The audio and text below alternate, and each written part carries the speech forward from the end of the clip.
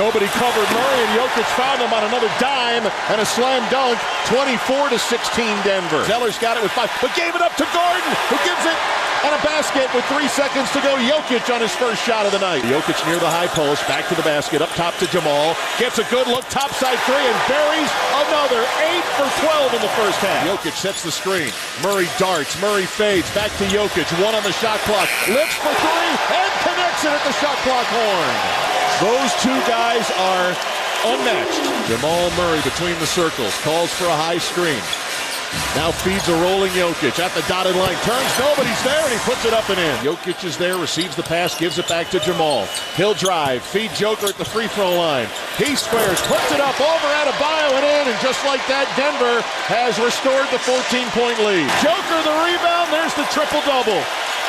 Nikola Jokic, his 9th triple-double of the postseason, extending his record. Jokic turns, fades, scores!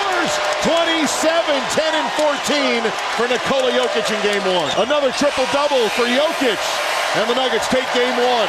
104-93 the final over Miami. And that should do it. Yeah, that should do it for the Denver Nuggets' first NBA Finals win in franchise history. What's up, everybody? Good morning. Happy Friday. It is Marcus Boucher, a.k.a. the Waterboy from the Murph and Mac Show, back with Overnight Dave, taking you up to 6 a.m. this morning and taking a look at Game 1 of the NBA Finals last night, where you heard it in the rejoin package. The Joker, Nikola Jokic, gets his 9th triple-double of this postseason, extending a record that he already set last round, and truly being the conductor of the train up in Denver last night.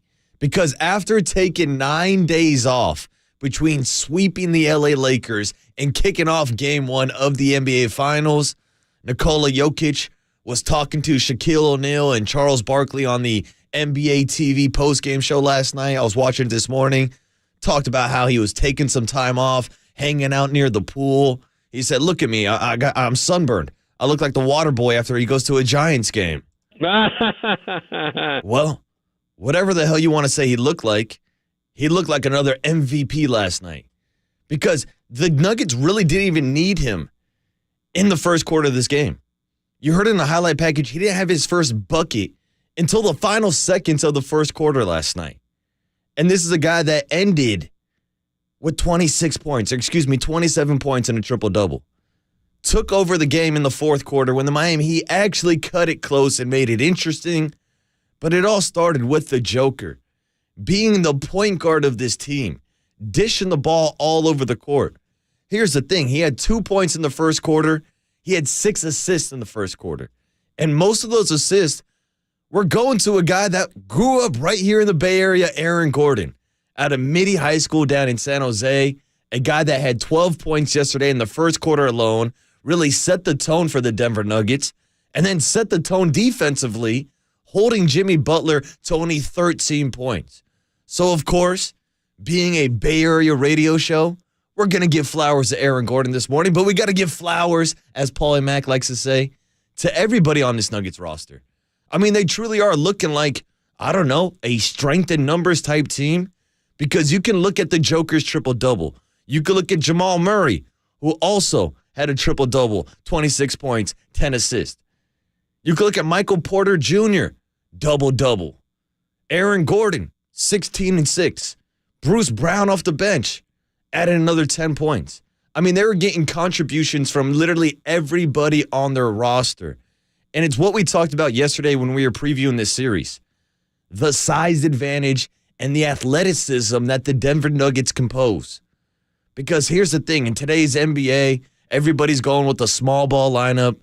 It's a copycat league. Everybody is trying to get that same success that the Warriors had with them being one of the best three-point shooting teams in NBA history. Well, guess what? The Miami Heat in the postseason this year were the number 1 shooting three-point team. So a lot of people are looking at their struggles yesterday and how they only went 13 for 39, which is still 33%, which is less than their usual 39%. But here's the thing. The Denver Nuggets only shot 29%. They made 8 three-pointers last night, went 8 for 27. They beat the Miami Heat by going to the paint, by using guys like Aaron Gordon and Michael Porter Jr. going back to a little bit of old school basketball where you've got a mismatch in the paint and you take advantage of your size. I mean, it was hilarious listening to Shaq and Charles talk about this morning. He goes, this is old school basketball. This is basic stuff. You have the size advantage. And we talked about it yesterday when you look at a guy like Bam Adebayo, who probably had the best game yesterday for the Miami Heat with a double-double himself, and how his responsibility is going to try to slow down the Joker. The problem is, Nikola is such a good passer that anytime you do roll over a double team to him, he's going to find the open man. He's going to use his water polo skills to distribute the ball all over the court. And that's exactly what he did in the first quarter, the first half. And as I mentioned earlier, didn't even really need to score most of his points until that second half, until the Denver Nuggets already had a double-digit lead. And they entered the fourth quarter last night up 21 points.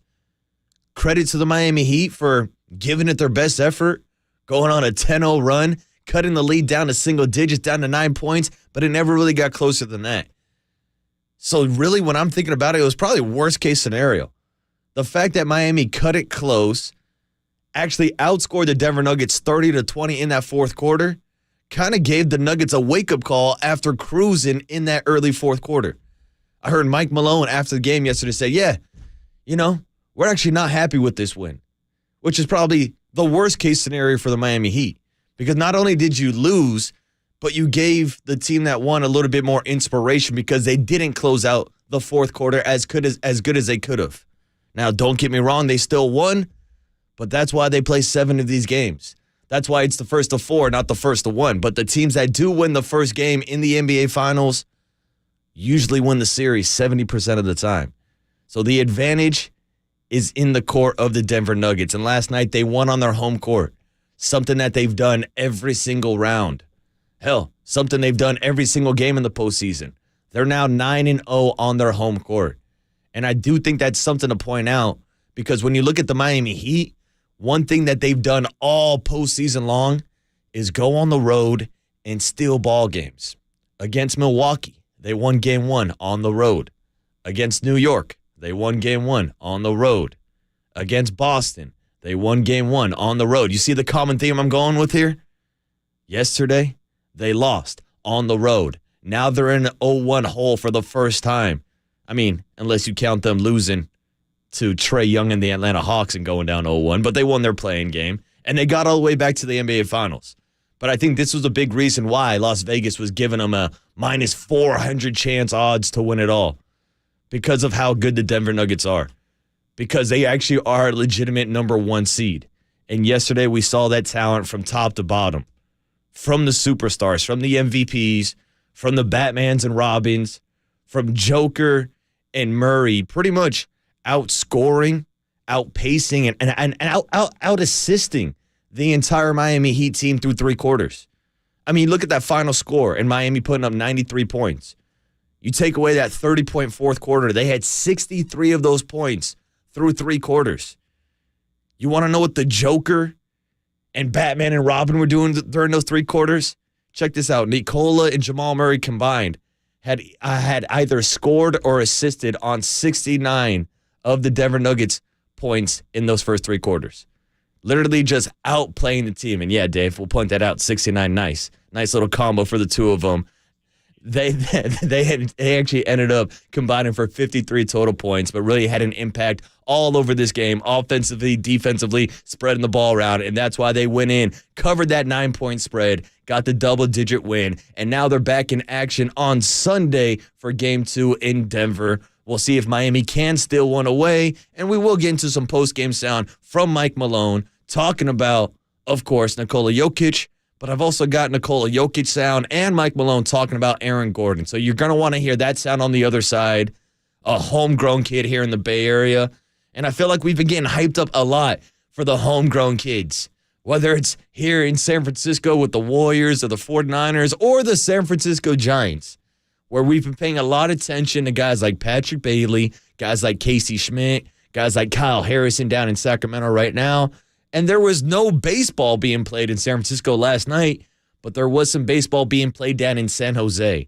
And I made sure to make it down to old San Jose Muni to go check out the home debut of last year's first-round draft pick, Reggie Crawford, a two-way player, a guy that throws from the left side, was hitting 95, 96 yesterday, only threw 2 innings, but had 3 strikeouts and looked pretty damn good on a beer batter Thursday. You know, I had a great time down at the ballpark, so we'll break down the San Jose Giants home debut of Reggie Crawford later. Talk about a guy that I saw on opening night in San Jose, Carson Wisenhunt, now getting the call up to Double-A already. That guy's flying through the system again. I would not be surprised if he's in the Giants bullpen if they are competing for that wild card spot later on this September. But there's a long time before we get to September. Hell, there might be a long time before we see Kyle Harrison after he got named back-to-back Player of the Week down in AAA. I saw he was on MLB Network yesterday. Maybe we'll play some sound from him. And we will get you ready for today's series, kicking off against the Baltimore Orioles. Logan Webb is on the bump tonight, facing off a team in the Baltimore Orioles who are one of the best teams in baseball. You look at that American League, it's pretty much right now the Tampa Bay Rays, Bruce Bochy and the Texas Rangers, and the Baltimore Orioles. I mean, hell, you can just look at the entire AL East. Everybody's got a winning record, but the Baltimore Orioles are playing some ball, have some great young prospects. Gunnar Henderson at third base, Adley Rutschman behind home plate, Cedric Mullins out in center field, some good talent and some good ball. And I'm sure we'll see plenty of black and orange at the ballpark this weekend. I'm thinking about going out there to watch Logan Webb tonight. But hey, like I said, we'll have plenty of time to talk Giants this morning. 49ers had their state of the franchise last night. Didn't really see any big breaking news come out of there. We're always paying attention to the 49ers. So why not get it back into the NBA? The big story from last night, the NBA Finals, the Denver Nuggets taking Game 1, now going up in the series for the first time in their franchise history, and what it means for this team, for this franchise, and what it means for Jimmy Butler and the Miami Heat moving forward. After Jimmy only had 13 points, Dave, I guess Jimmy did not play good enough to win. Jimmy played good enough for us to win. Not last night. The Joker played good enough to win. We'll hear some sound from him, Jamal Murray, Mike Malone, and Aaron Gordon coming up next. It's the Waterboy on a Friday morning on KNBR 104.5 FM and 680 AM, the sports leader.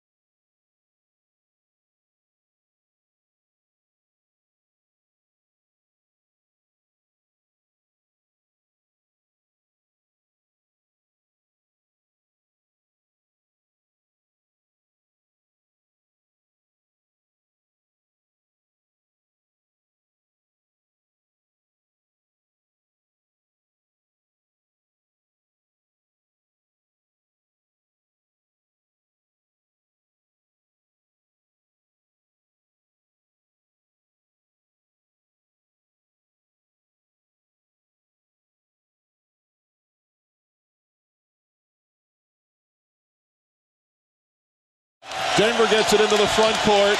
Jamal Murray will dribble it out, and the party is on. The first ever NBA Finals game for the Denver Nuggets is a win. Another triple-double for Jokic. And the Nuggets take game one, 104-93, the final over Miami.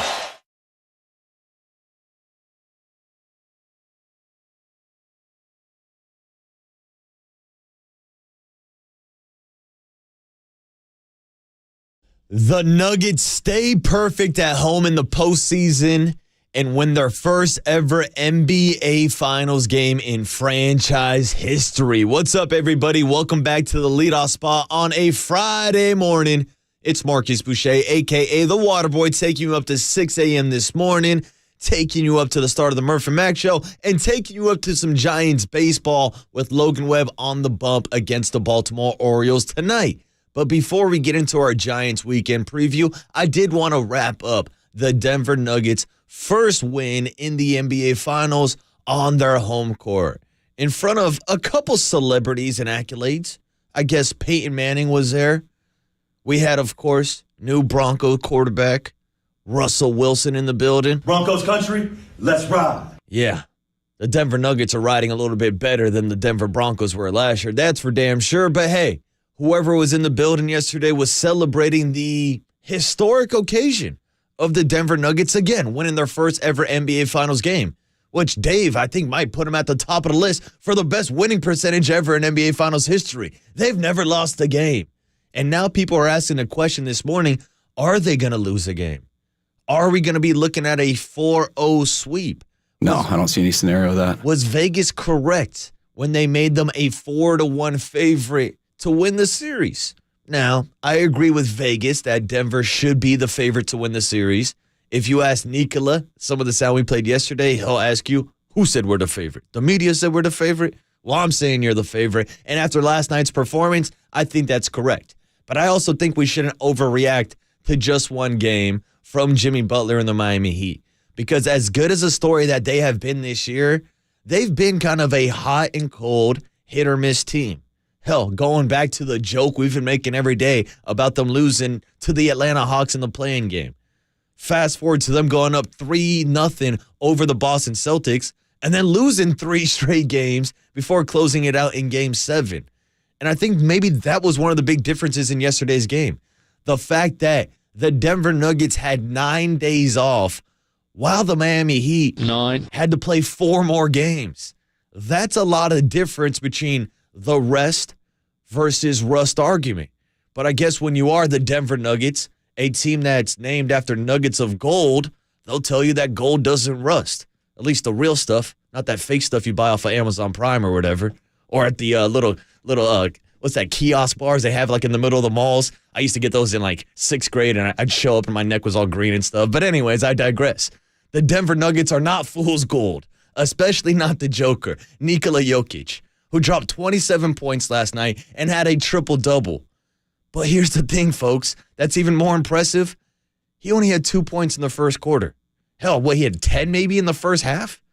25 or 17, 20, whatever amount of points came in the second half. The dude is absolutely dominant, distributing the ball. And that's why we've talked a lot about this guy maybe being one of the best big men in NBA history. Like, I even heard Shaquille O'Neal say it this morning on NBA TV. A guy that doesn't give credit to too many big men. A guy that would constantly make fun of someone like Dwight Howard for calling himself Superman. A guy that constantly calls out Anthony Davis for wearing street clothes every night. There he was paying his respects to Nikola Jokic because of everything he can do across all platforms. Whether it's passing the ball, whether it's the rebounds, whether it's scoring. That's why he does have 9 triple-doubles this postseason alone, extending a record that was set by Magic Johnson and Wilt Chamberlain. I mean, he's playing truly unbelievable basketball.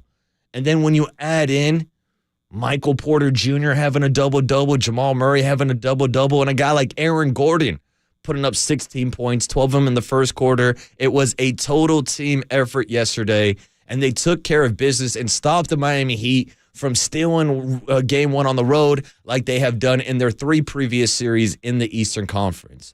So here was Mike Malone yesterday after the game talking about how important it was to go out and win Game 1 after seeing the success that Eric Spoelstra and the Miami Heat have had on the road to kick off every series they've been in. We did not want them coming in here, taking control of the series on our court.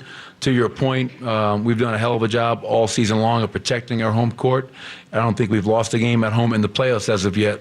And we know Sunday night's going to be a hell of a challenge. So proud of our guys for going out there and getting the win. Michael Porter, double-double. Jamal Murray, double-double. Nikola, triple-double. I felt Aaron Gordon's play on both ends of the floor in that first half really set the tone. And I thought Bruce was really good off the bench. So this was everybody stepping up, doing their job, but knowing that we can all be a lot better come Sunday. I mean, listen to that. It sounds like Mike Malone is like in the drive-thru at In-N-Out Burger. Yeah, I'll get a double-double, no onions. Let me get a triple-double, protein-style lettuce wrap. I mean, that was the contributions from everybody yesterday. And that's why, even when you try to double, triple team Nikola, he's going to kick it out. He's going to find the open man. And I feel like they did that the entire game. And then you want to look at what they did defensively, holding the Miami Heat to only 63 points through 3 quarters. I know things slipped away a little bit as they were outscored 30-20 in that fourth quarter.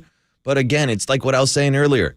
I think it gives this Nuggets team a little extra motivation, even though they won technically in blowout fashion, still won by 11 points, double digits. There's still things that they can go back to the drawing board and improve upon on Game 2 after looking at that fourth quarter film. Here was Mike Malone talking about that defense through the first 3 quarters and what went wrong, kind of wrong, in that fourth quarter. Well, I mean, there are a lot of things that I liked. To hold that team to 93 points. Only 40 from the field, 33 from the three-point line, which is below their 39% in the playoffs. And probably the most impressive defensive stat was only 2 free throw attempts. I think we got there 20 times, and we know Jimmy Butler is one of the best in the business at getting to the foul line. So 2 free throw attempts. I thought our guys did a great job of defending without fouling. And to your point, I felt for 3 quarters our defense was where it needed to be. Fourth quarter, 60% allowed, 30 points.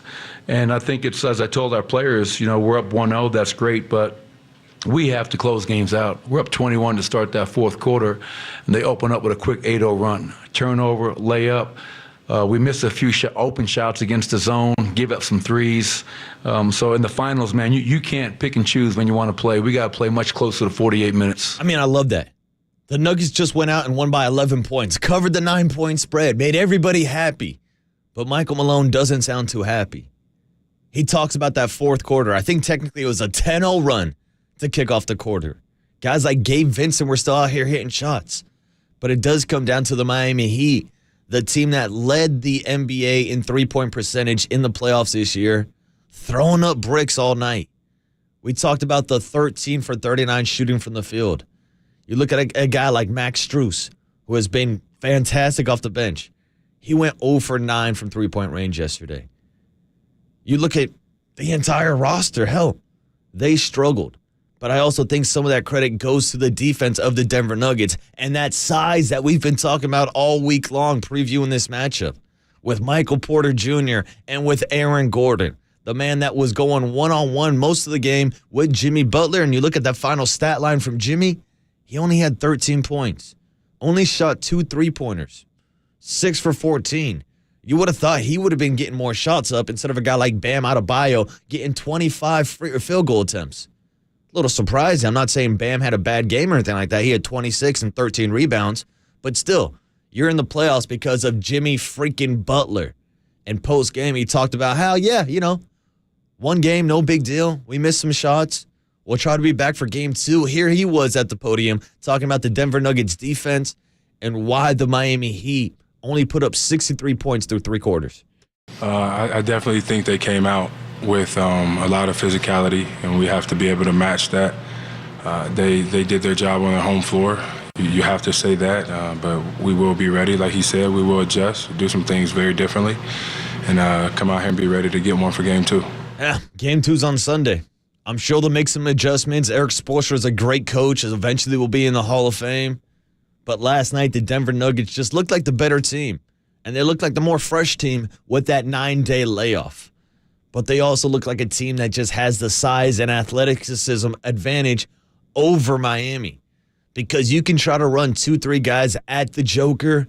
He's going to make the right decision. He's going to dish the ball off like we saw in that first quarter from Aaron Gordon, putting up 12 big points.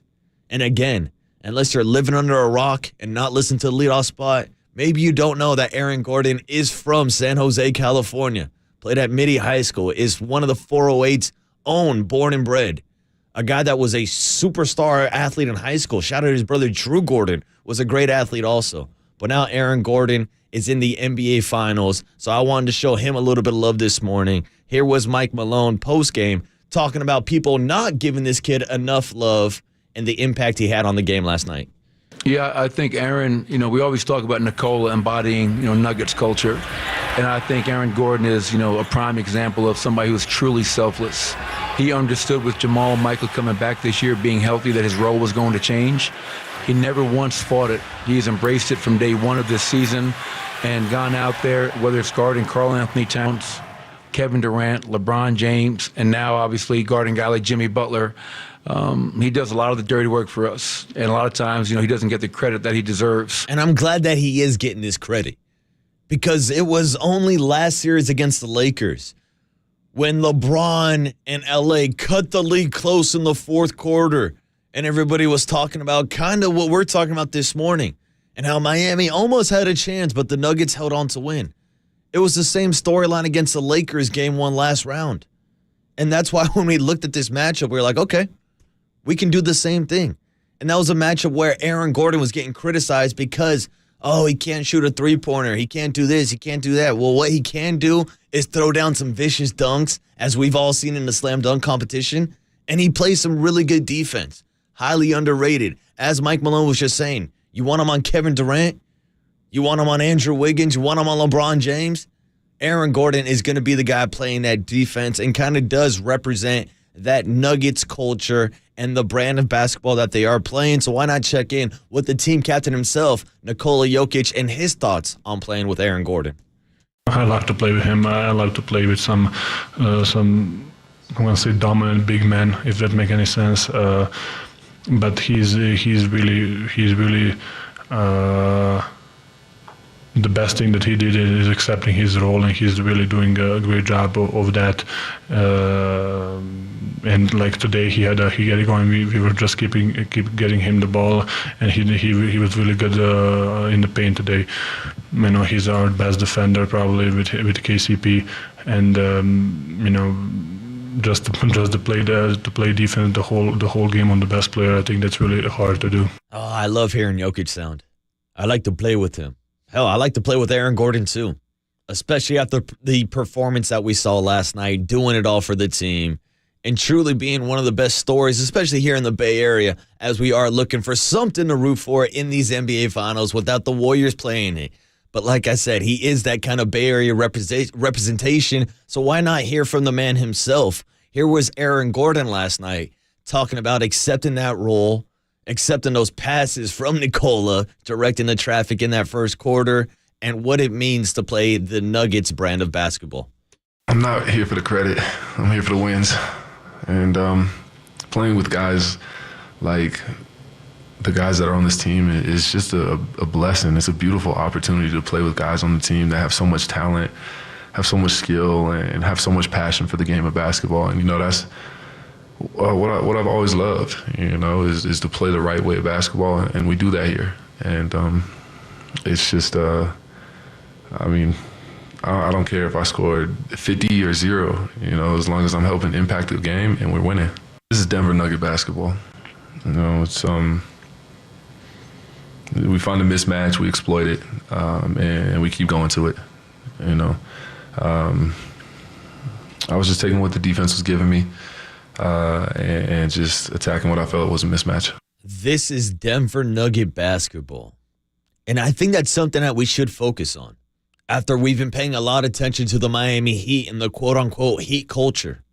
Don't get me wrong, this is not taking a shot at Eric Spoelstra or Pat Riley. I think instead it's giving credit to Mike Malone and the kind of chippiness, the attitude that he has brought with him to this team. I mean, going back throughout the entire playoffs, we've played thousands of sound bites from these guys. Put that in your pipe and smoke it. I don't give a blank who's in the crowd. No one's paying attention to us. No one's giving us the credit. Well, here I am this morning, giving flowers to the Denver Nuggets after putting on a great performance last night. And why not wrap it up with a man that had another triple-double in his first NBA Finals game? Here was the Joker talking about that brand of basketball and why the Nuggets are now succeeding at such a high level. That's how I learned to play basketball, and I think it's really nice to play and it's really hard to guard when you don't know who's going to attack and how to defend, when everybody's moving, everybody's doing something. So I think it's a really nice brand of basketball that we have and everybody buying. So I'm not sure that I did that for us or whatever, but I think everybody contributed and everybody accepted it. Yeah, it's a brand of basketball that has now led them to their first NBA Finals win in franchise history. It's a brand of basketball that now has them 9-0 this postseason at home, and they'll look to make it 10-0 on Sunday against the Miami Heat before taking a trip down to South Beach next week. These NBA Finals are getting ready to stretch out and get comfortable, because for as good as the Nuggets looked last night, this is Denver Nugget basketball. I do think Miami Heat basketball is going to show up at some point, and Jimmy freaking Butler is going to show up, and he will eventually play good enough to win.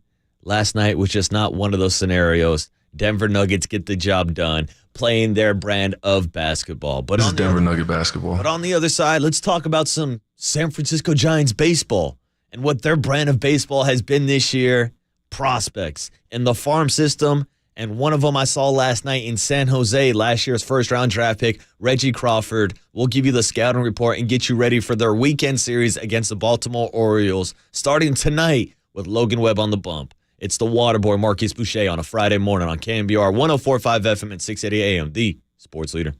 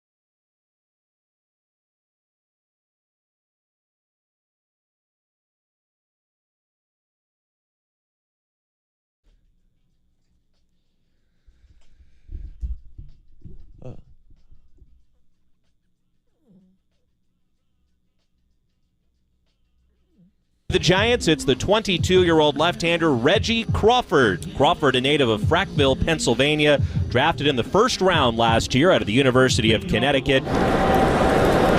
Nice easy motion as a fastball, strike three called, 97. Right over the outer third, Snyder knew it, played a lot at first base. He's got a lot of power as the 1-2, swung on and missed, struck him out, 98 miles per hour there. Here's the 1-2, and it swung on and missed. Crawford climbs the ladder at 97. On the mound.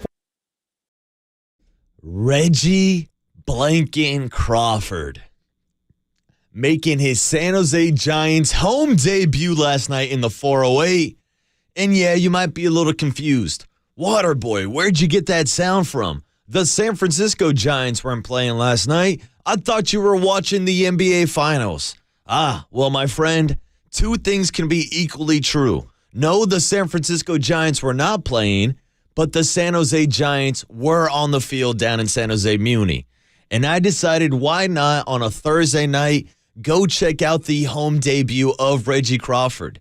So, because I live about 10 minutes away from San Jose Muni, I watched the first quarter of the NBA Finals, hopped on over to the ballpark, watched 2 innings of Reggie Crawford, had a few $5 beer batter beers, had a nice little plate of Turkey Mike's barbecue, turned around, came home and watched fourth quarter of the NBA Finals game, got in bed, woke up at 2:45 this morning, and now here I am talking to you on a Friday morning. But I did want to discuss that home debut of Reggie Crawford, a man that was the last first-round draft pick from the San Francisco Giants, a guy that a lot of people are curious about after getting comparisons to Shohei Ohtani, which is one hell of a comparison, but it's basically because he is a two-way player. Plays a little first base, can DH, and as you heard on the rejoin highlights, he also pitches. With the 30th pick of the 2022 MLB Draft, the San Francisco Giants select Reggie Crawford, a two-way player from the University of Connecticut. Two ways, but last night it was just one way. A two-way player. But that direction was straight downhill throwing gas. You heard Joe Rizzo on that rejoin right there, talking about the fastball, talking about the 3 strikeouts that he had all on fastballs, hitting 95, 96, 98 miles per hour. A two-way player. Yeah. That's what I'm saying. Because I saw it on the gun last night. I saw it on the board. There's at 96, 97. But hey, if Joe Rizzo's saying he hit 98, I'm going to believe Joey Rizzo. And I believed it with my own eyes. And what I loved about watching him last night was how quick he worked and how aggressive he was. This was a guy that was getting after. I'm on the mound. I'm ready to go. Now, maybe that's influenced by the pitch clock in today's game, something that they've had in San Jose for a few years now. But regardless, I like seeing him get on the bump and work quick. And as we're throwing out lofty comparisons to a guy like Shohei Ohtani because he's a two-way player, I'll throw out another lofty comparison. And I hate to do this to the kid because I don't want to set the expectations too high, but he's a guy that reminded me of Madison Bumgarner yesterday.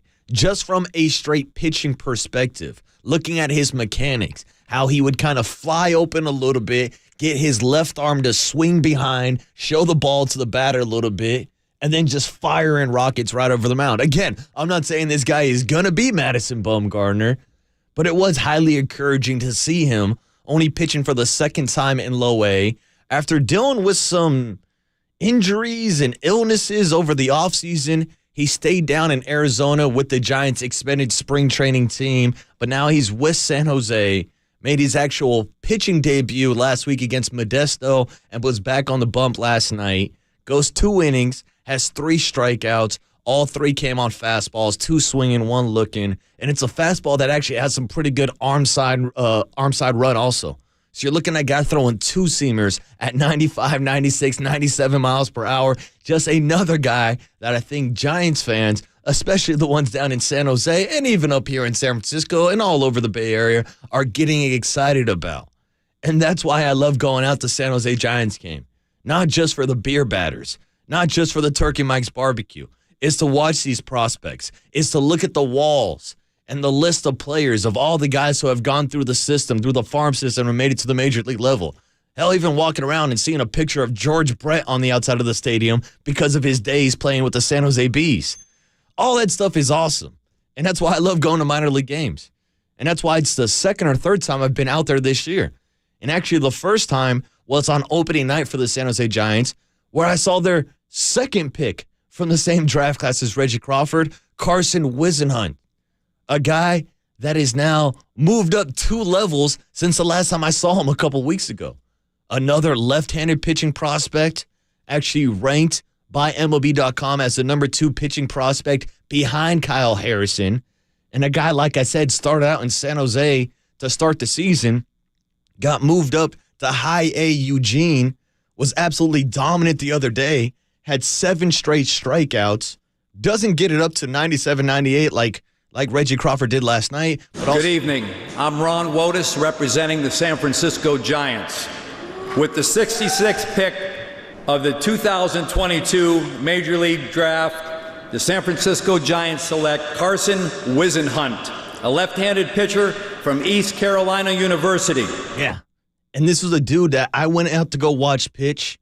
Sits about 94, 95 from the left side. Has a filthy changeup. Will pull the string on you. And as we were just saying before overnight, Dave jumped in with the draft pick call, was that the fact that he's moved up from low A to high A, all the way up to Richmond now in double A. So this is a guy, despite the fact being drafted in 2022, could make his major league debut this year, which I know sounds crazy to a lot of people, but it's already happened. You might remember me talking about this guy named Ben Joyce last year as we were all waiting for the strike to end, and I was paying so much attention to college baseball, by the way. Shout out to Stanford hosting the regional today at Sunken Diamond. I believe it's a 2 o'clock start, Stanford versus San Jose State baseball. And I mean, I love every level of baseball. I'll go out to a Little League game and go watch Murph blow a championship game if I need to. But I remember last year watching a lot of SEC baseball and watching Tennessee as they had like 3 or 4 guys who were absolute flamethrowers. One of those guys' name was Ben Joyce, who was consistently hitting 104, 105. He got drafted in the 3rd round last year by the Anaheim Angels. And guess what? He's already in the bigs pitching out of the bullpen for the Anaheim Angels. They actually brought up a shortstop that was drafted in 2022 also. I mean, it has happened before. Shout out, who was it? Brandon Finnegan, I believe it was, with the Kansas City Royals. When they played against the Giants in the World Series, became the first guy to pitch in the World Series in the Major League level and the College World Series at the same time at a TCU. And maybe that's the path we're looking at. I mean, Carson Whisenhunt is already 23, 24. I probably should have double-checked that before I said, but he's a guy that spent multiple years in college. And on the path he's on right now, maybe you will see him sooner rather than later.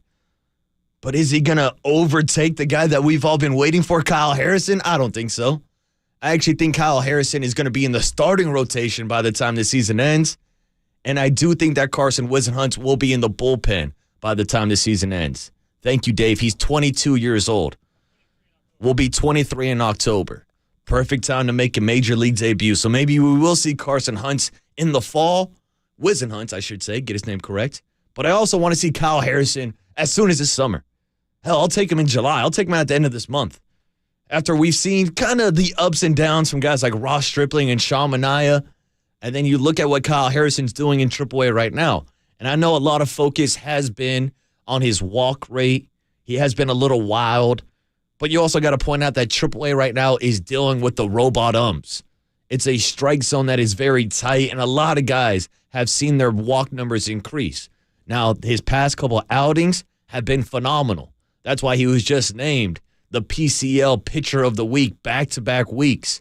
And that's why he had the honor of going on MLB Network yesterday to do an interview to talk about his recent success. So I thought, why not play some of that sound this morning and hear from the top pitching prospect that we all are waiting for, a guy that was getting me beer batters a couple years ago down in San Jose. Now he's up in AAA, knocking on the doorstep. Here was Kyle Harrison yesterday on MLB Network talking about throwing more strikes, dealing with that robot umpire strike zone, and when he thinks he maybe could be knocking on the door for the big league call. Yeah, I think it's been my attitude first and foremost. I think I've just been trying to attack guys as much as I can, and try to get them out as quick as possible. That's been the biggest thing for me. Limiting the walks are a big thing with me. So really trying to go after guys and attack them, and mix up the sequencing. That's something that I'm learning to do, and it's getting better over time. And that's what I wanted to see him work on after spring training this year, as he was with the big league club, and again was a little wild. So focus on throwing more strikes and mixing up his arsenal a little bit, because we talk a lot about his fastball, which is electric. He has a great slider. I think one thing that you can kind of nitpick a little bit would be working on that third pitch, working on that changeup. Something I'm sure he is focusing on extremely down in Sacramento, or up in Sacramento, so I don't screw up the geography again this morning, Dave. Regardless, the kid is throwing strikes. He's pitching well, and maybe now he will be the next prospect to join Patrick Bailey and Casey Schmidt. We'll see when we see. Here he was again talking about that slider, talking about his off speeds, and how he's still kind of messing around trying to find the best pitches in AAA right now. That was a pitch that I threw when I was younger, and I've kind of been holding it the same way. And then over time, I've been starting to throw harder. And I think the break just came along with it. Maybe playing on the West Coast again, getting some more true break. And but I think it's just been kind of developing over time into that slider, and then also adding a new kind of gyro slider, trying to throw it a little harder. So messing with that in my arsenal right now. So excited for that one. I love it. Keep on adding more pitches to the arsenal. Excited for that one. You can even throw in a sweeper, a.k.a. a slurve slider. I don't know. They got all these names for pitches these days. Shout out Kodai Senga with the New York Mets and his ghost fork that he's throwing these days. You can pretty much name a pitch whatever you want. But, hey, as long as Kyle Harrison is striking out guys at the rate he is, as long as we see these performances from Kyle, from Carson Wisenhunt, from Reggie Crawford, it gets you excited about the next crop of guys, of prospects. Again, look at the Giants season, the first 20 games versus the last 25, 30 games. April versus May, having no prospects versus having Patrick Bailey and Casey Schmidt. It's kind of re-energized the team. Hell, it's re-energized the franchise. I feel like it's re-energized our radio station a little bit. Everybody is getting excited to go out and watch these kids play, and it sounds like the Giants have another crop of characters in the system right now. I can't guarantee that anybody in the world will be alive Sunday, so I can't guarantee who will be on our roster on Sunday. So that goes for all of us. And that goes for all the prospects too, Dave. You can't guarantee any of these guys are going to be Hall of Famers. You don't know what their careers are going to be like, but they have the talent, they have the capability, and now they just got to put it together. And hopefully they're not hanging out in the minor leagues for the next 10 years like our guy Marco Luciano. Feels like everybody's forgot about that kid. But hey, I could see him playing third base next to Casey Schmidt at shortstop, or them flipping and flopping going forward in the future. A lot of fun talent in that Giants minor league system, whether it's guys like Von Brown and Grant McCray, Luis Matos, who's in AAA knocking on the door right now. Could maybe see him on a major league roster if this Conforto heel injury is as bad as they think. They actually think it's not that bad. But it's fun, man. Prospects, fun. Gives you hope for the future, and it gives the Giants a lot of hope this weekend, playing against a Baltimore Orioles team that has plenty of prospects themselves.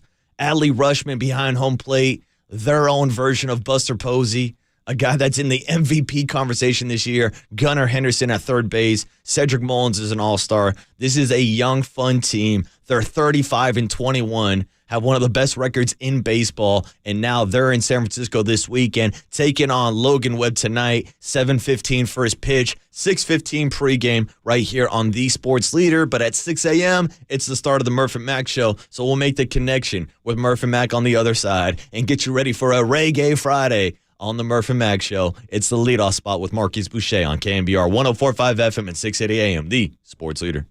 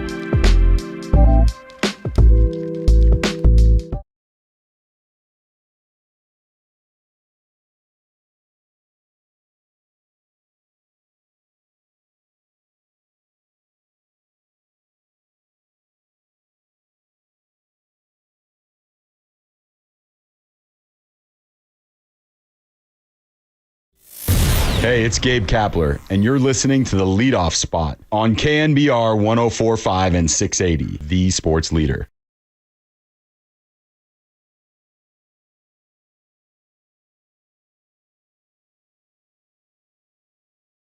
Look at Overnight Dave joining in on the Reggae Friday festivities. Good vibes from OD. Good vibes last night from the Joker as the Denver Nuggets take down Miami and win their first ever finals game in franchise history. And you know it's always good vibes when you go down to San Jose Muni to catch a San Jose Giants game, especially on a beer batter Thursday. I feel like I haven't talked about this enough. Every Thursday night down in San Jose, the entire game, not just for the beer batter, which is how they used to do it. When a pitcher strikes out the beer batter, all beers are half price. But no, now they're doing beer batter Thursdays where the entire game draft beers are $5. So yesterday I got me a few $5 Modelo's, got me some Turkey Mike's barbecue, and I got me some Reggie Crawford in my life, throwing cheese from the left side, hitting 97, 98 miles per hour, and getting a win for the first place San Jose Giants. And even Murph's guy, Thomas Gavello, hit a 2 RBI double yesterday. It's cool watching the young guys on the farm system, and it's extremely cool watching the guys make it through the system to the major league level. Guys like Patrick Bailey, guys like Casey Schmidt, guys that you can expect to be in the lineup tonight as the San Francisco Giants take on the Baltimore Orioles at 7:15 with Logan Webb on the bump, which means one thing and one thing only, just Webb, baby. Murph, happy Friday. Good morning, my guy. Happy Friday. Happy Thursday. $5 beers the entire night? $5 beers. Dude, Larry Bear's got some work to do. Yeah. He's got some work to do. They know what they're doing down in San Jose. I mean, Larry's like, I got you 9. I shrunk it a couple ounces. They're like, yeah, down here in San Jose, full beer, $5. Like, you want a Modelo? You want a Corona? What do you want? In 2023, that's kind of crazy. It's phenomenal, Murph. It might be one of the best deals in sports. Honest to goodness. Yeah. In all of sports, it honestly is up there. I can't even go to a regular bar in San Francisco these days and get a beer for $5. Where can you get a beer for $5? Much less you're enjoying premium baseball action right at a 1942 gem. They charge me at least $5 when I'm walking down the Embarcadero and a guy's selling beers out of his cooler. And I can't even take that beer into the game. cooler guy's charging $5. The cooler guy's charging $5. You ever buy those, by the way? Yeah, I usually do. I usually get 1 or 2 for the road. And have you ever gone for the hot dog, the open air hot dog being grilled out there? No, okay, so the bacon wrap stuff. I do go with the street dogs, but you know what I've been doing lately? That spot right outside, it just changed names. Little blue building outside of left field near that kind of little art thing outside. Wait, we talking about inside or outside the stadium? Outside the park. Oh, that used Frankie's. to be. It's Frankie's now. They have a window outside of the bar where they sell a hot dog and a beer for $10. Get out of here. Not a bad deal. I thought it was higher than that. I thought you and Copes were complaining that it was $18 for a beer hot dog. No. $10 hot dog and a beer? $10 hot dog and beer combo. Here? Yeah, it's a good deal too. They're taking their notes from the San Jose Giants. Good vibes on a Reggae Friday. Oh, fantastic vibes. And then today are you going Stanford? And Sunken Diamond today, dude. I'm kind of hyped on this. This is it, dude. Baseball is my life, Murph. And my Bruins aren't even in it. I'm kind of hyped on it. Dude, because San Jose State versus Stanford. I was just reading how David Esker decided to fire his ace. He said, I'm not sleeping on San Jose State. The question was, do you save your ace for the weekend because you're going to beat it? No. He's pitching you got to win tonight. Oh, and every time someone does try to save their ace in one of these tournaments, like a round robin, double elimination, it always goes bad, and that team always ends up losing. So you're going to see Pac-12 pitcher of the year Quinn Matthews, senior lefty. Dude, Stanford's got some talent. I think they had 2 or 3 guys who were finalists for the Golden Spikes this year. But don't sleep on the Spartans, baby. Don't sleep on the Spartans, baby. Do you have a rooting interest? Yeah, this is tough. I think I'd probably, even though I am a San Jose State guy, not a San Jose State guy. A lot of my buddies went to San Jose State, and obviously I grew up in the 408. But I also grew up going to Stanford baseball camps, and that's why I am kind of a Stanford man. All right. Shout out Andrew. Do you have the Stanford hat today? I did not. I have it. It's actually at my house. Maybe I'll stop by and grab it. I'm looking forward to your Insta post. Because I liked the post on Reggie Crawford yesterday. Looked like it was an easy high 90s. Dude, gas. Throwing 97, 98 from the left side. All right, man. This is only his second outing of the year. Went 2 innings yesterday, 3 strikeouts. Did he walks galore or no? There was, I think. So he looked pretty good. 1 walk, 1 error. He got out of the stretch in the second inning, but hell, was still hitting 96 out of the stretch. All good vibes. And then a lot of black. Kid looked good, and a lot of black and orange in the building last night, and a lot of black and orange tonight. Baltimore versus San Francisco. We should have, I thought about this, Triple E. We should have, Baltimore's manager, Brandon Hyde, is a Montgomery High, Santa Rosa guy. Should have had him. My bad. Oh, no. When they play in the World Series. Always blame the producer. FP had Jim Palmer on. That's good booking by Young Tony. Yeah. Well, there it is. Shout out Young Tony also, who sent me a Patrick Bailey hype video yesterday from the San Francisco Giants that has a 30-second voiceover in it from the water boy in it. Dude, you got recognized yesterday. You're unwittingly doing hype videos. Yeah. Waterboy ship's coming in, I had baby. no idea, yeah. There's the old ship next door, and there's a new ship right here. Shout out to my guy at the San Jose Giants game. When I went to go walk for my 3rd or 4th beer, he just yelled out, "Hey, Waterboy!" as I'm walking down. Let the legend grow. Yeah. Let the legend, as Earl Woods said to Tiger, let the legend grow. All right. The legend is growing, and it continues next on the Murph and Mac Show. You are listening to KNBR AM and FM in San Francisco, a Cumulus media station, the sports leader, and the Murph and Mac Show starts right now.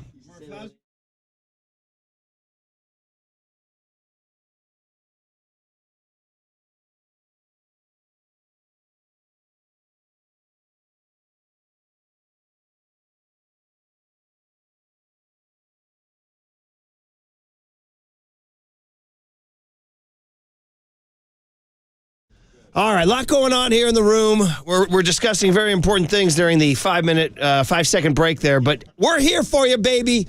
We are here for you on a Friday morning. Happy Friday. I noticed today driving in, I could tell that earlier light, baby. You know, sometimes it's like that day, it just hits you. Earlier light, Dave. June, we're like 19 days from the equinox or whatever. I start to notice it. It's very good light. So if you're not in a good mood, then you got a problem then. You got a problem if you're not in a good mood because the light is long. The Giants are in town. Everybody had a chill Thursday. Enjoyed their Thursday. Get ready for some black and orange at the yard tonight. Orioles and Giants and Paulie. Let's go, baby. We are all witnesses to your boy Nikola Jokic. Well, that's what I was going to say.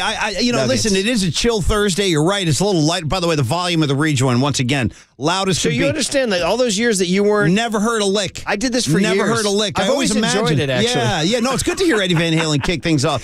Paulie's like, this is really... Well, he's got the sensitive ears, too, now. I do. I got to take a flap off. I know I'm all messed up. But anyway, Murph, chill Thursday night, but I got to say, I could use a little more from Jimmy Butler. I'm going to need him to show up. I'm going to need him to show up in the finals. So wait, so you are officially like, kind of on board now. Yeah, I can't hide it. I got to go with my heart. You know, I'm still going kind of neutral. Yeah, no, there's no problem at all with Denver. It's a great thing to get behind.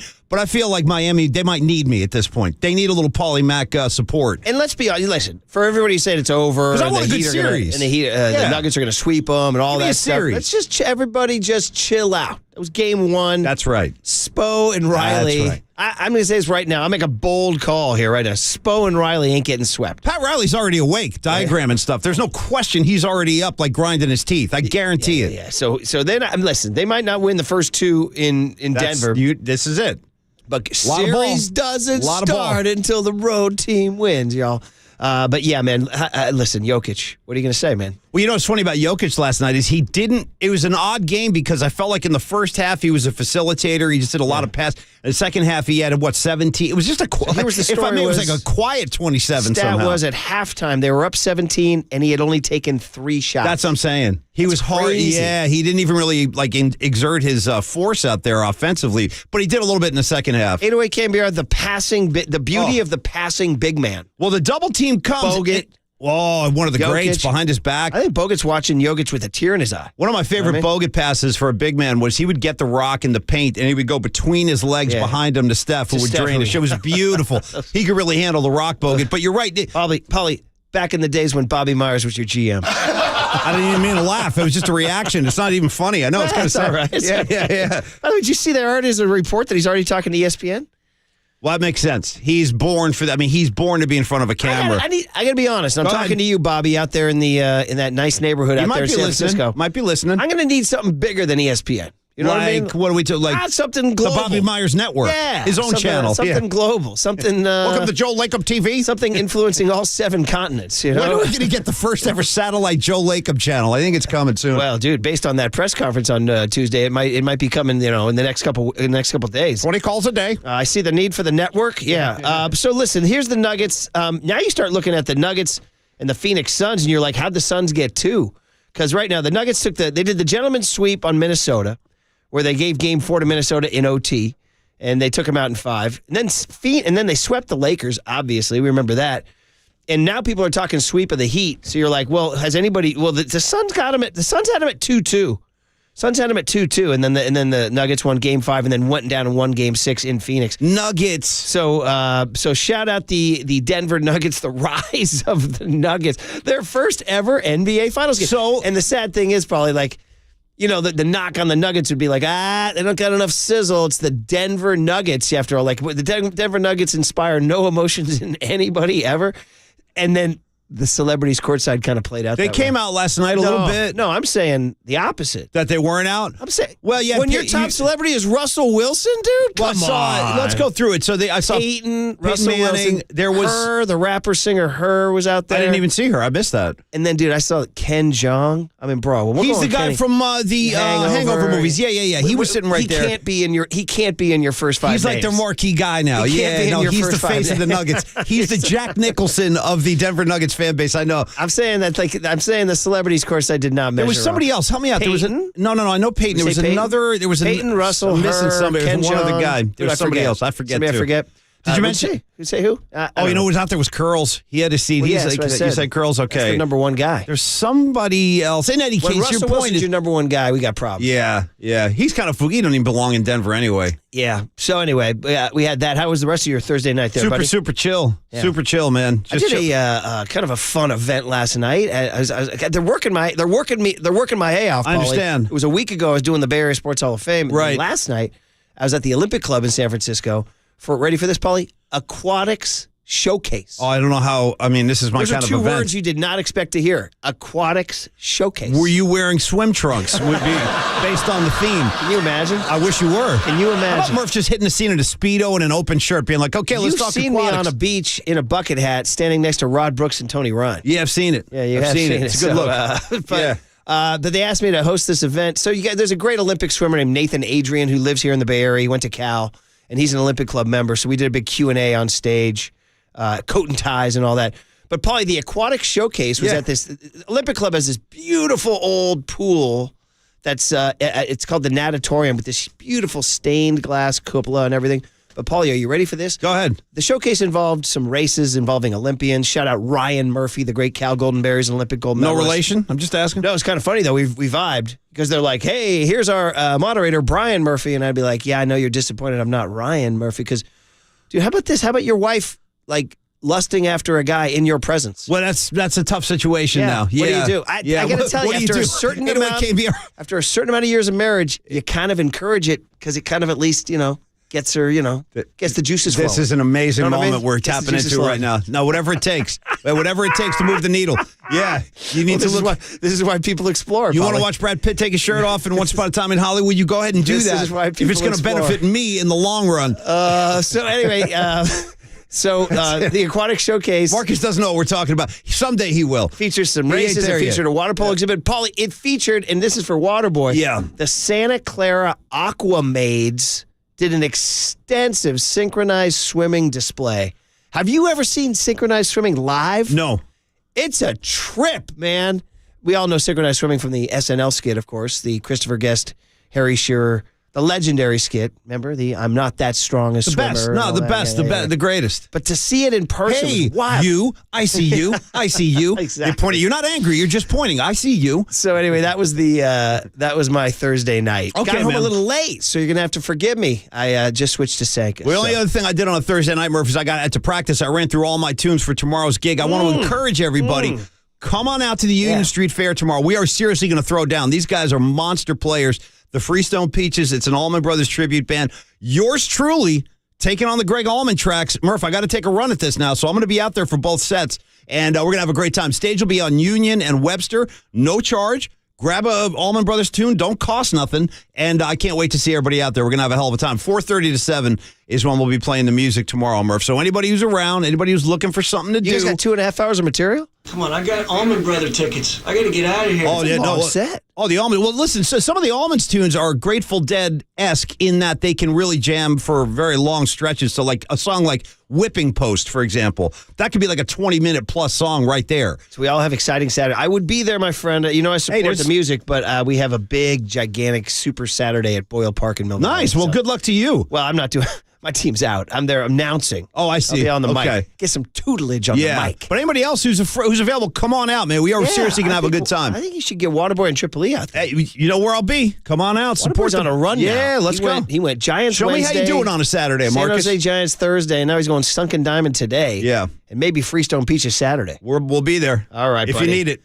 Listen, everybody's in a good mood. It's a Reggae Friday. Oh, right. I forgot. Giants and Beautiful. Orioles. I was boning up on my O's. What do you got for me? I got to Anthony Santander, Austin Hayes, and Ced Mullins out, by the way, with a groin injury. So that's news because he's their leading RBI guy. And then, of course, Adley Rutschman, their guy. And their managers from Santa Rosa, Brandon Hyde. Shout him out. So anyway, it should be fun. The Orioles are 14 games over, although in my boning up, I saw they lost their last 2 series at home. Maybe they're starting to skid. Maybe the Giants can take advantage. Anyway, we're here for you, baby. Let's go. It's Friday. Paulie's rocking the Freestone Peaches. I've got synchronized swimming for you. And we'll be right back with the guest list on KNBR 104.5 and 680, the Sports Leader.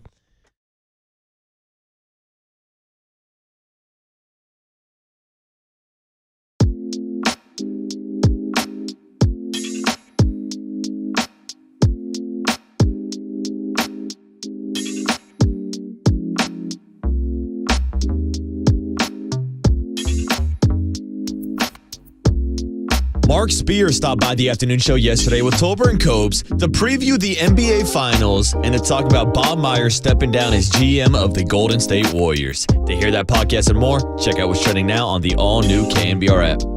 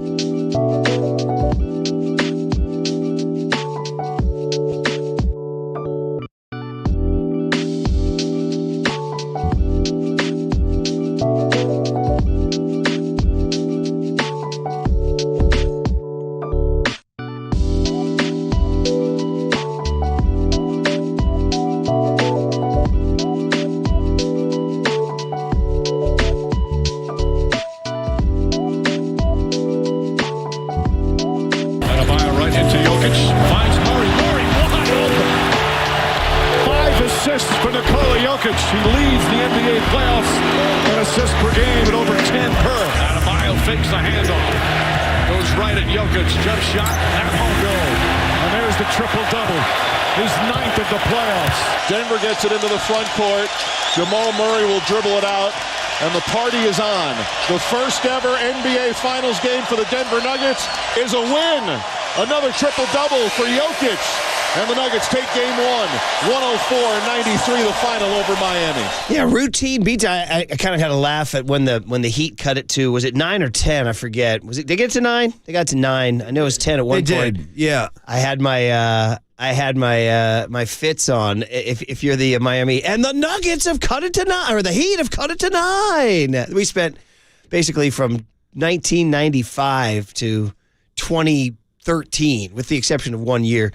Hearing, and the Warriors have cut it to 11. Timeout, Timberwolves. It was kind of probably going to turn out to be kind of a feeling out game for the Miami Heat, where they'll take what they just went through and they'll build and they'll respond to it and make adjustments. But what I could see, especially in the first half, was that the Heat wanted no part of taking the ball into the paint or going to the rim. It was all mid-range or three-point shots, and they missed a lot of them. Dude, Strus went 0 for 9. I know, and Jimmy Butler missed a lot of shots. He did not have a great game.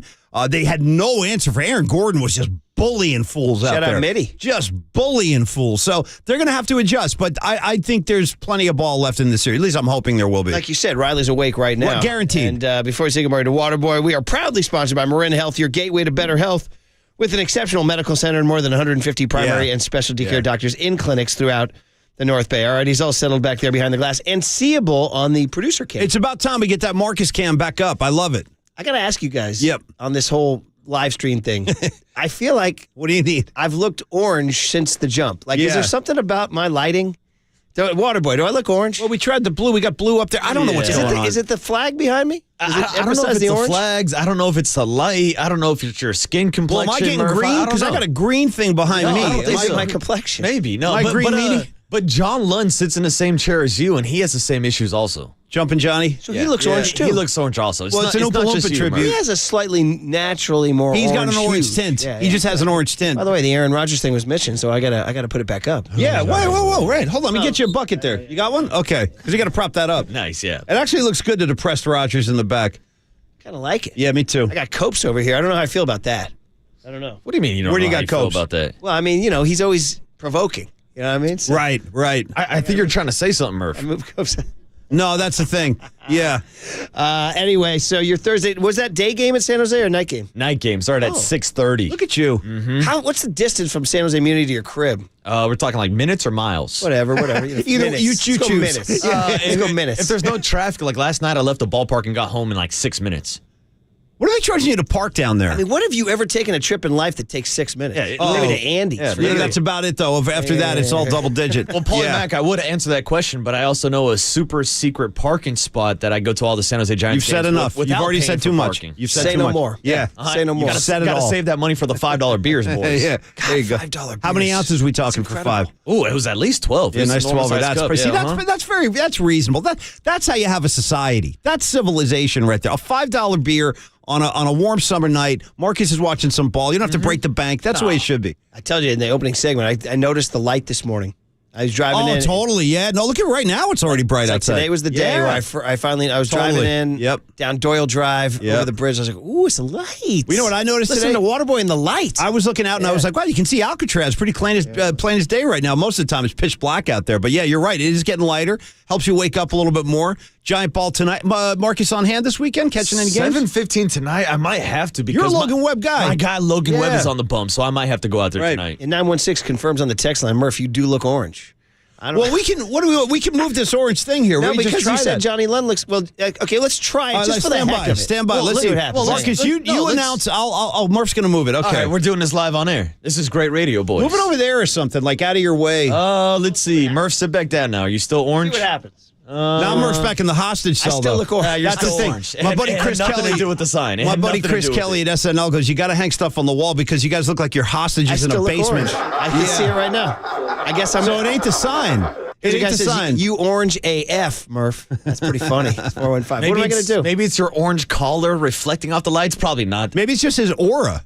Maybe it's just Murph's aura, which I'll buy into. I join other great orange people like DJT. Well, he's got to be number one. I'm, in the annals of orange. Would you accept a Dan Marley? Sure. He was kind of absolutely bronzed, but there was a little tint of orange in there. Well, we're going to go Former Phoenix Sun. We're going to Mount Orangemore. Yeah. We got to go Trump, me on the stream. Okay, yeah. Orange Friday, says Triple E. Let's not forget the Oompa Loompas at the chocolate factory. I was going to go with the Syracuse orange, but sure. Shout out Boeheim.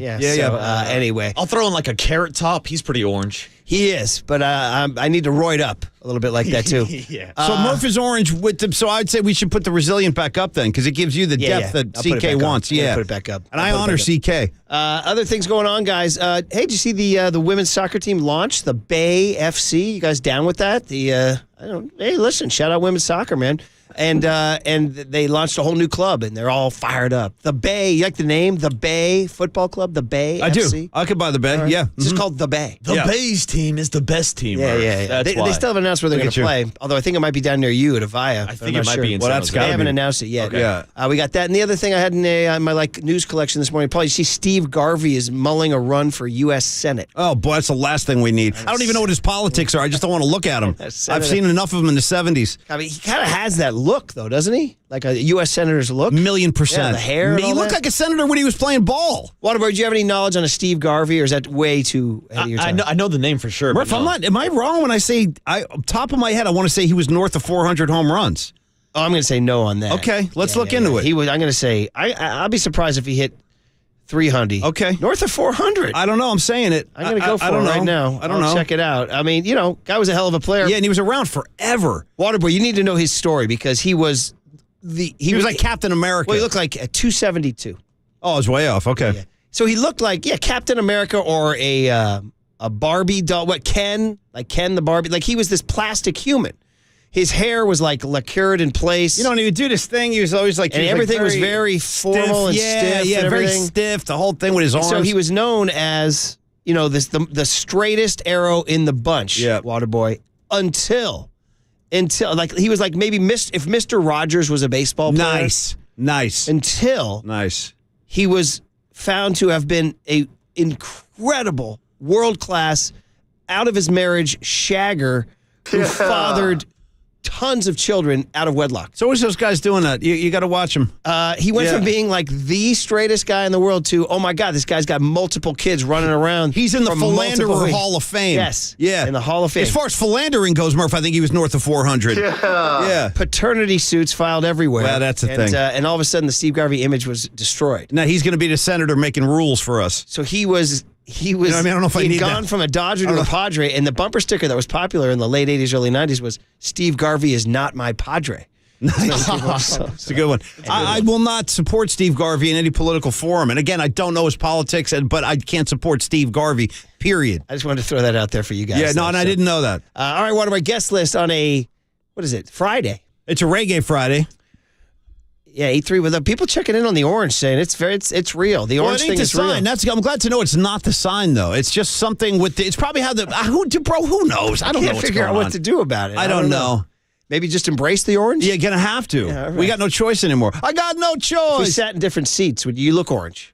I don't know. Okay. I don't know. Right. What do you got, Waterboy? All right, starting off at 7:15 this morning, we're going to check in with a former friend of the program, Wes Goldberg, who used to cover the Warriors for the San Jose Mercury, now is out in Miami covering the Heat for Fansided.com and The Ringer, talking NBA Finals this Yeah, well, morning. Wes is a former Warrior writer, and he's just got podcasts and all that, so let's talk hoops, yeah. Yeah, exactly. We'll talk ball with Wes this morning at 7:15. Then kick off your power hour 7:35, talking to Mike Kruko about the Giants. Just boning up, Waterboy, on this series. You go Logan Webb tonight against a righty named Dean Kramer. Ready for this story on this guy? First of all, Lincoln High School, Stockton. Rarely do you get the public high school kid out of Stockton. Shout him out.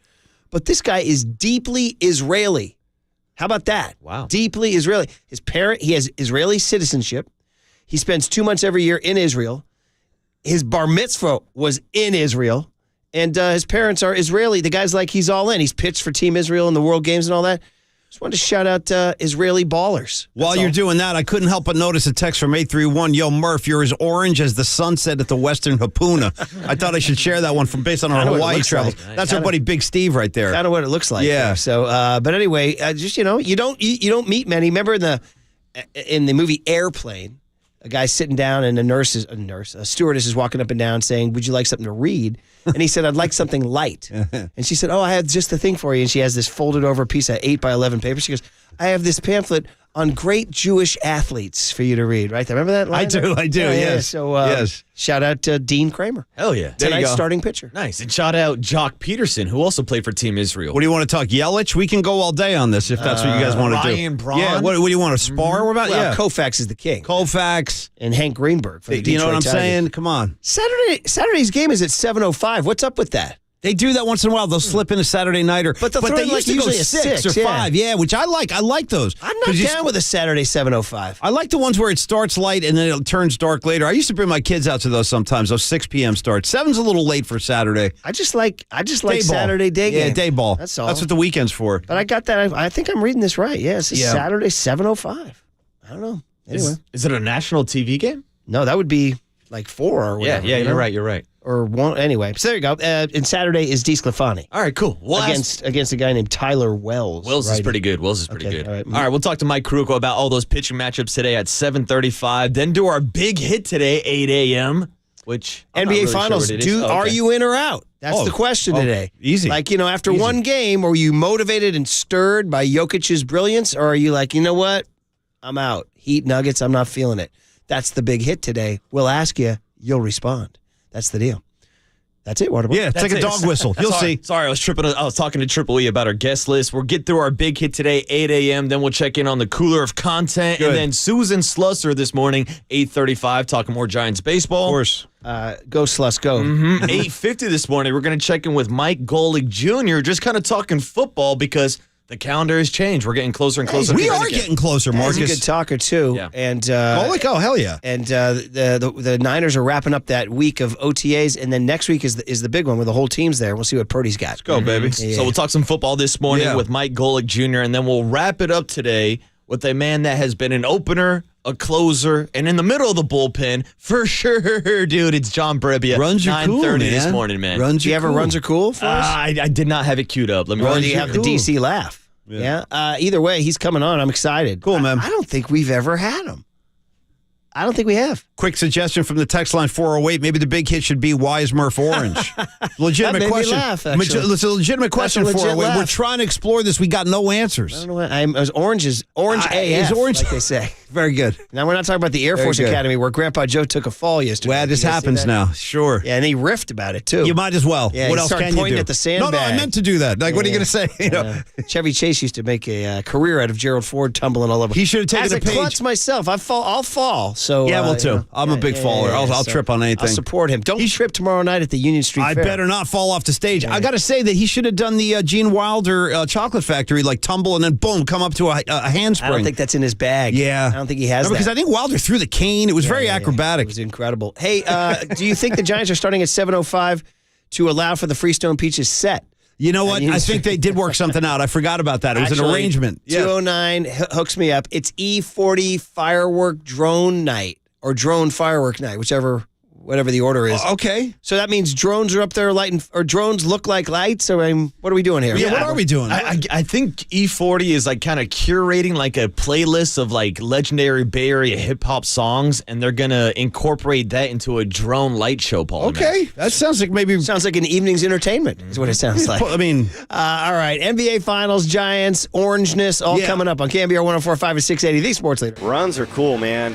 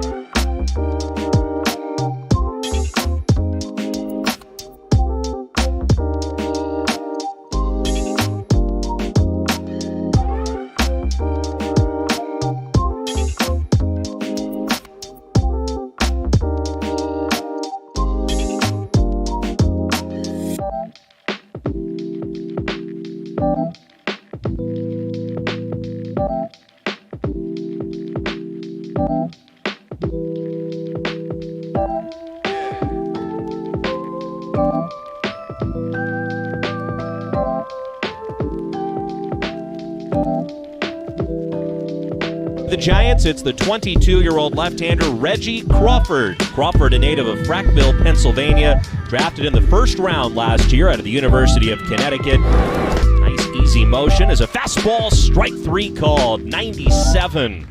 Right over the outer third, Snyder knew it, played a lot at first base. He's got a lot of power as the 1-2, swung on and missed, struck him out, 98 miles per hour there. Here's the 1-2, and it swung on and missed. Crawford climbs the ladder at 97. Joe Rizzo going from the bigs when he's doing those trips out with the Giants on those East Coast Midwest road trips back to San Jose, calling Reggie Crawford. I guess the theme of the 2023 season is youth, baby, youth. Yeah. I mean, Schmidt and Bailey, obviously, we're all in, and then throw in Blake Sable, who was not a homegrown guy, but a Rule 5 guy. Even throwing like little utility pieces like Bryce Johnson and Brett Wisely. Yes. And then, of course, you're waiting on Kyle Harrison. Waiting on a friend. Who will arrive. He will. Yeah, and then waiting on Luis Matos. Or I heard, who was it? We should call him Louis yesterday. Was that somebody was calling him Louis yesterday. Was it Sean Estes? I think it was Sean Estes. Okay. I didn't know if we're going Luis or Louis. Yeah. I didn't know. I'll say, good question. I like Louis personally. I like the name. You know, if you're very close with Coach Lou, you can call him Louis. I haven't called Coach Louis yet, but I think about Louis. Wasn't it Louis De Palma, right, on Taxi, Danny DeVito? Well, you know, my guy, they got him, but I still support him, Louis C.K. Louis C.K. with the slice of pizza. Yeah. And then, of course, meet me in St. Louis, et cetera, et cetera. I love the amount of people checking in on the orange thing. They're saying you need a unbelievable, the reaction. You need a different background. You need a different filter. You need a different camera. Here's a good, logical one. This one's from 209. He goes, this is a simple problem. The camera on Murph, he's actually said Murphy. I always laugh when they call him Murphy. It's very usually formal. When people, look what happened behind you, buddy. Look what just happened behind you. Well, see, it's mayhem in here. All hell's breaking loose. But this guy says, he said the camera on Murph is overexposed. Try closing down the aperture. If that doesn't work, adjust your camera's shutter speed. So this guy's he's talking nuts and bolts. Let me ask you a question. Does Copes look orange when he's sitting here? Ooh, great question. That's a good question. Great question. I don't think so. Yeah. But Copes is it the time of day? I don't, again, I don't know. I can only do so much, Marcus. Here's the thing. Shout out to the guy on the text line, but does he think the three of us are smart enough to figure it out? Apertures. You need Brad Mansion for an aperture. Yeah. All right? Call it Brad. We're going to get Brad in there, too. Okay, a few things going on here on the text line, Paulie. Number one is our friend Mavo, who, of course, is fighting ALS and has for years, has a big thing coming up because it is Lou Gehrig Day's coming up. Lou Gehrig Day. And we should mention this. And Mavo, of course, who, is a great Bay Area sports fan, has been battling ALS for 15 years. And then tonight at the game, he's having a book signing of his book, Falling in Love with Baseball, during the game against the Orioles. And 100% of the proceeds go to the ALS Association. And you know who he has sitting next to him is the Hackman, Jeffrey Leonard. Awesome. So when you buy a book, Hackman will sign it for you. We love you, Mavo. He also has baseballs signed by Brandon Crawford, Logan Webb, and Miller, Flam, Kruk, and Kipe. So go to the ballpark, buy a copy of the book, meet Hackman, and support the ALS Association. Sounds good, man. So good that'll call. be, yeah. So anyway, go see him. I can't tell you exactly physically where he is, but he'll be at the park. Okay, shout out Mavo. That's our boy. Yeah. And of course, you get the Hackman too. I'll talk life with Hackman under any circumstances. Totally. When I did that 50-year book, which was back in 07, jeez. That was the first, right? Wasn't that your first work? First Giants 07, Waterboy, you in middle school? Right, Murph? 07, yeah. That was my freshman year of high school, Murph.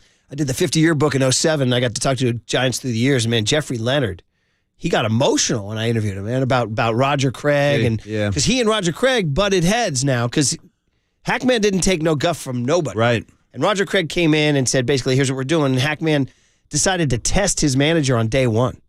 He came out to batting practice with his hat backwards. And Jeffrey Leonard said, and Roger Craig said, turn your hat around. Leonard just got in the cage with his hat backwards and took BP with the hat backwards. Now we got a situation. It's a power struggle. So, Craig, as I recall it, I hope I'm recalling this correctly, but my brain, as we all know, is frazzled. As I recall, Craig just kind of was the good, the bad, and the ugly when we've done before. And everybody was watching it. They're like, Hackman's on this side, Hum Baby's on this side. Hum Baby. Yeah. So they said the Hum Baby said to him after, he says, why don't you come to my office, man? Ooh. And Hackman got in. Hackman met him because he wanted to get fined or whatever. Right. And I believe, if I'm telling the story correctly, Craig said to him calmly, he said, listen, I know who you are. I respect who you are. I respect your game. I'm trying to build a winner here.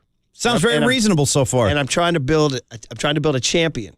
And now this is him telling you the story. Yeah. And I want you to be on board with your teammates and with me and my message. I get it. I'm asking you, as I'm reaching out, I'm asking you to join me on the mission. Okay. And he said the Hackman said was filled with respect for the Hum Baby's, plea that he wants to be a champion. Yeah, showed him respect. He reached across the desk, shook his hand, and turned his hat forward. Nice. Great. So you know what? That's how you start a Reggae Friday right there. That's good giant particles on a Friday morning. I like that.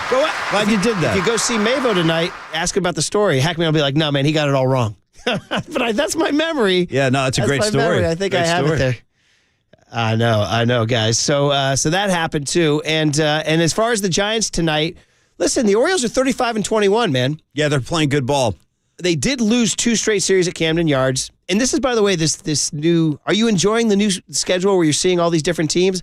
I have to tell you, Paul, there's something about the Baltimore Orioles, even in their dilapidated state. 100% with you on this. I just like the Baltimore Orioles being in town. Well, it's a great baseball town with great baseball tradition and history and legacy. There's Hall of Famers all over the history of that team. And I always think baseball is better off when they're up on their feet winning games. Camden is the yard, Marcus, that started the whole trend of all these new ballparks. They were the first, and it was a destination. Like, I told the story to Murph years ago. I had a buddy who got married, and he was like the first one of our friends, actually, to get married. This is like in the early 90s, one of my high school buddies. And what do you want for your bachelor party?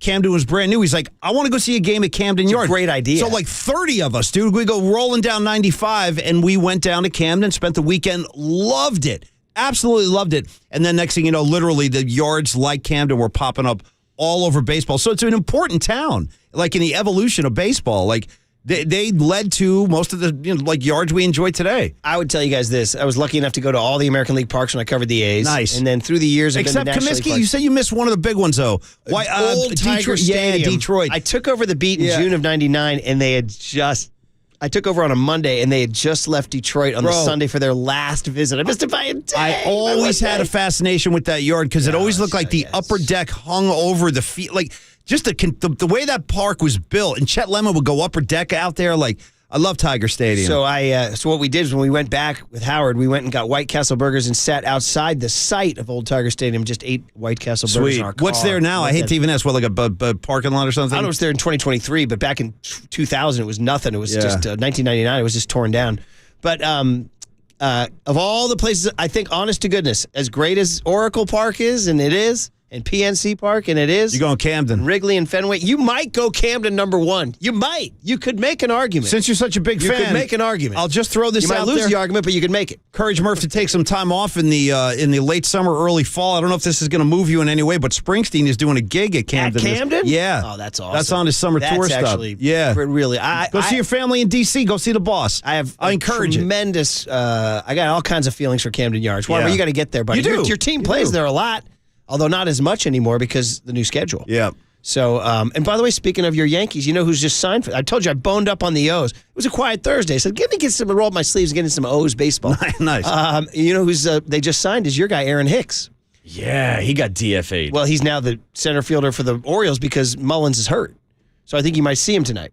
I don't know, you got any heckles for him? Or? You're not going to see much. Well, a lot of swings and misses. Do you feel negatively about Aaron Hicks? I mean, he was good his first couple years with the team, but Aaron Boone kept him in the lineup way too long. He has not been the same player. You guys the last ran his 2 or A 3 out of years. town, huh? Yeah, he got kicked out of town. Still got like an extra $30 million. Shows up at your rival, AL East rival, and beating you in the standings. Here he is. That's the AL East. Who knows what he's going to do with Logan Webb tonight? They play some ball in the East. Probably hit a comeback is what he's going to do when he faces Logan Webb tonight, right? Because that's baseball. Yeah. That's baseball. So anyway, the Orioles are skidding a little bit. They had a 2-4 homestand, but they come in. It's all righties this weekend, Friday, Saturday, Sunday. But that doesn't help because Jock's not back yet. Still waiting for Jock to come back. And they say Joey Bart's starting his rehab in Sacramento, guys. That's going to be an interesting situation. What are they going to do? Is he just going to ride Pine? It's a nice problem to have, though, to have two young, talented catchers. Assuming that they're both going to stay on the roster. That's kind of a good place to be. You start thinking, do you trade Bart? But what's the trade value?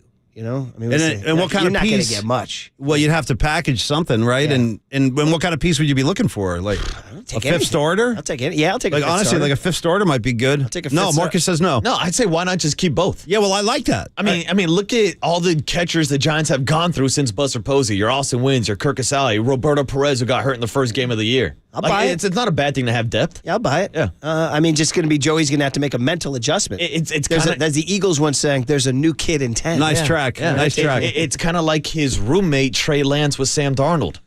Hanging out, watching a new guy. I don't even know if it'll go Sam Darnold or Brock Purdy, but regardless, Trey Lance is hanging around looking for his opportunity. Yeah, you're right about that. So there you go. Trey and Joey by the Bay for a reason. Yeah, that's why they're roommates. One has a poster of Patrick Bailey on the wall, and the other has a poster of Sam Darnold and Brock Purdy on his wall. Right. Yes, anyway, well, there you go. Giants baseball tonight. All right, we got to get into the NBA Finals on the other side. Jokic. Yeah. And where you're starting to rank this guy. I mean, where's the love? Are people ever going to get the love for Jokic? Where is the love? Yeah, where is the love for Where is Jokic? the love? We'll get into that and listen to what he had to say in his quirky Serbian sense of humor next on KNBR 104.5 and 680, the Sports Leader. Nuggets.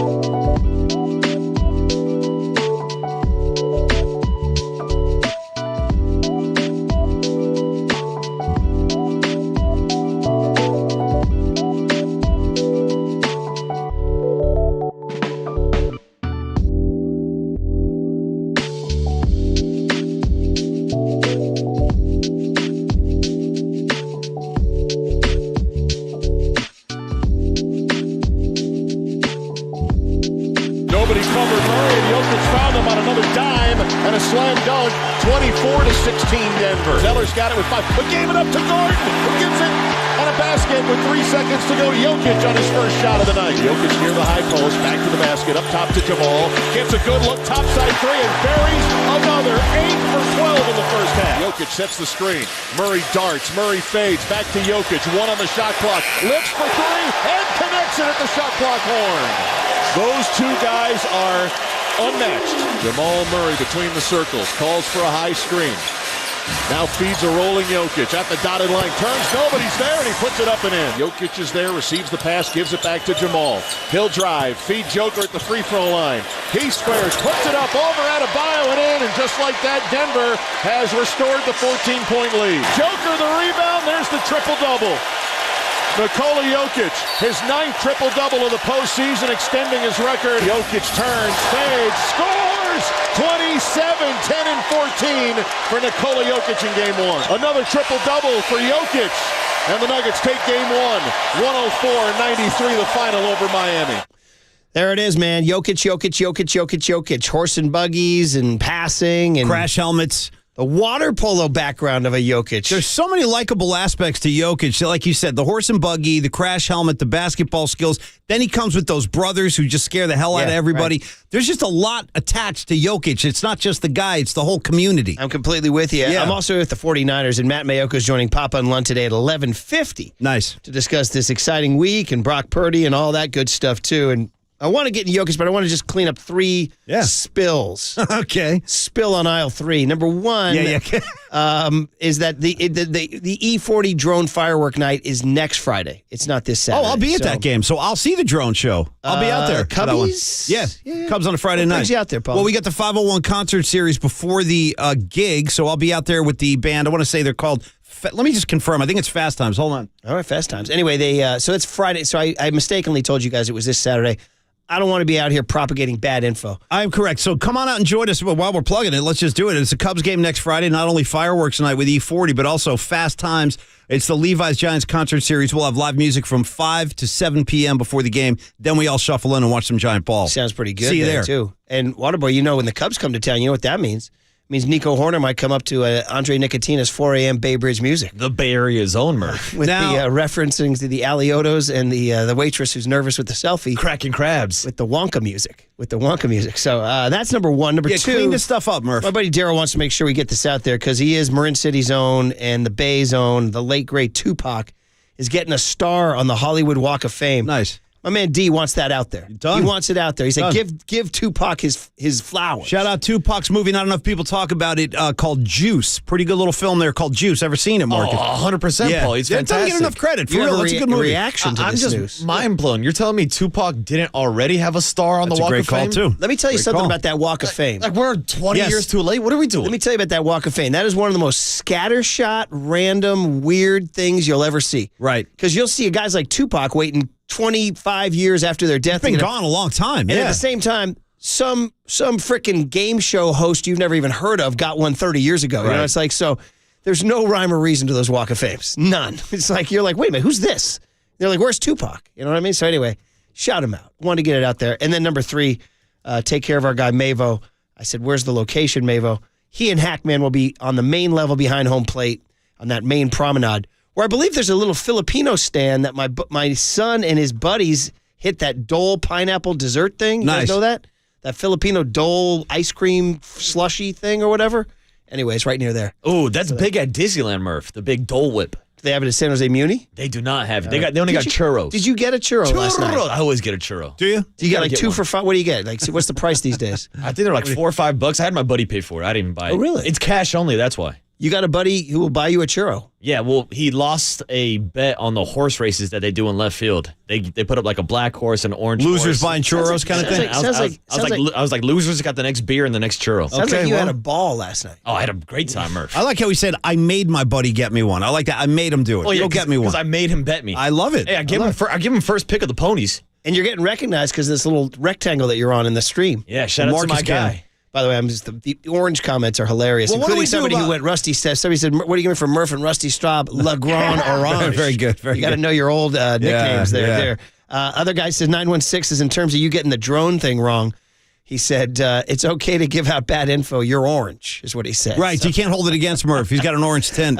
you are listening to KNBR and KNBR FM San Francisco, the sports leader, a Cumulus media station. Okay, so we did the Jokic little tribute on the way in, and he's just What a wonder this guy is. I mean, I know, well, it's not breaking news. He's 2-time MVP. But, does he truly get the love and respect he deserves? And this is what we're talking about in the big hit today is, are you done with the NBA Finals, or are you all in on appreciating the greatness of a Jokic or of a Jimmy Butler, but not last night? No. Scored 13 points. No. But there's something about Jokic. You think it starts with the body? You think that's where it starts? Part of the appeal for me. Yeah, we're just he don't even look like an athlete. He's just like some big dude who'd come over to fix like your broken staircase or something, like a handyman. He should have a tool belt on. Yeah, and he's one of those guys where he had a lot of injuries early on in his career. I think he messed up both of his Achilles, and he put on like 70, 80 pounds, and that's why he kind of had that awkward-looking body. Dude, there's really no muscle tone like on his upper body. He's just got like bulk. And this is the slimmed down version of him. I was actually watching one of those features on him, and they were talking about then 2020 hit and a new Jokic emerged. I'm like, really? Because like he came out of the weight room sculpted. I'm like, really? Let's not really. not too much now. I mean, they were really selling it. They're like, and he was like, yeah, I rededicated myself to my body. I'm like, well, not that much. You know what I mean? But I guess he's saying compared to the alternative. Yeah. Where he was just a big fat tub of goo. I think the translation of that was he hung out in the weight room while his teammates lifted. He was just in there drinking coffees. I don't even. I know you can't say fat anymore. They got that. You can't say it anymore. What do you say? Chubby, hefty, plus size? Plus size. That's fine. What do you say? Shout out plus size. Yeah. Big bone, Murph. Yeah, big bone. By the way, shout out the photo that me and Paulie Mack have been sending back and forth of a young Nikola Jokic shirtless. Oh, the greatest. Hilarious. With the breasts. Let's be honest. There's some breasts now. Sure. Yeah. And they're like hanging down. Have you seen the shot, Murph? It's nuts. No. Yeah, I'll show it to you. Stand by. It's a young Nikola Jokic shirtless. Yeah, I'll send it to you, Murph. Crazy. I'm on his wiki page, and it does say that he loved horse racing as a child and competed as an amateur in that horse and buggy racing. I don't know, but the thing with Jokic, he could never actually sit on a horse. The horse would probably collapse. He's in the buggy. Yeah. He's in the buggy. He needs that buggy, right. And this goes to show you, too, by the way. He was the 41st pick in the 2014 draft, round 2. I also read a detail that said, no joke, if you were watching the 2014 draft, when he was picked, a Taco Bell ad was playing. They said, how funny is that? True story. Oh, that's great. That instead of like, not Aaron, that Taco Bell, because that's the guy who's eating a chalupa. No question. Right? Or two. So anyway, he's toast of the town now, and another triple-double yesterday, and he plays the game in such a beautiful fashion. You know what I think it is for me? Go. Is that I am such an old head and such a bitcher and complainer and whiner about how everything's changed. And I say, listen, we love Steph, we love Clay, we love the threes, but a little too much. All basketball is now is just shooting the three. Chuck D was on a rant on this on Twitter the other day. Yeah. Chuck D was like, what happened to my game? Yeah. He goes, all they're doing is just coming down and launching. Well, nobody works the paint anymore. That's that game, that element is missing. Jokic isn't just relying on the three. No, he can do it all. He can do whatever he wants, really. And it reminds you of the beautiful game. It does. So that's why I think I'm embracing You know what's him. crazy, too, about the game and the way it's changed, to Chuck D's point? Like, a lot of times now when the team has a big man, like, they'll feed it down to the big man, and he'll just kick it right back out to the wing. Like, he'll just throw it right back out to the perimeter for somebody to launch a shot rather than turn to the rim and take it up. Yeah. It's all about kicking it back out. I kind of miss the big man in the game for sure. Is it fair to say that in today's world, if Lou Alcindor came out, or as John Wooden would call him, Lewis, came out of UCLA and then showed up the first day of camp at Buck's training camp with that skyhook, was it fair to say the coach would be like, nah, no? I would hope not. I mean, he would. It was an say, your two isn't worth as much as his three. Yeah, but I'd say like this shot right here, you can't guard this shot. And he'd say, yeah, but it's only two. Yeah, but Kareem was good for about 15 of those a night. So I'm here to tell you right now, if Louis Alcindor came out at UCLA and went to Buck's training camp, they'd be like, scrap the skyhook. Damn. Scrap it. Well, I'm going to still roll with Kareem. Me and Pat Riley going to stand with Kareem now. That's what makes you, and that's why you're playing Allman Brothers music on a Saturday afternoon. Thank God. By the way, everybody should go check it out. 4:30 to 7 on Union Street tomorrow. Check out the Freestone Peaches. Well, here's Jokic after the game. Says he looked at the box score, and I guess he looked surprised. And they said, why do you look surprised? That's how I learned to play basketball, and I think it's really nice to play when, and it's really hard to guard when you don't know who's going to attack and how to defend. When everybody's moving, everybody's doing something. So I think it's a really nice brand of basketball that we have, and everybody buying. So I'm not sure that I did that for us or whatever, but I think everybody contributed and everybody accepted it.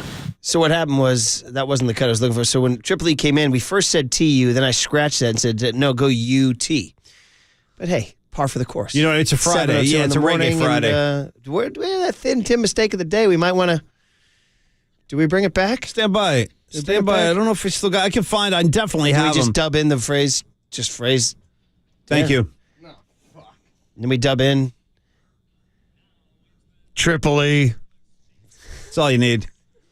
Doesn't even need to be redone. It's the Triple E air of the day. Triple E should feel good about that, because the guy who originally was the honoree in that soundbite is now running the station. Which is just so. I mean, think about that. Yeah, you're gonna be an executive in a few years. He's our boss now. That guy. Yeah, yeah. But if you need to see Triple E, he's walking in the background of the rectangle. He looks good. Speaking of orange, he's rocking orange too. Do you think he's trying to get airtime? 100%. Is he? Yesterday he was dancing during the PCS. Well, I mean, I that's enjoyed part that of that though. show I business, enjoyed though. that. I liked it. That's show business. You know what it does? You It adds. need a little show biz. Yeah, but he's a behind the scenes guy. Yeah, well, it adds atmosphere. I think Paulie and I actually will support that. But he is if he's just lurking, then that's it. But anyway, if they do want to see and lingering. If you want to see him, he's walking in and out of Waterboy's rectangle. All right, so there you go.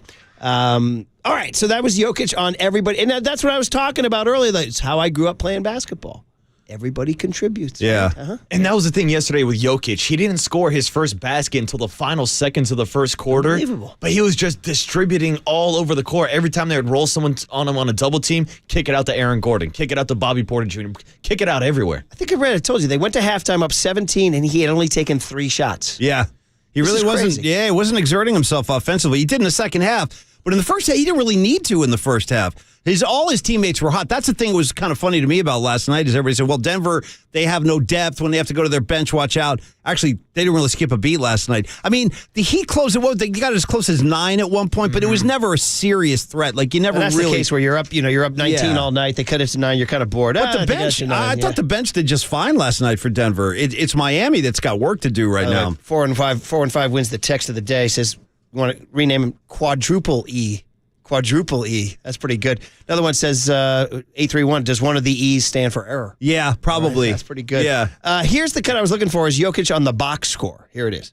Joseph Cacharo, the score. Nikolai, I might be wrong, but when you walked in here and sat down and looked at the box score, it looked like you were surprised by something, or you kind of gave a face like you were surprised at something you saw on the box score, and I was just wondering what that was. Mike was 2 for 11, and I thought he made like 7 threes. It's crazy. So he's talking about Michael Porter Jr., I guess. So, yeah. Speaking of missing threes, dude, Max Strus 0 for 9, Caleb Martin 1 for 7. Ice cold. They were all cold. What do you give me for Caleb and Strus last night and Clay and Steph in Game 6 in LA? Tell the Strus. Sorry, too soon. Yeah, a little bit. Soon? Yeah, that one hurts. That one hurts now. But it's good to point out, since we're talking about the Warriors, talking about the new version of basketball where everybody's chucking up three-pointers. A lot of people looked at Miami struggling last night from three-point range. They made more threes and made them at a higher percentage than the Denver Nuggets did last night. Interesting. That's crazy. The Nuggets won by getting points in the paint yesterday. Yeah, big time. I think 46 They had of them. and they could not stop. They couldn't make any stops. As we continue piling on Quadruple E, did you have a box score? Because I think he printed out what he thought was a box score, and I wanted to get the box score to find out. Did they make more? So they made, they made 39 field goals, 13 threes. So Miami made 13 threes. Denver, 8 of 27. Yeah. Denver made 32 field goals, 32 twos and 8 threes. Yeah, Denver shot 29% from three. Do you guys see? That's incredible. Did you see the other stat about Miami's free throws? Dude, 2 of them, right? Oh, my God. They set a record. Well, that's because they didn't go to the rim. Fewest free throw attempt in playoff history. It was almost like they were afraid 2 to go for 2. That's it. You got to go to the paint, dude. Draw some fouls. They weren't going inside at all. Once again, who do these guys think they are? The Warriors? You know what I mean? Once again, too soon? Too soon? More Jokic. Can't get enough. Can't get enough of this clipped Serbian accent, the bad body, the distributing. But he's Crash talking helmet, about, yeah. How about when Serbia meets the Bay? How about that? This is what you call the global game. Guy grows up riding a horse and buggy in Serbia. We got a guy growing up in San Jose playing for MIDI. Now the two of them are making beautiful music together because of the global game that is basketball. So here's Jokic on our guy, the Bay Area's own Aaron Gordon. I love to play with him. I love to play with some I want to say dominant big man, if that makes any sense. But he's really the best thing that he did is accepting his role, and he's really doing a great job of that. And like today, he had it going. We were just keep getting him the ball, and he was really good in the paint today. You know, he's our best defender probably with KCP, and just to play defense the whole game on the best player. I think that's really hard to do. Love it too. I love Jokic and Gordon making beautiful music together. So guys, don't forget, let's go a little background on Gordon. Guy was the number 4 pick in the draft. I mean, the guy was tall cotton. He was a beast last night, man. Coming out of Arizona, which was unfortunate. Didn't like that at all. But anyway, he goes to Orlando, and we don't hear from him for 7 years. Well, I would also say that he was involved in what some people think contest? The last great dunk contest. Him and Levine, dude, when they got after it, that was probably the last great one. I know, but I'm talking about the Magic is just, as Winnie said, when Curry leaves, these guys are going to be the Orlando Magic. Ooh, I don't like that. But so, I mean, you go to Orlando and you never heard from him again, unless, Paolo Banchero is going to revive him. I don't know. So now here he is in the Nuggets. It just goes to show you how long a career can be. Same Orlando Magic that beat the Warriors this year, by the way. That's right. The very same. He's only 27 years old.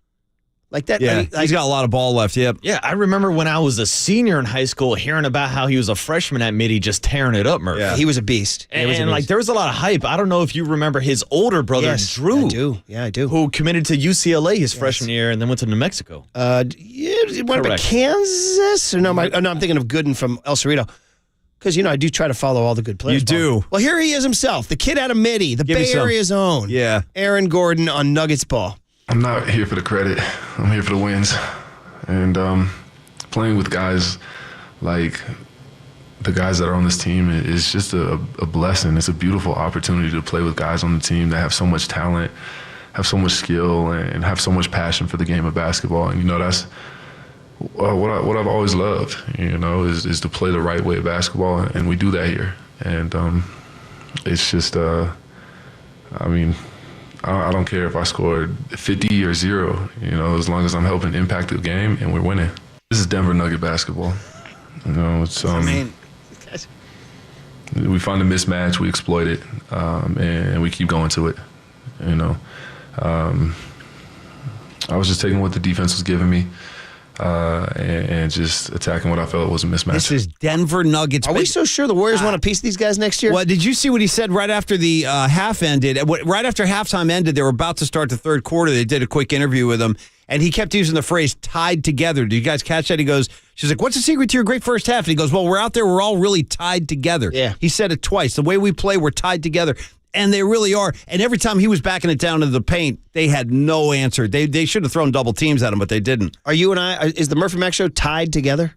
I'm sorry, Murph? Is the Murphy Mac Show tied together? I would hope so. I mean, for God, I don't know. At this point. I think we're barely holding it together. So, all right. Well, anyway, that's fun exploration. Nuggets. I think I'm going to get a shirt that says, "This is Denver Nuggets basketball." And I'm going to get a shirt that says "tied together." Right, exactly. Or untied together. All right. Well, anyway, just a little visit for Jokic and Gordon in the fun. Again, it's only one game now. As you said, Riley didn't sleep a wink last night. He's up right now doing push-ups. Well, he called Spo at 4. Yeah. I got some ideas. Get to my hotel room. Yeah, and I got some ideas. I mean, 4 a.m. is what I mean, not p.m. He's like, come to my hotel room and bring the projector. Oh, and by the way, bring me a room service club sandwich while you're at it. Although Riley probably eats fruit and yogurt, you think? I'm not sure. It's a good question. You think he's still a trim He's man? upstate New York, though. He's old school, He blue didn't get collar. fat. He might be bacon and eggs. He might just say the hell He with might be it. the kind of guy who eats bacon and eggs and still doesn't get fat. It turns it into a protein. Yeah, it turns it right. You know what I mean? It's one of those guys. Totally. Like Draper. Draper wasn't watching what he ate. No, but he was stayed always trim. looking good. Yeah. Exactly. So, all right.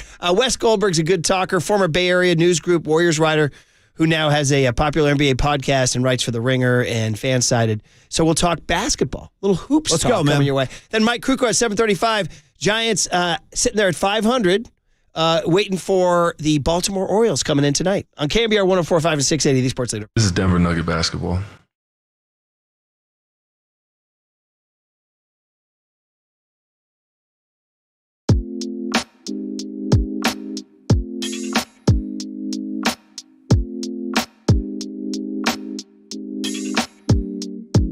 All right, everybody. Paulie Mac saying good morning. Beautiful Friday. Thank you for listening. And let's check in with our good friend Steve Moscow as he stops by the Murph and Mac Show in the mornings and gives us some great advice for taxes and useful tips to get ahead of the game. So, Steve, I say happy Friday to you. What are we going to do today? Talk a little more ERC?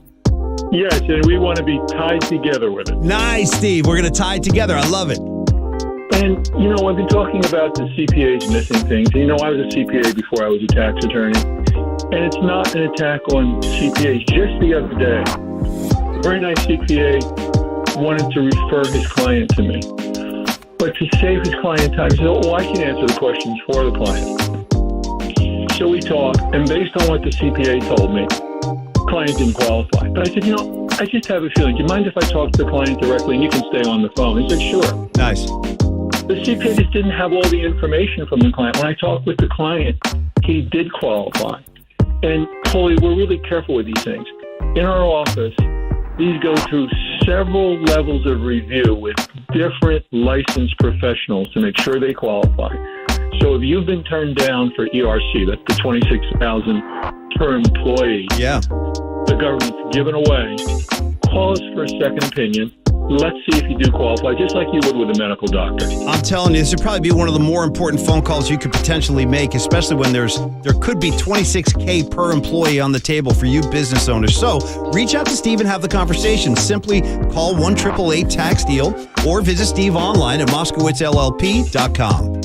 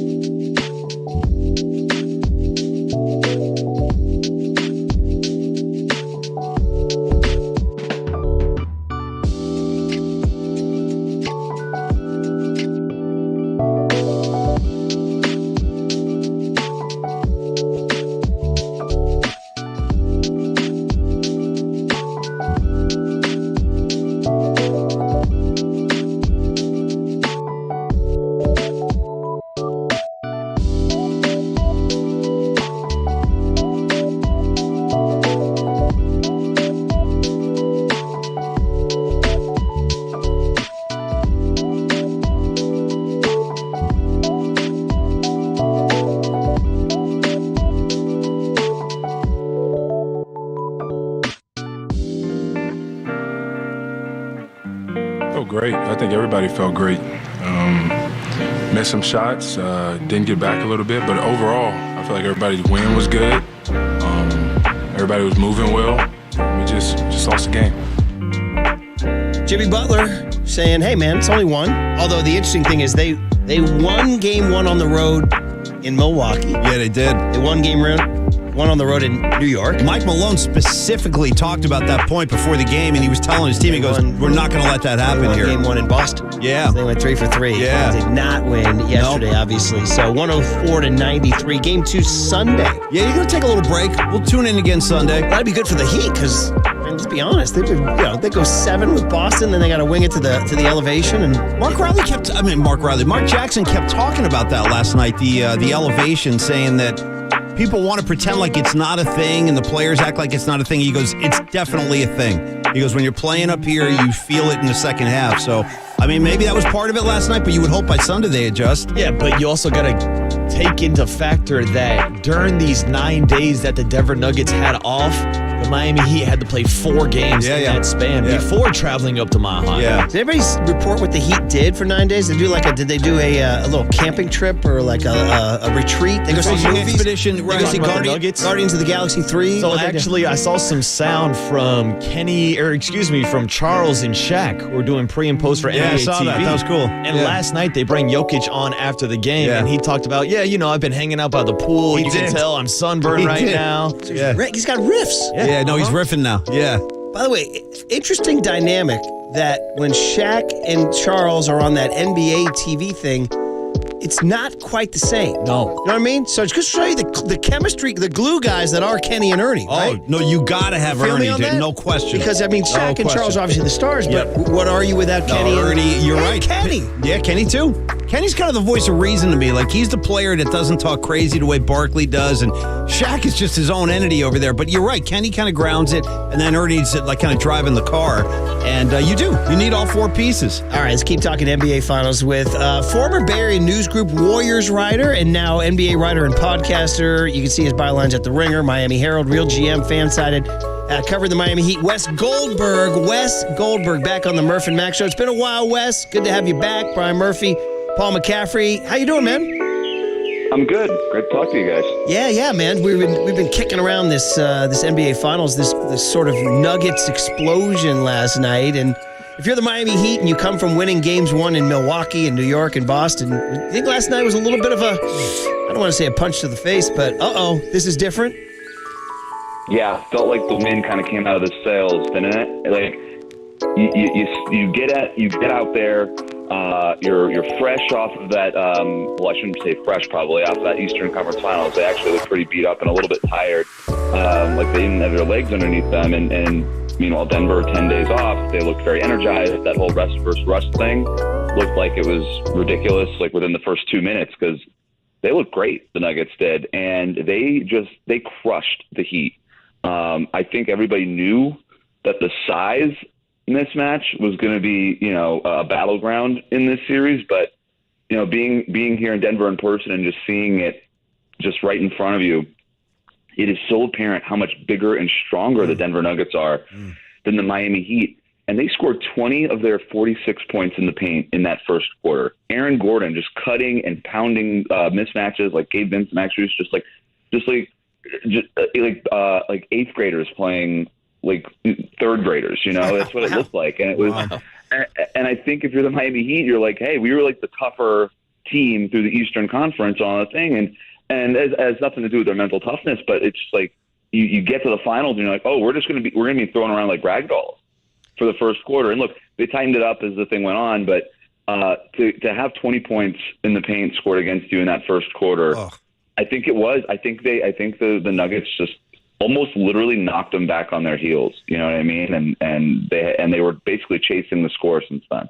So if you're, the great Eric Spoelstra, who's the ultimate culture guy and the ultimate worker and grinder, and you're Pat Riley, who's never going to take no for an answer, and you're Jimmy Butler, and I'm wondering if there's a way out. Obviously Vegas gives the Nuggets a heavy favorite. Game 1 goes heavily the Nuggets' way, but there's 7 to go. You got to win 4 here. So if you're the Heat, is the answer just to make threes? The ultimate answer in today's NBA, just make your threes? I think it's a big part of it. I think it's a really big part of it. They shot 33% last night. You can kind of do the math. It's much more of a game if they shoot 40%. Maybe they almost win it if they shoot 40%. And I thought that was going to be sort of their water level coming into this series. Like, that's going to be the equalizer for them. So I think that's part of it. I also think the other part is to not kind of go away too much from the stuff at the rim, even if the Nuggets defense, they're putting all those big bodies, right, just putting them in the paint, putting them right by the basket. They had 2 free throws as a team last night, the Miami Heat did. And I don't know if you guys saw the box score, but like, I'll let you guess who had the 2 free throws, and you'd probably never get it. Like, it. No, I would. I mean, I would. I'm looking at it. I would not have gotten it. It was Highsmith. Yeah. Haywood Highsmith, 2 free. He didn't even get it. Well, talking to him post game, he just started laughing. He's like, "Wait, I had the only free throws? Like that's no." And he's claim to like, "I fame. made history, guys." Like, yeah. Jimmy Butler said he needs to be better, and he does need to be better. He's got to force the issue, even if they're packing the paint. You got to do the pump fake thing, the Jimmy Butler stuff. You know, the things that.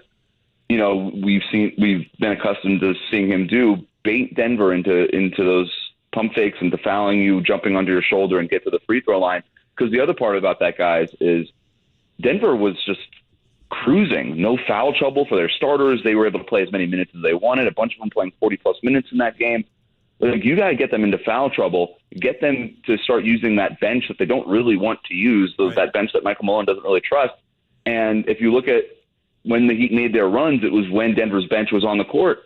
So get them into foul trouble, get them to use their bench a little bit more. You could start making those runs a little bit more often during the game. And then if you're in the fourth quarter, then you have an opportunity for Jimmy Butler to do Jimmy Butler things. So I think as much as the size thing was apparent and maybe even jarring, I don't know that you freak out if you're Eric Spoelstra in the Heat. I don't think Spoelstra's ever freaked out in his life other than to just freak out about just becoming the ultimate winner. Here we're talking to Wes Goldberg. You follow him on Twitter at WC Goldberg. Wes covered the Warriors for the Bay Area News Group for years, and now you can hear him locked on Heat of the host and NBA writer and podcast, and we're talking about 104-93 win for the Nuggets last night. After 9 days off, they come off looking good. I just love it. I mean, this is going to be, if this continues, the coronation of Jokic. Listen, 2-time MVP was enough of a coronation, but winning a championship is different. And we've been talking about him this morning, and there's so much appealing about him.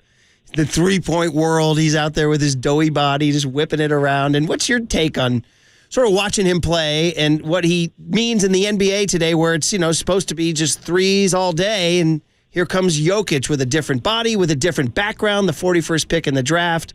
I mean, when you talk to NBA people and things, what are they saying about Jokic and where his place is in this NBA hierarchy?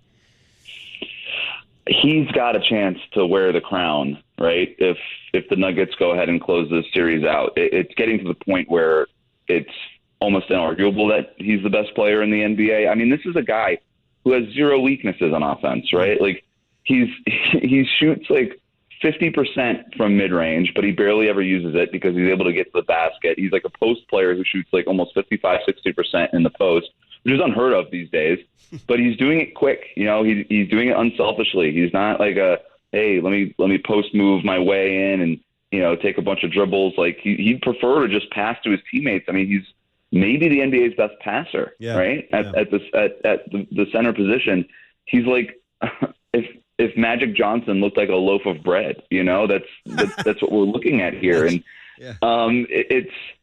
it's pretty remarkable how he's improved his game. And you look at how Jamal Murray, I was there, when I was covering the Warriors, like you guys mentioned, when Jamal Murray had that injury a couple of years ago that kept him out for all that time. And one of the things that Jokic had to do was kind of discover that he could be like a 40-point per game scorer when he had to be.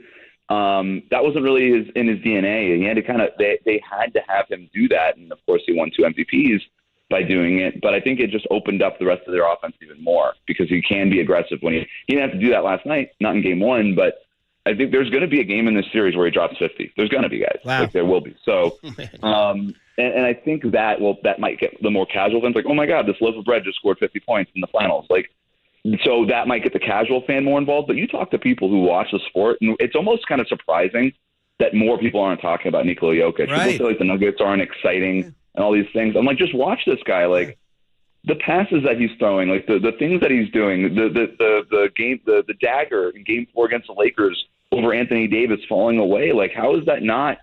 Like, this guy's a highlight machine. Like, how is this team not exciting? And the great thing is he creates highlights for his teammates too. Aaron Gordon dunks, lob passes, setting up Jamal Murray in that pick and roll for Jamal Murray to hit like these falling away, 3-pointers and stuff like that. So I think that coming into this series, there's a few teams that I've watched all season long just because I love watching them on League Pass and stuff. And Denver was at the top of that list.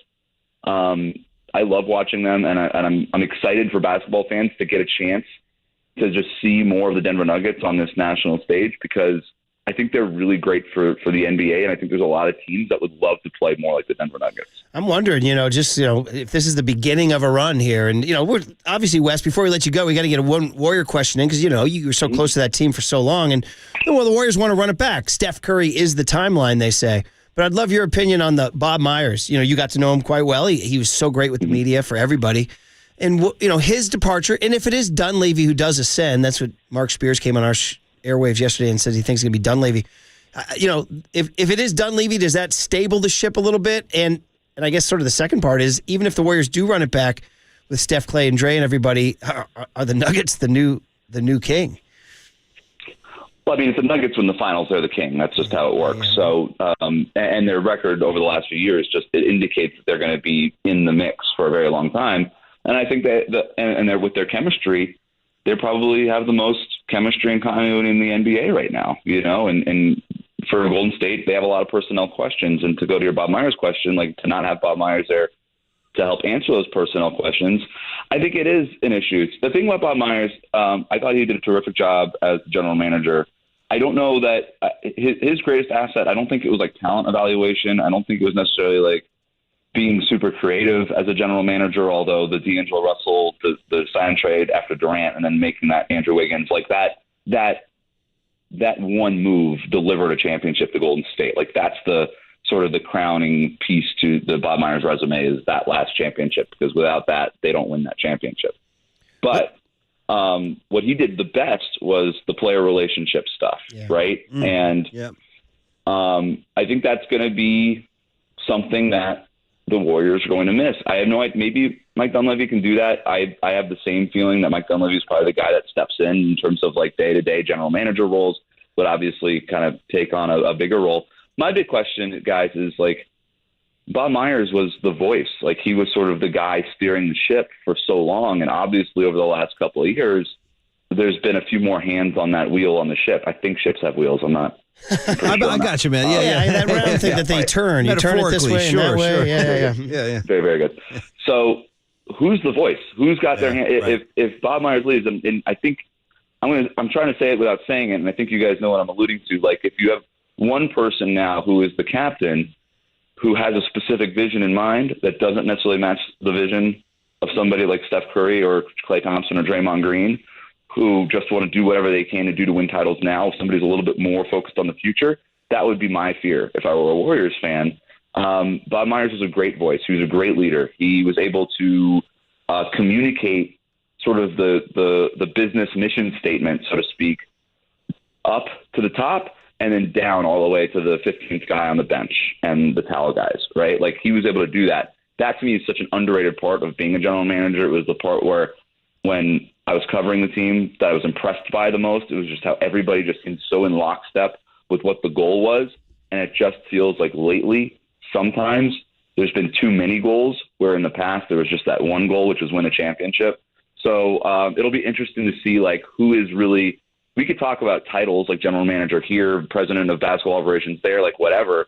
Titles are titles. You know what I mean? They're just, they're nameplates. Who's really steering the ship there would be my big question. Wow, good stuff, and that will be one of the more fascinating stories of the summer, obviously. But focus on the NBA Finals. Game 1 goes to Denver, 104-93. Wes Goldberg there to cover it. Follow him on Twitter at WC Goldberg and check him out. So, Wes, good conversation, man. Wes. Enjoyed it. Yeah. Enjoy the finals. Good talking. Thanks, guys. Yeah, he's good. Wes is a loaf of bread who facilitates. I like that. He's like Magic Johnson if Magic was a loaf of bread. Good line. Funny, he holds the ball like a loaf of bread. Well, you know what the greatest is? When they double team him, he just goes up and he'll go cross court to like a wide open teammate for an easy three. It's really tough to handle this team. There's no comp, right? And I want to go back and like rewatch the Warriors Nuggets series from last year. Try to figure out like how'd they do it? Yeah, right? I know, exactly. Right? All right, how are the Warriors or how are the Giants going to beat the Orioles? All that with Mike Krukow and the Power Hour next on KNBR 104.5 and 680, the Sports Leader.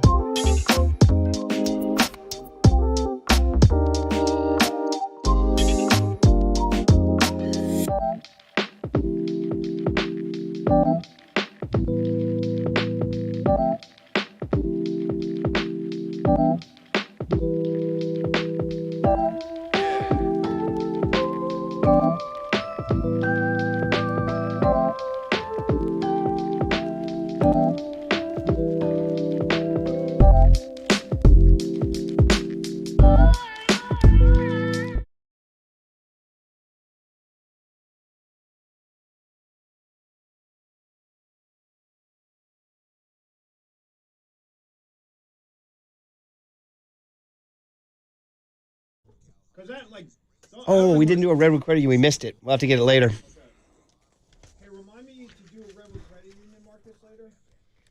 I missed one. All right, we get in with Mike Krukow as the Giants enjoy a day off. Orioles today and tonight, I should say, at 7:05. Logan Webb on the hill against a guy named Dean Kramer, who went to Lincoln High in Stockton, by the way. But also more baseball coming your way later today when Jeremy Affeldt joins Tolbert and Copes at 3:50. But Mike, a day off and a chance to reflect and look around and see what the world has to offer. Maybe watch the NBA. I don't know. Good morning, Mike. Krook. How are you? Yeah, it is a good morning, and day offs are good. Your bullpen gets healthy. You get to have a meal at home. You get to watch the NBA. Yep. So a lot going on. It was a beautiful day in the Bay Area. Oh my gosh, I can't believe the weather right now. It couldn't be any better.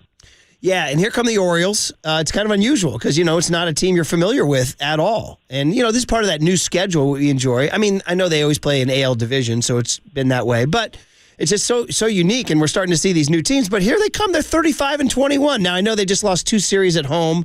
I just read I was boning up on my O's, Mike. But it's kind of fun to see a different team and a team on the rise. They're 35-21 with a young catcher, Adley Rutschman. Are you curious to see this club? Well, I really am. Look, anybody coming out of the American League East right now, you got to pay attention to. I mean, that's the division where they've got the teams. Everybody's good, and I'm really curious about Rutschman only because of what we witnessed for 12 years with Buster Posey. and everybody is comparing him to Buster, which that's kind of sacred ground in our opinion here in the Bay Area. So I'm anxious to see this guy, but everything I see about him, he's just too good to be true. I mean, he's a great defensive player. He can hit him. He's hitting he's hitting like 290 or something. He's close, but he's the centerpiece of the lineup, which Buster was. But every time I see the guy in an interview, it looks like he's like the happiest guy in the world. I mean, it looks like there's no place he'd rather be. It looks like he was born to be a baseball player. Nice. And we always said that about Buster. Buster was born to do what he's doing. And so I am intrigued by this guy and about this whole team. I love the new schedule. I love the fact that we get to see the Orioles every year now, and where we didn't really see them a whole lot. We don't have a lot of history against them. So going to be a lot of orange and black out there tonight, but I think there's going to be a lot of good baseball this weekend. Yeah, and I want to shout out their manager because he's a local guy from Santa Rosa, Brandon Hyde. I think he went to Montgomery High School, so that's kind of a fun story. And when he took over this club, I don't want to make this all about the Orioles. I know we'll talk Giants here in just a second, but they were in the pits of despair, and they stuck with him. So kind of a fun local story. Just a little tip of the cap there, Mike. Oh, I agree. I've always liked the history of the Orioles. When I was a kid, the Orioles were really good, and then they had times where they were good, and then times where they kind of just fell out of it a little bit, and then they had the Cal Ripken story, which was remarkable, and then they disappeared, and they disappeared for the longest time, which nobody really could understand. And with John Miller as our partner, John was with the Orioles for 16 years, and he knows the history so well. And we've heard a lot of stories about the Orioles through conversations at dinner with John, and it hurt him that they were not very good. And so anyway, they're not insignificant anymore. They're a good team, and we're going to get a chance to and it's kind of a report card series. Really, when you think about it, if you play the American League East right now, and you're in the National League West, it's a report card series to see just how good you are to match up against the big, bad American League East. Yeah, you've played the Yankees already to start the season. Now you got the Orioles, and later on you'll see the mighty Rays, who are tearing the world on fire. By the way, just last note on the Orioles. 2 years ago, 2021, Paulie, they lost 110 games. Yeah, there was 110. Yeah. That's impossible. And 2 years later, here they are, 15 games or 14 games over 500. All right, Mike, the Pittsburgh series, we haven't talked to you since then. That was a little disappointing. I mean, you're not going to make a big deal out of it because they're still, that finished up a 17-12 May. So how do you kind of balance the, the disappointment of losing that series with what was ultimately an outstanding month of May, where I guess it will always be remembered as the month they called up Schmidt and Bailey? That's it. Well, I think there was some significance to the losses. Number one, the second game of the series was a bullpen game, and they allowed 2 runs. You allow two runs with what the offense has been doing lately, you're going to win those games. But and it became a bullpen game for the Pirates in the 5th inning, and we got a chance to just see how good their back end of the bullpen was. So, it was one of those games where you set the table, and they did. They got men on base every inning but the 9th, and they put men in scoring position, I think, in 6 or 7 of those innings. They really did create opportunity. They couldn't get that one hit. But the significance of it is they had 4 rookies in the lineup. And none of us really cared. We didn't really think that we were, the underdog. And I think that's what happened in the entire month of May. The rookie contribution on this team now is appreciated by the fan base. We no longer think, oh, no, they got 4 bad slots in the lineup and nothing's going to happen until they flip it over. We don't think that way. We think that these guys, despite being rookies, are going to make a difference. So, I thought that, the 2 losses were games that they could have won. They created opportunity again in game 3, but they just got back. They got down a little bit too deep in the game, and they couldn't resurface. But I thought they played pretty well. Could have won the series. But certainly, the month of May, they redefined themselves. They now come to the ballpark thinking they're going to win every game, and that wasn't the case at the start of the month. Yeah, for sure. It changed the fan base. It changed everything, and we're looking forward to see what the month of June is. No more June swoon. Those days are over. Mike, since we last talked to you, Patrick Bailey had a game where he exhibited the back pick. Picked somebody off at first base. Susan Slessor wrote about it in the Chronicle today. I love that. Somebody compared him to a scout, compared him to Pudge Rodriguez. Yeah. That's big words now. That is, man. But I wonder, as you continue to watch the bag of tricks that Bailey has, that back pick was something that'll go on film, right? And teams will notice. Well, he's an instinctive catcher. What really creates opportunity for the pickoff at first base for a catcher is where he receives the pitch. And it has to normally be on the first base side. So you have a left-hander and a ball is inside, and the catcher reaches across his body. In reaching across his body, his shoulders get cocked to first base. So he has momentum going into the play. Plus, there's always the guy at first base can't really see the catcher. You're blocked by the left-handed hitter. So you got a little camouflage there you're working with, and it's in a good strong arm and a snap throw that sort of is complemented by the way those shoulders turn because the pitch was inside to the lefty. That creates the opportunity. And for Bailey, if you watch him, he does a lot of instinctive things like that are just movements that come with playing that position for a long time. Now, he doesn't have the arm that we saw from Pudge Rodriguez. But, he's very similar in his instincts and the way that he moves behind the plate when he receives the ball. And I thought that play was indicative of the kind of catcher that he is. Yeah, it's going to be just awesome to watch him all summer long doing his thing. So, other things going on, Mike, is that, tonight is Lou Gehrig Day in Major League Baseball. And it's something we want to notice because ALS is an insidious disease, as we all know. And whether your family's been affected by it or a friend or a loved one, and so it's awareness night. We still fight for the cure. By the way, free plug for our buddy Mavo, who's going to be doing a signing with Jeffrey Hackman Leonard behind home plate tonight with his book. And you guys can help raise money for ALS Association. But the reason is, Mike, June 2nd is the date in 1925 that Lou Gehrig took over for that man, Wally Pipp. Nice. Who became, 100 years later, you can still get Wally Pipp. Oh, in any business, Mike, not just baseball, yeah. But it's an important day. They want to raise awareness, and, I thought it'd be important to mention, Mike. Always.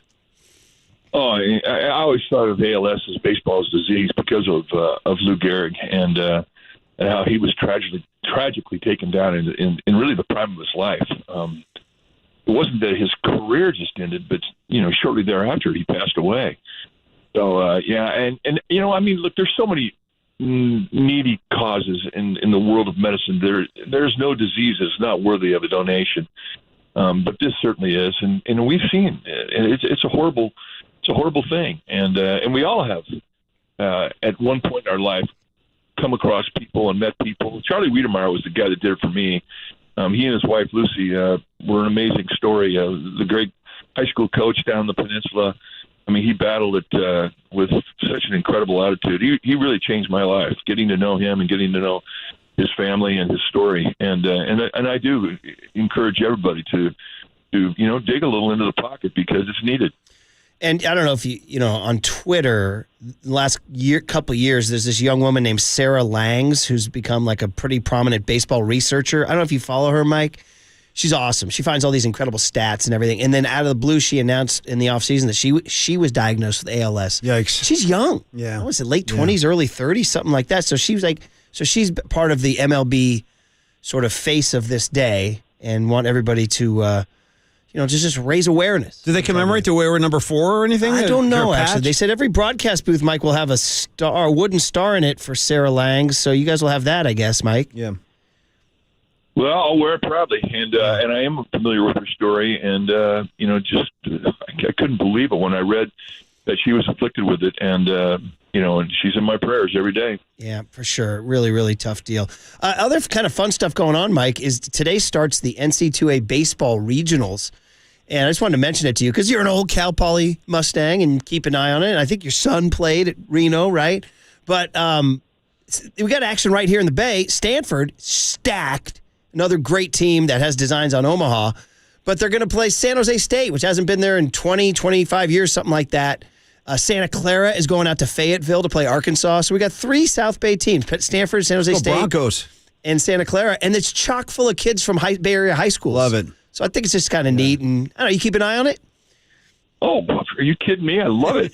You know what I love about this time of year and when the regionals start to go off and everybody starts to their hopeful road to Omaha. I just love the teamness. And I don't even think that's a word, but it's so applicable to the college baseball teams. They are such a choreographed dance crew. I mean, they're so much fun to watch. Whether they, bleach their hair white or whether they come up with some kind of routine, the way that they put their rally caps on or something has bonded these guys together, and it's just so much fun. Just they're so full of life, and the baseball's incredible.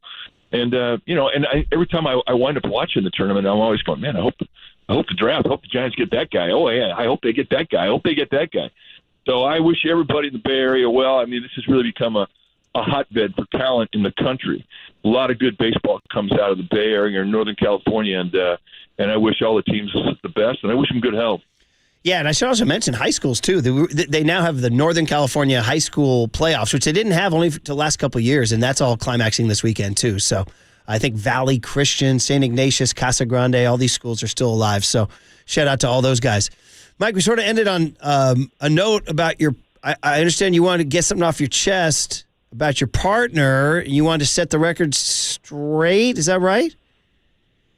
Well, yeah, there's a story circulating right now on the internet, and during the game on Wednesday, my son sent me this. He goes, "Dad, what's going on with this?" And it was a little story about Dwayne Kuiper is going to retire at the end of the season. And I looked at this thing, and I looked at Kuiper, and I go, "Hey, did you know you're retiring at the end of the season?" And he took the thing out of my hand. He goes, "Where the hell did you get this?" So it's on the internet right now. So sure enough, we brought up Dwayne Kuiper retirement, and there it was, in all its glory. And it was not only there, but there was people that were responding to it, and they had a little chat going on.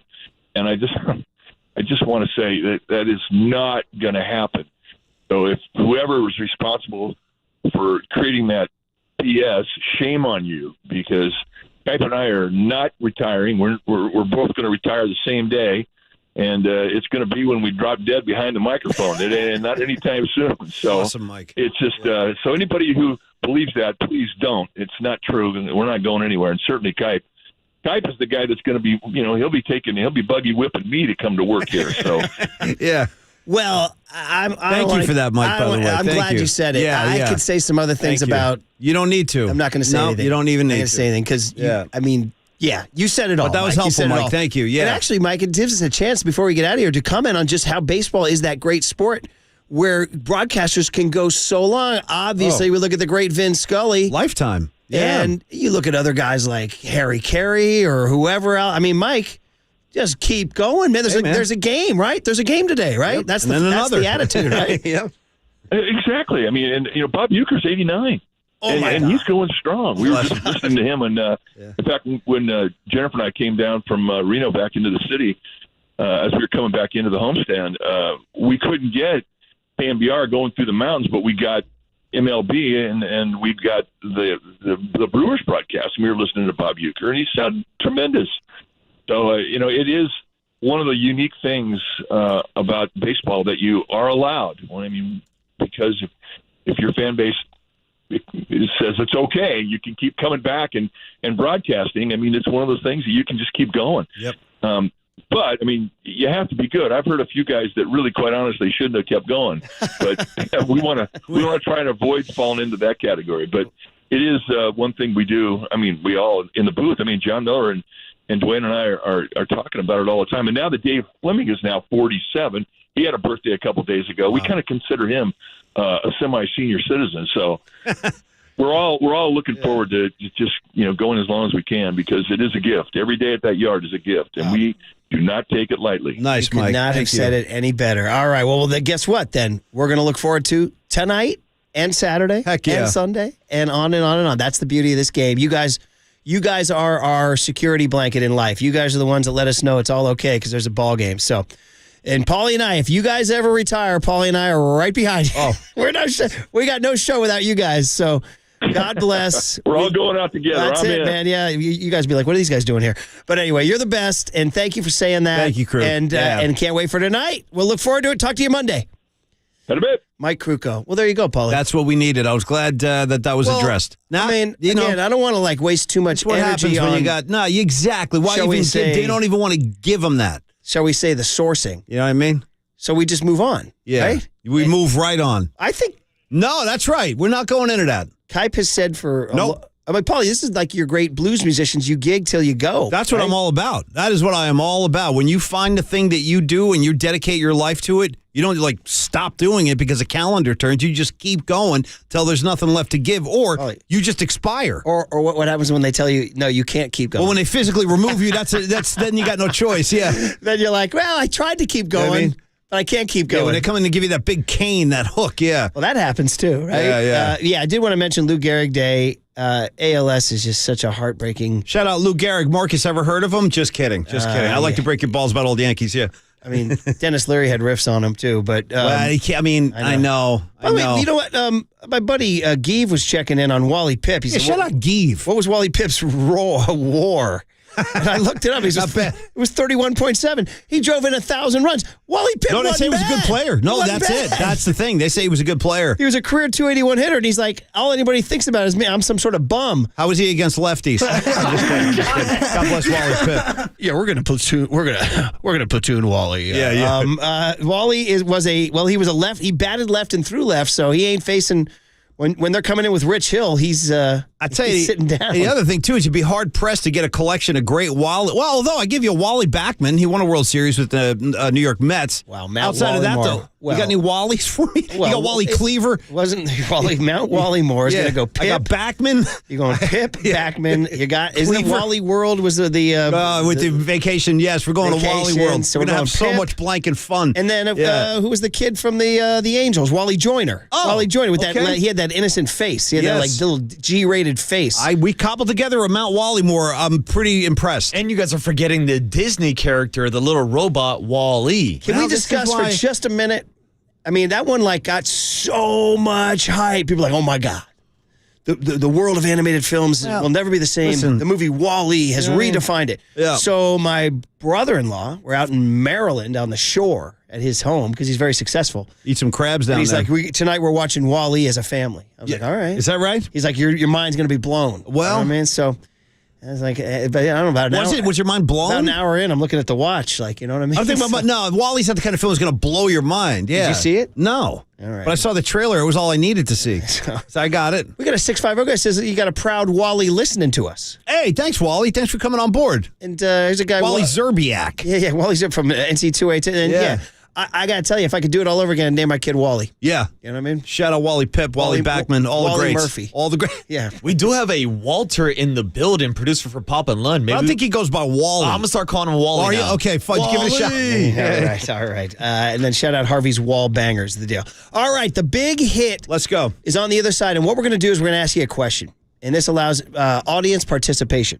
First of all, we're telling you that you're listening to KNBR and KNBR FM San Francisco, the sports leader, a Cumulus media station. But with the Warriors out now, and we're waiting. Bob Myers is gone now, sad to say. Although there's a report, by the way, already that he's talking to ESPN. And I told you my first instinct was... I could see that.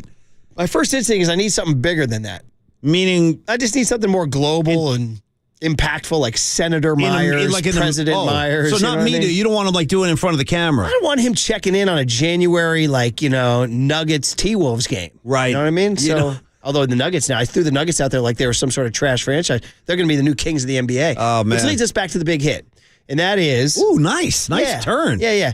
Does this NBA Finals series interest you or not? And if so, why or why not? I'll answer that on the other side. All right. So 808-KNBR is the phone number if you want to check in. 415-808-5627 is the text line. But after game one, after you saw the big doughy Serbian out there and you saw the kid out of Midi from San Jose doing his thing. Problem. And then Jamal Murray, Canadian rain, just coming down, just raining threes on you. Outside of Bam Adebayo, the Heat really had nothing offensively. Where are you guys at? Are you the TV nightmare demographic? I'm not watching, or are you all in because this is basketball at its best? The big hit is next on KNBR 104.5 and 680, the Sports Leader.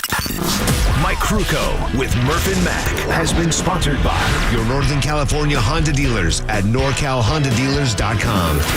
The Murph and Mac Power Hour surges on. Feel the power. Next on KNBR 104.5 and 680, the sports leader. Here's what's trending now. On KNBR.com. Bob Myers announced earlier this week that he will be stepping down as general manager of the Golden State Warriors. But yesterday there was a report about what Bob Myers' new job might be. To read that story and more, check out what's trending now on the all-new KNBR app.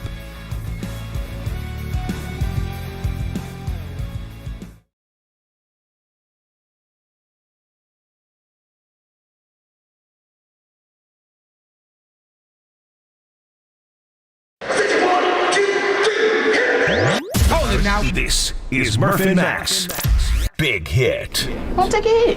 Hit me. Hit me. A hit is a hit, you pathetic schlepper. Fly ball into left field.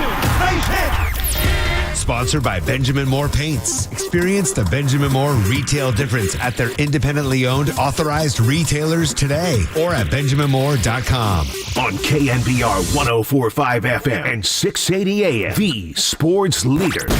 Murray, the runner. The bucket, and another foul.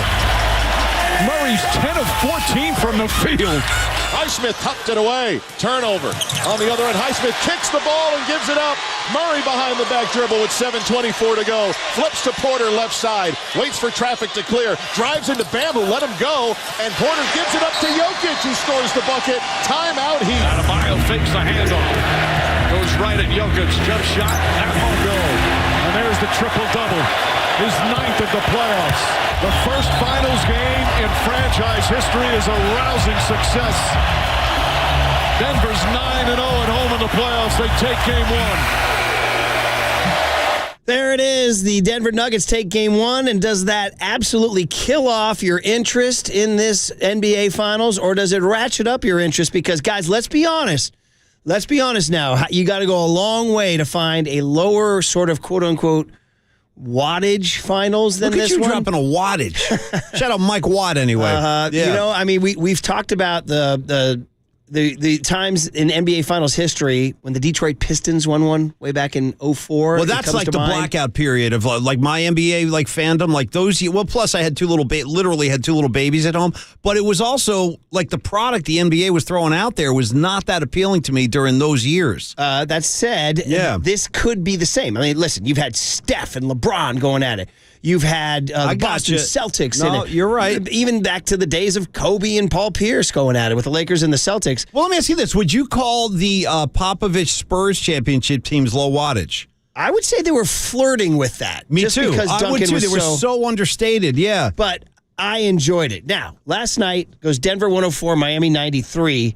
Jokic goes 27, 14 assists from the big man. 10 rebounds. The Heat look flat. They look a little tired. They look like they're not big enough to hang with the Denver Nuggets. And I'm wondering after last night if the people out there are more or less into the NBA Finals. Did you take a side? I want to go first. Yeah, because I'm all over this. I'm actually quite the opposite. I'm totally eager to see what kind of adjustments Spoelstra comes up with, because I don't expect to see a performance like that from the Heat again, where they were almost reluctant to just take the ball to the rim. Like they just refused to do it.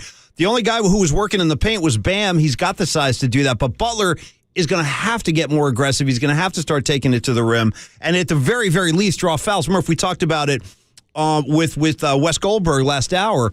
The Miami Heat, they shot 2 free throws last night. Man, you're not going to win any games with 2 free throws in 4 quarters. So, no, I'm all in for this. The Heat are not just going to lay back and say, okay, you guys come and roll right over us. They're going to fight. It's going to be a street fight, and I think you'll see a much better performance on Sunday. Okay, I'm just going to give you a little historical perspective first. 2021, we could have made the same argument if the big hit existed back then. Phoenix Suns, Milwaukee Bucks. But Okay. Well, you know, what about wattage? Yeah, wattage. Well, the Greek Freak, I think, is a pretty big draw for a lot of people. Is the Greek Freak a bigger draw than Jokic? That's a great question. I think he might be, but this could change right now with Jokic having his moment. You feel about To be honest, between the two, I prefer Jokic's game. Yeah. You guys with me on that? I am. I hear you. Is that crazy? I like the Greek Freak, too. I could watch either one of them. But, Marcus, you were nodding. You feel me on that? Like, I feel like Right now, the Freak is probably a bigger draw, but that could easily turn by the end of this series. 100%, Paulie, because I think the cherry on top of the sundae is when Giannis won the trophy. That's what put him over the edge, and that's what kind of put him on the national spotlight. Yes. If Jokic and the Nuggets win, he's going to be at that same level, I think. Well, he's the superior athlete by a mile. He's more fun to watch him run the floor and dunk and all that stuff, but there's something. No, there's an appeal. Jokic has an appeal. He does. It's so different. You know what I mean? We've seen great athletes. I mean, LeBron was sort of like just a slightly shorter Giannis, you know. But the other thing that bothered me about Giannis is he can't shoot. He can't shoot at all. Yeah. I'm not here to dog Giannis, but I'm saying I'm looking at NBA Finals history. You'd put Suns Bucks up there, but you guys are doing that. And then other than that, they've all been great. I mean, we look at the Curry. We look at 2015 to 2019 as the best, right? 5 straight Warriors. Prior to that, you're going Spurs Heat. So that's LeBron against Pop, right? I'll give you 2011 Mavericks Heat. All this. Maybe 2009 Lakers Magic. No, you had Kobe. 2007 Spurs Cavs. That was young LeBron, though. Yes, it was. That was young LeBron. Yeah. 06 Mavericks Heat, but that was aging Shaq. I would wager a guess that a lot of people were 05 probably Spurs Pistons. Yeah, that to me is a total blackout period. That 05 thing. But I got to say that you look back on a team like the Toronto Raptors. I would not call them a high. Even though they got Hall of Fame guys on that team, like that was a team built for 1 year. Yes, they beat the Warriors after all those injuries. You know, KD goes down, Clay goes down, etc. But I don't think like the Toronto Raptors were any kind of like. But the other team in it was Curry. Yes, you know what I mean? yes. Okay, the draw was there. That's true. Hey, Moselle in Fairfax. That's our buddy. That's my boy, Moselle. He's checking in. Yeah. Moselle, what's up, man? How are you, dude? What's up, boys? How you doing? We're good. We miss you, dude. Yeah. Well, we'll get together soon. Yeah, we always do. I like it. We always do, right? Yes. Hey, I'm calling about the series. So obviously hearing you guys talk about the old Pistons, stuff like that, but I'm stoked on this series. I think Paulie and I talked about, Jimmy Butler just being an exciting guy to watch, someone that leaves it all out on the court. And Jokic is deceptively good. I mean, his numbers are insane, but he moves. It seems like he's moving so slow up and down the court that it's just very deceptive. But I'm excited for the series. It'll be exciting to see if Denver wins, see a city win it for the first time. Yeah. I think that's always good for sports. And it's not like they're a scrub team that just all of a sudden popped up. I mean, they've been hanging around for a while. Maybe they make that turn.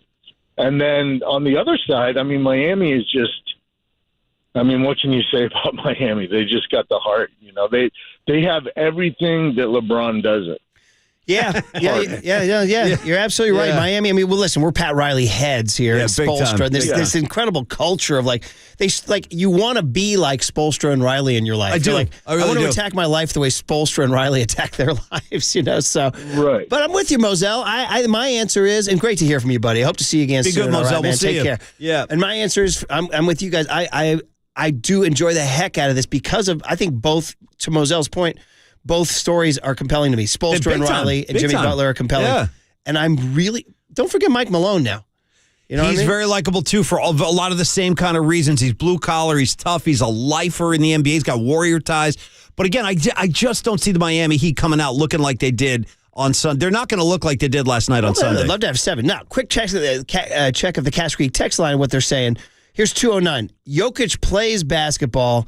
Giannis is learning how to play basketball. Not bad. That's not a bad observation. He's learned pretty well. He's an NBA champion MVP, but... No, I know what he means, though. I know what he's saying. 925 says, the dilemma with this year's NBA Finals is that great passing big men is not a sexy look. See, I totally disagree. I love that. I really do. I love a big man who can dish. Yeah, okay. All right. Yeah. Hey, here's another great one, too. 530 says...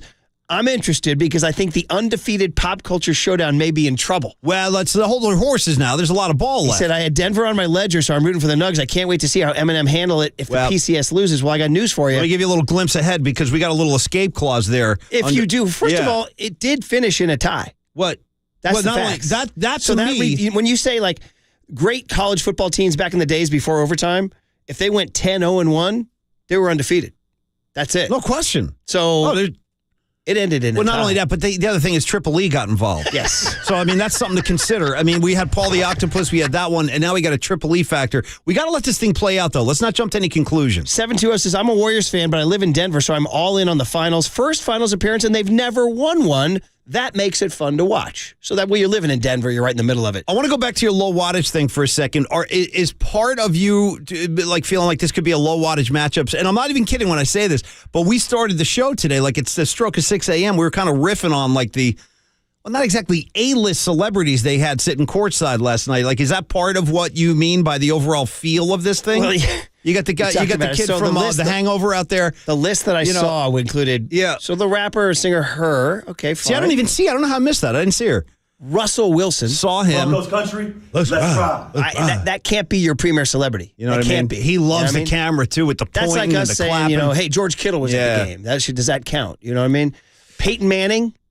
Well, you know me, I'm not and then I don't go that way. And then, dude, the next one they listed was the guy from The Hangover, Ken Jeong. That's my boy right there. He can't be top 5. That's my boy. He can't be top 5. Remember when he went face down into the glass table, Marcus? I think that was Hangover 3. Yeah, very good, man. Very good. Here it is. 415 checks in and says, I'm all in because the two stories are great. Jimmy Butler's story is great, and the Nuggets winning their first story is their first championship is great. 916 checks in and says, I'm very interested. I love to watch greatness, and you're seeing that with the Joker. Okay. 415 checks in and says, I'm excited for this series to see if the pop culture showdown is finally wrong. Boy, it's a real factor in this thing. 831 says, this is the start of a dynasty. We should get used to watching Denver. Boy, we're talking dynasty after one game. We're talking dynasty. 209 says, Jokic is the best passing big man I've ever seen, and I've seen him all over the world. Well, listen, you know how we feel about that. You got to watch him all over the world, Murph, which I try to do too. I've had them all over the world. Thank you. 760 says, where do you guys put Bogut on a great man that can dish? Very high up on the list. A big man that can dish. He was a beautiful passer. For sure. And 408 says, I'm really worried about the PCS going down. Is it really undefeated? Well, yes, people are it getting is. awfully panicky. It's one game now. One game. The Triple E clause has already been discussed. Let's just kind of settle down. As our buddy said to us yesterday, Paulie, breathe. You got to breathe. You got to breathe, man. Shout out Pearl Jam. Breathe. Let's jump down to Cut T now on the big hit. Where are you with the NBA Finals after Game 1? Can we go to Jokic on this Nuggets brand of basketball? Right. Jokic on why he's in. That's how I learned to play basketball, and I think it's really nice to play and it's really hard to guard when you don't know who's gonna attack and how to defend. When everybody's moving, everybody's doing something. So I think it's a really nice brand of basketball that we have and everybody buying. So. I'm not sure that I did that for us or whatever, but I think everybody contributed and everybody accepted it. He's so great. You hear the buzz of the microphone too.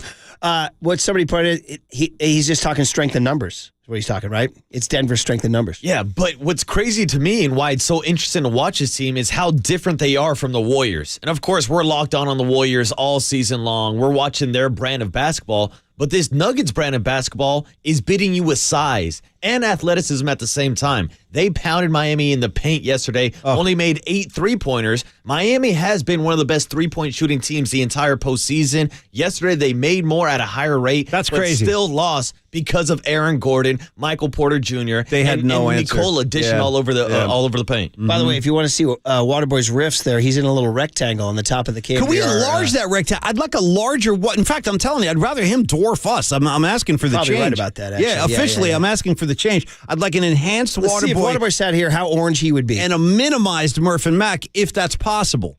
408 says, I'm definitely interested because both teams play team basketball. Now you're talking. See, this is a good series, man. Everybody, not a lot of people are anti. Yeah. What, did you expect it would be? Well, here's 4 and 5. He goes, how much am I in on these finals? Well, for starters, I thought Game 1 was tonight until I turned on my radio on my way to work. Oh, come on now. Where were you for the PCS? Don't tell me you missed it. Yeah, don't tell me you missed it. Yeah, come on. Don't tell me you missed it. More Spoelstra. What do you Spoelstra had to say? Yeah, I need some Spoelstra. After the game. Okay. Listen, they lost Game 1. Now, they won Game 1 in Milwaukee. They won Game 1 in New York. They won Game 1 in Boston. Yep. So this is the first time they haven't won Game 1 on the road. And Spoelstra's talking about last night. Strus and Caleb Martin go 1 for 16 from 3. Anyway, here's Spoelstra. Our game is not built just on the three-point ball. That we've proven that time and time again. We can win games, we can win series, regardless of how the three's going. But we also have ignitable guys. You see a couple go through, that all of a sudden can become an avalanche. So, one way or another, we got to find a way to get the job done. Okay, so Spo sounds cool. We'll do it. They 2 days off until they get to Sunday. I'll be watching Sunday for sure. No question. 405 says, guys, Bill Walton passing big man. Great call. For sure. You want to see some great passing from Bill Walton? Check him out as the sixth man with the 86 Celtics. He used to dish the bird like behind but just beautiful passing that year from Walton. 831 checks in. As a lifelong Giants fan, here's my updated interest in sports per your question. Number 1, anything 49ers. I just saw Number this one. 2, Yeah, the yeah. rumors on the Warriors. Yeah. Number 3, Earl Anthony YouTube videos. He's the great bowler. Number 4, Giants. Number 5, did the NBA Finals start? Oh, come on, man. You guys. Hey, we asked, buddy. We asked. Yeah. And 916 says, I'm interested in watching Coach Malone reach the pinnacle. He's a quality coach, and how inept Vivek and the Kings were for firing him, and it set the Kings back 5 years. Or set the Kings back years, pardon me. I didn't see 5.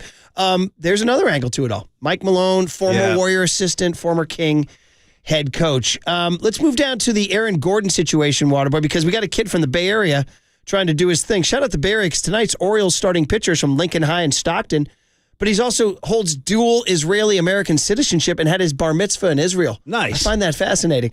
Where's your bar mitzvah? Is it where is it, down at TGI Fridays? No, it's in Tel Aviv. No, it's in Israel. Yeah. Can you make it? Yeah. Here's the invite. Anyway, Aaron Gordon went off last night, 16 points. Beast Murph. He was an absolute beast. He would go into the paint like he owned the joint, and there was no one on the Heat could stop him. Former number 4 pick in the draft, but he went to Orlando, and when somebody goes to Orlando, he's legally dead for 7 years. He comes back, and here he was last night. Here's Jokic on playing with Aaron Gordon, cut W, Waterboy. I like to play with him. I like to play with some I want to say dominant big men, if that make any sense. But he's really the best thing that he did is accepting his role, and he's really doing a great job of that. And like today, he had it going. We were just keep getting him the ball, and he was really good in the paint today. You know, he's our best defender probably with KCP, and just to play defense the whole game on the best player. I think that's really hard to do. Okay, big man, look at that. When a guy from a village in Serbia unites with a kid from San Jose. By the way, That's the global game, baby. Did you see that? I did not. Did you guys get a glimpse of the Jokic brothers last night? I was going to say, do they count as celebrities for Denver? Yes, they do. In my book, hell yeah. They're the A and 1 and 2. 408 checks in and says, well, if the Warriors are out, I run my preferences on hate. Now, this is my kind of guy. Yeah. I do too. Some bad blood always helps. He says, so I hate Chris Paul, so I'm happy. Right. I hate LeBron, so I'm super happy. Yep. I hate Boston's cocky fans, so I'm happy. Right. So I don't care who wins because I'm happy. That's a 408. Hey, as long as you're happy, I feel better, to be honest. Text. Yeah. 480 checking in on Arvydas Sabonis is one of the great passing big men. Yeah. Till he raised a son who started flopping and stomping or getting stomped on or whatever. Yeah. But 510 says, don't forget Will Chamberlain. Will Chamberlain led the league in assists. There you go. That was a true story, too. And 831 says, I do like Jokic, but this will not be a good series unless Miami gets off the mat. I mean, we could be looking at a possible sweep. I think you're going to see some, not easy now. I think you're going to see some fight on Sunday. Let's hear let's close out the big hit with Aaron Gordon, the kid from the Bay, from San Jose, on his role with the Nuggets here at age 27, finding his spot. I'm not here for the credit. I'm here for the wins. And playing with guys like the guys that are on this team is just a blessing. It's a beautiful opportunity to play with guys on the team that have so much talent, have so much skill, and have so much passion for the game of basketball. And, that's what I've always loved, is to play the right way of basketball, and we do that here. And it's just, I don't care if I scored 50 or 0, as long as I'm helping impact the game and we're winning. This is Denver Nugget basketball. It's we find a mismatch, we exploit it, and we keep going to it. I was just taking what the defense was giving me, and just attacking what I felt was a mismatch. What is that phrase? This is, what is it, like Ryan Seacrest? This is Sports Center. Okay, or this is American Idol, right? This is Denver Nuggets basketball. This is Murph and Mac. Well, Malone is selling a culture, man. No question. He's got these guys buying in. And what he said is exactly what he did, especially in the first half. They found a weakness. And it was him. It was Aaron Gordon who exploited it over and over. He was in double digits like 3 minutes into the game. Yeah, Paulie, he had 12 in the first quarter. Yeah, he went off. And it was every time and it was the same thing every game. Jokic. Just take it into the paint, right to the rim. Dump it off right there. Hardly contested. I would say, based on the amount of texts that have come in here, the vast majority of you are in on the NBA Finals. No, it's a good, kind of encouraging, actually. Man. Yeah, the couple of the haters who are like, what? Did the NBA Finals start? But you're always going to get that, right? But for the most, look at it. Shout out smaller markets. Shout out passing big men. Shout out Pat Riley and Spoelstra culture. For life. See, we can find something in life to love other than the big shiny object. It's common ground. That's what we're trying to do over here. Join people together. Put that in your pipe, you smoke it. I will. In fact, you know what? If the Nuggets win the championship, I'm going to say the odds are very, very high. Mike Malone will be out here for the 3 Dead & Company shows at Oracle Park. They're ending their tour in July with 3 nights at the ballpark. So you never know. Maybe a little Polymac puff give with Coach Malone. It's not that far-fetched. I'd say stay tuned. It's on the table. Yep. It's on the table. Yep. All right, well, there's your big hit. Thanks, everybody, for joining in. It's always a question, a burning incident, or a pop culture showdown. That's it. That'll get you through your 8 o'clock commute. And so will the Cooler of Content, which is next. Yesterday's Cooler of Content was quite the... It had the breast milk thing with the Josh Hart. Well, we talked about Digital wound up cutting and using. Let's not forget now, some people, So there was a discussion after the show, and there was denials. Denials were issued. Interesting. Denials were issued. Rather than embrace it, huh? That's not what I heard. Well, they say he who denied it supplied That's it. the thing. You know what I mean? He who denied it sipped it. Okay. In this case. Yeah. Jeez. I'm just telling you what happened. Once again, somebody said I'm not involved. Somebody wrote in on that Instagram post, warm cereal milk. Oh, no. Hey. So we'll try to get through this Cooler content. We're going to do our very free best. Yeah, we'll try. On KNBR 104.5 and 680, the Sports Leader. This is Denver Nugget basketball. You're listening to Murph and Max Power Hour. Now on 104.5 FM and 680. This is KNBR, the sports leader. Here's what's trending now. On KNBR.com. Mark Spear stopped by the afternoon show yesterday with Tolbert and Cobes to preview the NBA Finals and to talk about Bob Myers stepping down as GM of the Golden State Warriors. To hear that podcast and more, check out what's trending now on the all-new KNBR app.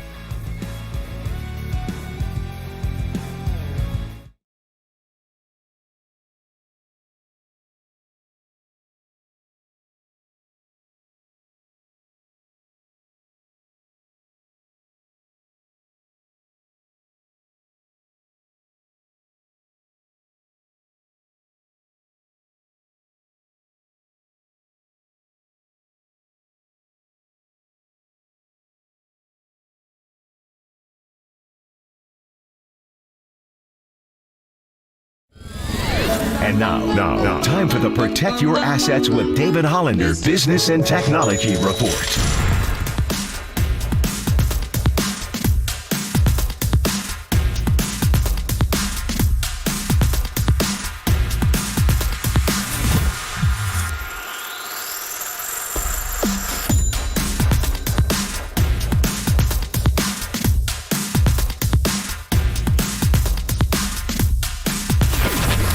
This has been the Protect Your Assets with David Hollander Business and Technology Report. Concerned inflation will ruin your dream retirement? Learn more. Listen to David's show every Saturday morning on KNBR or call 1-866-PROTECT. Crank up Murph and Max Power Hour. All right, everyone, chill. This is the Cooler. You're not sending me to the Cooler of Content. Murph and Max Cooler of Content is sponsored by Mancini Sleep World. Sleep better, live better. Visit sleepworld.com. And by Marin Health, Marin Health Medical Center and Marin Health Medical Network world-class care. Closer than you think. On KNBR, the sports leader. All right, happy Friday, everybody. Reggae Friday returns when Susan Slusher joins us at 8:35. That'll be fun. How about John Brebbia today? Well, looking forward to at that. 9:30. Runs are cool, dude. He's supposed to be really fun. Yeah. I want to hang with this guy. Giants-Orioles tonight, 7:15. Giants-Orioles tomorrow night at 7:05. Little Saturday night ball. Bobblehead day. Yeah. And then Saturday night's all right for fighting, and Saturday night's all right for, I guess, Giants baseball sometimes. And Friday morning is good for Cooler of Content. All right, starts with the basketball. So this one is a Heat fan sending a funny Instagram voice message to Jimmy Butler during the Celtics series. Can you, Waterboy, you can drop an Instagram voice message to Jimmy Butler if you want? Yeah, you like can. You can. You like can Marcus literally can? slide into the DMs with voice messages now. Okay. Well, this is the one that somebody left Jimmy Butler during the Celtics series. Now, Jimmy, I don't usually do this. I don't go in people's DMs, celebrity DMs, people that are higher up and beg. But damn it, Jimmy! Finish this, please! I mentally can't handle a 3-0 comeback, man! Please! That's it? That was the dying, like a wish of a dying man. A little bit. Yeah. Not bad. I have not left any Instagram voice messages for any athletes I admire. Will you be doing that anytime soon? No. Should I leave one for like Rory McIlroy or something? Yeah, I don't tell know. him to toughen up a little bit. Yeah, I should actually, yeah. What about you slide into Tom Brady's and leave him one about the Raiders? Dude, I was just going to riff. Should I send one to Jimmy Garoppolo? I don't think he's going to respond. Who'd you leave one for? You would leave one for maybe Bruce Bochy, but he doesn't have Instagram. No. Maybe Klay Thompson. Be like me. He and I could be on the same page. Get out on the bay together, see what happens. All right, altitude. Charles Barkley and Grant Hill on NBA TV. Always with this oxygen thing, Marcus. It is. I mean, they carved the 5280 into the wood there. You got to stare at it when you're on the free throw line. Yeah. I mean, on their jersey, it says Mile High City. You know what I mean? You got to stare at it the whole entire game. We've been... I've been kicking ass a mile up for years. They've been wanting oxygen since 1969. We taught Carl Mecklenburg a lesson. Ask Rob Lytle. Mile high. Ask Rob Lytle how the altitude affects a fumble. You ever hear of Craig Morton? Man. Yeah. Charles Barkley and Grant Hill, they put on oxygen masks. Here it is. Okay. Yeah. Of course, the air is a little bit thinner, which is why we furnished the guys with the oxygen mask. That's not how you wear that, by the way. But well, first of all, every time they mention, I think it's the stupidest thing ever. No, it's true. It ain't true. Altitude is true. It's true. It's what? It's true. I don't believe it's true. So what? It's still you true. weren't playing hard enough, man. Well, the reason I don't think it's true, I just don't remember all those Denver Nugget championships. This first time they ever been to the finals. So to act like they got a good damn team. Listen, these guys are the best athletes in the world. The notion that breathing gonna dictate who wins, like I say, if that was the case, the Nuggets would have been. That's the first time they ever been to the finals, and all of a sudden now altitude matters. Give me a damn break. All right, you gotta love Barkley. Just always, what's so great about him is he's made this incredible career, and he's the most popular broadcaster going. And most of his takes are like off mark. Oh, 100%. You do the exact opposite of what he says, you'll be just fine. I think if you tracked his picks, he's got to be like rolling at about a 7% success rate out of a possible 100. He's not a Bobby Boucher's best bets. Murph, tell me you remember this trend, because Murph and I have been together a long time now. We've seen a lot of weird stuff kind of come and go from the city. Like, do you remember this trend? I'm going to say this is maybe early 2000s. Dude, do you remember the oxygen bar trend? People were do you guys know about this? People were pulling up a stool at a bar and just throwing on the oxygen and breathing. I am not kidding. Do you remember that? It was a thing. It was a thing. Because there was like a cigar bar craze. That was one thing. Then that passed. Then the next big thing was, dude, let's go sniff some oxygen at the bottom. Like, are you guys kidding me right now? And then I'll go to Golden Gate Park and breathe for free. But then they started putting in flavors into the oxygen. Flavored. Give me some vanilla oxygen. You can get a Red Bull flavored oxygen. I'm shocked. This was a thing in the city. You guys are going to inhale something. It's not oxygen. Well, you know how I roll. Marcus and I, we go to the dispensary. We're not going for the oxygen bar. But again, strapping on the mask and then trying to meet girls. Hey, how you doing? Paulie, like, if we were doing morning, if we were doing morning radio in 1992, that's where you say, I heard the guy running for president went to an oxygen bar, but he didn't inhale. Not bad at all. That's my 30-year-old joke there. By the way, in the middle of all that, you heard Shaq just chime in on the side. Altitude is true. Yeah. Yes, it does. That's all I need from Shaq. He was just off to the side. That's the only thing he contributed to the attack is altitude is By the way, true. you got to get a bigger desk for these guys, too. Did you see, he's got a problem for years. They give him a little stool to sit on. Shaq can't even get his legs under the table. Paulie, maybe NBA TV would do something better with our room here, our studio here. Maybe they can make Murph less orange. I think it's the stupidest thing ever. No, it's true. It's true. Yeah, it's true. Okay, we have a Denver ABC 7 reporter talking outside the Pepsi Center. Okay. And I think this is a similar cut to the 2010 World Series when Newey Scruggs, who used to fill in for Jim Rome, was overwhelmed by the marijuana smell in San Francisco. Smoking grass. And here it is, ABC 7 in Denver last night. It feels like victory. It sounds like victory. It smells like victory, and also legalization. And they're having a great time out here. There it is, Paulie. The smell can be. Have you guys felt? Hey, now real talk. Now, go ahead. Does the legalization come with a downside when it's just the pungency can just overwhelm you?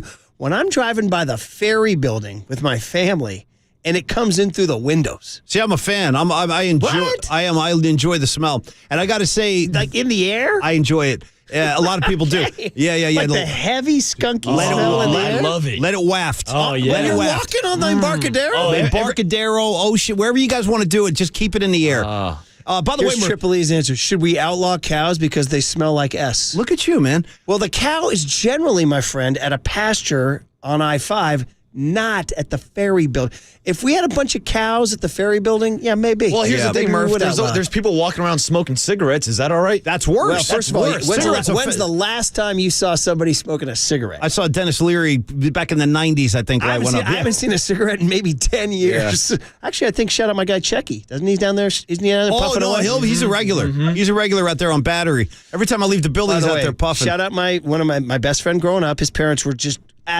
choking them down daily by the dozens.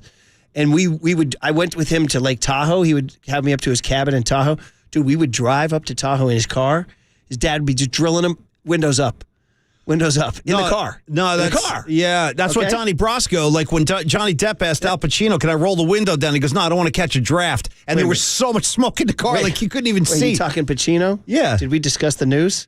He's like in a foot race with Robert De Niro and Mick Jagger. Guess what? Yeah. He won. No, he won the foot race. All three of them. Well, guess what? They both got defeated. Pacino's just announced 83 years old, just impregnated his 29-year-old girlfriend. I'm just getting warmed up. To somebody, I think it was Dan Lebitard had a pretty good riff. I wish I had the riff. Yeah. About the De Niro-Pacino rivalry getting so intense that it's now spilled over into You're fatherhood. You're not going to out-kid me. So once he heard that De Niro at age 79 had a kid, Pacino said, let's go. Saddle up. But the problem is they all have to answer to one man and one man only. Come on now. I don't Mick think Jagger he's not ain't gonna 83, take this, though. But he ain't going to take this line down. Dude, 83! Yeah. I think John Tyler just called from the presidential grave and said, damn, I can't match that. You got Jagger, De Niro, Pacino procreating, bro. How about can you give me a Pacino voice? Because I can't do it. My boys can swim. I'm going to have a kid. I'll never even know this kid. Yeah. But when that kid is going to wake up. They're great swimmers. That kid's going to wake up and he's going to be 21 years old and be like, Dad, why is there $10 million in my account? Dad, why are you 110? Dad, you want to have a catch? I don't think I can, son. Yeah. Dude, I've never heard of it. 83 is the highest I've ever heard. Yeah, it's pretty crazy. How about the 29-year-old who says, let's saddle up? Hey, Paisan, you know what I mean? Does she find him attractive? Well, listen, there's a lot of attraction comes in many ways, in many forms, yeah. I think Jagger and De Niro laid down their arms. I think they're like, well, you win. See, I don't think Jagger's too competitive. Do you see, like, at age 84, he's going to come roaring, but they're going to tour again just so he can meet a new ballerina. Okay. Staying on the tip of the legalization, Le'Veon Bell. Okay. Former running back for the Pittsburgh Steelers. I guess he relaxed before games. I guess. Right. It's conception about me with the whole weed thing. But, like, looking back on this, like, bro, like, that's what I did. Like, you know, when I was playing football, I smoked, bro. Like, even before the games, I would smoke. You know, I'd go out there and run for 150, 2 tubs. In the NFL? Yeah. Dude. Isn't that, like, physically impossible? I'll take a few rips, I peel off 150. Isn't that, you guys as veterans, isn't that physically difficult? I'm surprised, Murph, that you're so surprised. We've seen other greats enjoy cannabis. Hey, this is Tim Lincecum. Legalize it, don't criticize it. So you guys think now back to Giants baseball on KNBR 680. So did that? You think you could puff and go run for 150 in the Murph is cute. Look how naive Murph is. He's cute. Yeah. I thought it was supposed to relax you. Yeah, listen. So, like, to the point where you wouldn't be able to run hard, you know, when a linebacker was chasing you. Well, that's why he had so much patience in the holes, Murph. Yeah. You guys are and all the vision, over it, man. Okay. Yeah, nice clean vision. And also, that's enhanced vision. That's what I bring it up yesterday during the Pop Culture Showdown. There was somebody else who said on a podcast that Dan Marino used to partake before games. You shouldn't be surprised, honestly. Yeah. Okay. Give me another one. Yeah. Thank you. Okay. Yeah. All right, I mean, Murph, real quick, for all we know, it might have been Tim Lincecum in 2010. Puff, give.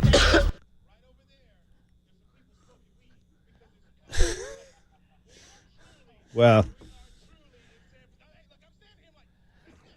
No. Listen. That's Newey Scruggs. He was standing behind the right. I think he was standing out by McCovey Cove. Yep. Yeah. Hey, even presidents. It wasn't legal then. It's athletes. It's presidents. Some righteous bud.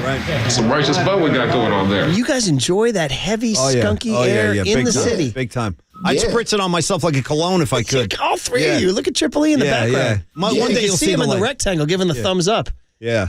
By the way, I just looked at the text line and somebody checked in and said Marcus is the prettiest man I've ever seen. Well, there's no. That's why I say got to enlarge his box and minimize ours. No, he's 707 said I'd put that smell in a jar and sell it. Me too. me blanking too. Sometimes you just take a big whiff just for kicks, just like, oh, that's good. Skunky. I get what you guys are saying to a certain degree, but I think that there's a point where it becomes diminishing returns. No, it's usually like my cologne on the weekends. Can't I buy for men? That's what I'm saying. I could spritz it on my neck if it was available. Smell it, let me inhale it, Paulie. Yeah. I mean, all right. Hey, last one is, listen, you got to shout out Howard Eskin. Yeah. Because Paulie and I know how hard this business is. It's a wacky business, I'll tell you, as Bob Costas said. Yeah. And Howard Eskin is still relevant in Philadelphia. I can't imagine. In fact, I guarantee you, at Howard Eskin's age, I will not be relevant in San Francisco. I guarantee Has he been you. at it since the 80s? I might not be relevant in a couple of months, all right? How long has he been around, Eskin? Eskin? 80s, Dude, 90s? I mean, he's still fighting the good fight in Philadelphia. So the Sixers hired Nick Nurse as their new head coach. Oh, here we go. Eskin ain't having it. No, Here it is. Nick Nurse and Howard Eskin, who's in his well north of 70. North of 70. Yeah. Here he is. Can we adjust on the fly? Can we improve as the season goes on? And that's a goal of a coach. Is as you go, you want to keep getting better, and then you get to the playoffs and you're one team, and that's a 2-month-long journey, and you got to be better at the end of those 2 months. And do you want James Harden back? Pardon me? Do you want James Harden back? James Harden's a great player. That didn't answer the question. Well, I would say this is that James has a decision to make, and I'd be very happy if he came back. Yeah. I mean, you didn't answer the question.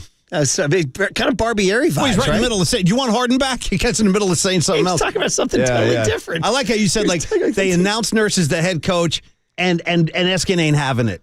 It's right out of the gate. If you want to dig in the archives, Eskin was the man who jumped Gabe Kapler about he threw the coconut oil on the testicles. Well, that's listen. That didn't answer the question. Well, can you give me the part where he just jumps in with, do you want James Harden? Because he's on a different thread entirely. Is he talking about like team back? He's talking about being a 1 seed or something and having to play 2 months in the playoffs. Do you want James Harden back? James Harden's a great player. So it was right before that, though. That didn't answer anyway, it doesn't question. matter. Well, so good, man. If you can find before the end of the show, Eskin jumping Gabe Kapler. Gabe, he goes, because it was coconut oil or what was it? Or I think it was coconut oil, yeah. And he says something like, Gabe, he says something along the lines of, we got to address the elephant in the room. What do you something need? like that. Yeah. So good. Anyway, there's your cooler content. Satisfying. Hope you all enjoyed it. Yeah, I did, but I was a little uneasy with your reluctance to embrace the ganja smell. But there are people that are out there that understand what I'm saying. Yeah. Listen, it's all good. Yeah. It's all good in the hood. I just think that there's a point where becomes so pungent. See, I look forward to it. It's overly pungent. I actually look forward to it. Okay. Yeah. Do you go down to the city hall just to to Ferry Building just Herbs to hang are good for everything. Herbs are good for everything. I was in Oakland yesterday, and shout out my man Harmsy, who's just the best. Me too. Shout out Harmsy, man. God We love bless you. the fighting spirit of my guy, who, by the way, came out of a traumatic situation and sent us all a video of him in his hospital bed singing "Summer Wind" by Frank Sinatra. No kidding. How was the vocal? You know what? His father-in-law checked in, said it was a little flat. Okay, well, you got to keep it real. Considering what he went through, we're all good. Okay. But he, I was driving down MacArthur, I think, and dude, I hit a stretch in Oakland where my windows are up. I mean, it was inside my car just punching me in the face. Punch. Well, I associate it too with going to concerts, especially as a kid, like really before I even dabbled with it, but you would like associate that smell with going to like a big arena show, and you'd be like a young kid in there being like, ooh, are we going to be Paulie, okay? I'm here to tell you. Yeah. I've been to those concerts. Yeah. I've been to Candlestick Park. This is different. This is like, it's taken it to the nth degree. Well, here's a guy 408. This is a great point. This makes a lot of sense. He goes, I don't smoke and I never have. I love the way it smells. But there's another guy who says, I'm with Mirth. I'm 1,000% pro green, but it's too much. Boy, it's a fascinating thing we got going here. Do you guys, you guys know what I'm talking about. I'm talking about when it's like so heavy in the air. It's like a smell you've never smelled. Like you're at a show and the first band plays. No, it's not the show. I'm talking about in the city streets where you're driving a car and it comes in through your windows. I'm still on board. No, I'm on board. No, again. That's what the kids call the loud Murph. It's so Loud shout out Loud Packs. It's a Loud Pack. Yeah. Color. It's that loud. Hashtag Loud Pack. Smell it through the bag. You know what I mean? You taught me that one, Marcus. Thank you. I love it. Yeah. My Loud Pack on. All right, well, that's it, man. See, the things we explore. By the way, come out and smell some of that. By the way, it is a Reggae Friday. And it's a Reggae Friday, and I encourage everybody to come out. You might get a whiff of that at the Union Street Fair tomorrow. Freestone Peach is on stage at 4:30 to 7. The stage will be at Union and Webster. I'm going to tackle the Greg Allman songs. We're going to have a great time, and we want to see everybody come out. And if you want to fill the air, you guys go ahead and do that. Okay, good. Okay, Susan Slusser, Giants Baseball, next on the Sports Leader. Yeah.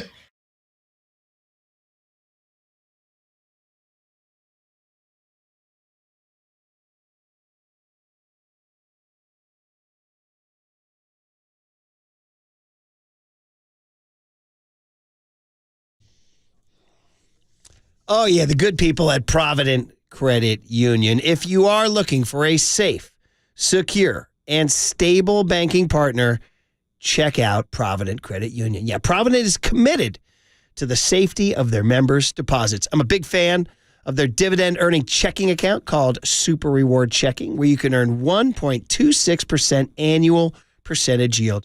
Yes, Super Reward Checking has no monthly or annual fees. It includes free access to ATMs nationwide. With over $3.5 billion in assets, Provident has earned a name for safety and soundness. So start earning 1.26% annual percentage yield with a Super Reward checking account. Visit providentcu.org. That is providentcu.org, or stop by any of their 21 Bay Area branches. That rate is effective May 1st, 2023. It's federally insured by the NCUA. The rate may change at any time, and other terms and conditions apply.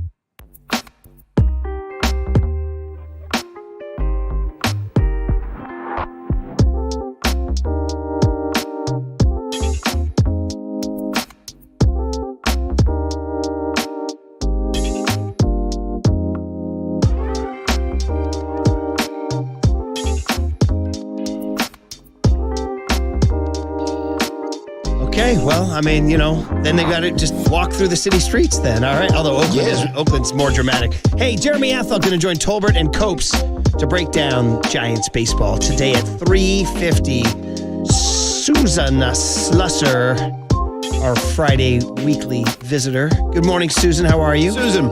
I'm great. How are you guys? Good, man. We're good. June.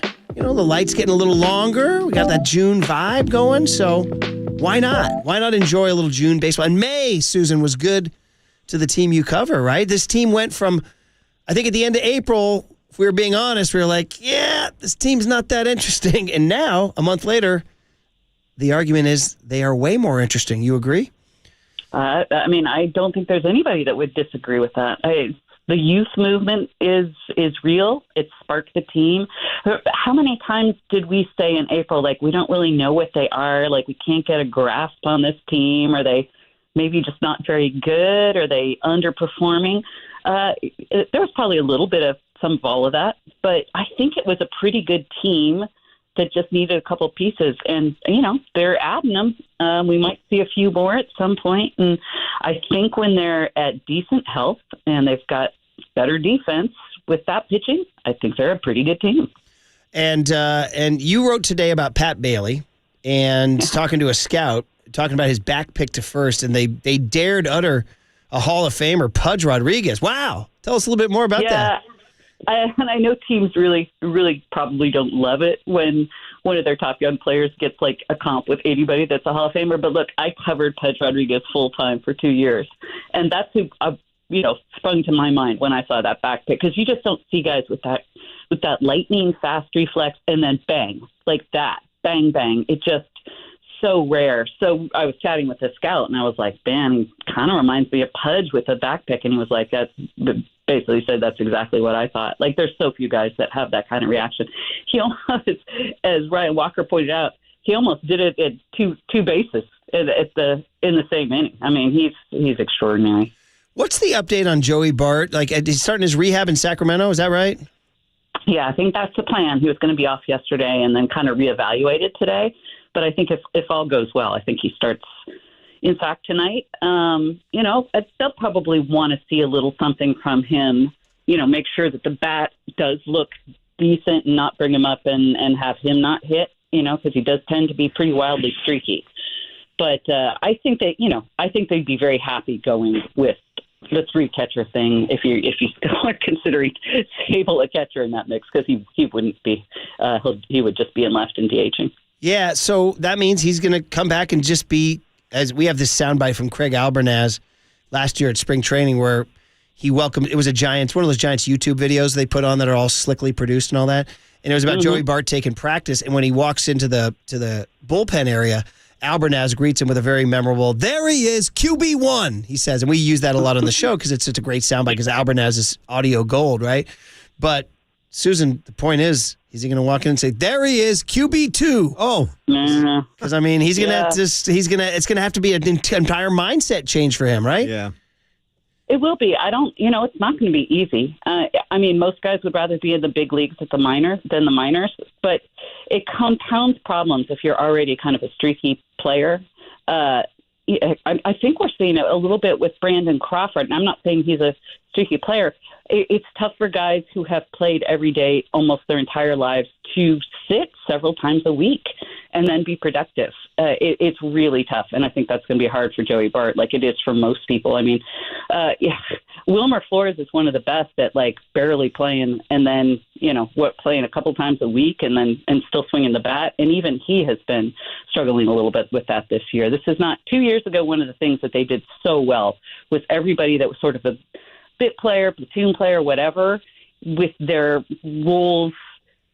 I mean, they just were great. Those guys all contributed hugely. I think that is one area this year where not everyone is kind of able to do that. It's a real skill. Well, I mean, let's be honest, Susan, every time we have you, through the last couple of years, you've been a pretty leading advocate. I don't want to say anti-Bart, or can I say anti-Bart? Have you been? No. I mean, I really like Joey Bart a lot, and I see the skills. He's probably not an elite catcher, but he's done all the right things. He's said all the right things. He's worked. He's worked. He's got a really good attitude about everything, but he is not. I don't think he's ever going to be the catcher that Patrick Bailey is. And if you want an elite catcher back there, especially with that kind of pitching staff, your guy is Patrick Bailey. And that just means that Bart is going to have to figure out other ways to contribute. Okay, but I remember, I think you were talking about, like, they need to go get a catcher or something like that, but it doesn't. They get Pat Bailey's the guy and will be the guy. Oh, yes. They're set now. They're set. That's it. Sluss is happy. Okay. The catcher's happy. The Casey Schmidt update, are they adjusting to him? I mean, he drew his first walk. You'll still see sometimes chase out of the zone. Defense doesn't seem to slump at all. He's still hitting over 300. I don't anticipate that he will finish the season over 300. That seems a little big ask. But what's the update? What are you seeing? Is there an adjustment going on to him? I don't think so. I'm sure opponents are probably going to be a little careful about throwing him fastballs in fastball counts, that kind of thing. I think he's going to start getting a few more breaks. Yeah, he can hit the fastball, but he looks to me like he can hit breaking stuff. He's got a pretty good, he's aggressive, but he has good at bats. That's really what you want to see. You love that. And the aggressiveness is not going to go away, and that's fantastic. Now, going big picture, Susan, we're getting excited here, but we look at the record, they're 28-28. So, I mean, they were 500 last year. They're 500 right now. So is there a point where we should be like, shouldn't be getting too excited, or is it a different 500? I think it's a different 500 because they're on an upward trend. And last year they started off hot and never got hot again. It was a slow decline until September. They had a nice September. But yeah, this year, a slow start. And there's just a different feel when it's kind of like the trajectory is up. And they're doing a lot of things really well and things that they didn't do last year. And the defense is better. When you've got a decent defense, everything, a bad defense brings everyone down. And it makes everyone grumpy, and the games are not fun to watch. We've seen so few of those this year, and it'll probably be less as they integrate some of these very good defensive young players. Couple more for you, Susan. Susan Schlesser of the San Francisco Chronicle, Giants beat writer, joins us every Friday at this time. So Michael Conforto has a bruised heel. I guess you'll learn more today in the pregame with Gabe. But you wrote, and just wanted to get your thoughts to expand on it, that, Louis, is it Louis or Luis? I'm not sure, but Luis Matos is right. Is just they say your future is just a phone call away. Well, how seriously should we be looking at this Conforto heel / Matos thing? Well, based on what Conforto said, I wouldn't get, I'm not on the edge of my seat waiting for Luis Matos. Plus, I do think Luis Matos, kind of like Schmidt and Bailey, is a guy, when they bring him up, they want a spot for him to stay. And that wouldn't be the case here. But Conforto said he, in his opinion, it's not an IL situation. Obviously, he's the team leader in home runs. This is not here's our chance now to bring up Matos and leave him in there for sure. That's not the plan. There will be, that time will come, and it probably will be this year, and I'm wondering who it will be for. I hope it's not for an injury, but we will see him this year for sure. And then last one is Jock Peterson. Any news? And if he does come back, what do you think what would be a predictable accompanying move? Well, that's a tough question. It's the second part of that. The first part, the bone bruise, has been slow to heal, but he is swinging the bat now. It's feeling good. He will definitely, I would think, go on a rehab assignment.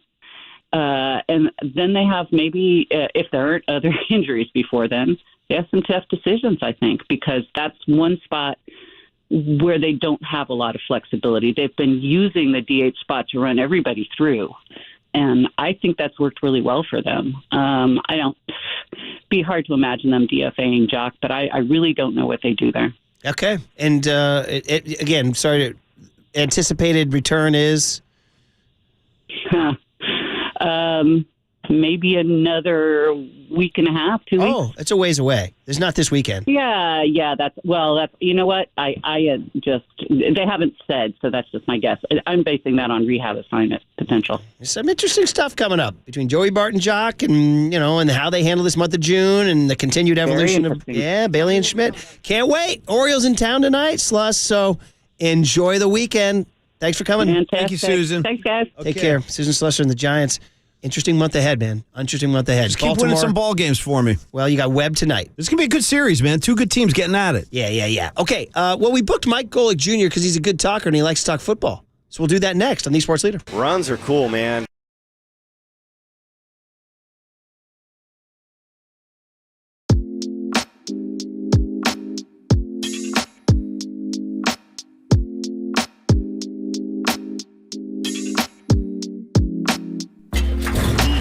From the Chilton Auto Body Traffic Desk.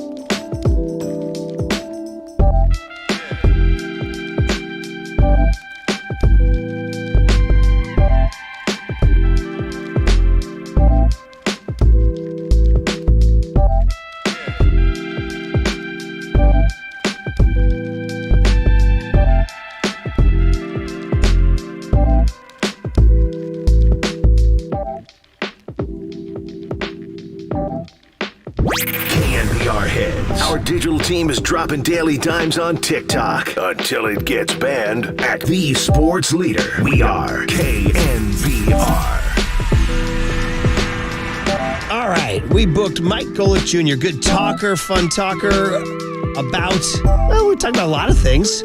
Mike, we've had you on the Murph and Max show before, talking a little NFL as we get ready in June. How you doing, Mike? I'm doing well. Hey, listen, there's no bad times to talk NFL. They figured it out. We basically do it year-round now. It's great. Yeah. Right. You can hear Mike on the Gojo Show podcast with brother Brandon at DraftKings. He does college football for Learfield. It's fun stuff, man. So, hey, out here in 49er land, we got Sam Darnold coming into town, and quite frankly, Mike, kind of stirring the pot a little bit. Because one of the beat reporters on our show called him. He said he could be the most talented thrower of the football in 49er history. That caused a huge stir. Yeah. Your view from abroad as Darnold kind of migrates around the NFL, and they keep talking about his arm talent, and then he arrives where Brock Purdy is the guy, and Trey Lance might be the guy. It's very crowded here, Mike. What's your read on that whole situation? I just love that we're watching, because it feels like, and it's the example of all politics are local, right? Where the 49ers quarterback situation is its own very unique animal. Because I feel like for the rest of the NFL, we've seen the Sam Darnold situation from enough angles where we're like, well, yeah, we've been raving about this dude's arm talent since he was at USC. Like, that's a given. We know all that stuff. The problem is it hasn't really translated into much of anything else at this point. I get Kyle Shanahan can do no wrong, and we all think that each of us on this call could probably do a decent job of quarterbacking the Niners in a certain situation, but I don't know. It just feels extraordinarily thirsty in a way that's fun to watch from the outside looking in. Yeah, I mean, Darnold, so you're not, I guess what you're saying, you're not buying it?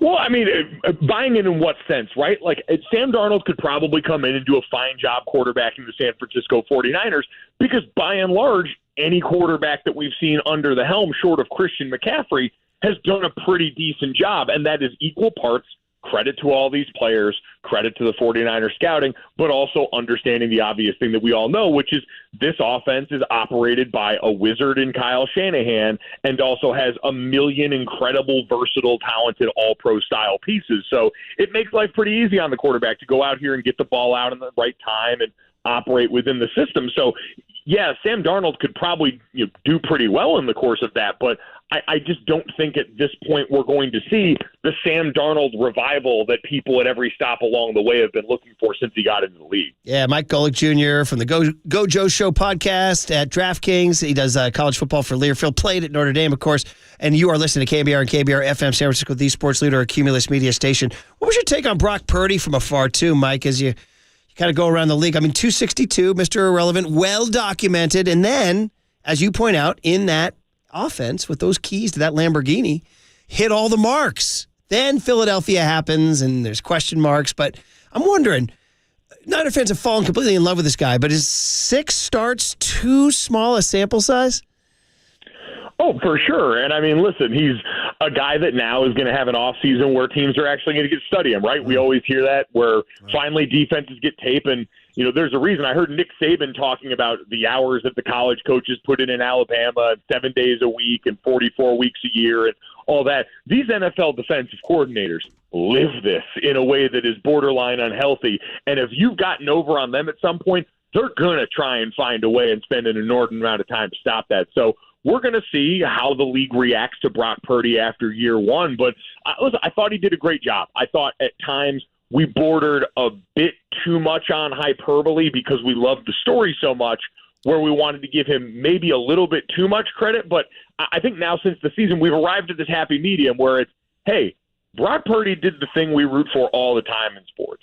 Outperform expectations. He was a guy with a bunch of experience coming from college, operating an offense that had a bunch of machinations in it, sort of like what he's doing in San Francisco. And he showed you the value of a veteran player, which is you come in and you've got a decently high floor. Now going forward, it's going to be about finding out what the ceiling is for Brock Purdy because, let's be frank, that's been what San Francisco's been trying to solve in the quarterback room going back to the Trey Lance draft is, all right, we've kind of seen what you can do with a high floor in this offense during the Jimmy Garoppolo reign, and it's pretty good. Mm-hmm. The Trey Lance pick was about finding a new ceiling, and that's going to be the challenge for them, whether it's with Lance or Brock Purdy now.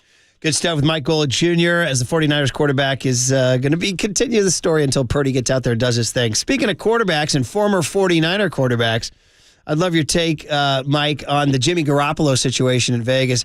Jimmy was a charming, as they say. We like Jimmy, Mike. In Pulp Fiction, they say there was one blank charming pig. He's a charming guy, won a lot of ball games, too. But there's critics out there that say, he's not that good, and he never won a big one, and da-da-da. Now he goes to the Raiders in this we got problems foot situation, man. And Mike, if that doesn't work out, they got nobody, right? I mean, how you feeling about that one?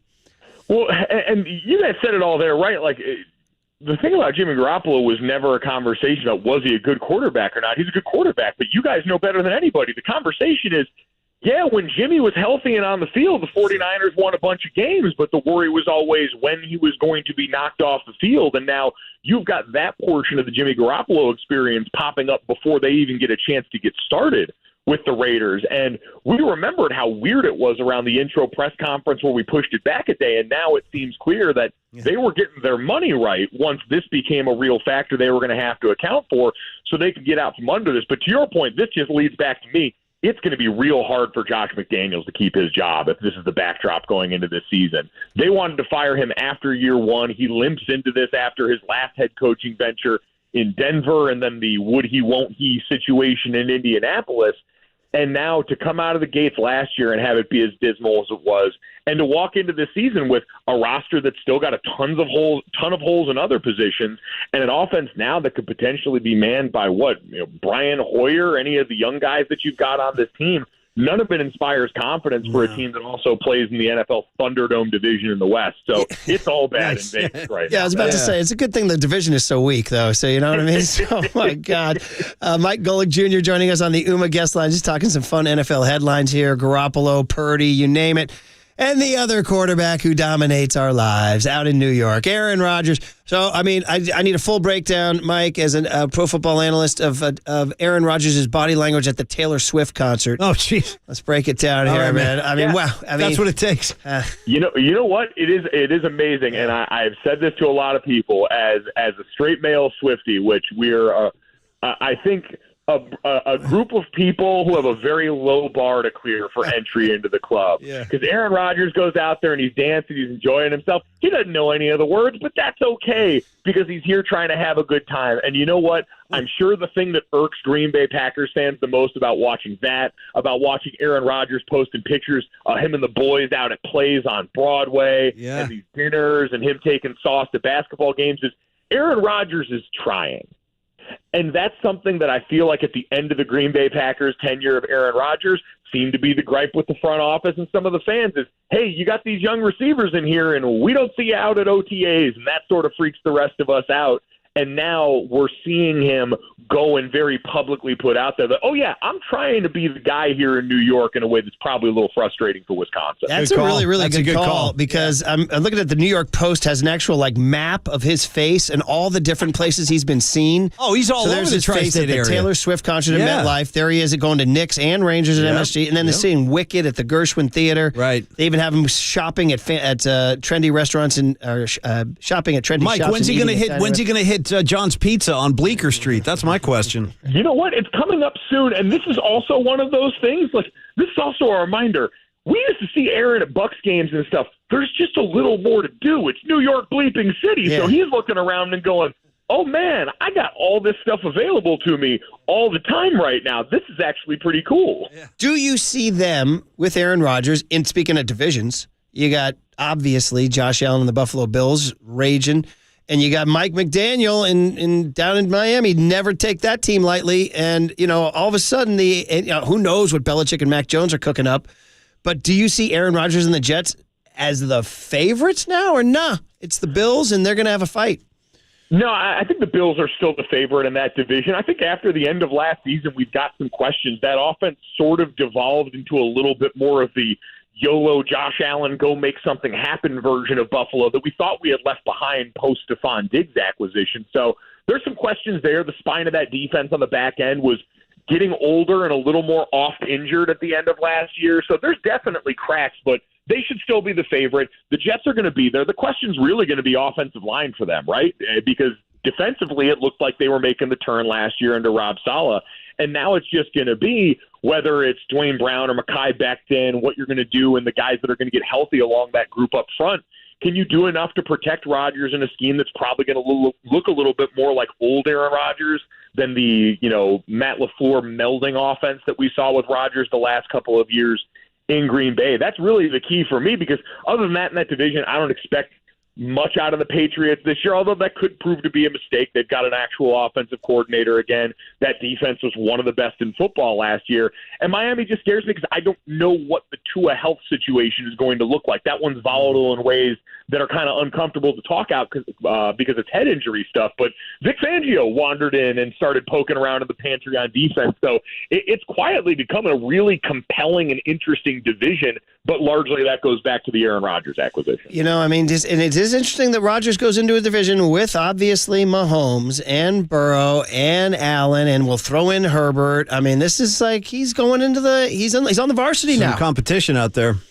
Yeah, the AFC is you need basically someone on a Hall of Fame track at quarterback in order to even exist in that conference right now versus the NFC where it's, Jalen Hurts and the Pips, more or less, on that and side Brock of football. Purdy. And Brock Purdy, right, exactly. I was going to say, Brock Purdy, Jalen Hurts. Geno Smith. Dak Prescott constantly in the crosshairs of the elite conversation. It's a wild disparity in quarterback talent between divisions, for sure. Last thought here, Mike. We're talking to Mike Gold Jr. here on the UMA guest line. Is you can't ever not talk Tom Brady. Two ways. One, we actually were joking with our producer, Marcus, who's a big Raider fan, like, hey, man, if Jimmy's hurt, you got your guy in the owner's suite. Bring him down, Tom Brady. He actually had to address that, believe it or not. And then the other part is I just saw that the Patriots are finally going to honor him. He's week 1 against the Eagles. It's going to be Tom Brady Day back at Foxborough. I imagine that'll be a little bit of a massive media event. I would say so, and it's nice to see that Tom is kind of putting out the fires because Tom had been a little bit messy in the last couple of years, and that's not to get into the personal life stuff. I'm not talking about the divorce or anything like that, but it was just a will he, won't he around retirement and all these clouded, mysterious things about was he going to continue to play. He's coming out and addressing all of it. And he's like, no, I'm done for real. I think it's going to allow everybody a little closure. It was good. The awkward dismount from New England down to Tampa is going to be put behind them. And everyone could just celebrate what was the most prolific NFL career in my or any of our adult lifetimes. And I think that's generally a good thing. And now Tom Brady can go about being rich the right way, probably trying to get out of that Fox contract because he didn't want to go and work that much when he's seeing that he can do all this behind the scenes and just have money that way. So I applaud him for that. Go be rich the right way. Go be rich the easy way, Tom. Trust me, you heard that. So your call, Mike, is we never see him behind the mic for Fox? You know what? I saw Andrew Marchand a while back say it's like 51-49 in favor of no. I wouldn't be surprised if he looked for an alternative. He's had time to sit and think and might start to enjoy the freedom that comes with not having a dedicated weekly responsibility, because if he does it, he's going to be all in. Tom Brady doesn't know half speed, and calling games is, I always tell people, as close as you get as a former player to preparing for a game like when you were playing. You watch film, you're talking to people, you're getting out there early on site, and maybe with the benefit of some time to catch his breath, he might realize, hey, I can spend more time with my family. I can stay close to the game in other ways. And I don't know if this week-to-week dedication is necessarily going to be what he wants again. Yeah, I don't think that when he gets that assignment, he's going to the Fox Big Noon K-State Oak State game. I don't think that's going to be. You ain't going to see Tom Brady. No. Not in Lawrence, Kansas, or Manhattan, or wherever the heck it is. All right. Hey, Mike, fun conversation. Enjoyed going around the NFL Mike. with you, and continued success, man.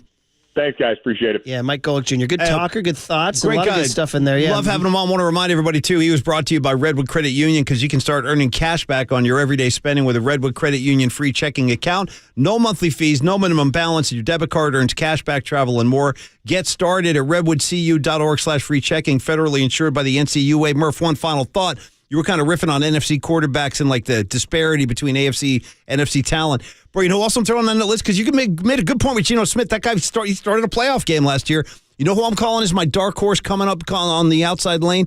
Jared Goff. He's going to have a year with the Lions. Watch what happens. They're coming. The Thursday night opener Lions. They're coming. The Lions are coming. They're at Arrowhead on Thursday night to start the season. You know what? Go get him, Goff. I'm with you. I had only just seen this thing that Brady is going to. They're going to have a day for him at Foxborough.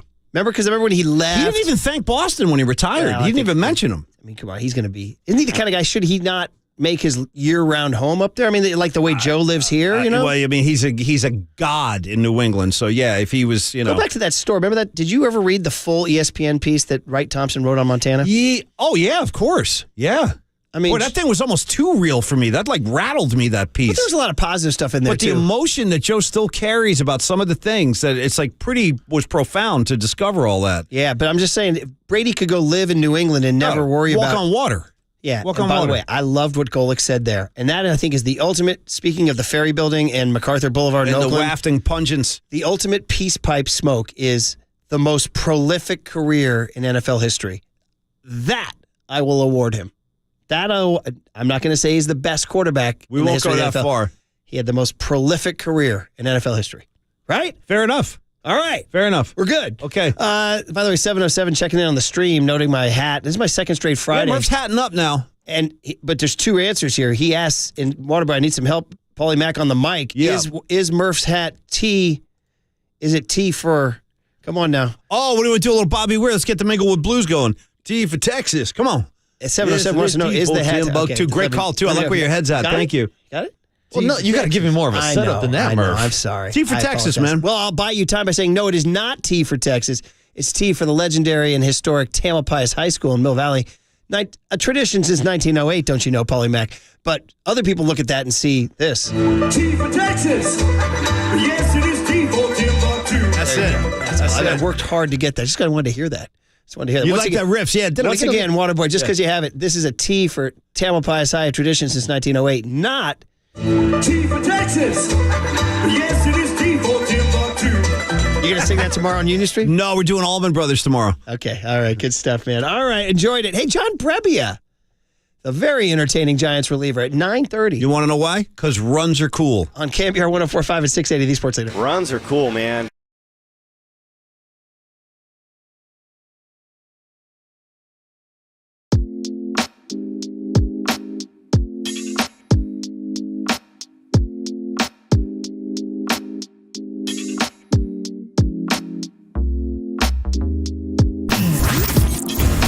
What's trending now? On KNBR.com. Bob Myers announced earlier this week that he will be stepping down as general manager of the Golden State Warriors. But yesterday there was a report about what Bob Myers' new job might be. To read that story and more, check out what's trending now on the all-new KNBR app.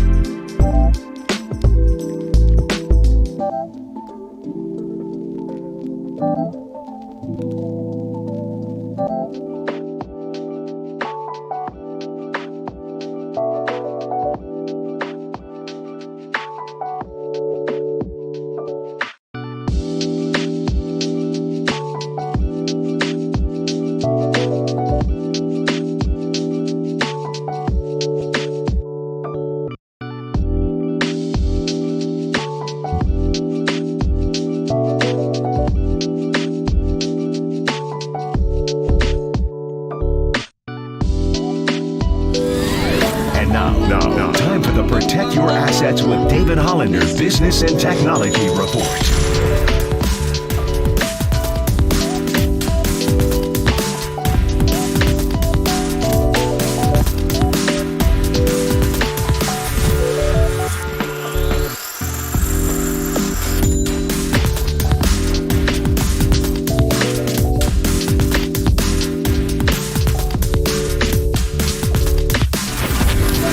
Has been the Protect Your Assets with David Hollander Business and Technology Report.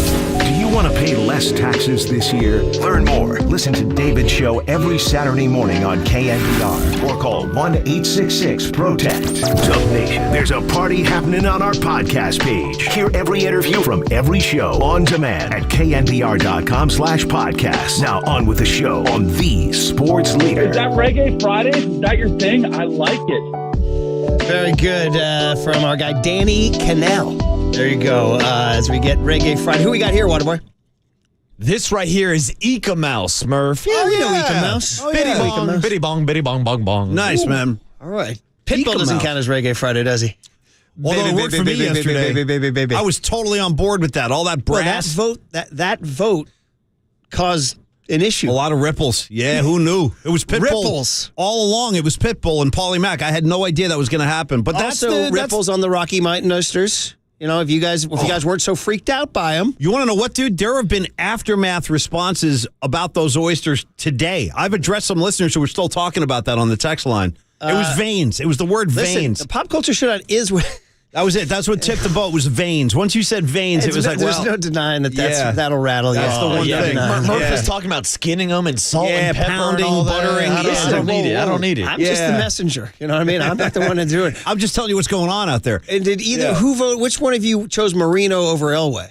Oh, that was me. That was you, yeah. Another vote with ripples. Mm-hmm. Which did either one of you take Golden Girls over Mork? No, I had to go Mork on that one. Okay, you went Mork on that one? Had to, yeah. Did either one of you take Tim Allen? No, either one of you take Vanilla Ice over Tim Allen? I did. I took Ice. Another ripples. Yeah, I took some Ice. He took Ice. Ripples. I took Allen. Yeah, with the zero. Next thing you know, we got a situation on our hands, guys. Drop the zero, get with the hero. Shut up, Vanilla Ice. Next thing you know, we got a situation on our hands.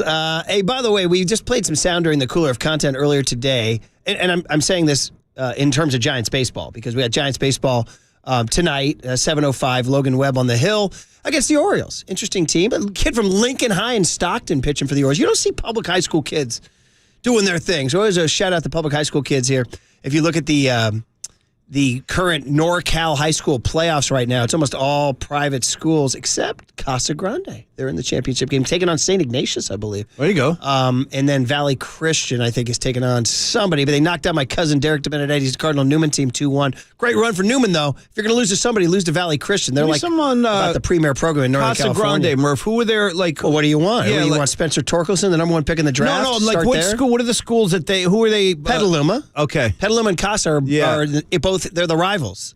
They butt heads. Mm-hmm. They call it the Egg Bowl, Paulie. Oh yeah, the Egg Bowl for all. Yeah, I've heard of the Egg Bowl for all those roosters up there. Yeah. And, actually, the roosters don't lay eggs; they're the hens. Shout out Little Red Rooster. Shout out the guy who doesn't spend too much time on a farm. Right. Yeah. You and me both. Let's keep it that way. We're city slickers. But anyway, we were talking about the Giants and looking forward to this Orioles series, a report card series, Mike called it. And we'll see what happens with Conforto's heel, and we'll see what happens with Schmidt and Bailey again. We'll continue to watch these guys. Oh yeah. But it led us to some thoughts about Gabe Kapler and his time in Philadelphia. Because in the Cooler of Content, we had Howard Eskin, the long-time Philadelphia media radio guy, who's still going. 2023. This guy used to rattle Dick Vermeil's cage back in 1980. I think he might have had a hand in his retirement, actually. I like you. The best thing you said today to me, the funniest thing you said today was when you said, the Sixers just hired Nick Nurse, and Esker ain't having it. Esker ain't having it, yeah. Well, he jumped Nick Nurse a little bit about, do you want James Harden? You want to play it? Hey, here we go. Do you want James Harden back?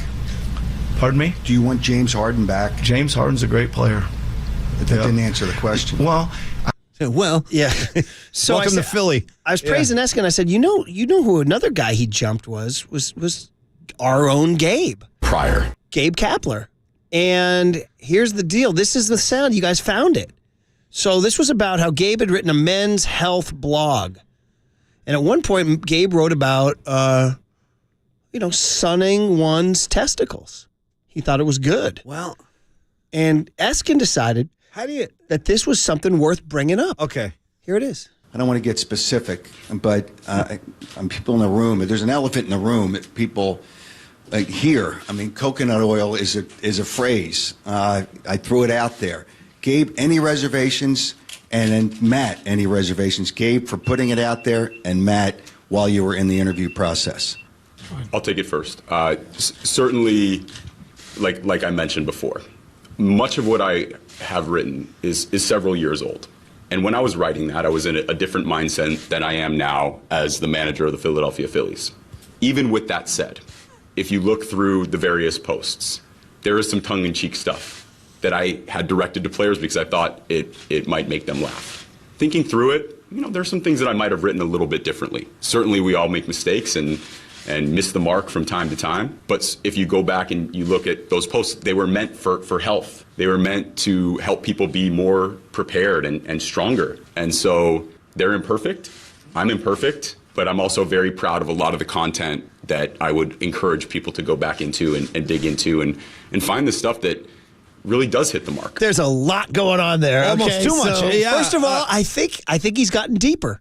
I think that voice is a little higher pitched than 2023. You might be right. That's a good ear. I'll buy that. Like listening to Howard Stern in his early days. Yeah, no question. Yes. And then you start, hearing your own voice. Like, I don't know. You're like, it does deepen over time. Talk deeper. It does. I think he also probably is working on his image as a deep voice man. Yep. And also, dude, very Gabe in that it was incredibly elaborate, overly elaborate answer with like twists and turns, and I understand why you're at. I also like how he just assumed control right at the game. Well, let me go ahead and address that. Let me go ahead and tackle this. Another detail there. I'll take this because I'm the alpha. Let me drive this thing. And then it says, how about the fact that he said tongue in cheek? When have you ever known Gabe to be tongue in cheek? I actually, all kidding aside, I could use a little once in a while. I really that's could. What I'm saying. Yeah, I don't think he really Boch was the king of the dry, self-effacing humor. I'm starting to try to know these guys myself. And so Gabe saying, some of that was tongue in cheek, and I was a different man. First of all, then any apology where you're like, when you're busted, you're like, well, I was a different man then. It was years ago, So it's just there's a lot going on there. A lot going on. Perfect. Right. And he finished by the finished 500 in Philly. I hate to even explore this any further, but I do feel compelled to ask a question about if you're gonna how do you even do that? What are you gonna go to Baker Beach, lay a blanket out? You know what I'm saying? Yes. How do you? It's not exactly an appealing sight for anybody. At least in my book, I don't know. It's not something I'm looking for. By the way, when he said there was an elephant in the room, I was thinking, are we talking elephant? Cajon? Are we talking? You're talking about Well, the elephant's got big ones. What are we going back to the Rocky Mountain oysters, Murph? Well, there you go, man. You know what I mean? So anyway, that was fun. Just a fun little audio gem. No, that was good. That was a good little time machine moment there. Really, is that what you imagined? Inspired by that's about as lighthearted as he gets. Although he wasn't getting lighthearted, he was dominating. By the way, he posted on. Did you guys see his Insta post? No. And he'll always do an Insta post. He posted he was out eating a burger and fries last night in the city. That's surprising that he's had the fries. A greasy burger and fries. Very surprising. The word on the street is he goes meats without, I'm not kidding, that he goes steaks and stuff, but no sides. So. And to Triple E's point, it was at a pizza joint. That he got a burger. He got a burger. Interesting. See, most people would get a pizza here, but you need to sometimes look into the analytics and understand. I got to say, probably need to do some homework on that one. I got to say, the pizza and fries looked good, but I didn't think he ate carbs. I thought he was strictly protein. Yeah. But he's, I guess it was cheat day. That's an uninformed take. He still looks good. I guess it was cheat day. All right. Anyway, hey, John Brebbia, the very entertaining Giants reliever, will join us next on KNBR 104.5 and 680, the Sports Leader. Runs are cool, man.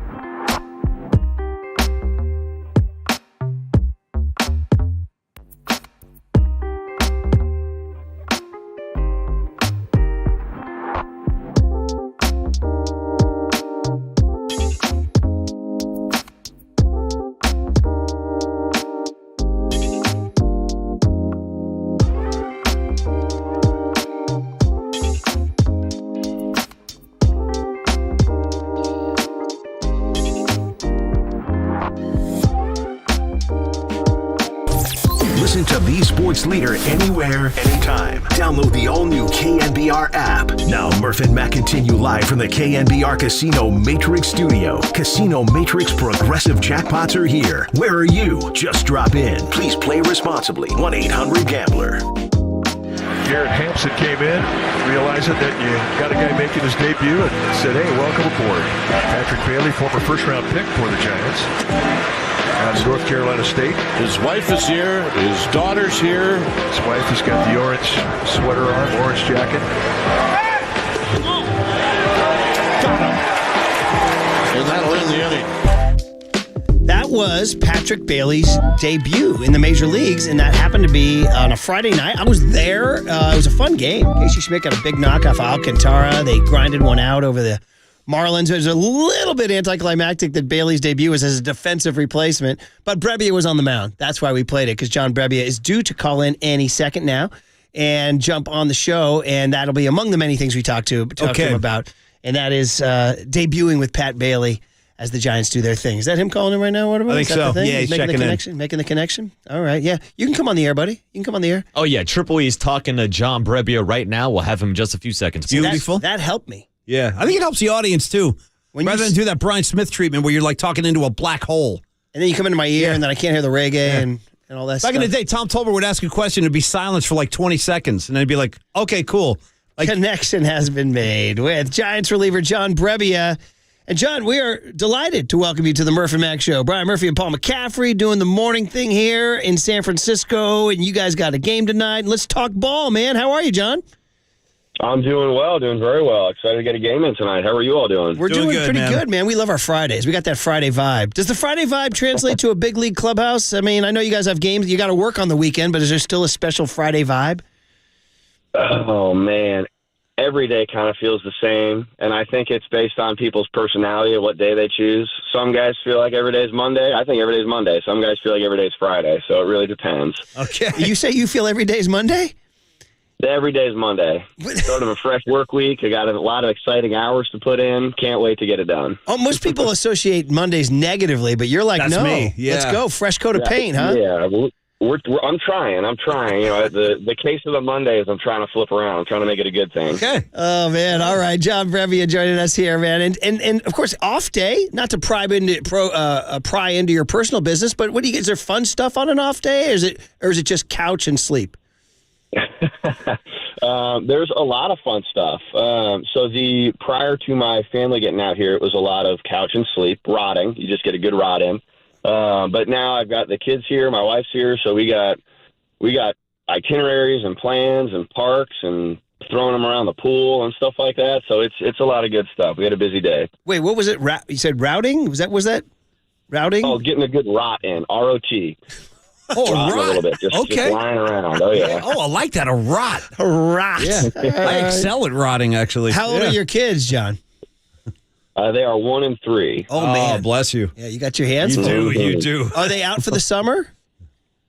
Yep, yeah. They're here for a little bit, so trying to enjoy as much time as we can together. Oh, that's great, man. That's great. Hey, before we came in, we played the soundbite of when you were pitching and Patrick Bailey made his debut. It was a defensive replacement on a Friday night against the Marlins. Okay.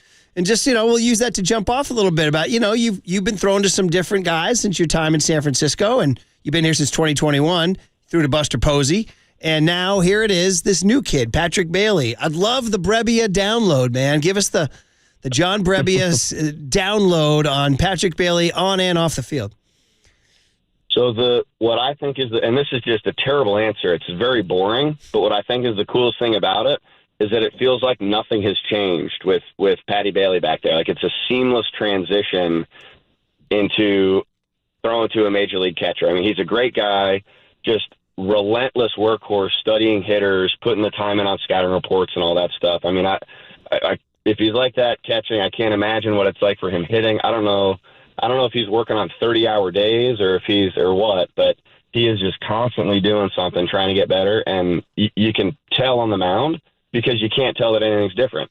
He swings right in there. He can catch. He can call a game. He obviously can hit. So it was really cool to have him back there and to not think twice about what I have to do pitching. I'm not doing any extra work trying to think like, all right, does he know me? How well does he know the hitters? What's our game plan? What's this? I sit on the mound. I saw him, and it was just boom, boom, boom, just like he's been doing it for 10, 20 years. So that, I think, was just I mean, I'm sure he had a great day when he debuted, but I'm pretty sure I had a better day when he debuted because I was having so much fun out there just having him do his thing and fit right in seamlessly into what our game plan was. Yeah, man, we had Buster on last Friday. Buster Posey came on, and we asked him, and he said he'd call it an easy, calm control. Yeah. That's what he called it. It sounds like you endorse that, huh? Yes, absolutely. Yeah, I don't think. I mean, he must have had some adrenaline going, but I got to tell you, I was probably getting it worse than he was. He seemed just like a rock back there. Yeah, John Brebbia, the voice you hear, Giants reliever, as the Giants take on the Baltimore Orioles tonight. And he's only one part of it. I mean, I know we've been talking a lot about this the last 3 weeks. It was our first chance to have you on KNBR to talk about Casey Schmidt, too. And, you know, I mean, I don't know if it's all Schmidt and Bailey. I mean, you guys had a great May. You went 17-12. You kind of turned the energy around a little bit. We in the media ascribe it to like, hey, these kids came in and kind of jolted the team. Is it that simple? Is that right? You know, that's a good question. There's a lot of different factors that go into momentum and how a team works together and how a team flows. I mean, every day there's 26 players on the roster that contribute to a clubhouse culture and the team. And then over the course of a month, there's more than 26. You have moves, you have up and down, you have things like that.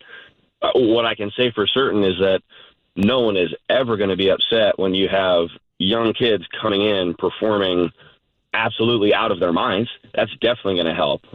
There's definitely a good energy from them. They're good people. Casey Schmidt's a great guy. Patrick Bailey's a great guy. Like the young players on the team are just fun to be around, and that can absolutely spread its way around a clubhouse. And when you're hitting 500 or whatever Casey Schmidt was there for a very long time, that helps too. You know, that's always going to be something nice. So I definitely think that it's a huge help to have, and I definitely think that kind of energy can spread throughout a team. But there are so many things that go into it. I've liked this club since spring training. So I think that when you take a good team and you add more good pieces, it's only going to get better. Can we talk about his arm on the? I mean, you're out there on the mound and you get a ground ball to the left side, and you're like, oh, I'm gonna go watch this. This gas across the diamond, right? Yeah. That's. I get a little nervous every time he makes a throw because I see my job flash before my eyes. I hope they keep him off the mound. Yeah. Well, he pitched. He did at San Diego State, right? He was a closer. Oh, there you go. Let's not talk about that. Okay. We're going to keep that under wraps. Yeah. We'll have this discussion in hopefully a few years. I'm totally with you, man. You find somebody who's better at your job than you, you're like, this guy on the mic sounds pretty good. I better just cut him off right now, right? You know what I mean? Let's use that arm on the infield for now. Hey, we talk about speaking of arms, man? Camilo Doval. Oh yeah. Dude, you've been around baseball a long time. You know what I mean? You've seen some arms in your day. I'm sure you've seen some live arms, but it's got to be up there, doesn't it? Yeah, I mean, is it even an arm at this point? I mean, it's like a small rocket ship that somehow was attached to its shoulder. That's how it works, how it moves, his arm path, the interplay between like his elbow and his hand and his wrist and how that works with the rotation. I mean, it's fascinating to watch. And it just comes out lightning fast with movement. It's to the point where, you know, how do you even describe it? It's unfair. He's so good. He's so fun to watch. And every time he's out there pitching, like, it's exciting. I think he's the type of pitcher that if you've never seen a baseball game before and you watch him throw, you're into it. You like it. It's exciting. It feels like everything he does is action packed, and he's very calm, cool, and collected about it, which makes it even more fun. Yeah. When's the last time you had a bat and were in the box? Ooh. Oh boy. You know what? 2021. Okay. I think I got an AB. Yeah, I've had a small handful of them over my career. I think the last one was 21. How'd you do? How did the at bat go? We can skip over that at that and maybe talk about one a couple of years before where I accidentally touched the ball and got a hit. There you go. It was a strikeout. I definitely struck out. I think if someone's throwing above 80 miles an hour, I don't have the best chance of hitting it. And from what I've seen in the big leagues, that's going to be everybody. Yeah. So it was an unsuccessful at bat, but it was a lot of fun. But I got you. The reason I'm asking is I got you 1 for 5 in your career, by the way. Shout out your batting average. You got a batting average, dude. That's incredible. But I'm just guessing, like, imagine if for some reason something happened in life where you had to grab a bat and face Duvall. Like, what's the strategy, man? Oh, boy. Oh, boy. I probably try and, throw the bat at him mid-pitch to see if I can get him out of the strike zone. Right. And once I lose the bat, I'll probably take a shoe off, throw a shoe out there, maybe a helmet. Yeah, whatever it takes. It's pointless swinging. One pitch in, would you lean into one just to end it and take first base? Ooh, that'd be tough, though. Yeah. Yeah, I mean, I could end the at-bat, but I could also possibly end my career. So it's how important is the situation? Are we looking at a World Series or what? I mean, this guy is an uncomfortable AB, is my large point here. I mean, these big league hitters, they always tell you hitters tell you how your stuff is. Mike Magnante, I used to cover baseball at the A's. Mike Magnante told me hitters tell you how your stuff is, and guys are not squaring him up, man. No, it doesn't happen too often, and that's why I think it's fun to see. Like the swings he gets are just. It really does. It looks uncomfortable. It looks like people don't really want to be in the box sometimes, and I absolutely would agree with that. I don't think that would be fun. Fun stuff. Hey, a little bit of Logan Webb, tonight's guy. He gets a bobblehead tomorrow night. He's hugging starters in the dugout for a long, long time. Is he the designated hugger? We enjoy the guy. He's a local kid, Northern California kid, Raider fan, Kings fan. I don't know. You getting the bobblehead? I'm certainly going to try. Absolutely. How can you pass up a Webby bobblehead? Yeah, he's a hugger, so it's a good one. He's got just a great personality, great guy to have on the team. So it's no surprise that he's in there like that. And he's just a ground ball machine, huh? Oh my gosh, yeah. If someone happens to get on first base, it still feels like there's no one on because you just know that something's going to be on the ground. Oh, man. John Brebbia, the voice you hear, as the Giants get ready to take on the Orioles. All right, a little bit about this. The Orioles coming into town. We don't know much about them. I mean, this new schedule, you guys are playing everybody in baseball. How are you feeling about that? For the most part, love it. I think it's fun. I think you get to go not everywhere, but over the course of a couple of years, you're going to get to hit all the stadiums. You're going to get to play a bunch of different teams, see a bunch of different people. I think that's fun.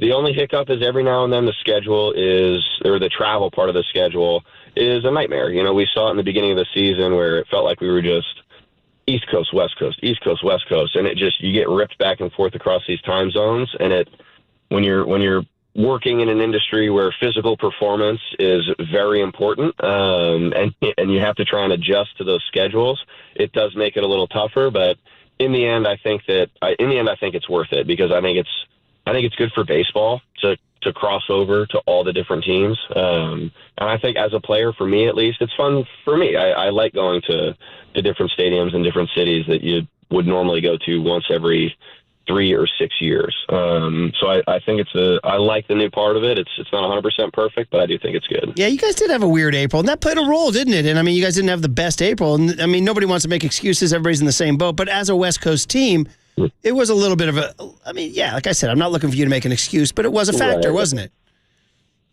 it? It's something that you have to factor into your days for sure. So, it changes your schedule a little bit, and you hope that it doesn't take away from what you're trying to do throughout the season or throughout a series, but sometimes it can be hard for it to not kind of let it creep in there. To your point, John, I'm talking to John Brebbia here for a couple more minutes, or I'll let him go back to his family. You guys at the end of this month are going to Toronto and to New York, and so nice. Kind of a fun trip, but it is, got to get the passport ready and all that. Yeah, two great cities, 2 long flights. Yeah, right. But it'll be something that you prep for as best as you can, and the Giants organization does a good job bringing people in and using the resources as much as they can to make a positive impact on that. But it can be tough sometimes, so kind of work on it and hope for the best. Hey, wrapping up just a little bit more about your clubhouse there. We're fascinated by your manager. He's a trip, man. He's ripped. He's like the bodybuilder. He eats very like specific raw meat. stuff. Yeah. He posts all this hip hop Instagram stuff. This is not Earl Weaver. No, this is not Whitey Herzog. No. How do you guys kind of chuckle a little bit about how new age and he's got the voice too. And hip. I mean, Cap's even his shoe game when he walks to the mound. Let me see Brebbia. Where's Brebbia? Yeah. Yeah, it's definitely. I haven't played for a manager that's like this, but it's who he is, and I won't speak for everyone because I can't. But for me, I think like if this is who he is as a person, then great. If he's something different, then great. Be that different. If he's something over here, do this. If he's something over there, do that. So I love to see that that part of someone. He's one of my bosses, and I work for him, and it's there's definitely a professionalism, but I love to get to know people, and I like to know more than just what we do at work, and that's one of the things I love about Cap. I love playing for him, and I love like knowing about him, and I think he's a great guy, and I think he does a great job with the team. So hey, whatever he wants to do, go for it. Well, I don't think you can really say anything bad to him because Yeah, no, that's what I was going to say. The fact that like the muscle factor. I know. Listen, Mike Matheny was a manager in St. Louis, big, strong, handsome guy. So you've worked for some matinee idols. You've had some muscle heads. Yeah. Yeah, it's been a good career for managers for me. Yeah. All right, John, I guess on the counter to that, if you need a blast of like blue collar normalcy, you just go see Albernaz, right? Yeah, just hearing his voice in the pitch comm calling sliders, it's great. Slider. Yeah. Hey, listen, man, you've been great burst of energy since you got here to San Francisco, and we wish you continued success. Big time, yeah, man. And we're glad you hopped on, and hopefully maybe sometime later this summer we can chase you down on an East Coast trip or something. So thanks for coming on, man. Yeah. Hey, I appreciate it. Thank you so much, and thanks for having me. Cheers, bro. It's John Brebbia. Yeah, I need more Brebbia in my life. That's obvious. I mean, he's like slid right in with the Eminem vibe. Well, 510, do you agree? Do you feel Brian Wilson vibes? A little bit of Wilson. I think Wilson's a little wackier. Like, I think Brebbia might be a little more grounded, but the same kind of like hang loose, go with the flow kind of vibe. Yes. Got to have these guys in baseball. You do. The laughter, like you got to be able to laugh. He did a lot of that just then. Baseball's such a trip because it's the grind, and it turns people into characters, man. Where you're just doing it every day. You're just a character. I don't know why it produces more flakes than football or basketball, but it does. Flakes is the wrong word. I know exactly what you mean, though. Just like funny, different unique kind of personalities. Yeah. Yes, great call. And that's great. Yeah. I mean, remember the great line in Bull Durham, was it Waterboy, where he says, you got to clean up the shower shoes. Or what does he say? Wait. Oh, mold on the shower shoes. Yeah, something about mold on the shower shoes. If you win... that's right. You win 20... Your mold on the shower shoes is like eccentric or something. Or if you lose 20, Yeah. Anyway. I know the line you're getting at, but the point we're talking about, especially in baseball, there's so much downtime that guys are just riffing and cracking jokes. Yeah. Especially in the bullpen. That's why I think bullpen guys are kind of like the offensive linemen in the NFL. They're always a great interview. They're always just riffing and telling jokes. Good point. You're right. Well, I mean, we had Sergio for years. And you said B. Weezy, great example. Obviously, look at Affeld's coming on. Look at Affeld. I mean, I got Javi. I love Javi. It's a great call. Bullpen guys, man. That's where it's at. There got to be a little quirk because they live such a weird existence, you know? Yeah. Go get warm. Go get me some outs. Here's a ball in the highest pressure situation. Don't worry, there's 3 guys on. Go get me some outs. They got to have some sort of half-cracked view of life because they live in constant fire. I think Mike has talked about that with us over the years, too, like the mindset of a reliever and how different it is from really any other position on a baseball team. But his take on what's his face? Doval's right arm. A small rocket ship. Dude, hilarious. By the way, another great unique flake. Matt Mayoko joins Papa and Love today at 11:50 to talk 49ers. All right, Paul, it's Friday now, buddy. Okay, man. As Brebbia says, though, he'd rather it be Monday.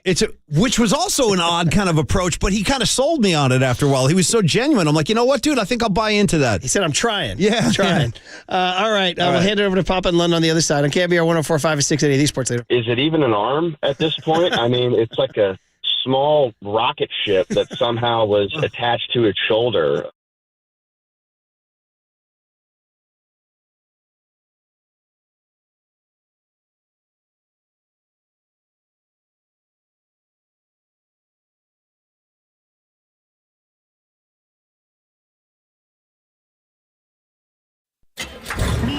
From the Chilton Auto Body Traffic Desk.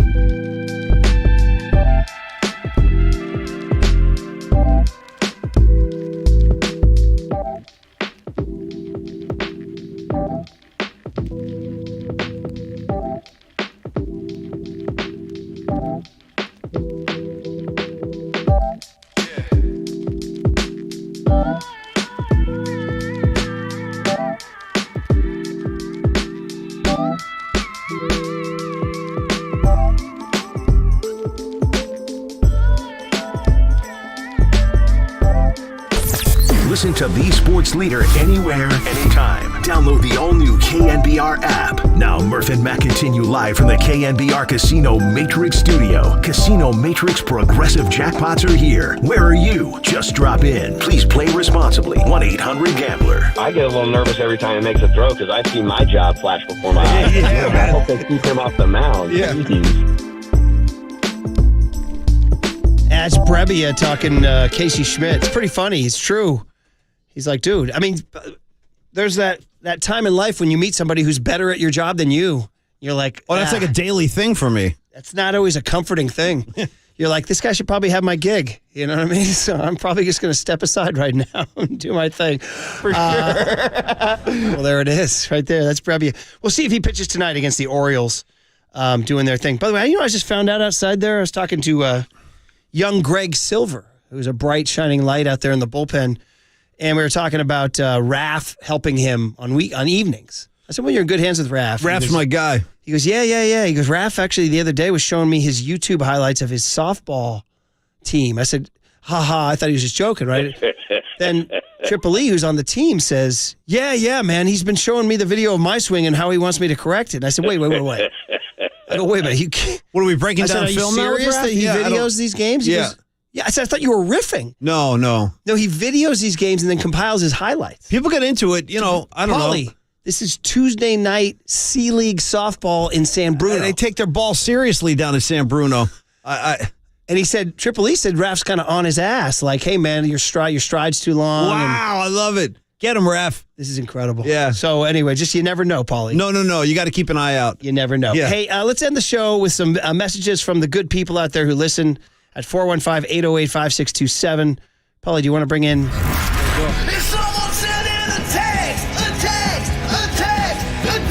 to you. Oh. Well, right out of the gate, Billy in San Rafael says she can't make your gig tomorrow night. She's sad. I just talked to Billy. Hey, Billy, don't even worry about it. You're the queen of the scene. It's all good. I'll see you at the next one. Aaron in 831, who always wraps up our stuff, says, great week of shows. Bob Myers gave us a heartfelt goodbye, and Joe Lacob told him to save the goodbye until June 30th.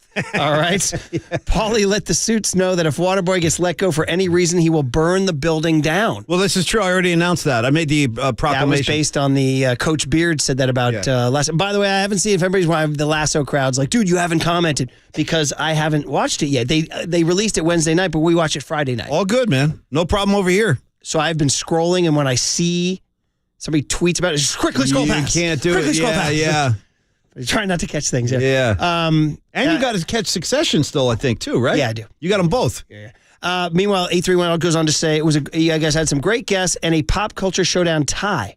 involving Rocky Mountain oysters. It's one of the more controversial PCSs we've had in some time. That is the truth. All right. There is some ripple effect to this one. 650 says, can we get Paulie a new chair? It's a little game used. These guys can see that, Marcus. This chair's torn to pieces. Have you seen mine? I didn't want to say anything. I didn't even know the camera was picking that up. But every day when you leave and I come in, I'm like, damn, this chair looks like it just went through like a garbage truck or something. Paulie, whose chair is worse? Look at mine. Yeah, no, it's a bad-looking chair. Hold on. Yeah, these aren't great chairs, It's a boys. chair off. I think there's no question mine's worse. His is torn to pieces. Yeah, mine's worse. And now the stream sees everything. Paulie Mack, when I was filling in for you on Wednesday or Tuesday, whenever the hell it was, the stream catches it all. Some guy was talking about my crew socks and was asking why I was wearing white socks instead of black socks. I was like, how does he see my socks? Feet are under the table. That's what, I don't know, fascinating. I don't know. Hey, well, listen, they want to stream. You're going to get socks, chairs. You're getting it all. You get it all. Yeah, veins, if I may. 925 says, from Murph's show yesterday. Freestone Peaches can't wait for tomorrow. Yeah, Freestone Peaches. We're playing Allman Brothers music at the Union Street Fair. The stage is at Webster and Union. Please do come on out, 4:30 to 7.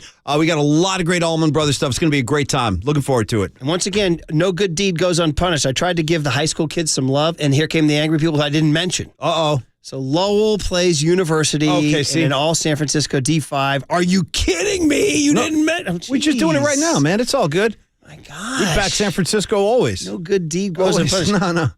Here we the other people checking in on that. If you win 20 in the show, you're colorful.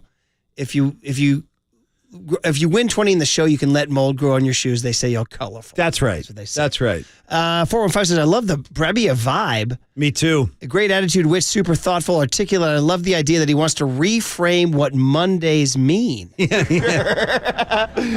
Here's a negative guy. Just keeps sending this text all morning. He says the Orioles will sweep the. Come on, bro. I'm going to go ahead and say the Orioles will not sweep the Giants. Really? Is that what you imagine? No. How's that for a thought? I'm with you, Murph. They ain't sweeping the Giants. 209 says, I feel like Brebbia enjoys classical music played by one of those 25-piece hardcore rock ensembles like the Trans-Siberian Orchestra. Wow, that's a great call. Come holiday season, you catch them at the Shark Tank now, usually. Why would Brebbia Have you ever heard the Trans-Siberian? It's a kick, man. Yeah. Yeah. I don't know. It's just very bizarre, man. Very bizarre. And 707 says, don't forget, you guys mentioned Howard Eskin. He said he would ride a bike from Philadelphia to San Francisco if the Niners beat the Eagles in 2011. The Niners won, and he never rode the bike. So there you go. There you go. All right, guys. Well, thank you for tuning in. And what we'll do, Paulie, is we will say goodbye. Waterboy, you will be at Stanford, San Jose State tonight, right? Or this afternoon? Yeah, just a couple hours. 2 p.m. today. Go get him, Marcus. Will you stick around for the nightcap? Texas A&M, Cal State Fullerton. Ooh. You know, I'm thinking about it. Double dip, man. Double dip. It's a Friday. Double fist. I might do it all today, Let me Paul. tell you what, 808 KNBR, and I've done this before. I've been in situations where you find yourself at a sporting event where you have no rooting interest. Those can be very enjoyable. Those can turn into some. Yep. I went to a Rangers-Orioles game in Arlington, Texas. Now you're talking. And I had and Melvin Mora got like 5 hits. And I was also, you know me, I'm the a-hole, right? And I had a few pops.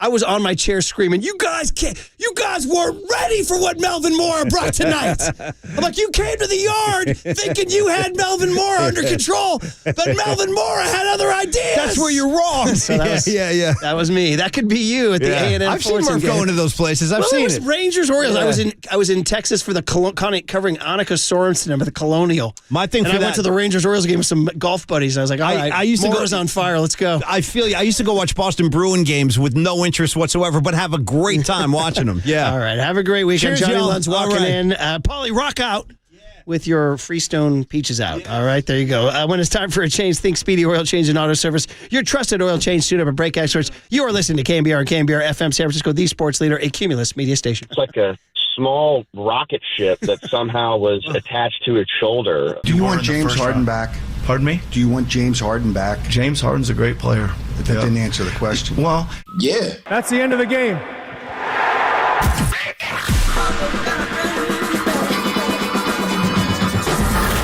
Ladies and gentlemen, Prepare yourself. prepare yourselves I love it when you call me Big Pop. for Greg Papa Sleeping Boy is Superman. San Francisco. and John Lund.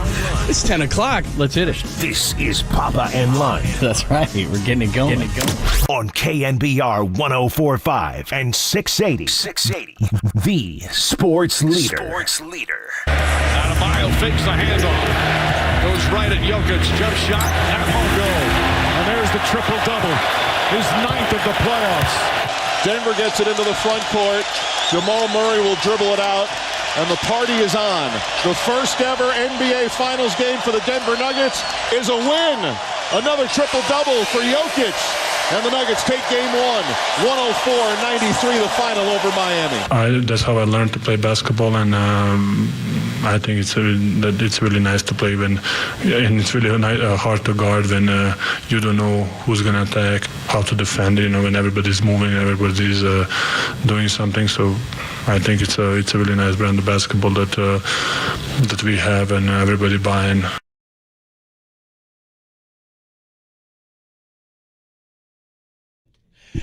Thanks for joining us on a Friday edition of the show. We got tons to go with. There is the Joker leading us. That NBA Finals was weird. We already talked about this. Pop and I are going to get into that conversation. He's going to tell us all about the state of the franchise of the 49ers, what suit you wore, all those kind of things. My microphone's already broken. We're off to a great start. We're going to do some Giants, too, Friday. Seriously, I break this thing every time I come to the studio. By the way, avoid the bridge. Avoid the Brown Acid. Which bridge, avoid John? the bridge. Carquinez, the Dumbarton? My gosh, the man. San Mateo, that would which be is the, not a bridge. that would be the Bay pontoon. Bridge. Oh, the Bay Bridge. The Bay Bridge is an absolute dumpster fire this morning. I was just on that baby. We got intimate for about 2 hours, the Bay Bridge and I. So avoid the Bay Bridge. But you are here on time to start the show, so great. A lot of people, all I heard last night, and the state of the franchise, by the way, or the 49ers last night, is rock solid. We'll get into it. But the reason it is the faithful. We had like an hour and a half cocktail party before we got up there, John, so I was lubed up. And all everybody wanted to know was which suit I chose. And I chose the one you went with, the gray understated one with the red kerchief in the pocket and the understated shirt with the 49er cufflinks. So we were all good last night. And listen to the game, the NBA Finals. Marquez Teixeira driving back home. He's got in the car and around the third quarter, and, of course, watched the whole game back. Mike Breen, the voice of the NBA Finals. He's called more finals and more finals games than anybody. Will join us at 12:30 to break it down. And, boy, the piece that Marcus Thompson wrote about Mike's fire out on Long Island, I knew about it because Mully told me about it last September, what had happened, but I didn't know the full details. I really didn't want to know beyond no loss of life, but it got a little scary with his son. He thought his son may have been in the house, and Mike was able to send him to the beach house. In any event, what a great guy he is. And the one line that he had about the Joker, and I thought it was brilliant, and we want to ask him, and I think the numbers back it up. Mike Breen would not just pull out numbers like Charles Barkley or anybody else, disinformation or misinformation. When he said he passes like magic, he rebounds like Moses, not the parting of the sea, walking on water, but Malone, and he shoots like Larry. And you're thinking, whoa. And he totally passes like magic, but he's 7 feet tall, and his passing ability is just extraordinary. The rebounding like Moses Malone was known for the offensive rebound, and he'd miss a lot of shots and tip it to himself, so some of the numbers were bloated. But before Dennis Rodman, Moses Malone, who actually began in the ABA, where the Nuggets started with the Utah Stars, he was a rebounding machine. So I want to hear more about the numbers. Shooting like Larry? I don't know about that one, but we'll get into it. Mike is so well researched, and they all are, so it must be there. But the Joker's the Joker, John. 27 points, 14 assists, 10 rebounds. They cracked that zone in the fourth quarter, and he shot the ball more. He and Murray were on point last night. But really what it comes down to is Michael Porter Jr. and his defense last night. And Mark Jackson said this guy may be the most improved defender in the NBA. Jordan Poole, are you listening out there? If you just put effort in, and when you get into a playoff series and Michael Malone and that staff is cracking the whip, you're going to guard. But when you're big like he is, long like he is, that chase down block he had from behind, it's just big time. His effort defensively is championship winning. And likewise for the Joker, not a great defender, but he tries, gets his hands on a lot of balls. When I watch him, I don't know who I'm seeing. Sometimes I think he's like Chris Mullin on steroids. I don't know if he shoots like Mully or Bird. I mean, he's just all rolled into a lot of guys. Shaq on the postgame mentioned Rick Smits. He's just got ability, a little bit of everybody. But you know where it came down to? And I thought this guy, and there were talk, John, about bringing him back to the Bay Area as a Warrior from Mitty High School in the South Bay, Oakland Soldiers, and a two-time high school champion down there, and won some with the AAU team, and on to Arizona. But sometimes you fixate on what a guy can't do more than what he can do. And to me, Aaron Gordon was just, he can't shoot. He cannot shoot. In a league full of 3 and D, he's got the D, but he's got no 3. And there are times he's wide open for a reason.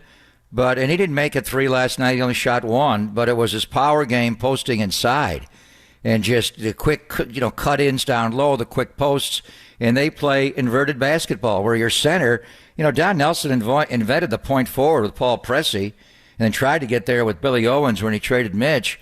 This guy is a point center, not your favorite Christmas flower, the poinsettia. He's a point center. The whole offense runs through the Joker, and they do it from the high post, the elbows. I wonder if Andrew Bogut just didn't fall on the rim and, shatter his elbow. Could he have ever been this guy with more defense? But he's just such a great passer. But Aaron Gordon posting inside constantly. And who's the guy that he picked on? He picked on everybody last night, John, but it was Gabe Vincent from St. Mary's High School in Stockton that he picked on over and over and over again. But it was weird. Why did the Denver Nuggets, finally hosting an NBA Finals game, they wear blue uniforms at home that says Mile High City on it and not the classic Denver Nuggets? I didn't know if I was watching a preseason game, a regular season game in January, or what I was watching, John. But they played well enough. There's no doubt Denver has great flow to their game. But not having the Warriors in the NBA Finals, I'm thinking, what am I watching? Has the finals started yet? Yeah, that part's going to take a minute. You and I spoke about it this morning. It's just, I don't know, I'm watching this thing. It just looked kind of weird, but okay. It was probably weird for people the first time the Warriors were in it after all their down years, but it kind of took a minute. But I think what you're talking about as far as the Nuggets, and I think and again, you and I both do this, is where you look at those teams, and especially in the Western Conference with January, and you say, okay, what do the Warriors have to do to be at that level? And you mentioned something, that same thing I was thinking about. Michael Porter Jr. is kind of their, Andrew Wiggins in this series. And he's doing a lot of different things, and he had 13 rebounds, and he's a much better defender than he was. Jamal Murray is vastly underrated, and he was hurt last year, got hurt against the Warriors, as we said yesterday. He had 25 and 10, and then I don't even know how you describe Jokic. I mean, like you pointed out what Mike Breen was saying about all the different things that he is. I mean, sometimes you just have to say a guy is unique, because nobody shoots like Jokic. Now, there's passers, but look, all the talking heads shows say all these different things, and they want to say that somebody is something that they may not even be. But Jokic, I think, is the best passing big man, at least that I've ever seen. So By far. He's got a unique shot. He's the best passing big man of all time. He just sees it before anybody else. I mean, he's almost like a Stockton kind of a guy, where he's just ahead of the game. Before anybody else sees it, he sees it. He's a tremendous rebounder, tips a lot of balls, gets it not only for himself, but to other guys. He just does all those things, and he does it in a style that is completely unathletic. I mean, during the game last night, they read his scouting report about how slow he was and unathletic, and that's why he was taken 41st. He just does it in this way that's got to drive everybody else who's trying to jump out of the gym just absolutely crazy. And then it's taken Aaron Gordon this time to figure out what his game is, because he came in and he was a high flyer and he's this and he's that, and he's just kind of figure out how he fits with a team. And that's exactly why a team is good, is because Porter is determined, okay, this is what I have to add, and Gordon has said, this is what I have to add, and now Murray's healthy, and Jokic is a complete unicorn. So, look, it's one game, and I'm not going to overreact off a game, but it's going to be a hell of an uphill battle for Miami to beat this thing. Well, let's not. I mean, we overreact here. When one team gets up 2-0, 3-0, the series is over and you can't come back. Miami's going to play better. They're going to adjust to the altitude. They missed so many open shots last night. I think it's purely the altitude. The ball flies 11% further. The oxygen in the air is lower. You just miss, and they missed wide open shots last night. They're going to make those shots. Strus, man. Pat Riley, he was. I mean, they all were. They couldn't make a shot last night. Strus was 0 for 9 Duncan Robinson, the only reason he plays is to make threes. He's 1 for 5. They couldn't shoot. But I mean, Pat Riley's going to crack the whip today, or he's going to tell Spoelstra how to crack it. But, Alvin Adams, John McLeod had him in Phoenix as a rookie. Obviously, Bill Walton was a great passing big man. If he didn't have the foot injuries, could he have been the Joker and better? I mean, look at his college career. But I said this on a Warriors pregame live years ago when hardly anybody knew how to pronounce his first name, Nikola Jokic. He's the best passing big man ever. And at that time, it was more the kind of passes he made. He did the Wesley Unseld, Kevin Love full court outlet over and over and over again. It's like, wow. And then he'd throw the lob from half court and he'd hit you. But then they ran the offense through him at point center from the elbows and the high post and above the break now on the 3-ball, and he just carves you up. The geometry of the court. Steph Curry opened it up to shoot and dribble and pass. Jokic, first of all, is just carving you up, and he's so damn big. He's so big. How do you double him? When you got to bring Manute Bol to double the guy. How do you get to double him? You got to bring size, otherwise he's just going to throw it right over you. And speaking of Kevin Love, I wonder, because he's not fast, could Kevin Love, just his big body, Joker's not going to out-quick him, but then they'll get in a pick-and-roll game, and Murray will, get a switch onto him and carve him up. The Joker is just special, John. There's no one quite like him. But I think, Bam on the other end attacked him, put up 25 shots and scored 26 points. So the other side of it is they got to figure out a way to get Jimmy Butler going. And it's Michael Porter Jr., what is he doing defensively? This guy wouldn't guard. Now he's coming back from had 3 back surgeries, and Aaron Gordon can guard a little bit. I mean, the Warrior ties are there with Popeye Jones and obviously Michael Malone, but is the Bay Area not rooting for the Midi High grad, 2-time state champion Aaron Gordon to win these finals? And he was great last night. The one thing that's bad karma, the Joker, after Lisa Salters did the interview with him last night, and he's walking off the floor, he went all Aaron Donald. And he put a ring on it. He was pointing to somebody in the crowd. Maybe he does that after every game. It's his daughter and wife, and he does, because his little girl does this thing where she points to her ring finger, and so he does it back to his daughter. He's done that all season long. I thought he was counting that he's got one down in the finals. No, he does it after every game. He does it after every game because he got his daughter to do this ring thing, so he points to his ring finger.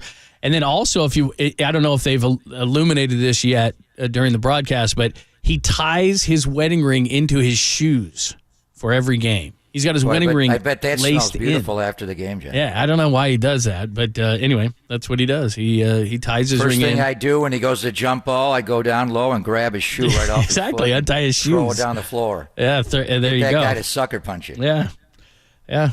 So, I didn't know that. He does that after every win, every one they won? It's his daughter, and they did this. They have this little thing where they do that, and she points to her ring finger, and he does the same thing as he's going off the court. So that's their thing with him and his daughter. It's not bad juju that he's saying 1 down, 3 more to go. Yeah, you might. Slow your roll on that one, Aaron Donald. So, all right, we'll get into that. We've got a state of the 49ers to hit into. We got a tremendous guest list, as we always do on Friday. We have to erect a poll today, so we got a bunch of stuff to get to. It is a Friday. My camera is up. I see half. I see me. We'll get your camera up short. We had issues with the camera yesterday at Levi's, among other things. It took us about an hour to get the camera I don't know what hole to put the jack in, John. The right side. Yeah, we were. That was I tried the right side. Oh, it didn't work? I don't know. Didn't work? I'm searching for the right. Because I was messing with your computer yesterday, and after I got through, do I run it in the A gap, the B gap, or the C gap? Here, I can't figure it out. Any Jake Brendel? I was with Jake last night. Yeah, running this. Well, after I got Oscar, do I flip the play? Do I flip the board? After I got through Pornhub, I thought we got the camera up. Some of that stuff, I was like, "What? No. Take it easy on this Cumulus issued laptop I had you." Remember our agreement. Should I die first? I'll erase yours. Should you die first? I'll erase yours. Believe me. My phone? You have to do that now, and that too. I did that with my dad. Yeah. They were closing the coffin on my dad, and they wanted to pull his phone out. I said, damn, you're taking his phone. Close the casket. I'm leaving the phone in there. That's part of the, the surgical procedure now. I'm having a surgery next week. And part of the procedure is they're like, do you have your living will? I said, yes, I have a living will. But I said, I've also got this thing called my official eraser. And I gave him your phone number for that. I said, the eraser? Should anything go wrong? Am I the fixer? Fixer.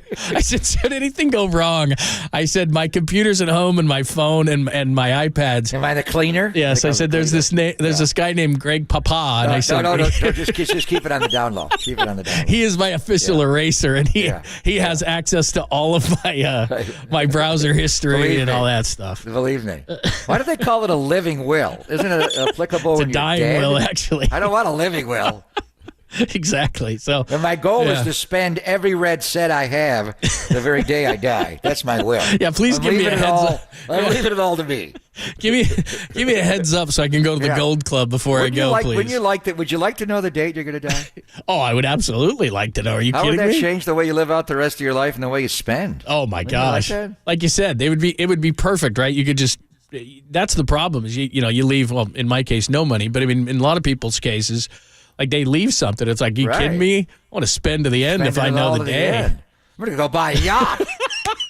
I'm going to see if Joe LaCobb will sell the Warriors to me. Exactly. This is my last day on Earth. I want to know the day. Yeah. I just don't want it to be today. Exactly. June 2nd of 2023. That is a great question, I mean, would you like to know? Would you like? It's kind of like a little bit like on the opposite end of the spectrum. Do you want to know the gender of your baby? And it's kind of I always did. No, that's bad karma. You didn't like that? Never did that. I wanted to know whether to paint the room blue or pink. One time we found out just by accident with the twins and the sonogram. Yeah. We saw, hey, what's that third leg next to that? Oh. He's a human tripod. No, I heard. Remember the old movie, and Logan Webb is pitching tonight. Yeah. Logan's Run. Of course. Where everybody died when they were 30 years old. Oh, and they had a little. What they had? Something on their. That means I would die next year. And it would leave next year, like 20 next year. It would like blink on your hand when you were getting close to 30. Oh, that's right. But everybody, your life expectancy was exactly 30. I don't think you died before 30. But exactly on your 30th birthday, you were gone. You'd have to live hard. Would you like to have like a little ornament on your hand and you knew you had 24 hours to live? It starts to blink. I think I need like 24 days. Would be more like it. Kind of like low power on your phone. Let me know. What do we do? Let me know when I'm down to like 20%. I'm going with George Atkinson to Amsterdam is where I'm going. Right. It's kind of like, when your phone gets below 20%, it turns red. That's what I want to know. Like, I want to have a battery. I want to have a battery on my life. Oh, damn, I'm at 20%. Would you like to go into low power mode? Exactly. By the way, there's a theory you should be in low power mode all the time. Oh, really? Have you heard that? You're the IT guy. I thought I'd check. No, I like to be in high power mode, especially if I was at 20%. I'd live hard. Right. That last 20%. I don't know. My liver, all that. Yeah, but if you go stuff. low power mode, the 20% lasts longer. That's true. Right? The final 20 lasts longer. Yeah, but that's boring. That's boring. Hey, listen, IT guy, just try to fix my cam here. Well, it's kind of what hole do I stick it in? I've tried every one. It is kind of like that, though. We have stumbled onto an analogy that I think works because what happens is when you get older, it's like no salt, no, all the stuff that tastes good. Like you do kind of go into low power mode. I would call that low power mode. Yeah. No salt, no booze, no meat. No, I'm not giving up those things. That low power mode. That's low power mode. No. Working out, I'm not doing that. Exactly. Sleeping, I'm not doing that. Exactly. Like you're supposed to get more sleep. I get less sleep. I'm not giving up booze. Right. No. Yeah, come on. That's the point. That's the whole point. Nail me in the box already, will you? Yeah. All right, that's an uplifting conversation. Right. Thanks for joining us. It's Papa Share Lund. your camera. Damn thing won't work, John. Seriously? The camera's not working waiting today? for camera to load, and then I hit start, and it's there. Nothing? Why is it not working? Let's go because all the people on the I'm looking on the hat and shirt combo going too. I'm looking on the YouTube channel. They demand. They want me. They demand the wardrobe changes. They know love what we need? those. And Hammer had the idea the other day. People need to send me shirts and hats. Let's start doing that. By the way, let's do it. 750 Battery Street. Just say care of Papa Lund. And please no unnecessary chemicals in there. But, just the T-shirts, the hats. That's fine. Line them in the brim. Yeah. All of a sudden, you're like, I think that I have... What, am I going to contact time for putting the hat on? No, I bet people put, like, acid in the brim or something. And all of a sudden, you're like, hey, man, I'm kind of tripping out. Just for different hats and T-shirts. All right. All right, let's get us back on track. I'll try to do that. I can't make any promises, but we'll get into a ton of things. We got into the Nuggets and the Heat, how it affects the Warriors. But last night, I want to know all about last night and how things went. You went with the gray suit. We'll expand on that. We'll get Pop online. People are demanding it, so we'll get it worked out. It's Pop and Lund on a Friday, only here on the Sports Leader.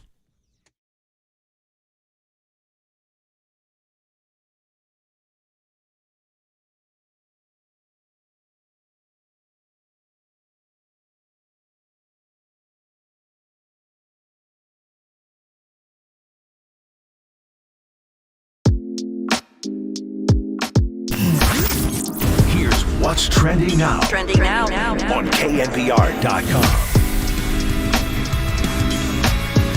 The great Susan Slusser, she discussed what Giants prospects could be getting the call up next. Luis Matos, did you see that last night?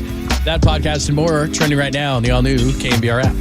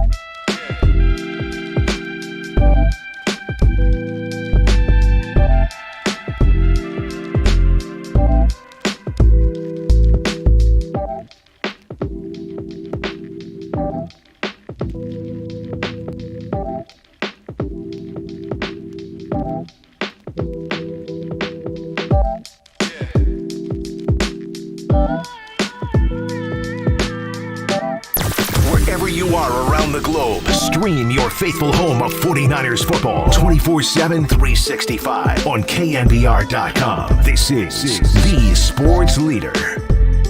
When you're thrown into the fire, there's a lot that you learn on the fly. And there's a lot of things that we all saw that he does really well. His composure, his accuracy, his escapability. I'd love to see him continue to grow in every aspect of playing quarterback, and that's timing, it's rhythm, it's accuracy, it's reading defenses, it's playing from the pocket, limiting turnovers, giving our team the best chance to win. That's Brian Griese, and sometimes I forget that he's the quarterback's coach of the 49ers because you and I used to have him on when he was doing Monday Night Football, and I didn't love that crew, but I loved Brian Griese, and I think that he deserved better because he was great on college football, and he was very good on Monday Night Football, underrated, and then he comes over to the 49ers and decides, I'm going to work my butt off as a coach, and then when you hear him talk, he's so knowledgeable on the position. Of course, his dad, and he played in the league for years, played at Michigan, helped them win a national championship, so the guy is very versed and knows the position very, very well, and I got to imagine too, Pop, and you talk to him, that he's got credibility. He's played the position, and so the guys look at him and say, hey, here's a guy who's a coach. Yeah, but he played the position as well. So he had a lot of good things to say, and throughout the show we'll play that for you, and we'll talk about state of the franchise, and you were there last night. So very cool to hear from Brian Griese. Absolutely, and the 49ers made a lot of their other assistant coaches available yesterday, and that was just a scrum. They didn't even bring them to the podium. So when Mayoko joins us, we'll get into it more on what Brian was saying. And I think he was specifically talking about what we've been talking about with Brock. Areas to improve is stepping up in the pocket, and stepping up specifically to his right and not leaking out to his left, which he did with great success last year, but just got out a little bit too early in the play. Where he got hurt in the NFC Championship game was a glaring example and a costly one where there was an avenue. Hassan Reddick, ran the loop against Tyler Croft, the tight end, and there was a spot there if he just stepped up in the pocket to the right, and Brandon Ayuk on a double move, got behind Bradbury, James Bradbury, the corner. It could have been a big play, and it wound up being the opposite, a debilitating play, and one that cost the 49ers that game, obviously a huge game, and now is going to trickle into the offseason this year with Brock. So we'll hear from Matt on that. But last night's state of the franchise, as I said earlier, just a faithful, John. We had a cocktail hour starting at 3:30. The program didn't begin till 5, and just it's just when I the Raiders, and we had the partying, and I came over and we had Sarge on yesterday. My main reservation is the faithful ever going to accept me, and but I've been around so long and working for all the teams. I mean, we talked obviously Raiders and 49ers last night football, but it was Giants, it was Warriors, it was everything, and there's just Bay Area fans. But anyway, it was so great being with the people, and it was all ages, old and young kids, and Nicholas out there, jumped up with me and did the touchdown San Francisco, and just so many great people that I saw last year at the event, but more so this year. And then bringing the group up, Al Guido came up. We talked about getting the Super Bowl 60, the World Cup, all the improvements to Levi's, and then Jed York came up, and we talked about just having John and Kyle together now, year 7. Continuity. The Warriors just lost Bob Myers Tuesday, John. One of the things he talked about is the relationship between the general manager and the head coach is set up to fail. You're just going to conflict. Why aren't you playing my guy? Why don't you get me better players? The roster sucks. Bob and Steve have none of that, and John and Kyle, unsolicitedly, Jed talked about that at length. Kyle was Kyle. He went off on a few tangents like he typically does at these events, and then we brought up the coaches, and we know Brian Schneider and we know Chris Firster well. It was getting to know Steve Wilkes, the new defensive coordinator, and he, John, is impressive. That guy is just different. D'Amico and Robert Saleh did it their way. Wilkes is, you could tell he's been a head coach before, just the way he commands the room and the way he speaks and just the way he walks around practice. There's a presence about this guy. He was a head coach before in Arizona in 2018. After 1 year, he was one and done. And then the interim last year in Carolina. He's going to be a head coach again. I don't think there's any doubt. And then we brought the panel up, and Fred Warner and Jake Brendel and Kyle Juszczyk. And I think Fred put it the best. I mean, the last 4 years, wow. They've been right there. 3 of the last 4 years in the NFC Championship game. Had the one at home where you won over Green Bay and went to the Super Bowl, got so close there. And the 2 on the road. I think the big thing this year, John, is just, play that championship game at Levi's and not have to go on the road. So just it was great. It was so much fun. People were enjoying it all. But I do want to hear more from Mayoko about Brian Griese, who believe me, I got an eye on him just about all during practice. He, who else is a quarterback coach that actually played quarterback in the NFL right now? Mark Brunell may be the only one. Scangarello did a good job, and Shane Day, but and Jimmy said it last year, and raising Trey and then raising Brock. Brian Griese is just a presence because he played. I didn't know if he would go back into TV after the 1 year's coach. Remember we had his Hall of Fame dad on when the 49ers were playing Miami last year. We got Bob Griese on. Mm-hmm. And I'd forgotten Don Shula, right after Bob retired, he talked him into, or I think in a Shula way, come to be a coach for me. And Bob said he did it for exactly 1 year. And he said, these hours are insane.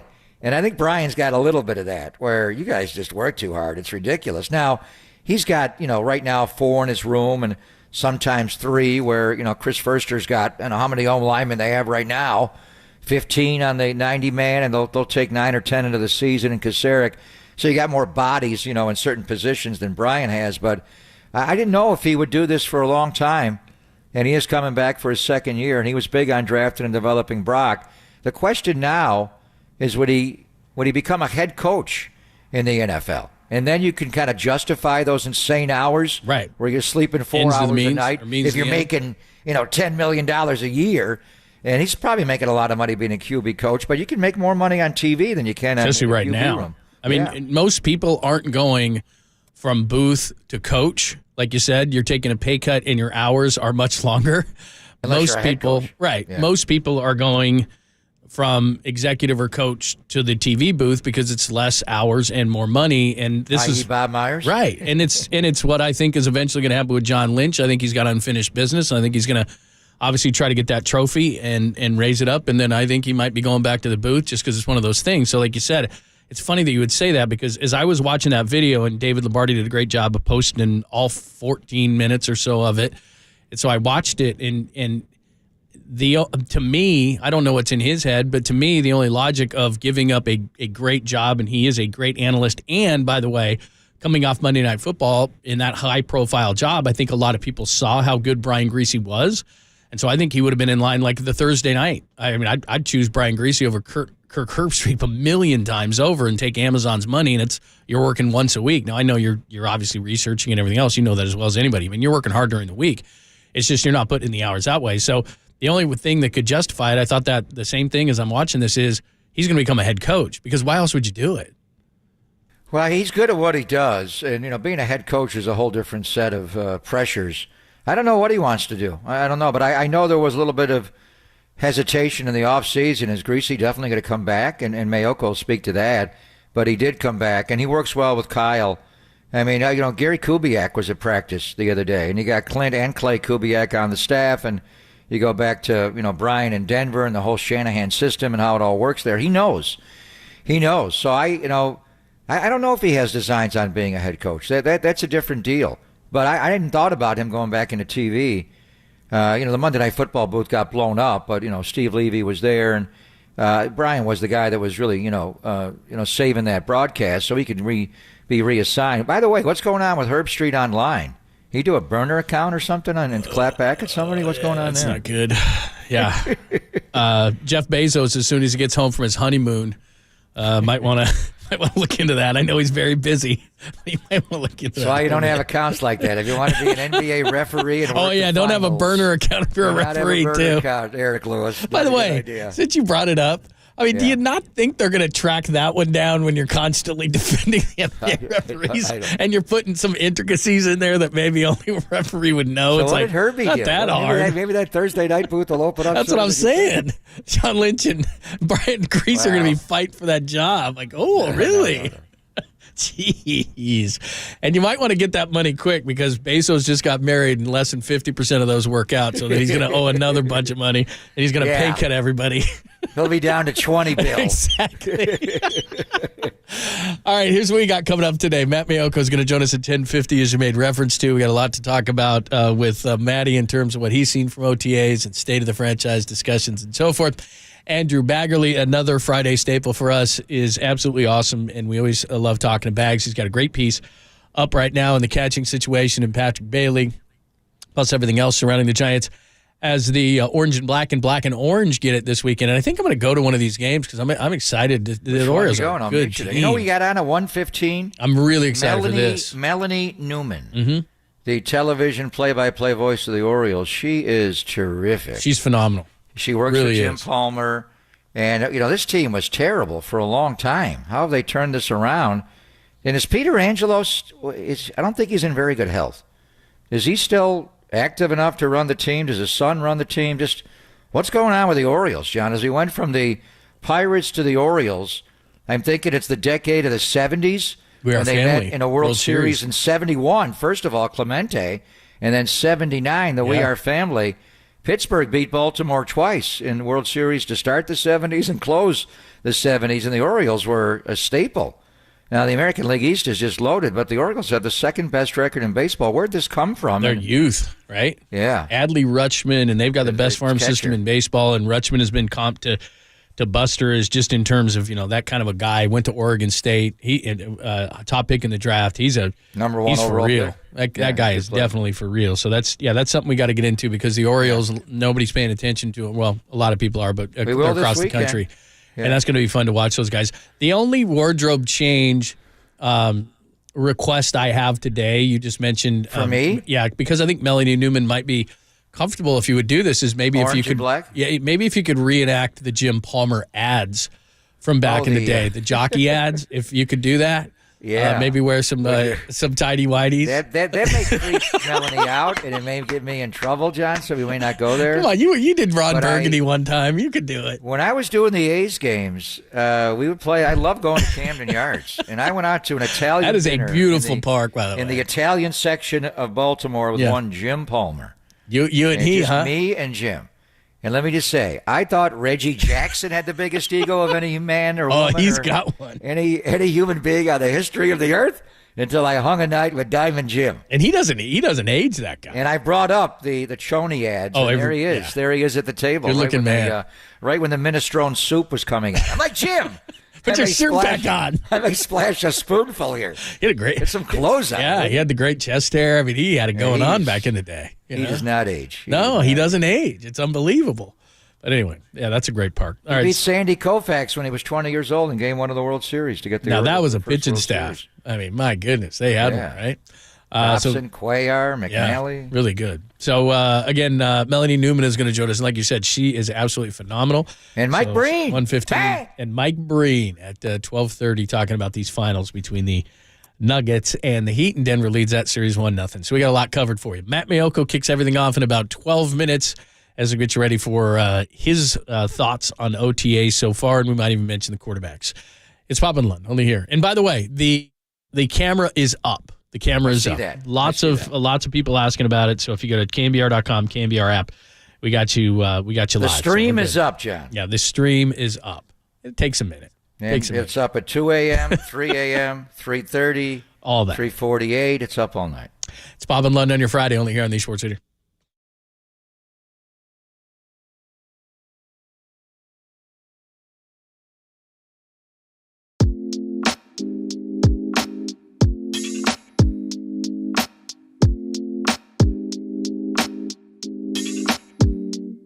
Hey, it's Greg Papa here. I had a great night's sleep after the state of the franchise and watching Game 1 of the NBA Finals last night on my sleep number bed. I have one and have had one for well over a year. You know who also has one? Trey Lance, the quarterback of the 49ers. Many NFL players have a sleep number bed because when you sleep on a sleep number, you sleep next level. You know the deal, adjustable firmness on each side so you can choose and change your ideal comfort and support. So if you don't have a sleep number bed, now is the time to sleep next level. Unlock your special potential with a smart bed that can perform as well as you do.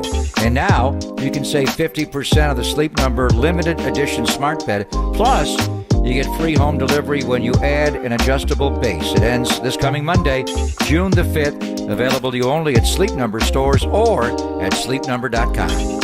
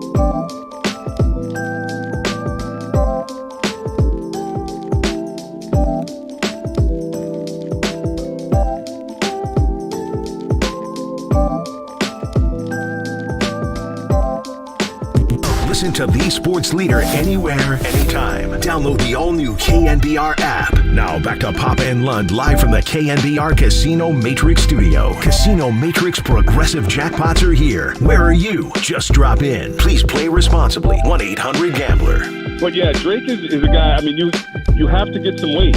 You know, you got to be able to take on these 200-pound offensive linemen if you can't run that hump. If you're not that speedster off the line of scrimmage, and he's got those long arms. He's a lanky guy. He's strong. Now he's got some weight to him. But he's a guy that this defense could definitely use. And, again, on this defensive line, it doesn't take much. You know, there's going to be a whole lot of attention paid to that right side of the line of scrimmage. All you got to do is be consistent, play hard, set a hard edge, keep contained, and you should be one-on-one most of your football game. That's our good friend DB, Dennis Brown, Super Bowl champion and friend of the show. Talking about the end opposite of Nick Bosa. Did you see Drake Jackson yesterday? Oh, I should. I mean, oh, there he is, right there. Oh, he had a wardrobe change. I do like the white SF hat. I do like that. The all white one. This one. I like that one. I like it a lot. This one's got a little mark on it. See that? Yeah, I see that. I seldom wear this one. This is an old one. Oh, I thought that was dirt.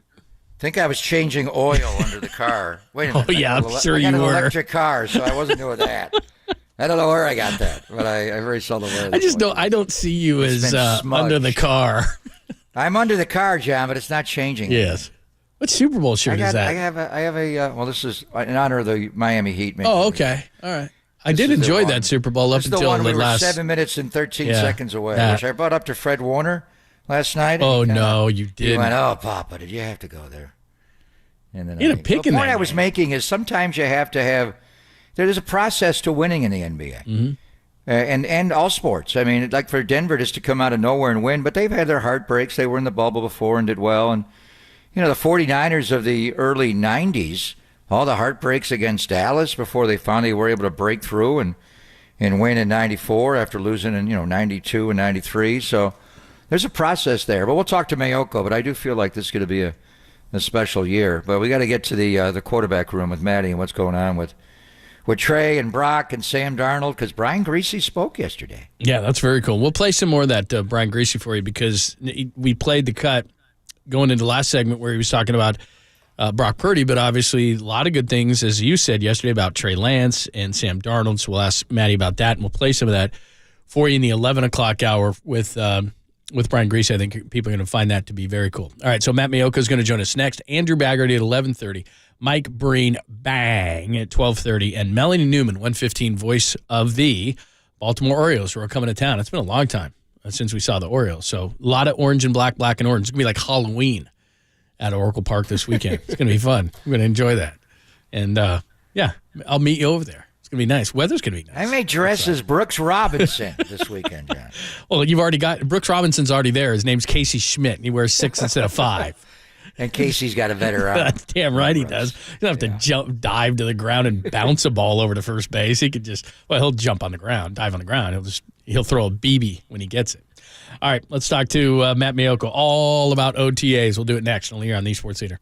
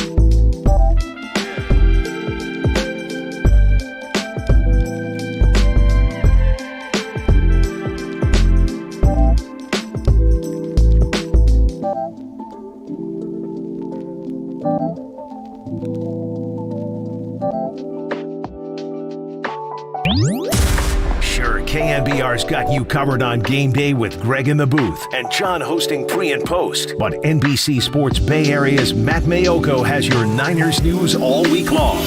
Here's Papa London Mayoko. Sponsored by UCSF Health, redefining health. On the Sports Leader.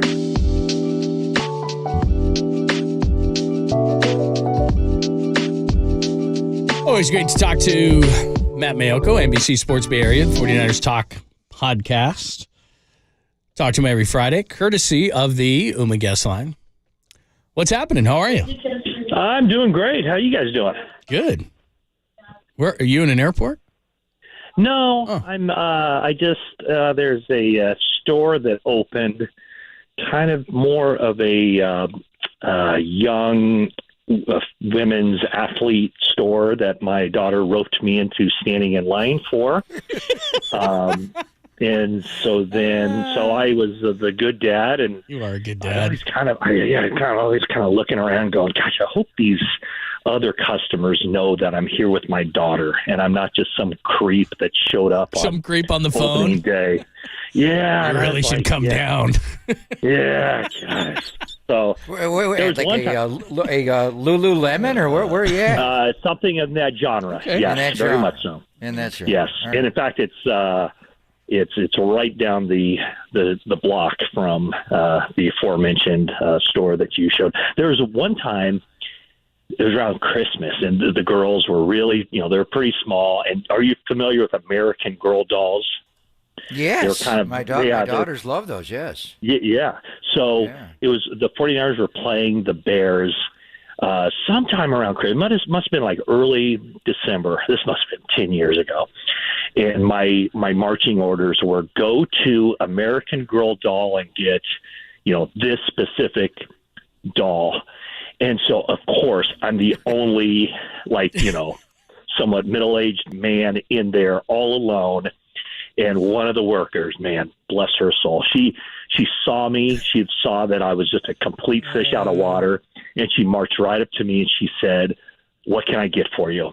And I said, "Okay, here's what I need to get." And she basically said, "See that corner over there? Stand in it and just stay there, and I'll take care of everything for you." And I was like, "Oh, this is like the best shopping experience of my life." I've been there, brother. I got 3 daughters. I got the 18-inch Nicky, and we got them all. We got everyone we can possibly have. We need that drop, please. Yeah, what was I got the 18-inch Nicky. I haven't got that in a while. There was one that the story, and if I heard the name, I think I would recognize it, but it was God, what was her name? Casey, maybe? But her story, her backstory was she's from Cincinnati. I believe she wrote sports or loved sports, and she was a Cincinnati Redlegs fan. Does that ring a bell? Redlegs, going way back to the Redlegs. We're going all the way back to 1870. Wow. Yeah, we're talking. I think this might have been 1920s or something like that. And this is one of the American Girls you're talking about? Yeah, one of the American Girl dolls, 100%. You guys should do an American Dolls Girls podcast or something. Yeah, you know what? We are I wonder if our girl dads. Who knew you guys had this kind of knowledge? Or, we do. Greg, does your contract situation allow for you to do an American Girls Doll podcast with me? Of course, let's do it. He can do whatever he wants. What contract would prevent that? Exactly. Why would I ever sign that? That could be a huge moneymaker. Oh, man, there's no doubt. Yeah, we love American girls. We love all international girls. We're all good there. Maybe we should talk football before HR reaches out to us. We need to move on. We're going to do. The reason you're spending time with your family is you've been working a lot. 49ers have had a lot of people available and saw you there on Wednesday, and you were back again yesterday. So, to see some of the other coaches besides the coordinators, starting with Brian Greasy. How often has he been made available to the media to start, the 49er quarterback coach, Matt? Not often. I think, I'm just trying to think about this. Maybe one time last year, the assistant coaches, the coordinators are available once the season starts weekly. And so a lot of Chris Furster last year, which was great. A lot of D'Amico Ryans, which was great. And then this year, of course, it'll be Steve Wilkes and Chris Furster. But typically there's one day during the off-season program where, the position coaches are made available. And they basically, they scatter out through that the auditorium where the press conferences are, and they take a seat, and you can, over whatever it is, a 20, 30-minute period, you just kind of bounce around and talk to different guys. So I know, my colleague Jennifer Lee Chan, so basically wherever she was, I was over talking to somebody else, but I know she talked to Brian Greasy a lot. And that was kind of one of the storylines early in the off season is, Brian Greasy going from the TV booth to the coaching realm and whether he wanted to continue doing it. And I think he found last season very fulfilling, first time as a coach, a position coach. And he, all the quarterbacks really credit him for a lot. It wasn't necessarily the technical part of it, but the fact that he's been in those shoes, that he played quarterback for a period of a number of years in the NFL. I think his focus was more not necessarily on, like I said, the mechanics or the technique or the technical aspect of it. It was more on the mindset and getting the guys ready to play and ready for the challenges that they face. And so I think that was a big deal for him to come back this season. Matt Mayoko is Jonas Pop and Lund here on the Sports Leader talking OTAs, and of course we're starting with the quarterbacks. I was driving down to Levi's yesterday. We were down there doing the show from the studio down there, and I heard you with Murph and Max saying if you're a betting man that you would bet on Brock Purdy being the Week 1 starter. Expand on that a little bit. Well, I think that basically from the end of last season, he'll basically the final 6 games of the regular season, Purdy did just, and certainly enough, I think, to head into the offseason as the starter, the presumptive starter. And then when you pile on the fact that then he did it for 2 games in the playoffs where, the stakes were high, the pressure was high, teams had a pretty good sample size of trying to, see what he had done, what had made him successful in the regular season, and then try to take that away from him. And what did he do? I think his passer rating and maybe even his production was better in the postseason than it was even in the regular season. So, from March on, after the surgery, what John Lynch and Kyle Shanahan basically said, not basically, they said it, that he's the guy. He's the leader in the clubhouse. If he's healthy, he's going to be the starter. And, it's no knock on Trey Lance and no knock on Sam Darnold, but Brock Purdy did it. And Brock Purdy has the locker room behind him. He has the coaching staff behind him. He has the team executives behind him because he did it. 49ers know how far he's capable of taking the team. I guess we don't know if he would have been capable of taking them past the Philadelphia Eagles only because he got hurt on the 5th snap of that game.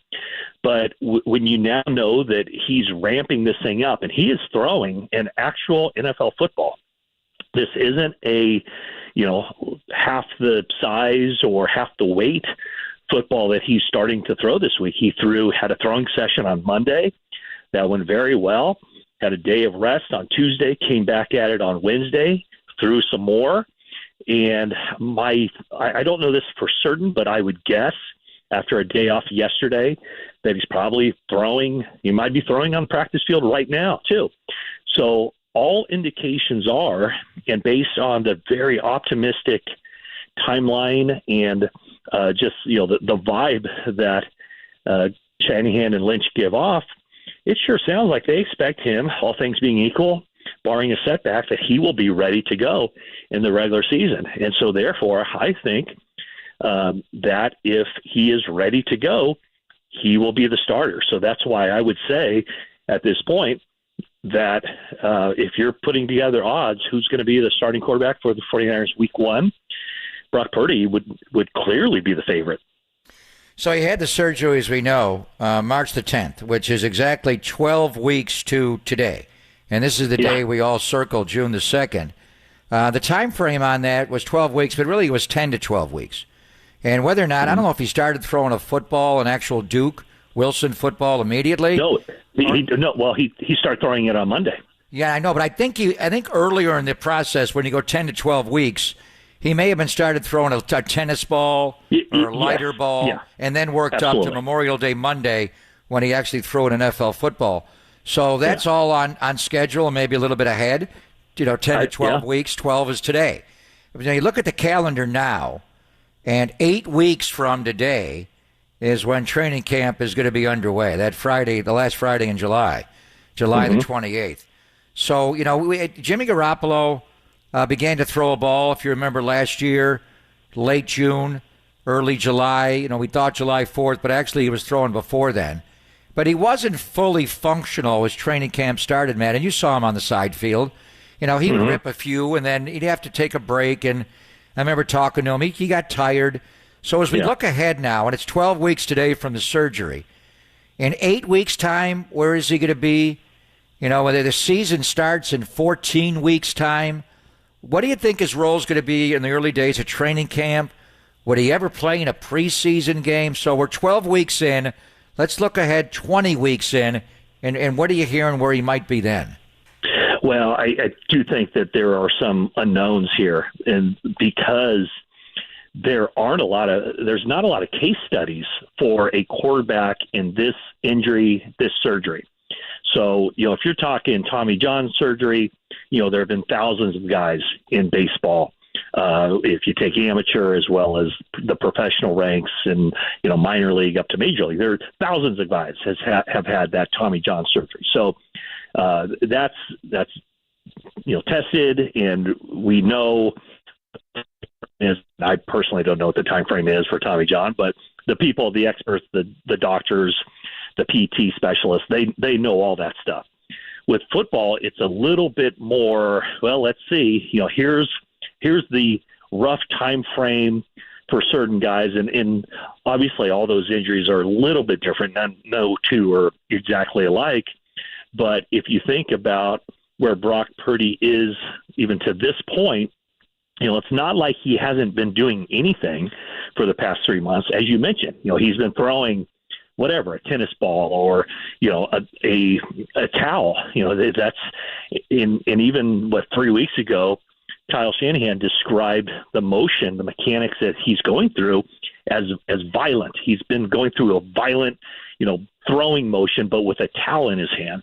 So it's not like he's going from 0 to 100, like, okay, you haven't been doing anything. Okay, let's put a football in your hand and start throwing it. So I think there will be, there will be a ramp up. There is the ramp up that's going on right now. And I don't expect him to play in the preseason. I would fully expect him to get on the field, though, in practices under very controlled settings and doing some stuff. So, again, it's not going to be like all of a sudden, he's not throwing a football, he's not practicing at all, not doing anything, and then all of a sudden he gets cleared and now he's doing everything. I would fully suspect that when training camp starts, I guess first off, the Warriors have to decide, are they going to have him on the PUP list to open camp, which means he can't practice, or do they say, you know what? This thing's coming along really good. Let's not have him on the PUP list.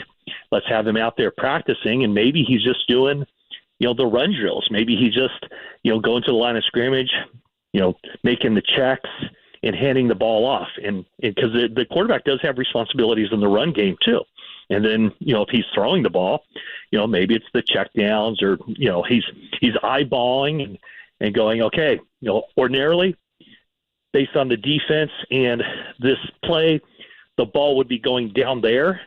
But for the purposes of me and my eyes and just making sure that I'm physically, not have any setbacks, maybe I'm checking the ball down. So I think you will see him on the field doing stuff, maybe even from the beginning of training camp. Matt Maiocco has joined us. In the few minutes we have, non-quarterback news. I know I'm taking a big risk here, but in non-quarterback news, what have been the biggest things to jump out at you in OTA so far? Well, it's Brandon Ayuk looks better than ever, which you would expect, because he has made, in some cases, incremental improvements, in other cases, very dramatic improvements from one year to the next. The other things that kind of jump out at me, I think Isaiah Oliver, whereas a month or so ago, I might have thought, like, boy, that's going to be a competition in nickelback. Is it going to be Sam Womack? Is it going to be Darrell Luter? Is it going to be Isaiah Oliver? Right now, kind of going back to if I were a betting man, ... If I were a betting man, Isaiah Oliver. Are you a betting man, by the way? You know what? Let's say you go to Vegas. Don't get him in trouble. No, I'm just saying, like, if you went to Vegas, would you do it a little bit or no? Okay, yeah. Here's what I do. I would, and this is the honest truth. Okay. I would never ever bet on football, because I just think that there's no bylaw or anything as a pro football writer that I can't. But I just think that's. Okay. I it's think your morally, own rule. Yeah, it's your own rule. It's my own rule. Because you know too much. Detroit Lions rule as well, John, which they seem to violate every hour. I think those guys didn't know. I just would feel slimy, okay, like betting on. So I would never even touch football. All right. But like I went to Vegas for the college basketball tournament for St. in Mary's, early March, and I was betting everything. I was betting. I loved. I put like whatever, $10 or $20 on about 20 different games, and just sit back and watch them and have a lot of fun. It's fun. So, yeah, okay. So I would say that I don't want to take you too far off track, but I just want okay. Okay. Okay.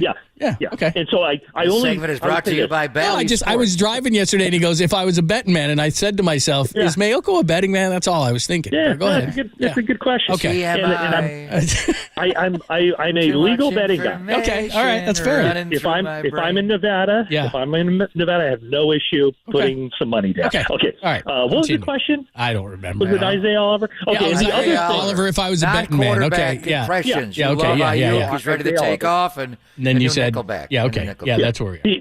The other thing, okay, so Isaiah, I would go Brandon Ayuk, Isaiah Oliver, and then the third one is we haven't been able to see anything. This time of year is worthless for us if we're watching defensive linemen and offensive linemen, because they don't have pads on, and that's kind of a big part of what they do, the physicality that you can show with pads on. But I would just say the eye test. I mean, you look at Drake Jackson, he looks like a different guy, and last year it was everybody was talking about the bend, and the explosiveness, and you could see that without pads on.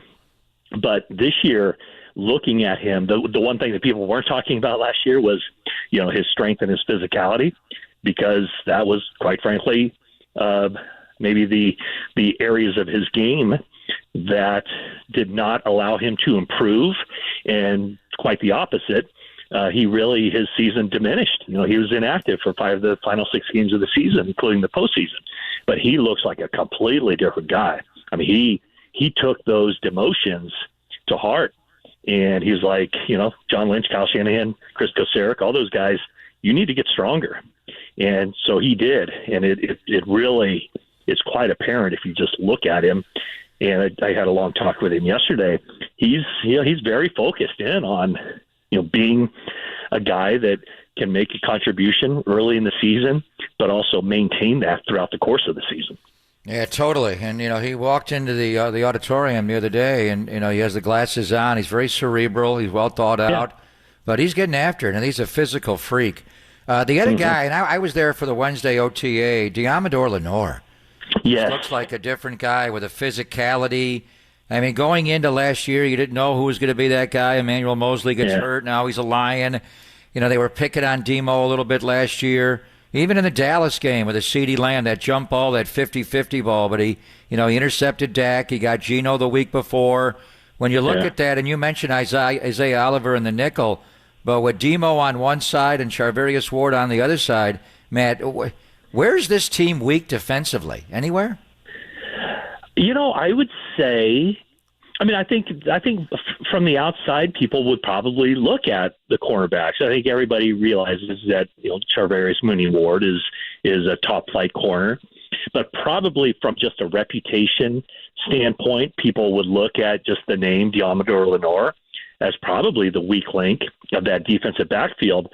But as you noted, look at what teams did in the postseason. They did not go after Lenore. I think he only gave up like 2 receptions in those 2 games, or in those 3 games.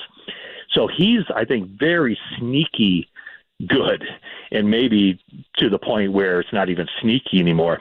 The one area where I would say is a weakness, and this might, I don't think you would be surprised by this, because everybody talks about the defensive line being so dominant. I really think the weakness is the edge rusher spot opposite of Nick Bosa. And last year, Samson Ebcom, Charles Omenihu, Jordan Willis, those guys were, they did their parts, but there's no reason, I don't think, why the player at the edge opposite of Bosa shouldn't have a big season, just because of all the attention that Bosa gets, and which side, either a back is going to chip or the tight end is going to give help. So I think that opens the door for that other side to have a big-time season. And I would say that the guy on the other side has to have more than whatever it was, 4.5 sacks that Samson Ebukam had. And that's, going back to Drake Jackson, or, who is it going to be? Cleveland Farrell? Is it going to be, Robert Beal? Will Kerry Hyder get in there and mix it up a little? But I would say that the one element where you don't know what that edge rusher spot opposite of Bosa is going to bring to the table. So I would say if you're looking at the defense, that would probably be the spot where I think they have to get better production than they did a year ago. I think you brought up a great point again with Murph and Mack yesterday, which is people forget they brought in Deshaun Gibson late. And so if one of those guys that you mentioned, and there's a lot of them, but quantity does not always equal quality. So if one of those guys doesn't step up, that is the one area still where there's a bunch of guys sitting out there who probably don't want to go to training camp, guys like Robert Quinn and Ngakoue and so forth, that if you bring in one of those guys late to be, let's say, a specialty third down guy, probably won't cost a ton of money. Give these guys an opportunity first, and if they don't step up, then maybe those guys are a fallback option.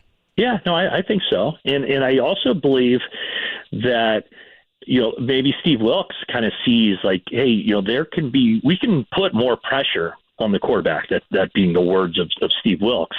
And so you hear him talking, and you hear the linebackers in particular talking about them being more aggressive defensively. And what does that mean? That means, dialing up more blitzes for Fred Warner, for Dre Greenlaw, because, I think that as good as that pass rush is, as good as the 49ers front four is, I think they can bring more pressure. They can vary things. They can play more press coverage and have the quarterback's timing with the receiver thrown off a little bit by getting, Diamador Lenore and Charvarius Ward up in the receiver's faces, and then, bring some well-timed blitzes.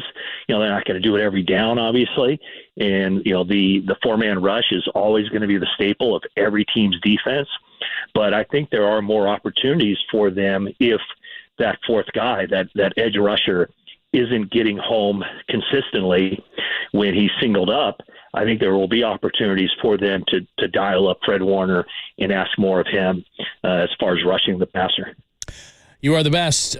Sorry to interrupt the dolls. You can get right back to it, and then we will talk to you soon. It's good. He's shopping for female clothing. Oh, you in Walnut Creek? Is that where you're at? Oh, I know where you are. Yeah, I was in the creek. I'm home now. Oh, wow. That's how long we kept talking, you traversed all the way home? You didn't stop? No. I Right just got home. Wow. Yeah, you know what? That's a good call. I should have done that. Yeah, but I do you have were right over there. Back I can't believe you didn't. You got time. Yeah. Right. The line there is long. All right, man. Great to talk to you. We'll talk to you next week. All right, gentlemen. You're the best. Take care. Matty Marucci's. Yeah, there he is. Dan Minucci. No. It's very confusing. Matty Mayoko. Yes. Very confusing. Very confusing. The 49ers Talk podcast.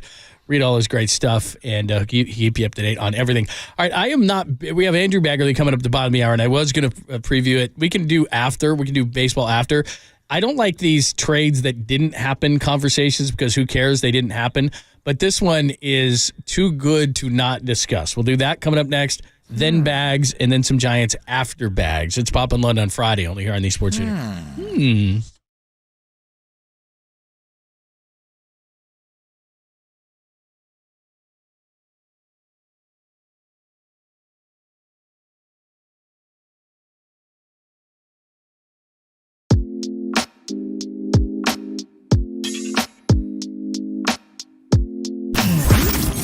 Here's what's trending now. On KNBR.com. Bob Myers and his wonderful hair and white teeth in talks with ESPN. That story and more trending right now on the all-new KNBR app.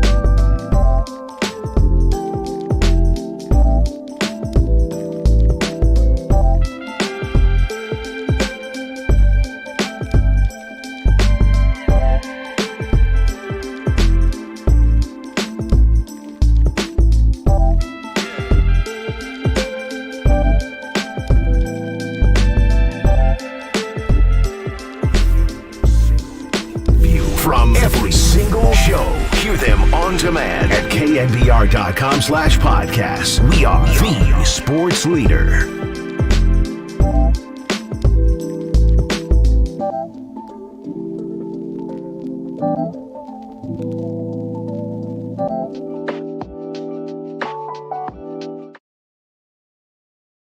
I was betting everything. Let's ride. Let's ride. Broncos country, let's ride. Okay, so it's Broncos country, not let's ride. And like I said, I don't like to do what coulda, shoulda, woulda been done because it's already done, right? So I don't go back and look at trades, but this one's really juicy and interesting. So instead of Bronco country, let's ride, Seattle wanted to send him to Philly and had a deal in place, and it would have been Eagles country, let's fly, instead of Broncos country, let's ride. It would have been Eagles country or Eagles, I don't know what he would have said, but he'd have been like, let's fly. I know that part. That's what he would have said.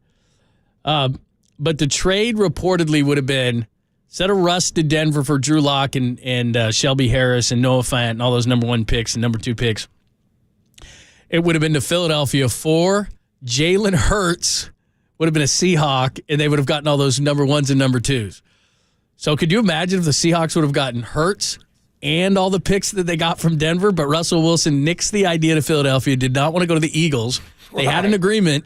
He thought he'd get a better chance to win in Denver? He wanted to go to, plus he's soft. Could you imagine Russell doing that? Nathaniel Hackett, I'd rather go there. Plus, could you imagine if he tried all that corny stuff he does in Philadelphia? They'd drive him out of town in 5 minutes. So anyway. So from a 49ers perspective, and this is the first I've heard of it does not shock me that John Schneider would be in on somebody like Jalen Hurts. He's been trying to get a quarterback to replace Russell for a while, ever since Russell, demanded, because of the baseball agent, he wanted to, kind of like Deshaun got fully guaranteed contract and all that. So from a 49er perspective, are we glad that Jalen Hurts went to Philadelphia and now they're the defending NFC champions? Or would we wouldn't want him to be in the division? I mean, also go back a year from now, there was no certainty he was going to be Jalen Hurts. Right. Remember the way the season ended the year before, not this last year where they went to the NFC, hosted the championship game of the Super Bowl. They lost to Tampa Bay and Tom Brady, and that offense was offensive. And he made advancements throwing the ball, John, but not enough. And you still had to wonder, this guy's more of a runner than a pocket quarterback. So what did John Schneider and Pete Carroll see in him that they would make that step up? Because they were all in on Geno.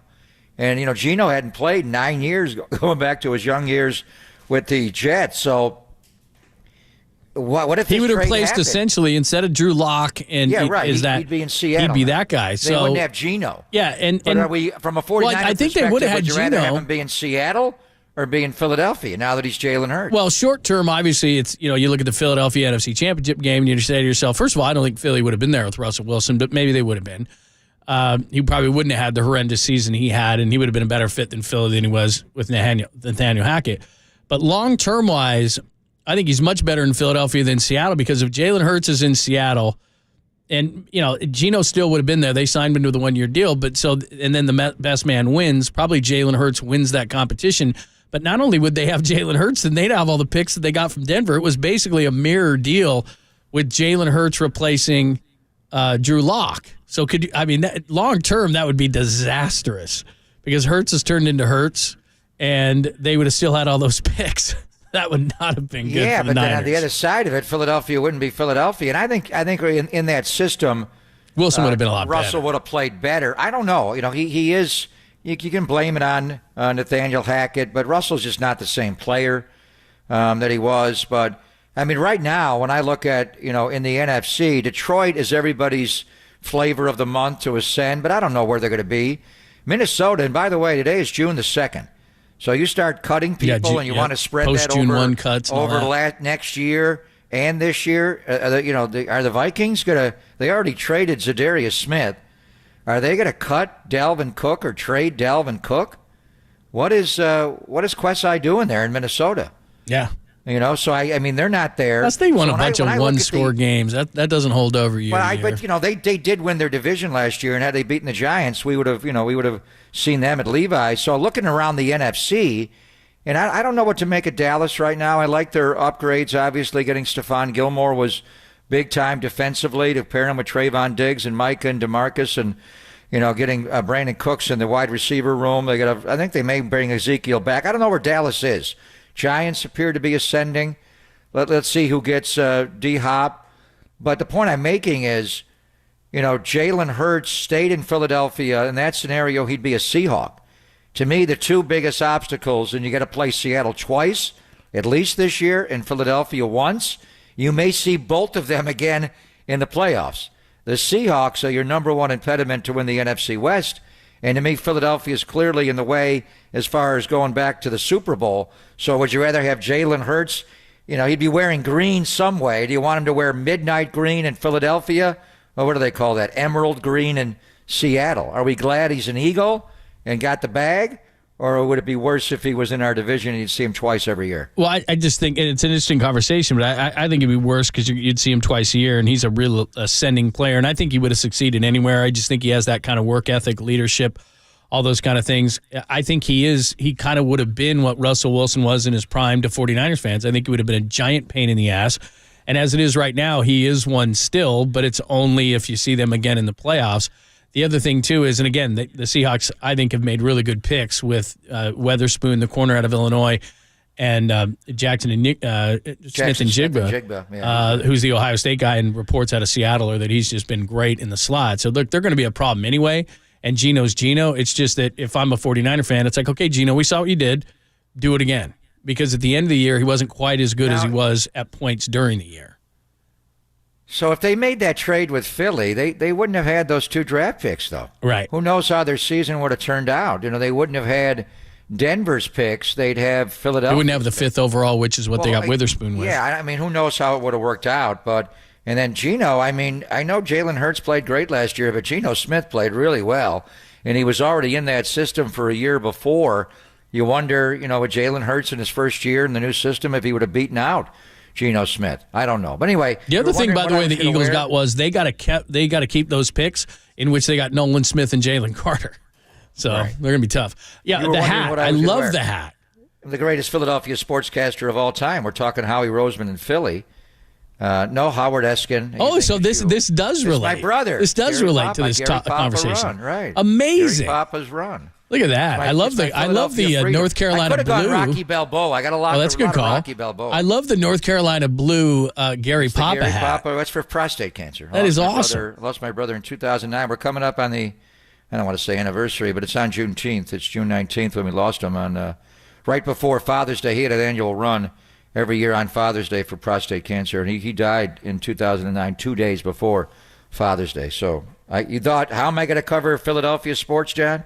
I got my brother. Nice job with that. Never left my side. Because I was watching, and I texted you during the break what we were going to do. Yeah, I didn't know we were doing this segment. And so we did Philly, and so you put the Gary Pop. But by the way, somebody has requested an over-under on costume changes today.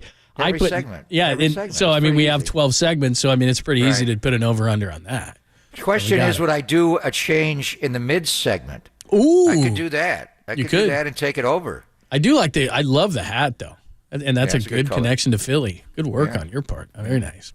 All right, coming up next, we flip it over to the Giants. Our good friend Andrew Baggerly is going to join us. We get into a ton of stuff. And you brought up a great question yesterday. The NL is starting to you're starting to see what it is. You got the teams at the top, you got the teams at the bottom, and then you got some of those teams like the Padres and the Phillies and the Mets who were supposed to be something. When are they going to go on the run? And how do the Giants kind of fit in this NL race? We'll ask Bags about that coming up next, only here on the Sports Leader.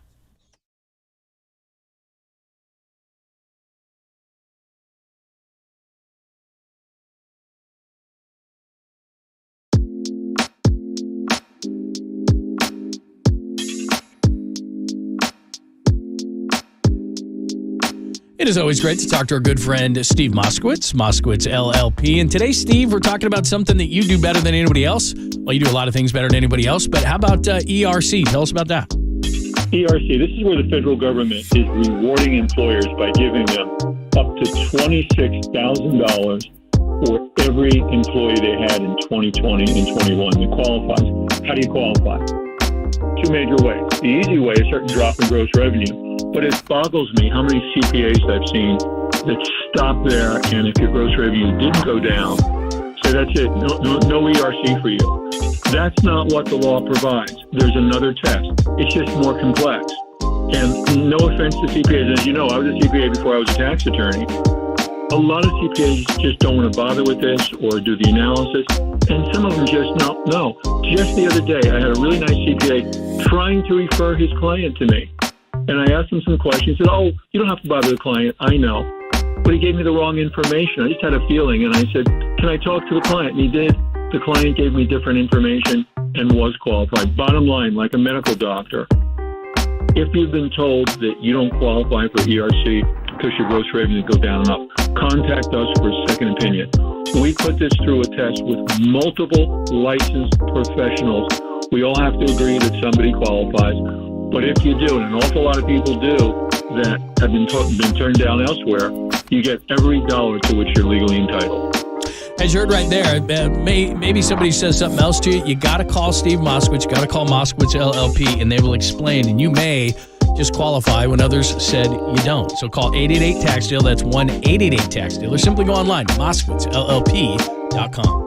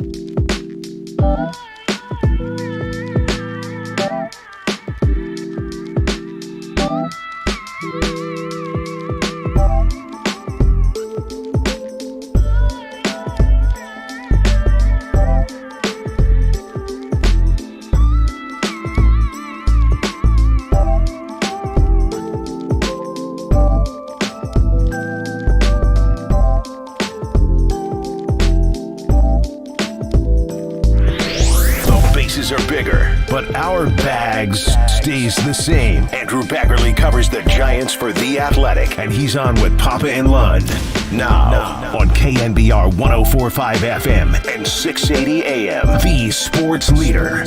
Yeah, I mean, is it even an arm at this point? I mean, it's like a small rocket ship that somehow was attached to its shoulder. That's how it works, how it moves, his arm path, the interplay between like his elbow and his hand and his wrist, and how that works with the rotation. I mean, it's fascinating to watch, and it just comes out lightning fast with movement. It's to the point where, you know, how do you even describe it? It's unfair. He's so good. He's so fun to watch. John Brebbia was on with Murph and Mac. And not that I want you to leave the show, because I don't. But at some point, maybe after, 2 o'clock, but then Tolbert and Copes get mad, so maybe 6 o'clock, but then it's Giants baseball time. and FP's on. So I don't know, but at some point this weekend maybe. But then Marty's on this weekend, so I don't know when you're going to listen to it. But John Brebbia was great. He is the best interview, I think, on the Giants. Let's ask Andrew Baggerly about it. At Extra Bags, we had a lot to talk about with the Giants. Got an interesting weekend coming up against one of the better teams in the league, second best record, the Baltimore Orioles, orange and black versus the black and orange. And Andrew Baggerly joins us courtesy of the UMA guest line. How are you?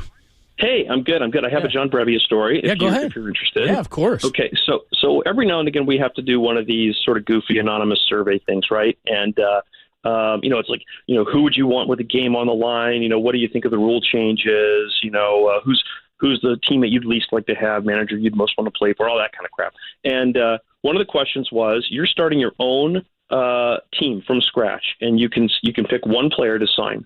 Who do you pick? Pretty easy one. It's like most people say Ohtani. You've got some Acuñas. And this survey should take like 2 minutes to do. It's like 5 quick questions. For John Brebbia and me, it took like 20 minutes because he kept like asking follow-up questions. He wanted to know all the ground rules. He's like, wait, okay, so is money an object? I'm like, no, I guess not. So you can take anybody? I'm like, yeah, you can take anyone. You can pay him whatever you want? Yeah, you can pay him whatever you want. He's like, okay, well, then I'm starting my franchise with me, 10 years, $10 billion. Wow. Great answer. Like, you win. This wasn't even a contest, but you just found a way to win it. So there you go.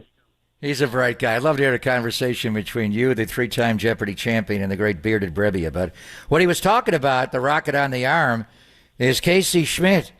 And you have a fascinating story. I mean, just watching him, I've never seen a third baseman, throw. Brooks Robinson won 16 Gold Gloves. The Orioles are in town. He had more of a quick release. Michael Jack Schmidt, a hell of an arm. Aurelio Rodriguez years ago in Detroit. Sean Dunston at short. But the arm of Casey Schmidt and you guys can quantify it now with the velo. But your piece comparing the arms race between J.D. Davis and Casey, just fabulous going back and forth. But have you ever seen anybody on the left side of an infield throw a baseball like the mighty Casey does, Bags?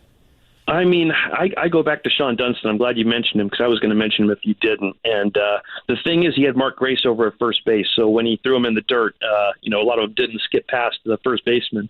And he'll fully admit that he threw a lot of them in the dirt. But I think he had the best arm of any infielder I've ever seen. And I wish we had the data to quantify just how fast the throws were.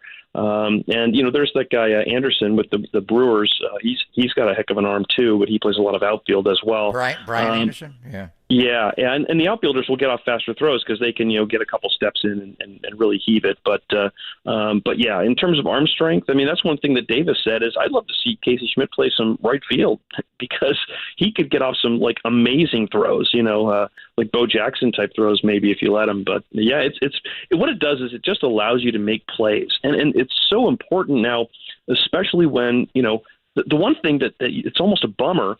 With the shift rules, I mean, I get it. You can only have a middle infielder on each side of second base.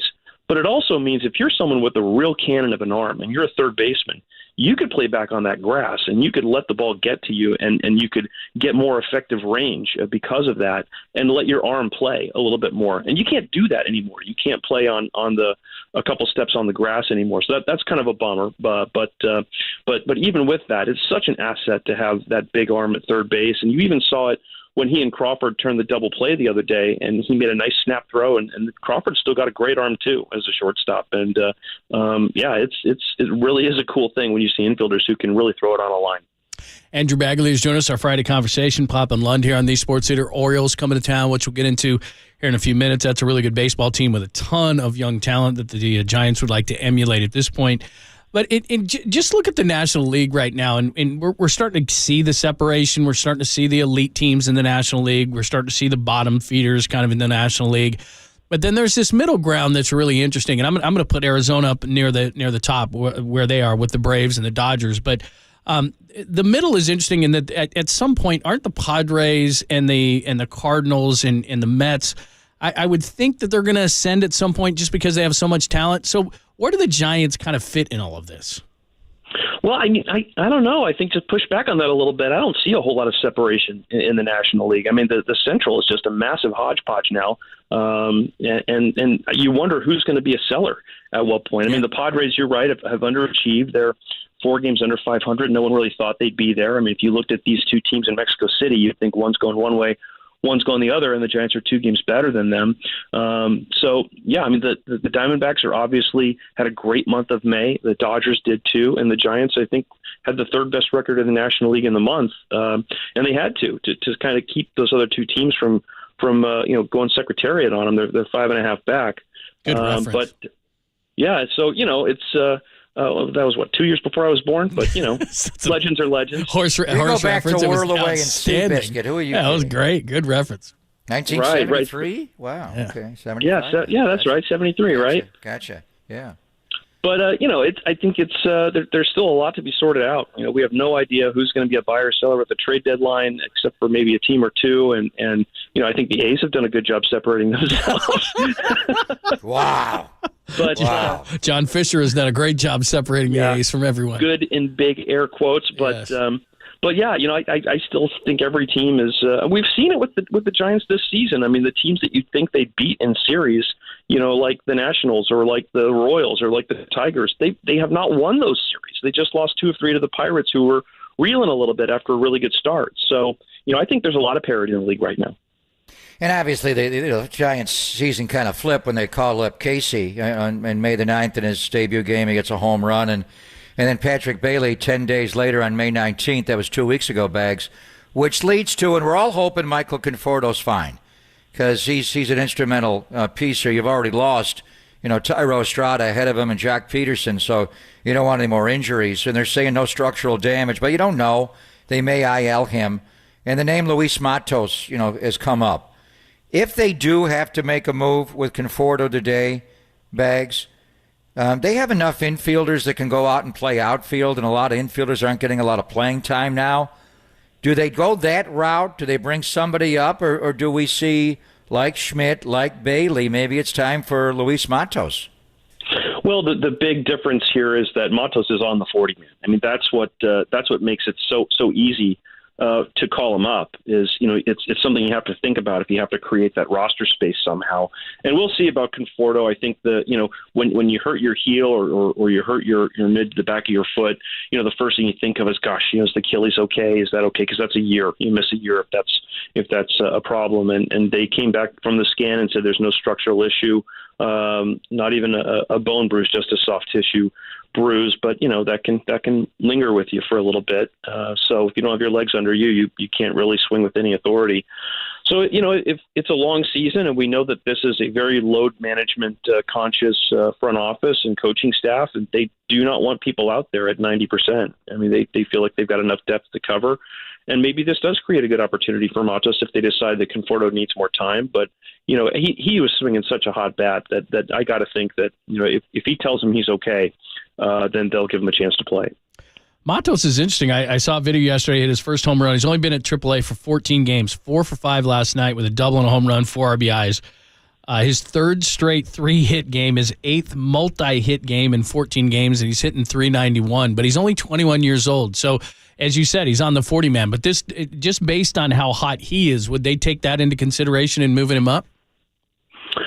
Well, I think so. If it's a situation where they feel he can compete against big league pitching, you always want it to be a development decision, right? When you call somebody up and not just to plug a hole in the major league roster. I mean, I think I saw the Cardinals called up Jordan Walker again. Yes. And he was on their opening day roster, and they saw a couple of swing flaws and saw that he wasn't really getting a lot of launch and hitting some ground balls. And they thought, you know what, let's let him, instead of having him play 4 days a week, let's let him go to AAA and work this out. And now they've got some injuries, and they got to bring him back up, and we'll see if he's ready or not. But you always want it to be a development decision first. And I think if it was something they felt he wasn't ready, regardless of what the team needed, I don't think they would call him up. But if they think that he can be a short-term spark and really have a little success and then they're open-ended to seeing how long it lasts, yeah, I could definitely see. It's a conversation. Let's put it that way. I'm sure it's a conversation at this point. After a day off yesterday, the Giants are back at it on an orange Friday night, and it's an orange and black Friday and all weekend with the Baltimore Orioles coming into town. And, the one thing about the balanced schedule now, we saw the Yankees opening day in New York. To see the Orioles is a little bit rare. But the fact that and now the Texas and Boch have passed them by a half game, but for a lot of the year, they were not only running second place in the American League East to the Rays, who are 40-18, but they had the second best record in all of baseball. Bag. So, I mean, Texas is 35-20. Now Baltimore's got the third best record at 35-21. But I kind of like this balanced schedule. We get to see the Orioles on a weekend in San Francisco in June. Yeah, no, I agree. I think it's good. I mean, I think you miss those extra games against the Dodgers. You always get up for those, and it's down to 13 instead of 19, and obviously those are always a big draw, regardless of where the teams are in the standings too. But I'm just looking at the schedule because I was looking to see what run differentials were. The Texas Rangers have passed the Rays in run differential. I mean, they're scoring 2.4 more runs per game than their opponent, 6.3 runs per game all year. So their offense has really been cooking, and they've got some good pitching too, and they've got Jacob deGrom coming back. So yeah, how about Bruce Bochy? He's walked into a pretty good situation, I think. August 11th, 12th, and 13th, by the way. Bochy comes back to Oracle Park, guys. That's going to be fun. Oh, that's nowhere, no matter where the teams were on the schedule. That one was circled before the season began, for sure. No doubt. Bags, great piece, like Pop said, on the arms of Davis and Schmidt. That was a great piece, a great read. Nice stuff. Yeah, I actually apologize to Casey for finding the video of the one run that scored his first year. One. You'll have to read the story to see how it scored. They might play that on the big screen in the clubhouse for him. We'll see. Yeah. So they never pitch him. They're going to go more Brett Wisely in that role, Luis Gonzalez role. They wouldn't put him on the mound in the ninth inning in a blowout game one day? No, because Gabe Kapler said he wouldn't trust him. They try to hum it in there as fast as they could, just like J.D. Davis did with Houston when he made 3 pitching appearances in 17 and 18. And he wants somebody who's just going to lob it in there and not have a sore arm the next day. That's priority number one. So anybody that they think is going to actually go up there and try to pitch and throw like 95 miles an hour, you have none chance of pitching for the San Francisco Giants. You have to throw the lob. That's all they want. They just want the eephus. Yeah, the eephus pitch. Well, Canseco threw the knuckleball and he got hurt doing it. So there's no speed that's safe. Yeah. That's true. He also had a home run go off his head. So yeah. Outstanding. Thanks, Bags. We'll talk to you next week. Appreciate it. All right. Have a good weekend, guys. You too. Stop picking on Hosey, would you? By the way, the weekends for the Giants this month are awesome. This weekend, the Orioles, home. Yeah. Next weekend, the Cubs, home. Yeah. Go on down to L.A. for the weekend after that, the weekend of the 16th. Yeah. For the 16, Dodgers. 17, 18. And then the exciting Diamondbacks back here the weekend of the 23rd. First place in the National League West for the Dodgers. Yeah. I mean, seriously. Orioles, Cubs, and Diamondbacks home. All right, how Dodgers about on the when road. we go to training camp, July 28th, 29th, and 30th, the Boston Red Sox are coming to Oracle. That's some good weekend and baseball. Damn, when I'm in Vegas hanging out with TB12 and Garoppolo. Oh, I'm going to that. I don't think, Tom, is Jimmy going to be there? Is he going to be healthy enough to practice against us? If you're going to be there, he'll be there. So that's when Bochy comes back, 11, 12, and 13. But I'll be in Vegas all weekend. Yeah, sorry. I love Bruce, and I love talk. Really? And then after that, Atlanta comes in. And the last weekend of the year is the next time and the only time the Dodgers come back to town. So you're right. Good weekends coming Weekend at 3rd and King. All right, move Mike Breen up from 12:30 to next. Mike Breen, the voice of the NBA Finals for ABC, is going to join us, and we'll get into Game 1, Nuggets and the Heat. And a great piece that Marcus Thompson did on Mike Breen. If you didn't know, the fire. It made me cry. Yeah. Made me cry. So we'll get into that next, only here on the Sports Leader.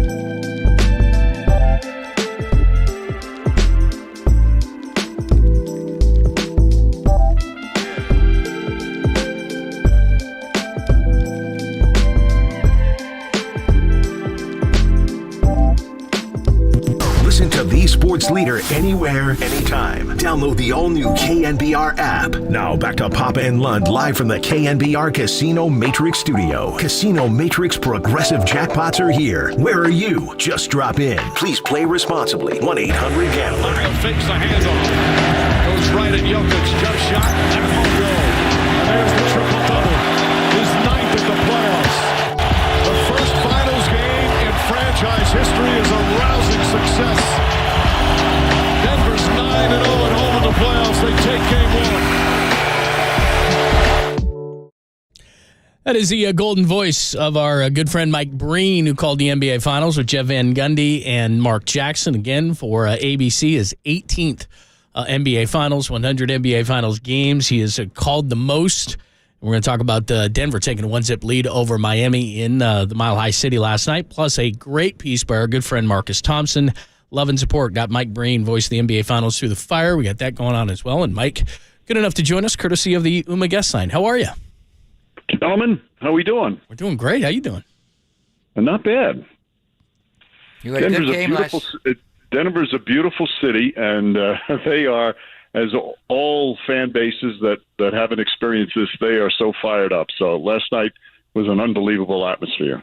And you had a great call, and we do want to talk about the game. But John mentioned Marcus's piece, and I knew about the fire. Chris Mullen notified me right away when it happened, but I didn't know the severity of it. And you lost a lot of extremely valuable personal items, but there was a son involved and moved him to a beach house. And I know you deflect and you don't want to talk about yourself, but just the reaction that you've gotten league-wide, all your friends, just everybody who loves Mike Breen, who knew about it, but maybe not in full details. But Marcus's story, Mike, really hit home for all of us. Well, thanks, G. And I was very hesitant to do it, but I have such respect and admiration for Marcus. And the guy is he's a brilliant writer. He's got a great soul to him. So, and I thought he wrote a beautiful piece. So the message was this, in that you find out in a terrible situation, you find out how many incredible people you have in your life, and that's what I've taken away from it. It's your NBA family, your own family. It's something that I never ever expected, and was overwhelming, and that's what gets me emotional when I think about it. Not the fire, all the love and kindness that we receive. So I appreciate your words. Well said. And like you said, Marcus comes on our show weekly, and he's a good friend of the show, and the piece is absolutely great, and I'm glad your son is okay. And we all store chemicals, and the way that you talked about it, and it got me to be like, whoa, what am I doing with my stuff? But part of the irony, too, is we're sitting here in San Francisco. You were actually in Napa, and we're flying out to San Francisco, and you had turned your phone off to get a little sleep, and all of a sudden you wake up to all these messages in Napa, huh? Yeah, I mean, we had the greatest trip to Napa, but we had the worst flight home. Sure. Because we didn't know what we were going to see when we got there. It's interesting you mentioned Chris. Chris actually called me that day, not knowing, and I told him, "Listen, Chris, I can't talk to you. I got to call back." And then I explained to him what happened. He's just one of many friends who checked in and wanted to offer whatever they could do. I had people offer me their homes to stay at, offer me their cars to use, offer me the clothes that they had in their house. Just one thing after another. And it I never knew what to say to people, when they said, "What can we do for you?" But what did happen, it didn't matter if it was a simple text, a phone call, whatever. That type of thing strengthened my wife, myself, and my family to get through it. And it was easy to get through it because we just felt we had so many people who cared. Yeah, just an amazing story. And I know, Chris lived out on the island for years. You guys were neighbors. So in any event, great call last night. And, the Joker was just brilliant from the beginning, his passing skills. But you had a line last night that really struck with me. And Coach Van Gundy kind of cut you off in the middle of it. But I know you don't just pull things out. You do it by research. You were talking about Jokic, and you said he passes like magic, he rebounds like Moses, and he shoots like Larry. And I'd like to go through each element of his game and where that line came from. And, sometimes when I watch him play, he reminds me of Mullen. And it's not just the haircut. I mean, he's like, Mullen on steroids, 7-foot Mullen. His skill level is just insane. So talk about each element. And the one I would ask you about is Moses. I mean, Moses averaged over 12 rebounds a game and 5 on the offensive glass. But he's a walking triple-double. So where did you get that line? He passes like magic, he rebounds like Moses, and shoots like Larry. Well, the thing is, he's one of the most unique players who's ever played. So it's hard to compare him to anybody. Now, I don't believe that he's as good a passer as Magic. He's probably not as good as passer, rebounder as Moses. And I said Dirk, not Larry. And he's you said not Dirk? as good not as good as a shooter as Dirk. Okay. But he has the abilities of all three. Like some of his passes are Magic-like passes. The rebounding thing came from, if you remember, Moses Malone didn't really jump. Well, Jokic doesn't really jump, yet they always secured the rebound. Right. And same thing with Dirk. Like Dirk had that 1 foot fall away. That's what Jokic is. Certainly Jokic is not the 3-point shooter Dirk was. Dirk's one of the great big men shooters ever. But he just has a little bit of everything of those 3 Hall of Famers. You can probably throw in another guy as the assist man, another guy as a rebounder, another guy as a shooter. But those 3 just kind of struck me from when I watched them and certain things that Jokic does as well.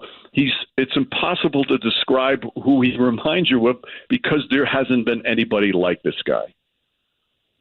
Mike Breen is joining us. Of course, he and Jeff Van Gundy, Mark Jackson, they have the call 1-zip. The Nuggets lead the Heat. Michael, let me go back to something you said at the beginning there because, we experienced this. I know the Warriors won the championship in 75, but the ascension of what they did. I covered the Jazz back in the day in 98 when Stockton hit that shot and they went to the finals for the first time. Just the way that a city embraces, especially one that hasn't been in the NBA finals. Of course, they played the final series against Dr. J, the ABA, back in the 70s. But just the energy around Denver in going to their first NBA Finals. Yeah, John, it's one of the great things about sports, and it doesn't necessarily have to be the first time. It could be the first time in a long, long time. For example, when Golden State came back and finally got back to the finals after all those years and won a championship. When Milwaukee took them 50 years between championships. So there's just the way I describe it is like you're in the arena, and obviously it's electric and it's so loud, but there's a joy to the building. That's the only way I can describe it. There's just such joy in the fans, in their faces, and the way they cheer, how delirious they are, and it's just such a great reminder that when you're a fan of a team that's going through some struggles, and growing up, I was fans of teams that went a long time and still waiting for their titles. That's what's so special about being a loyal fan, that you go through all these tough times, all the disappointments, all the times you come short, and then it finally happens. Is there anything better? It's a crazy thing to have happen when you're experiencing it as a fan, but as a broadcaster who goes to all these different arenas, it's one of my favorite things of the job to see those fans and to feel their joy by what's happening on the court. And you guys did a great job of chronicling the history of the franchise, going back to when they were the Denver Rockets and, Skywalker and David Thompson to Issel with a missile and all of it. So it's Denver's first trip to the NBA Finals. For Pat Riley, and the numbers are just numbing, Mike, this is his 19th trip to the NBA Finals as a coach, a player, and an executive. 3 as a player, 10 as a coach, and now 6 as an executive with the Miami Heat. You've been around this guy a lot. I just wonder, Erik Spoelstra has a great reputation around the league and all of sports, really being one of the best coaches in the NBA and all of American sport. But I always think of Riley, and you were around him a little bit with the Knicks, and you've seen him during the Heatles runs and all the finals. How involved is Pat Riley, Mike, on a day-to-day basis, not just with Heat culture and the overall direction of the franchise, but coaching, getting involved, adjustments mid-finals? Just how involved is Pat? Well, clearly it's not a coincidence that he just happened to be there when teams won all these things. He's involved in everything. I don't know in terms of adjustments. I'm not that close enough, and I think he has his respect factor for Erik Spoelstra is probably to the point where he's not going to tell Spoelstra what adjustments to make. I'm sure Spoelstra, because of his respect for Pat, frequently checks in and asks him, "What do you think?" and give me your thoughts. But he's involved in everything, and it's still so fascinating to see how much it means for him to win. Like, he still has that competitiveness, and that's what he had that competitiveness when he was a player. He wasn't a star player, but he just was so competitive. And the thing in every step of the way, whether it's a coach, whether it's a player, and now as an executive, it's all about the team, and you play for each other. You don't play for yourself, you play for each other. And I think that's always been the secret to his success, in that you can't accomplish anything in this game by individuals doing things on their own. You accomplish it in this cumulative fashion. And that's what's so apparent in the way Erik Spoelstra coaches. Spoelstra, I don't know there's many coaches that have been as good as him in terms of getting a team to be on the same page, to be so connected on the floor, and again, to play for each other. And that's all an influence because of Pat Riley. Mike Breen is joining us. Nuggets and Heat. Nuggets lead the series 1-0. Just you guys as a broadcast team, you've done, this is your 18th now, and the chemistry is great, and your roles are clearly defined. I really enjoy the broadcast. What is it like, though, the finals? I mean, it's your 18th, but it's got to feel special, doesn't it?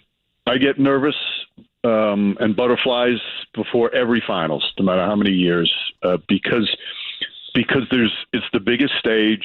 And for me, the reason I get nervous is I want to make sure that I do the job right by the players and the coaches who put all this work into getting to this big moment.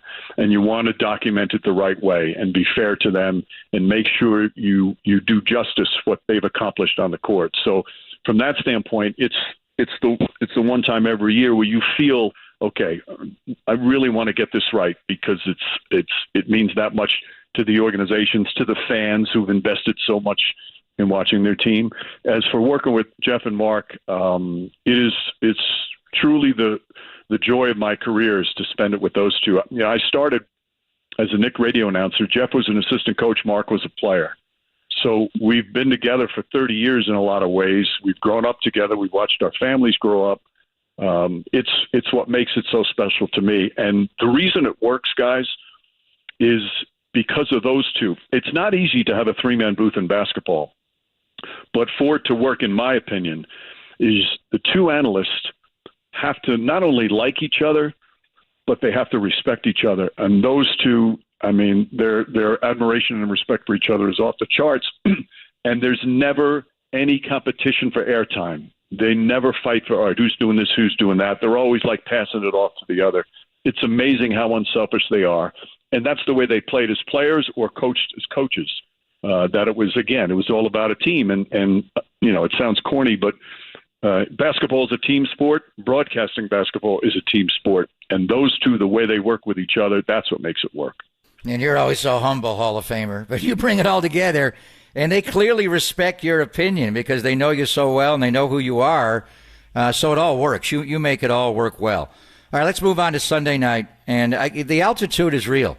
I mean, the Denver Nuggets' home advantage throughout the years, Mike, just look at the numbers. One of the greatest advantages in the history of American sport is the Denver Nuggets playing at home, whether it's Larry Brown coaching in the ABA or Doug or whomever. George Karl, it's just a big advantage. They went 34-7 at home. They haven't lost in these playoffs, and they're 9-0. Just give me your thoughts on the altitude from calling so many games there, not just transition and getting up and down. You know, one thing I saw, Miami just missed so many wide-open shots last night, and you know, we saw Phoenix go in there and miss a lot of shots. I think the ball flies, obviously, with the altitude. It flies a little more. Will Miami have time to adjust now for Sunday night and get acclimated to the altitude? So what do you see from Game 2? Well, first off, it's not an excuse, G. It's real. I mean, just ask the players. They all say it's amazing how you feel it. I thought they adjusted even by the second half. But I thought in the beginning it certainly was a bother. Now, I've never played in a basketball game, but I run. I'm a runner. And when I come into Denver, if I go for a run, I'm thinking to myself, oh, my goodness, brutal. I'm out of shape because it really has an impact. But I think, you know, they've been here now since Tuesday. They'll have a couple of more days before Sunday. I think they'll be fine. And this is one team you cannot count out, even if they look bad in a game. You can't. And I've been saying this forever. We see it's an annual tradition, the overreaction to what happens in game one of a series. People like now, everybody's saying, oh, this is going to be a short series. They might make quick work of them. Can we let it play out?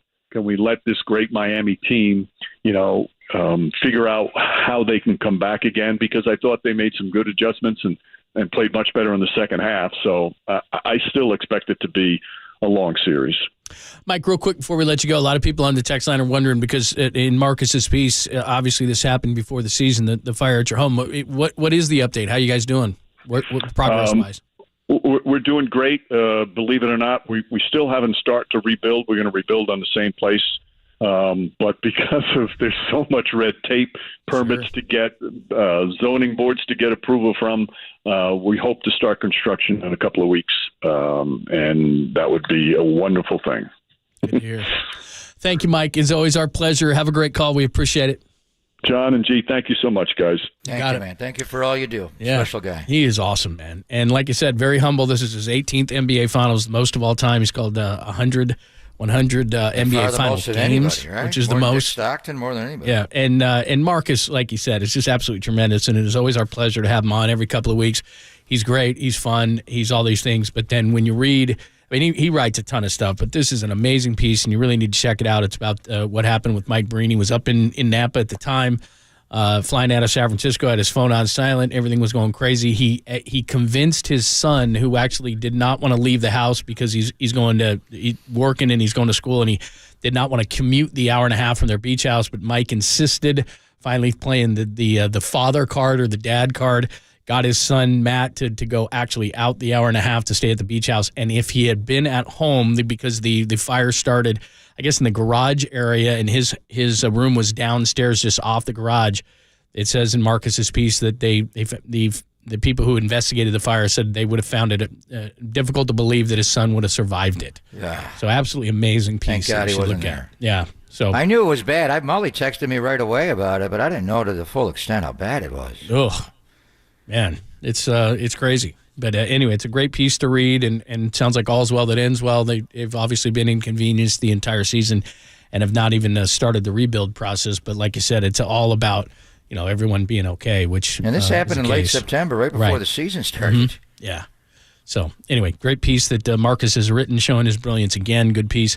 Check it out on Mike Breen, who is one of the good guys, obviously, in deflecting to how great the group is. But he is the best when it comes to the play-by-play. 18 years calling the finals, and think about it. All the Warriors championships. All the Warriors have won 4 titles. They were in 5 straight NBA finals, 6 overall during the dynastic run in 8 years. Mike Breen called every single moment of the Steph Curry, Steve Kerr, Clay, and Dre dynastic run. What a great ride he's had. All right, we got a poll that we need to erect, even though it's 12 after 12. We'll get that back up for you. It does have to do with the finals and the Warriors into it, so we'll get into that conversation as well. Melanie Newman still to come, the voice of the Orioles. She's going to join us at about 1:15. A ton to get to. It's Pop and Lund on your Friday, only here on the Sports Leader.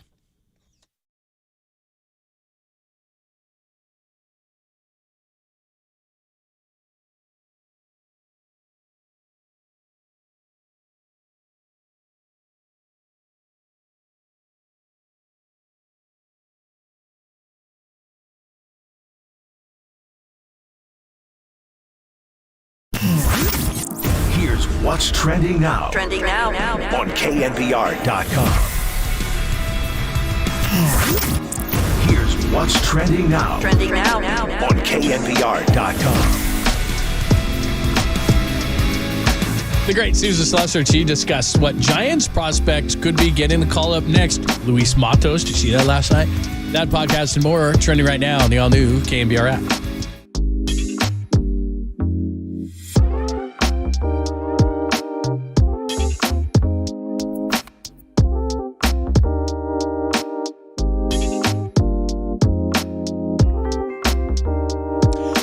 Your old pal John Lund here from my good friends at the Dolan Law Firm. It was a rough winter for many of us with the heavy rains, dangerous driving conditions, and unfortunately, our friends at the Dolan Law Firm saw a sharp increase in accident and injury cases as a result. Now, the bad weather wasn't the only thing that made this winter difficult. We all saw people affected by the mass layoffs, especially in the tech industry. And the Dolan Law Firm's Employment Practices Group also saw an uptick in unlawful terminations, discrimination, sexual harassment cases. And now that the bad weather is behind us, it is nice today. Our friends at the Dolan Law Firm want to remind everyone to please be aware that good weather brings out pedestrians, motorcyclists, scooters, bicyclists, and children playing. So let's work together to make sure the Bay Area is a safer place. And for employees, go to DolanLawFirm.com to learn more about your rights. The award-winning firm has secured over, get this, I'm going to use a B here, not $1 million, $1 billion. They've secured over $1 billion in verdicts and settlements on behalf of their clients. They're headquartered right here in the Bay Area. They live here. They work here. They win here. DolanLawFirm.com.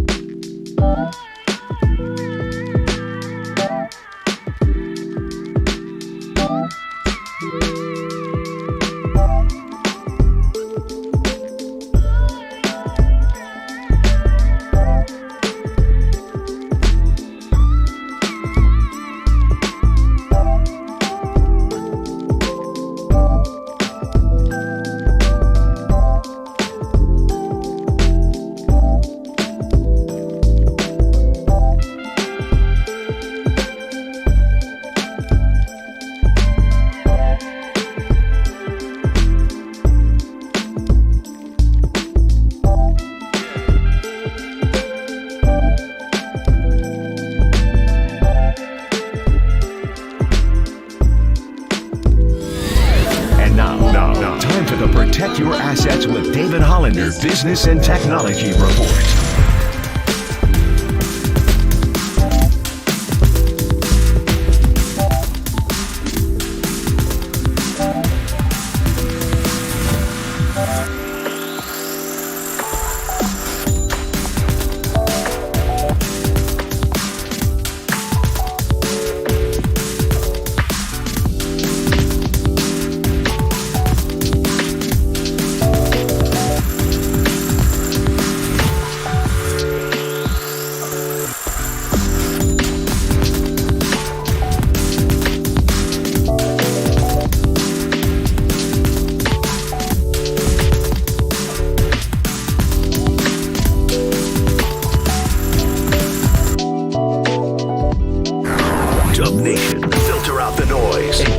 KNBR on the gram for everything blue and gold. Follow the sports leader on Instagram at KNBR. Gonna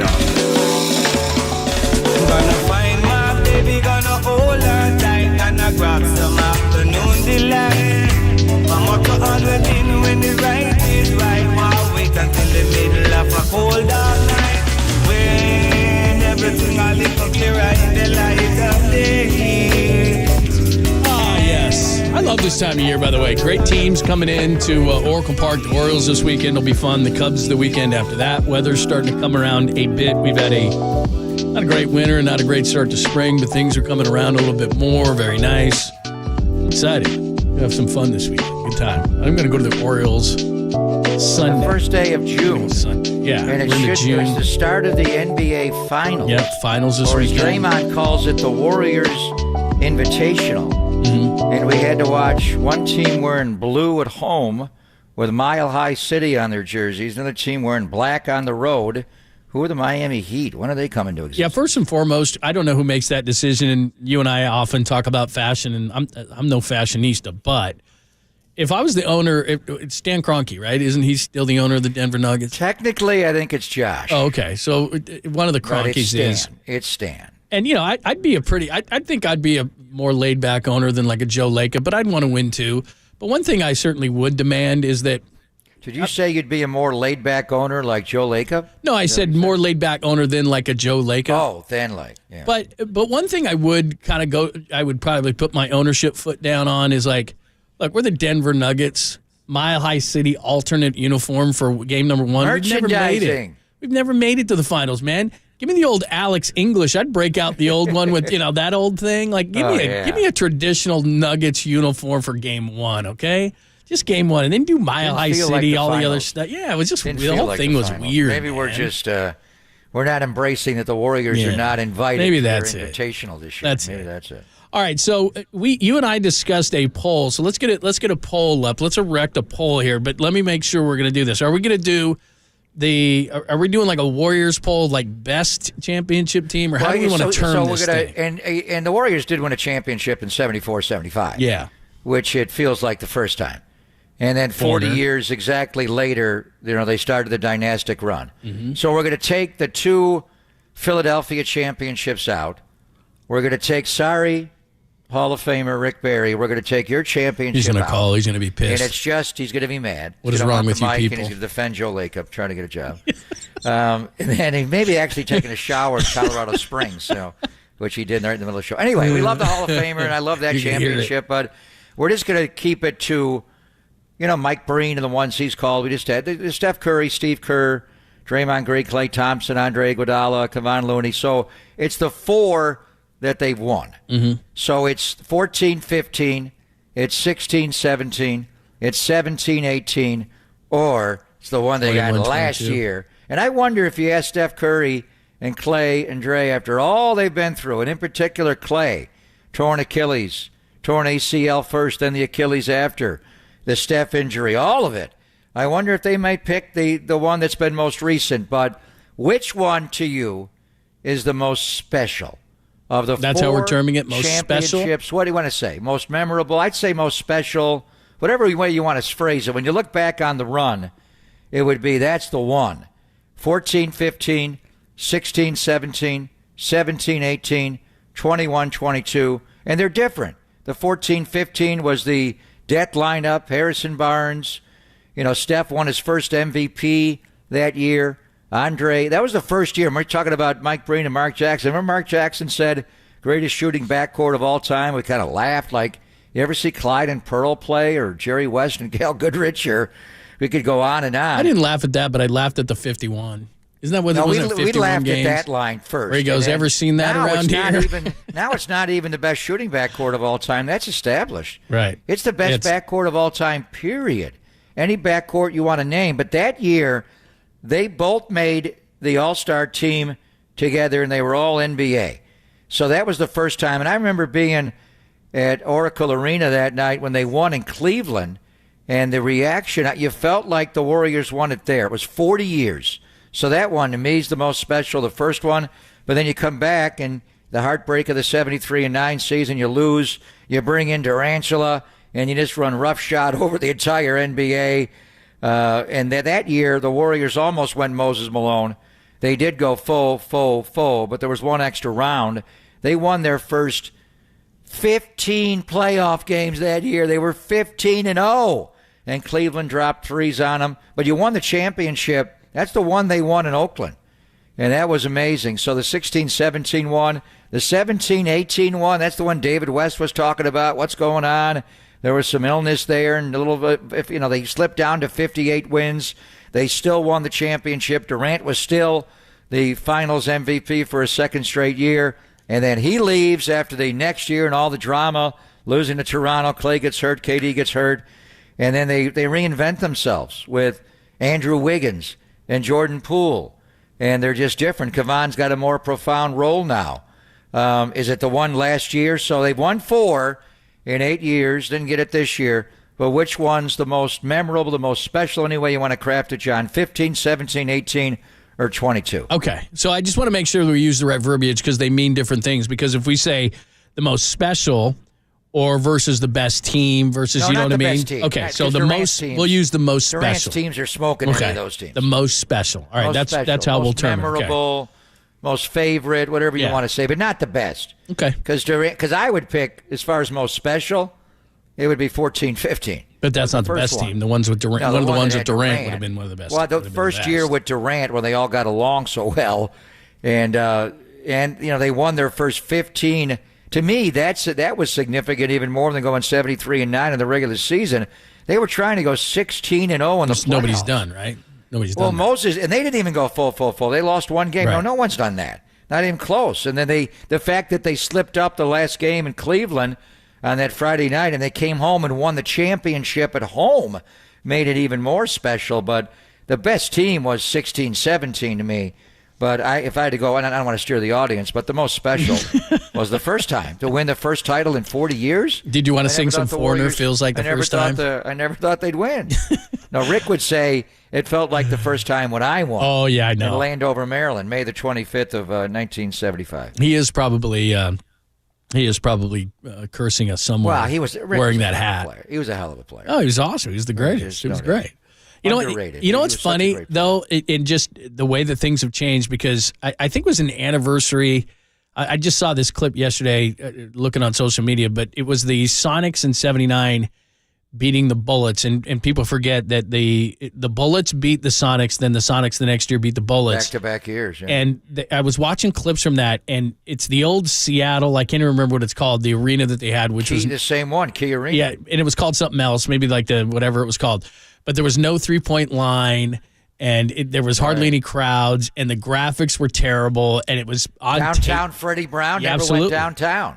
John Johnson, it's Slick Marvin Watts. Webster the eraser on that team? I don't know if he was still around. Jack Sigma was on that team. He had the original perm. Yeah, and all that, and Gus Williams, the former Warrior. Remember Sigma would coil it up behind Dennis Johnson, DJ, the Hall of Famer, before he was a Celtic.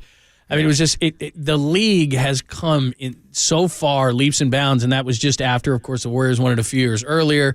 You had the Sixers and the Blazers in '77. But these games were on tape delay, and the graphics they had, and there was no 3-point line. It's just it's so funny to go back and watch, and then to see, like you said last night, we're looking at this thing that is so produced and so slick, and It's just interesting. I do it all the time. I watch old games on YouTube all the time, or on NBA TV. They'll play an old game. And I watched a Warrior game against Oscar Robertson with Bill King on the call. How cool was that? Amazing. But Mike made the point about that last game in the ABA history. It was the Denver Nuggets of Larry Brown and Doug Moe and Skywalker and Dan Issel against Julius Erving and the New York Nets.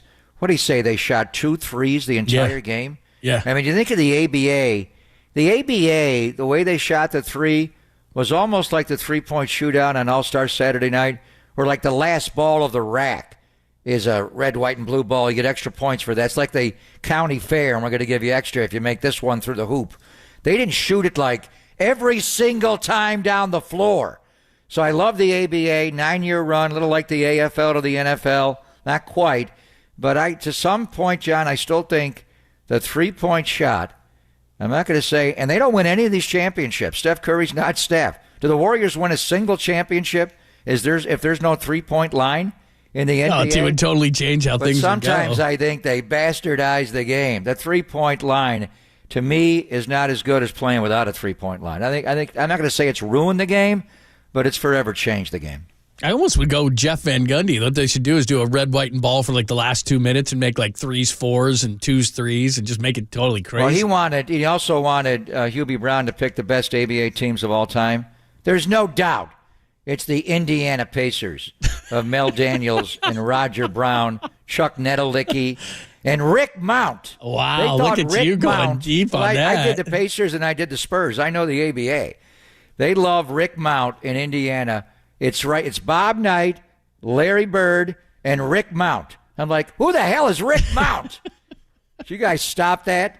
Some little white guy from Indiana is the best player of all time. They love that guy. That's amazing. Pop and Lund brought to us by our good friends at Redwood Credit Union. Start earning cash back on your everyday spending with a Redwood Credit Union free checking account. No monthly fees, no minimum balance, and your debit card earns cash back, travel, and more.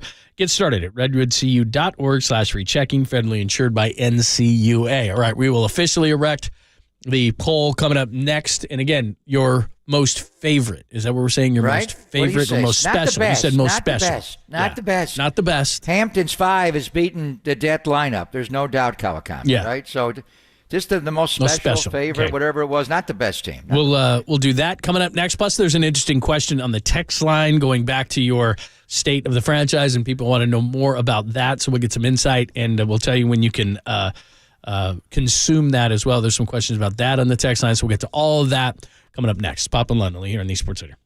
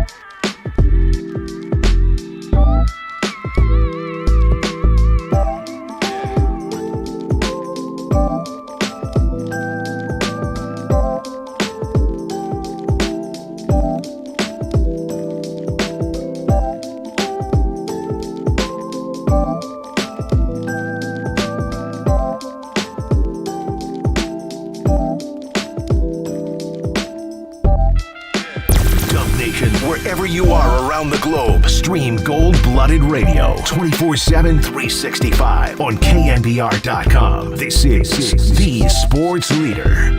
3:21 to go. Fourth quarter. Wiggins into Curry. He's open. Waits for the traffic to fly by. Shoots the three. Knocks it down. Puts his hands to his temple to say, we're putting you to sleep here in Game 6. Curry's got 30. Golden State up 15 with 3 minutes to go. Warriors are ready to celebrate, and that'll do it. It's over. The Golden State Warriors return to a familiar place. They're on top of the NBA world. The fourth title in 8 years. The Dubs dynasty is still very much alive.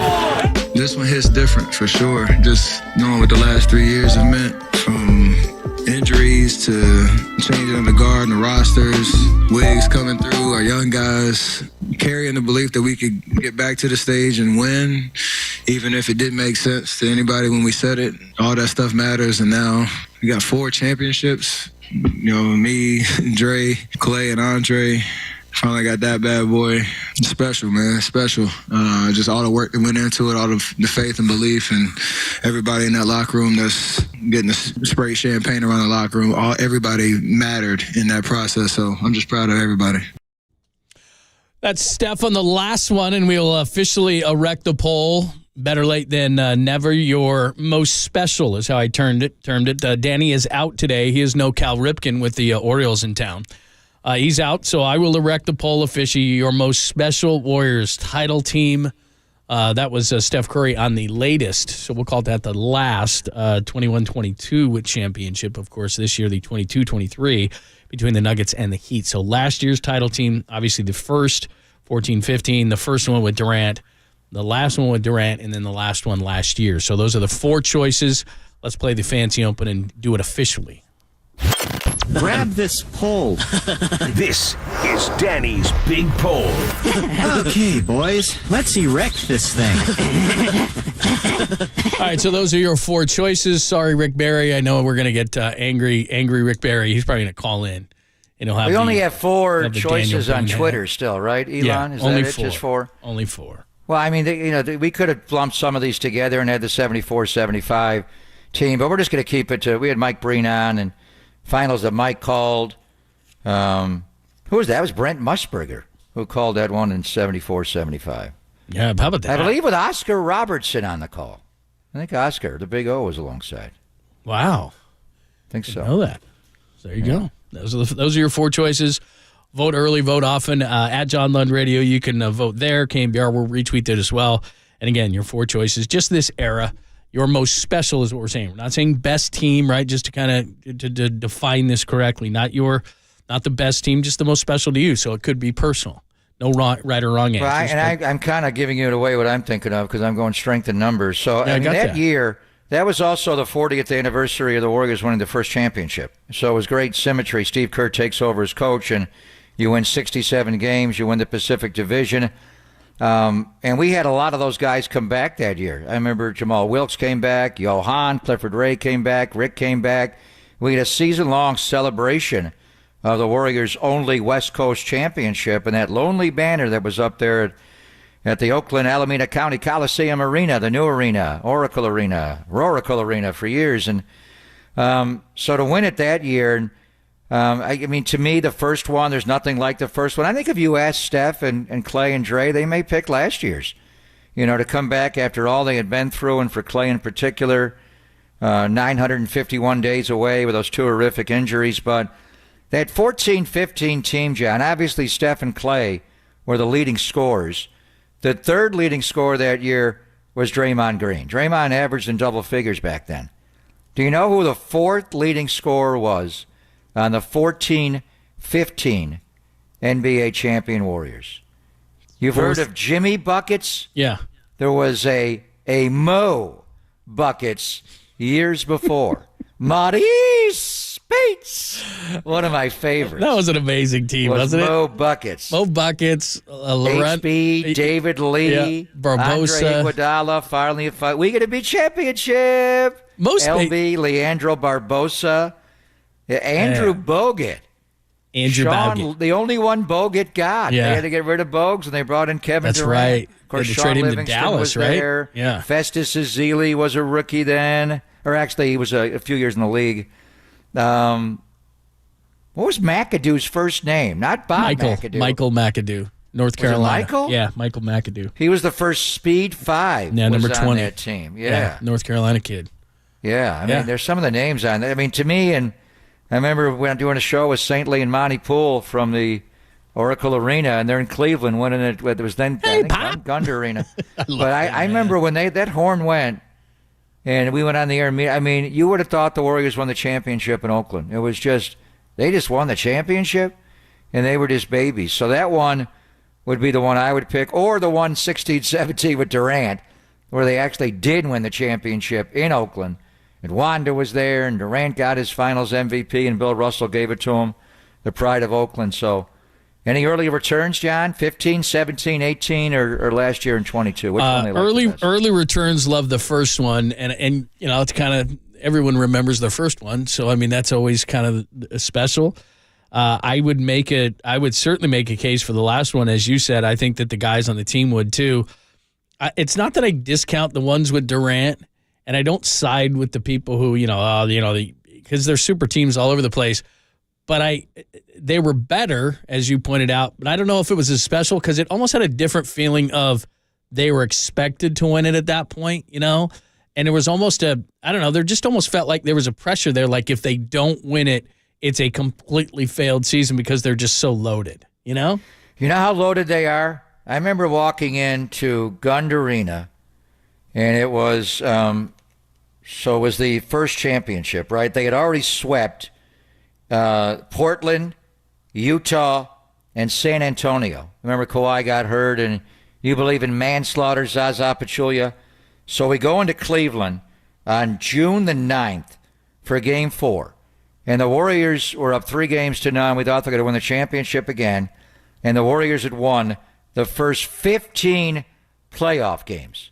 And I was on a radio station in Akron right before we did our show. And you know what the topic was? Could the Warriors beat the Dream Team? Was the topic. That's how good well, I'm like, which Dream Team you talking about? 92. The one Bobby Not so Knight much. coached, or the one with 92? I go back to when they were kids in '84. They were talking about the '92 Dream Team, and could the Warriors of that team of 16-17 beat the Dream Team? And for a while, I thought, wow, that's ridiculous. And then I thought, wait a minute, who's guarding Durant? Scottie Pippen? Who's checking Durant? And those guys were older then in '92.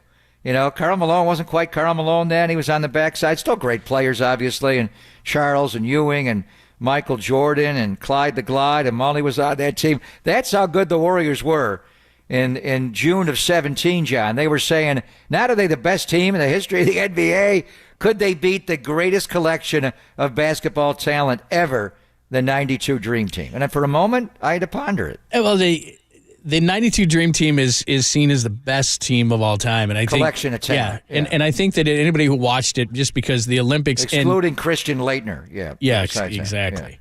But I mean, they just rolled teams, and that led us to believe as a country Angola. Angola when they beat Angola. And Barkley wasn't very nice and all that kind of stuff. But it led us to believe that we were so far superior in basketball to anybody else, and then we've seen in that time since that really it's very close. And actually, some countries, because of maybe continuity or whatever the case may be, that they may be better. But at that time, I mean, it was like nobody could touch the U.S. Well, we lost in '88, Dan. Yeah, and that's what we lost in '72 when that was one of the most Doug Collins, and that was a terrible. But I mean, the '84 team, just because that collection of college talent was so good, led by Jordan and all those guys. Barkley didn't even Alvin make the Robertson team, right? was on that yeah, team. That was Bobby Knight. Bobby Knight. He didn't keep Charles Barkley, because right? he couldn't hang with Coach Knight. But I mean, that's the greatest collection of talent of all time. But then outside of that, you could certainly make a case.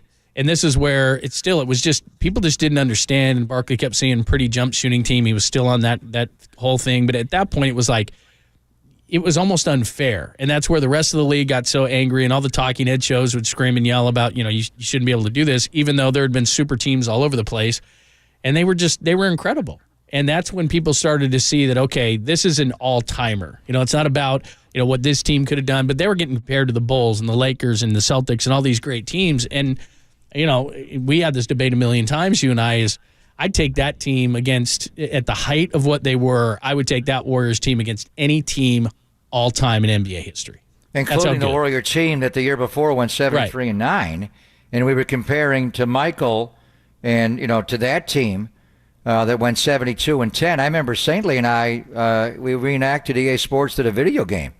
And we actually did play-by-play and called one game, the Warriors that went 73-9 against Michael's team that went 72-10, and the bottom line was the Chicago Bulls, and it was a video game, but they do great work there. They couldn't guard the Warriors on the free ball, and Steph and Clay were bombing. So at that point, we were comparing the Warriors to the greatest teams of all time, the 72-10 Michael Jordan team, the Laker team that won 69 and 71-72 and had the 33-game winning streak. Wilt's team in Philly that played one less game, went 68 and 13 that year. Some of the greatest teams. The Celtic team of Havlicek where he broke his collarbone. There were so many great teams. So the Warriors, that was the big debate when they went 73-9, did not win the championship. But when Durant got here, in that first Durant championship, they won 67 games that year. The same number the Warriors won in 14-15 the first year with Steve as head coach. But they had injuries along the way. But when it was time to play in the playoffs, they went 15-0 before and 16-1. And the way they scored, John, there were games. Remember the shot attempts some nights? And there was a long time late in the year where the average shots were like Steph got 19.3 a game. It was amazing. Durant got 19.1 a game. And Clay said, I ain't changing, when Durant came in, he going to change your game, Clay? He was like at 18-9 a game. And that year, Steph averaged 25-3 a game, Durant averaged 25-1 a game, and Clay averaged 23-3 a game. And then you had, Draymond was in double digits that year, and all the other players, Andre and players that mixed in behind. So that was just one of the, great teams of all time. And I remember, going back, we're comparing that was the best Warrior team during this dynastic run. I remember the people in Ohio, when they were getting trampled, they thought they were going to get swept, and they're conceding the title. Could you guys beat the Dream Team? Like, what? That's amazing that they asked you that question, because we actually did the radio show for 4 hours that day on that topic. Well, and then Cleveland went out and bombed like 25 threes that that's night. right. And they wound up winning. But to even be compared to that team, like you said, that everybody outside of Christian Laettner was a Hall of Famer, and not a Hall of Famer. We're talking Jordan and Magic and Bird, and while they weren't in the the height of their career, you're still talking Barkley and just the amazing talent. It was laughable. It was like Harlem Globetrotter-esque is how badly they were beating teams. But that wasn't one team. That was an all-star right. team. So my answer was, who's guarding Durant? And then their answer was, who you guys got guarding MJ? I was MJ or, remember the rules and the hand check rule and all that, and And again, that was always the debate, right? Was, what era of rules are we playing in? Because if you're playing back, to the 60s, 70s, or even, when you're talking about the Celtics and Lakers in the 80s or whatever, are we playing that? Because, I think Steph Curry would be successful in any era, but if you're able to beat the heck out of him, that would be a problem. Yeah, if you're taking exactly the Dream Team, that's the year Magic was forced to, step away from HIV. Magic wasn't Magic. Larry had a terrible back then. He was prone every time there was a timeout. He was laying on his stomach. Michael could have won by himself, and they had some other great players. Obviously, Karl Malone and David and Scotty was on that team. But just the concept that one NBA, and Bob Myers listen's got to laugh because he put that team together. That's the one that was the best team. But so the 14-15 still is grading out. I wonder by the end of the show, John, or even tomorrow when they can still vote, if last year's team may pass them at some point. And that's what I figured. I figured it would be the two, but we threw the other ones in there as well. But again, most special, and this is just, again, that leaves it open to whatever team you liked the best. So most special to you. But as you pointed out, 47% the first one in 14-15. 37% the last one, but then this one's interesting too. The first one with Durant in 16-17, there's 13%, and then the back-to-back one is at 3%. So it looks like it's going to be, these are just early returns, maybe 100 votes. We just put it up there. But it's going to be between the first and the last. Yeah. For sure. That's what we thought. And I wonder if you ask the guys, they may pick last year. They might. Yeah, I think you're right. Just because everyone counted them out at that point. And they're doing the same thing this year too. All the national stuff, they're done. They were the petty kings last year. Right, exactly. And, Steph wasn't a very good player during the first 3 championships. It was last year that Steph Curry finally made it. Oh, that's right. He did that at Steph finally made it. Oh, that was the ESPYs, right? The ESPYs, he sang at the ESPYs. He drank some. He didn't win a Finals MVP, John. He wasn't very good. He stunk. He was on for the ride. I was actually more impressed that Steph was up there. He had the single cube whiskey that he was drinking up on the stage. That's a man after my own heart. And now he's selling it. That's exciting. What's he selling? So was that foreshadowing of the bourbon whiskey he's selling now? That's a good point. Yeah, I told myself that I was going to pay $80 for a bottle of whiskey, but I'm probably going to have to just because I need to taste to see what's going on there. What's the deal? We'll get you comped. Don't you love the single cube, by the way? I do. It's the coolest thing ever. One of the reasons, and my wife was very angry with me about this, and you shouldn't send me to go out and buy the refrigerator. So our refrigerator, I told you about a week ago, crapped out on us. So I go to Friedman's Appliance, John. So I go Can I help you there? I go to buy this fancy refrigerator, and the thing that sold me on it, the guy's talking to me about all this stuff that it does, and you'd be very proud. It's got like basically a built-in gigantic iPad, which I like because I can never be away from a device for more than 3 seconds. Yeah, what do you set on that? So it's get anything you want. The thing actually tells you, you're out of milk. I've just ordered it. It's like, whoa, where'd you get my credit card? So does it make the single cube? That's what sold me. It makes that? Yeah, so we're talking, and the guy says, we're talking, and he goes into, what this really does is it makes 3 kinds of ice. It makes those gigantic ice cubes, and it'll even make a square or a round one, and I go, sold. I go, I don't even care if it keeps food cold. I go, it makes those giant ice cubes that I put in my whiskey. He goes, yeah. I go, I don't care what it costs. I don't care if the other side's even cold. It makes those ice cubes. He goes, yeah. I go, done. I go, sold. He just laughed. He walked away laughing. Like, I knew. I listened to your show. I knew the ice cube thing would do it. He did because I was looking at it. Cool. And he walked right up to me and he goes, do you know that this makes the giant ice cubes? I got to talk to Friedman's. I'm still going with the ice tray. I'm still going with the ice tray. You want to talk about technology? Back in the day, you had to put ice in there and then make it you put water into an ice tray and then you spill it all the way from the sink to the freezer. That's like all over the floor. That's like caveman days. Remember when you had to put ice trays in a damn simpler time then? I needed cold drink. Damn, I forgot to refill the ice tray. We don't have any ice. You bring friends over, they got to drink warm drinks. Yeah. Not anymore, man. Easier for doing Jell-O shots. That's though, true. Say. But I got 3 kinds of ice cubes. You want the little ones, you want the big ones, or do you want the giant one that goes in your whiskey? I want the giant one. Yeah. And it makes plenty of them. It's not. Those are so cool. It's not like you have a few of them. You get a whole big tray of them. Yeah. Next time you have a barbecue and don't invite me to it, make sure we get the single ice cube. You're gonna be invited to the high super end one. I wanted the flotation device and the drink with the single big cube. Yeah, we only made like hamburgers, and I thought I can't invite Papa over for the first time. You put any cheese on it this Memorial Day? No provolone? Yeah, I had different kinds of cheeses, except for somebody walked up to me and was like, I have a affliction to dairy. I said, too bad. They're all getting cheese on it. Scrape it off. You kidding me? No cheese on a burger. Get out of here. That was your youngest son. Exactly. Not a good thing, Chad. I don't even care.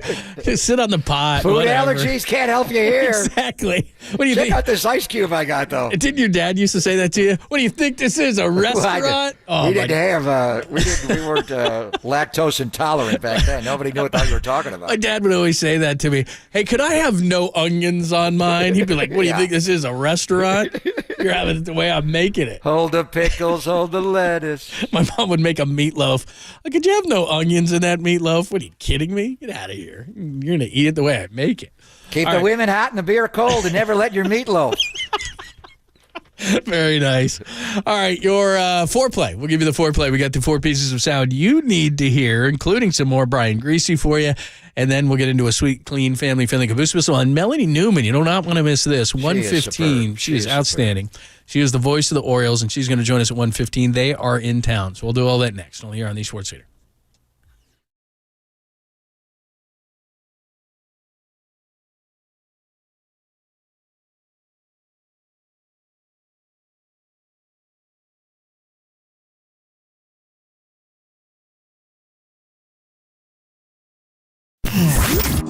Here's what's trending now. Trending now. On KNBR.com. The great Susan Slusser, she discussed what Giants prospects could be getting the call up next. Luis Matos, did you see that last night? That podcast and more trending right now on the all-new KNBR app.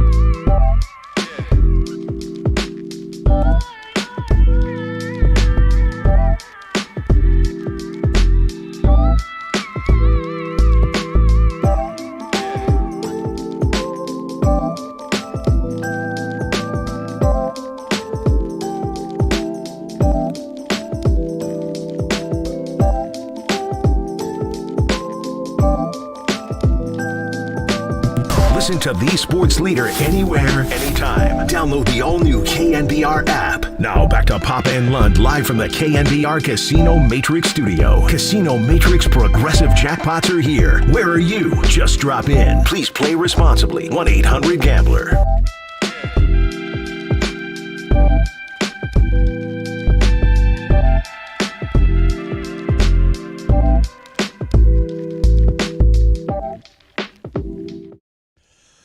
Hello, friends. Thanks for joining us. Remember, you can always join us on the KNBR app or KNBR.com. Not only can you catch the stream there if you want to listen, but also we're on Twitch and YouTube, so you can see our bright, shiny faces there as well on the video feed, and you can see the wardrobe changes of one Greg Papa. Which, by the way, we have matching hats today. Mine is backwards. I know. It was your guy that set hats. me up, right? Matching hats. Yeah, love that hat. You're the reason I have this hat. There's beautiful hats. We'll give you the foreplay in just a minute. It is a high-quality edition of it, and we'll tell you in just a second. But I wanted to get to one text, and by the way, text line is open, 415-808-5627, 415-808-KNBR. It says, John and Papa, where can I see the 49ers State of the Franchise? I don't see it in my 49ers app. Oh, it's not out yet. That's going to be released later, right? Yeah. Several weeks. So I think next week's going to be media day with the team, and they're going to have a lot of, it's going to be more players getting shot in uniforms. So they're going to do all that next week. I think the week after that, they'll start to produce the State of the Franchise, and then typically they drop it like the week right before Father's Day. So our panel last night, first quarter, it was Al Guido, president of the team, a lot about getting Super Bowl 60 and the World Cup and improvements to Levi's and all that. Second quarter was Jed York, John Lynch, and Kyle Shanahan, and that was really interesting. And then the third quarter, we brought in the coordinators, Brian Schneider, the special teams coordinator. A lot of talk about Jake Moody, John. It'll make you very happy. Chris Furster, the O-line Just never coach. miss a kick. That's all I ask. He'll never miss one. Run game coordinator. The thing about Moody, he did miss one the week before, but when I was there Wednesday, he didn't miss any. But I had to ask Brian Schneider, is he sneaking that inside the right upright? Because he clears the upright so high, you can't tell. I don't think they have the NFL. The NFL uprights are really high. Sometimes they should be higher with these guys, but I don't think he missed a kick the other day. And then Steve Wilkes, the new defensive coordinator, who's just, he is different. He is a different guy. Just being a former head coach, he has a different, I don't know, he just handles himself very professionally and very much in demand. Then we brought the players out in the fourth quarter, Fred Warner, Kyle Juszczyk, and Jake Brendel. So, and then we typically, and when they drop it on the day that it's dropped, because they want it on, 49ers.com and the website and the app and all that, that's why we do it. We typically take some of the long rips and play them on the air. So, taped it last night, had a good crowd.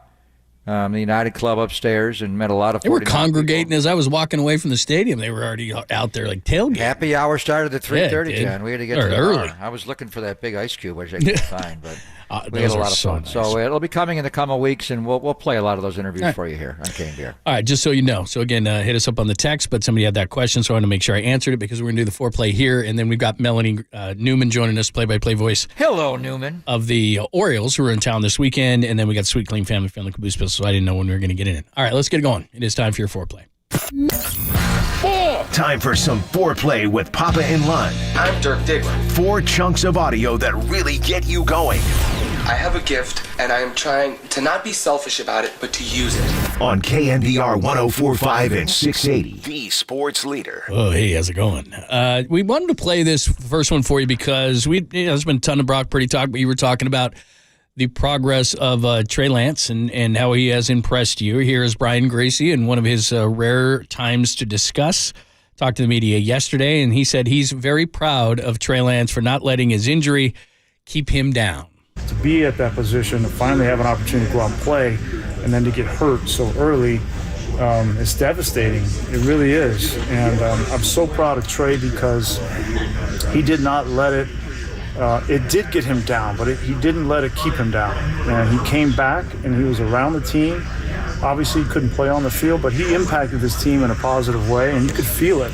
I could feel it. I could feel it in our quarterback room. I know Brock could feel it. I know the guys on offense could feel it. And that's not a given, especially at a quarterback position. Like, you could slink away and just go lick your wounds and get healthy and come back next year, but that's not who Trey Lance is. In part of what he's saying there too is, and again, we talked about his experience and having a guy who's played the position as a quarterback coach, and you could hear that there and how important it was, and he was referring back to his experience. So there's Brian Griese. I love Brian Griese. He's a great resource for me. Very honest, very demanding. Played the position at a high level. Played it under Mike Shanahan after John Elway retired. Had other stops along the way. He's the guy who was all in on Brock Purdy, and he developed Brock Purdy, and now he's trying to rehabilitate Trey. He was not here for Trey's rookie year, but he knows the finger injury, the ankle injury, and to Trey's credit, what he's talking about was he was there with his foot in a boot and on that little scooter and showing up at all the meetings. And there was one playoff game where the sideline communication went down from Kyle to Brock Purdy, and he looked over to Trey on the sideline to find out what the play was, and a lot of people lauded him that. So he's a great guy. Trey Lance is a great individual, like Jimmy Garoppolo, Brock Purdy.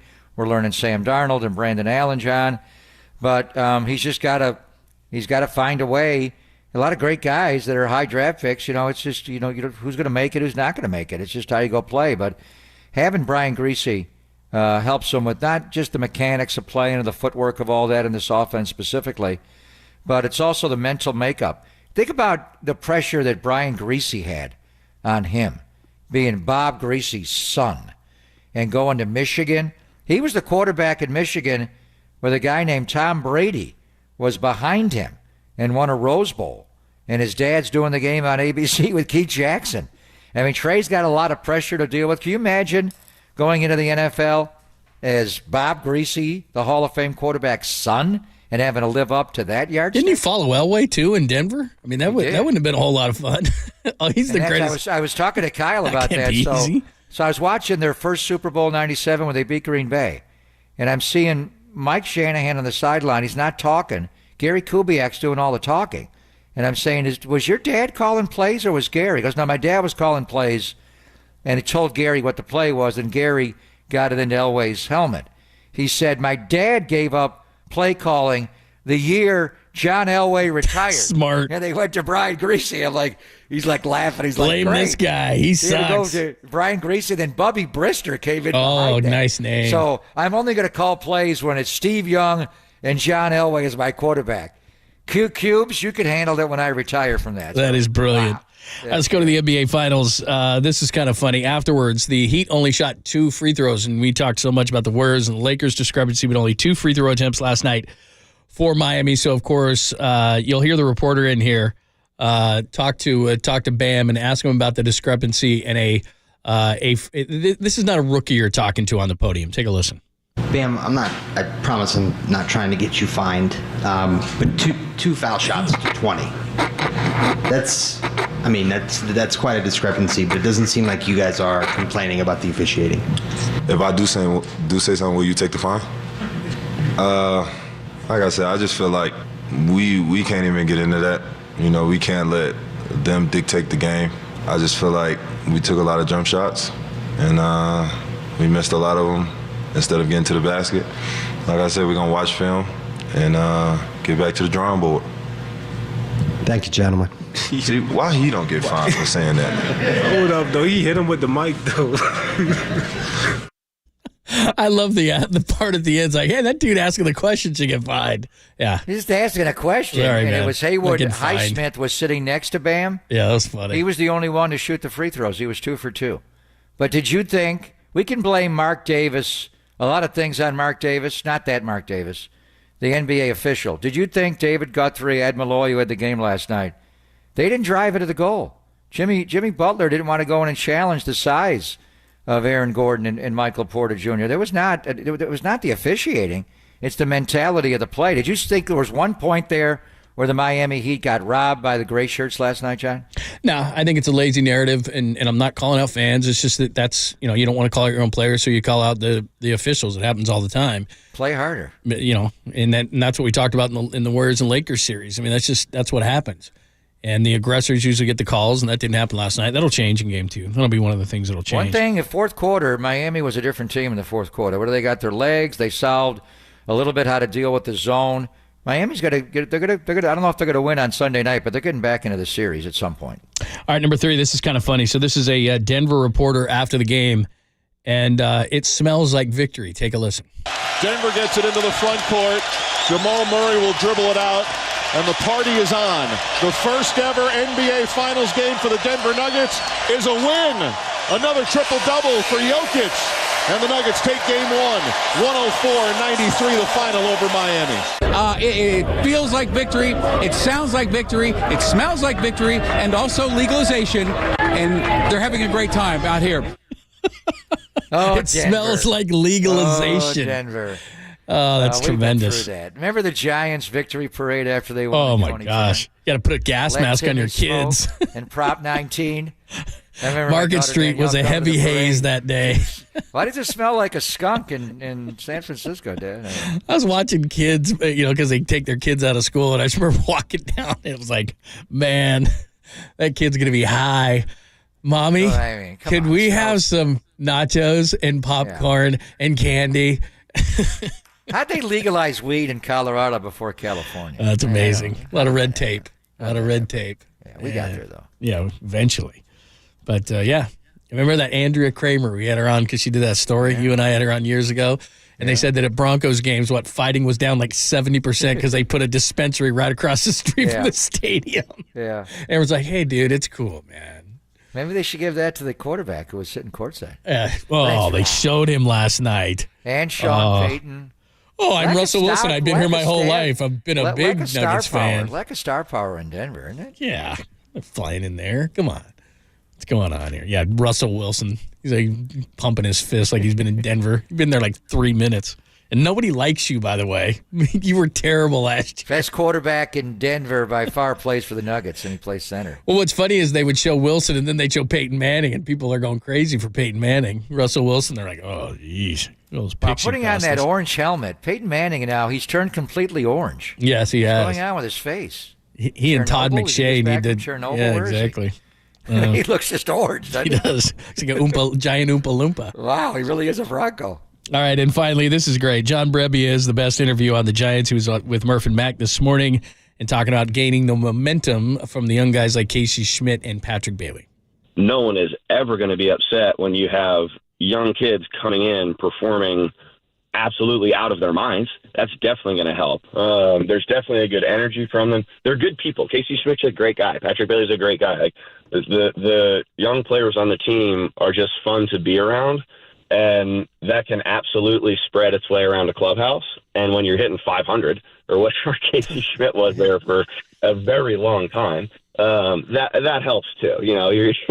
That's always going to be something nice. So I definitely think that it's a huge help to have, and I definitely think that kind of energy can spread throughout a team. But there are so many things that go into it. I've liked this club since spring training. So I think that when you take a good team and you add more good pieces, it's only going to get better. I love that guy. I know what he's talking about, and we've talked about it a lot. But God, he's fun. Rebby is fun. He sounds and is way cooler than he looks. When you look at him pitching on the mound, he doesn't look that cool, does he, John? No. But he sounds cool when he talks. The whole beard thing, where he doesn't shave and then it just turns into a hot mess during the season, that would not be my thing. Especially when you go east and it's all humid. What does that thing got to smell like? I mean, that beard's got to be nasty. Ryan Walker's got one. I know. The other day on the patio. Like, I get it, man. It's manly to have a beard and all that kind of stuff. Hey, whatever. But, I mean, you go east. Like, if you're John Brebbia, okay, grow it. But if I'm going in, like, the middle of July or August to the East Coast. St. Louis. They got a trip coming up. Or St. Louis. There you go. Perfect. St. Louis. Or St. Louis Dodger Stadium coming up in 2 weeks. And it's like 1,000,000% humidity. That beard is gonzo. Or Cincinnati in July. Ugh. It smells like victory. Exactly. It smells like victory. You imagine all the smells. Either way, it also smells like losing. Either way. Don't matter. All right, that is your foreplay. We're going to straighten this thing out with Melanie Newman coming up next. She is outstanding with the Orioles. She is the play-by-play voice, does some sidelines as well. But the Orioles, as you said, not the second best record in baseball anymore, but the third. But this is a great young team, and they're coming in this weekend. So the orange and black versus the black and orange. And I think they have the second best young catcher in baseball, John, in Adley Rutschman. After Patrick Bailey? After Patrick Bailey.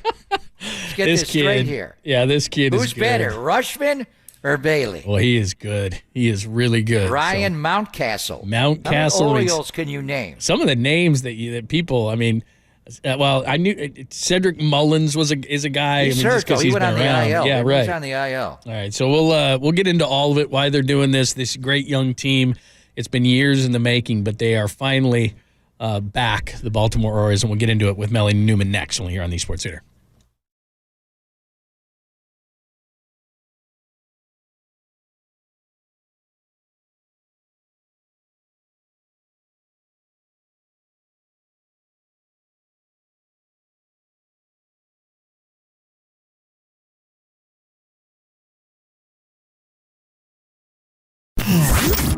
Here's what's trending now. Trending now.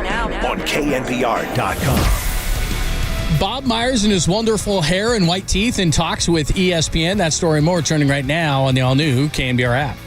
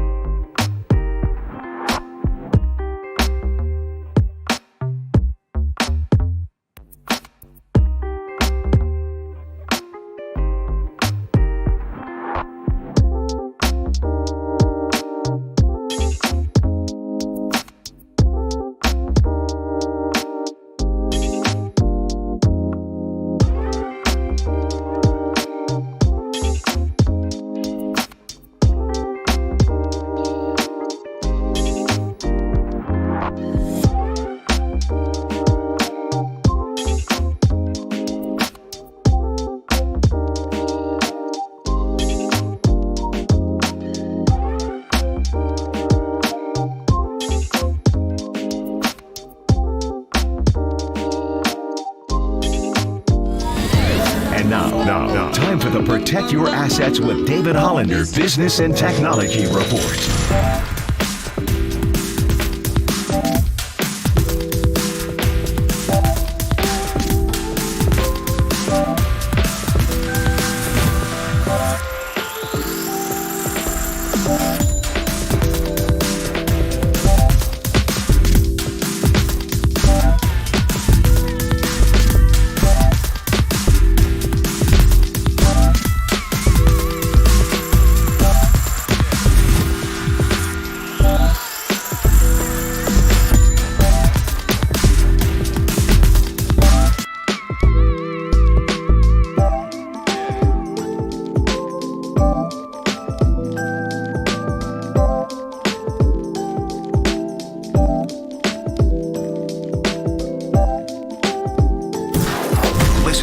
The sports leader anywhere, anytime. Download the all-new KNBR app. We are your proud home of Giants baseball. KNBR 104.5 FM and 680 AM.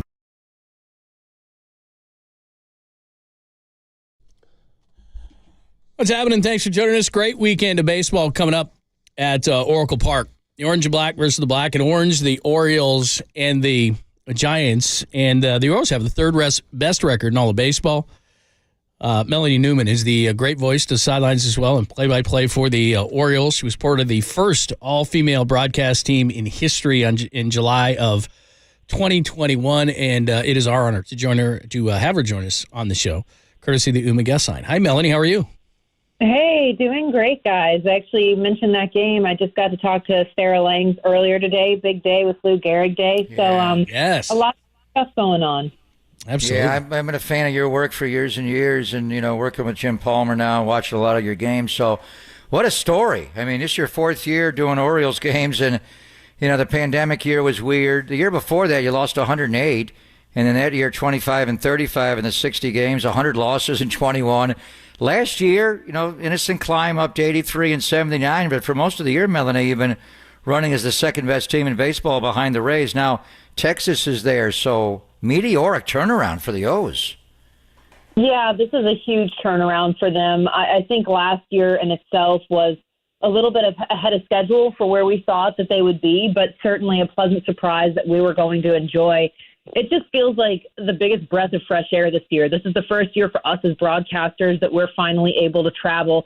And the fact that that hits at the same time that this team really came in, and every single one of them, ages 21 to, their 40s, have said playoffs is the ultimate goal for this. So it's just been a lot of fun to watch this pitching staff come together. They've certainly been able to shape up after a couple of rocky years trying to figure out how these rookies would respond to the rest of the league. And the bats are hard to beat. I mean, the offense has just been prolific. And it's not even just that they're hitting home runs. I mean, they're the second best offense when they're on the road. It's the fact that they're walking. They're going to find any way to wear guys down and just continue to keep that lineup turning over. So it's been just a really deserved time for them. You're kind of seeing the fruits of Mike Elias and the rest of his staff, what they've been drafting and trading for to put together for this team. And you mentioned Jim Palmer, so I just have to add this. Don't ever accidentally be in the hotel gym with Jim Palmer, because he whooped me harder than any trainer I've ever had in my life this morning. And I'm going to be scouting tomorrow when I show up to make sure he is not there. That's a great call. Diamond Jim's still looking good. How old is Jim now? Listen, he's legendary. He's ageless. Yeah, he looks amazing. Button, he's going the other direction. Yeah, he is. Melanie Newman's joining us, a great broadcaster with the Orioles in town in Oracle Park against the Giants coming up this weekend. So just kind of take us through the field, because like you said, this was a great organization in the 70s, and they finished the decade playing the Pirates in the World Series, and then Cal Ripken comes along and then the whole, everybody remembers the Jeffrey Mayer and the Yankees and all that kind of whole thing. So, I mean, this was a great organization for years and years, and then fell on the hard times. And now they're back with, like you said, all this young talent, maybe the best prospects in all of baseball right now. So what is the buzz now in Baltimore after all these down years to be having the kind of season they're having so far? Yeah, I mean, it all comes down to little individual pieces that had to hit the right way. I mean, even guys like Austin Hayes, who is this prolific talent, but was trying to stay healthy. They've changed up the way that he goes about his business to where that's really not been an issue for him. I mean, even earlier this year, He basically busted his finger wide open getting hit by a pitch on a bunt and never had to hit the IL. You know, they found a way to work through it, which has been a really nice turnaround. But this started last year. Yes, obviously they had the better record, so that goes without saying. But it was bringing in the key veterans in Robinson, Chirinos, and Rougned Odor. You had a lot of these quasi-veteran guys like Hayes, Cedric Mullins, Santander, who were good. The talent speaks for itself. But it's also in the back of your mind, like, I could go down tomorrow. This is fluid. We could be out of here. Just not having that confidence to kind of breathe easily, to be loud in the dugout. We heard it over and over again from manager Brandon Hyde. He just wanted to hear that chatter that you hear in a competitive dugout. So you bring in these two ultra vets, and they are who they are. They're very comfortable with it. And that ease really opened up the rest of the group to feel that, embody that. The clubhouse started really bopping when we would go in for pregame media scrums, and the guys just felt like they could finally be themselves, and I think it was really palpable. You could hear our dugout finally, and this year they've carried that over even without them. That thumbprint is still left behind. Outfielders like Ryan McKenna, who we've heard he's just the mouth the entire 9 innings down there, always keeping them in it. And then you bring in a super vet like Kyle Gibson, who not only is solid at what he does, he's going to get you great innings. He's had a lot of quality starts lately, but he's like a 25-year-old. I mean, every time the Orioles are celebrating, he's right in the middle of it. He's got a really good media presence. He can communicate so effectively. He's this open book. And it's just one of the most tight-knit, easy-flowing clubhouses I've ever seen in my life. And you know, in the minors, it can be a different vibe, but I mean, they're really always with each other. There's not really that kind of clique vibe that you'll naturally see from different positions or backgrounds. It's just such a unified, fun group. Yeah, you're winning again, and the numbers are up at Oriole Park at Camden Yards. They're not up like the old days. I remember that park, and that park changed baseball. That was open before Cleveland or any of them. In 92, sold out every game, 45,000. You're back up to about 20, but you're just having fun. What is this home run celebration the guys are doing with the bird bath and shooting water out of their mouths? What's going on there? Oh, this is my favorite story of all the stories to tell. So every year the Orioles have a talent show during spring training. It's closed doors. This is one of those rare moments where we actually got to be privy to what happened because it's been brought out onto the field. So apparently there's a TikTok trend, human fountains, you know, people getting together and they pose in different shapes and they spew water out of their mouths. They literally look like a living fountain. And so our group of rookies, Adley Rutschman, you've got Karen Vavra, Gunnar Henderson, all these guys, they got together and decided that was their talent show. And that they rehearsed for a month prior to the show. They ended up winning. I would have loved to have seen exactly what they put together. But that started playing into the actual spring training game. So if they hit a single, they walk, they get on first base, they turn around to the dugout, and they literally twist their hands because they're turning on the faucets. So then if you hit a double, this started in little pieces too. You hit a double, it's the old sprinkler dance move. And then, of course, that game where you guys have just mentioned, it's usually the starting pitchers now who are off that day, but a lot of guys on the top railing, once the guy hits the sprinkler move, they've been holding water in their mouths, and they'll finally shoot it out onto the track. Now, the best part about this is there's been a couple instances, including the last Orioles game, where a double has been hit, and the boys have been left hanging because they've never gotten the actual sprinkler from the player who's reached, and they are devout. They're not going to do it without the sprinkler, and they will frenzy their arms forever until they get it. And, of course, the last one is when they hit a home run. This started with Cole Irvin, the former A's pitcher. He said, you know, when you played in Sandlot games, you always drank out of a hose. Like, that was the best part about it.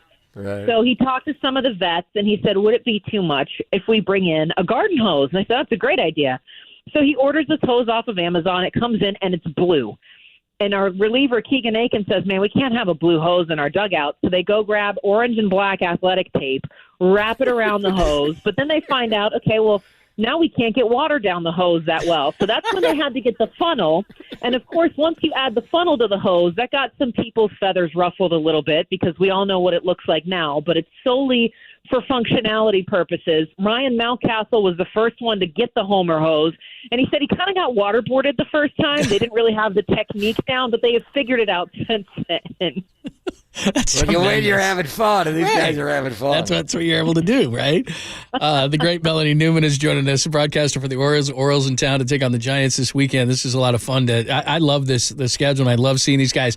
You mentioned Adley Rutschman, first pick in 2019, and we saw him in the Pac-12 network, or on the Pac-12 with the Oregon State Beavers, and wearing orange and black, ironically enough. But, there's been comparisons with you guys coming to town, kind of the same thing that Buster Posey did when he came to the Giants. They win a World Series in 2010, but just the energy that he brings. And I was watching MLB Network, and he has a great personality because they were doing like a barbecue review with him, which I thought was really funny. But he really seems like he is that guy that is the anchor and a future of a franchise. He just seems to have it all.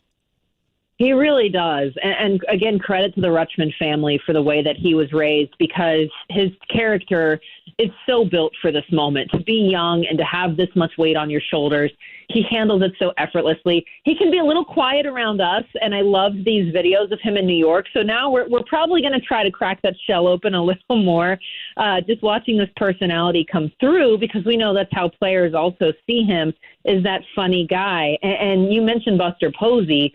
Adley right now leading the Orioles in hits and walks. He's got more than any other catcher in the league at plus 40.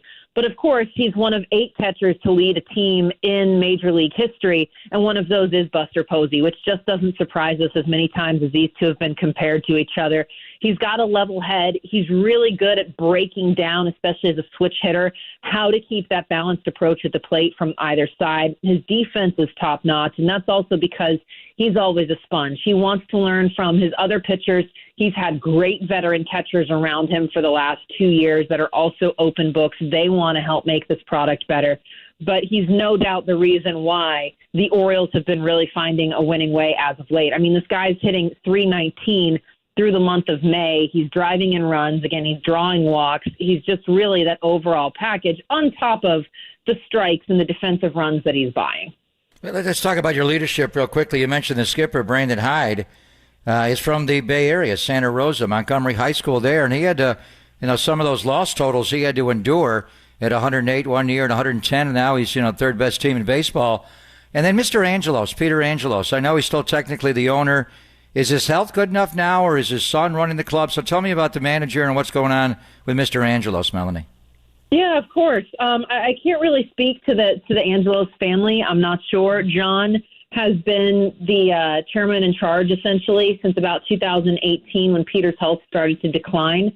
So it is still the Angelos family. As for Brandon Hyde, it's funny because I've gotten to talk to a lot of these coaches when they have time on the field, and they all recall looking back to when they were being recruited to come to this program. And Hyde would kind of ask me, are you sure? Are you sure you want to be in this? Because it's not going to be pretty right now. And they all seem to be really on board with this vision that they're now finally getting to see come to life, which I think is really cool, that you would buy into something without any evidence whatsoever that this could in fact work. You just believe in it enough. That's what the special moments take to have.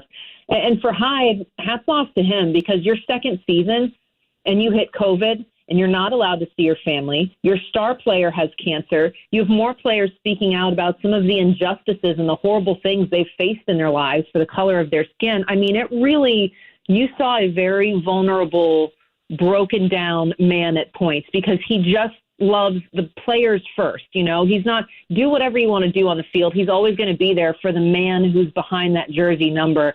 And I think as hard as 2020 was for them to get through, it really bonded them all the more to their skipper, and that full buy-in between the staff and the players, that cohesiveness that you search for in winning programs. And of course now, obviously Trey beat cancer and he's with the Cubs, and that is absolutely wonderful, but he really gets to enjoy himself. We're back to full normal baseball. We're in competitive baseball for the Orioles. And the personality has been a lot lighter. He's been able to laugh a little bit even every now and then, and he's always going to want more. Like, we've had wins, and you'll hear him say, well, I want to see this, this, and this improve the next time out. That's how you keep winning. If you get confident and say, oh, well, we're winning, everything's fine, that's where those losses start to pile up a little bit. So just a really good ear for the clubhouse, eyes always forward on the future, and really cool to kind of see how this has come together. Great stuff. Melanie, thanks so much for taking the time. We appreciate it. It's going to be fun this weekend. Thanks. Guys, I am so excited for this one.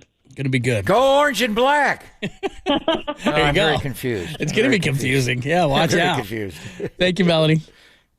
All right, that is the great Melanie Newman, fine voice of the Orioles, and like you said this week, especially in like warm-ups, because I've seen the Orioles before. They kind of look like the Giants, especially in the warm-ups. I mean, they're both wearing orange and black and orange. Well, tonight's an Orange Friday, so they wore the orange tops. Yeah, it's wild. What are the Orioles going to wear? I don't know, but remember when it was the We Are Family and the Pirates would match the different stuff? Like they'd have different parts of their uniform they would wear, and so would the Orioles. And it was just weird. Like they never had the same combination. Black and gold against orange and black. Yeah, but they would do like sometimes it was just weird. Like sometimes it was black pants and black socks or orange socks. It was the 70s, John. It was they were all doing all sorts of weird hallucinogenic stuff. trip. Yeah, that's true. All right. What were the A's wearing then? Oh my gosh, amazing. They got it all started. Your Sweet Clean Family Friendly Caboose Pistol. A couple of major cannabis stories, plus a. Well, this is a weird one. So I should put on my smoking jacket? Yeah, maybe something like that. Maybe something like that. And Al Pacino at 82 is going to be a father, but there's a story to it. Yeah, he must be. He must be doing well. Sea of Love. Yeah, he's not shooting blanks, but we've got a story around that as well. And other caboose fare. We'll do it coming up next, only here on the Sports Leader.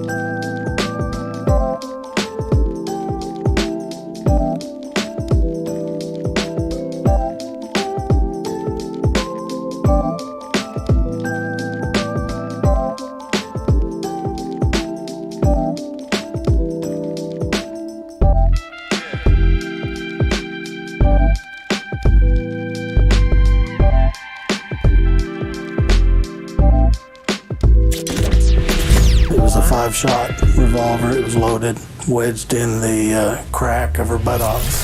Papa and Lund presents the Caboose Pistol.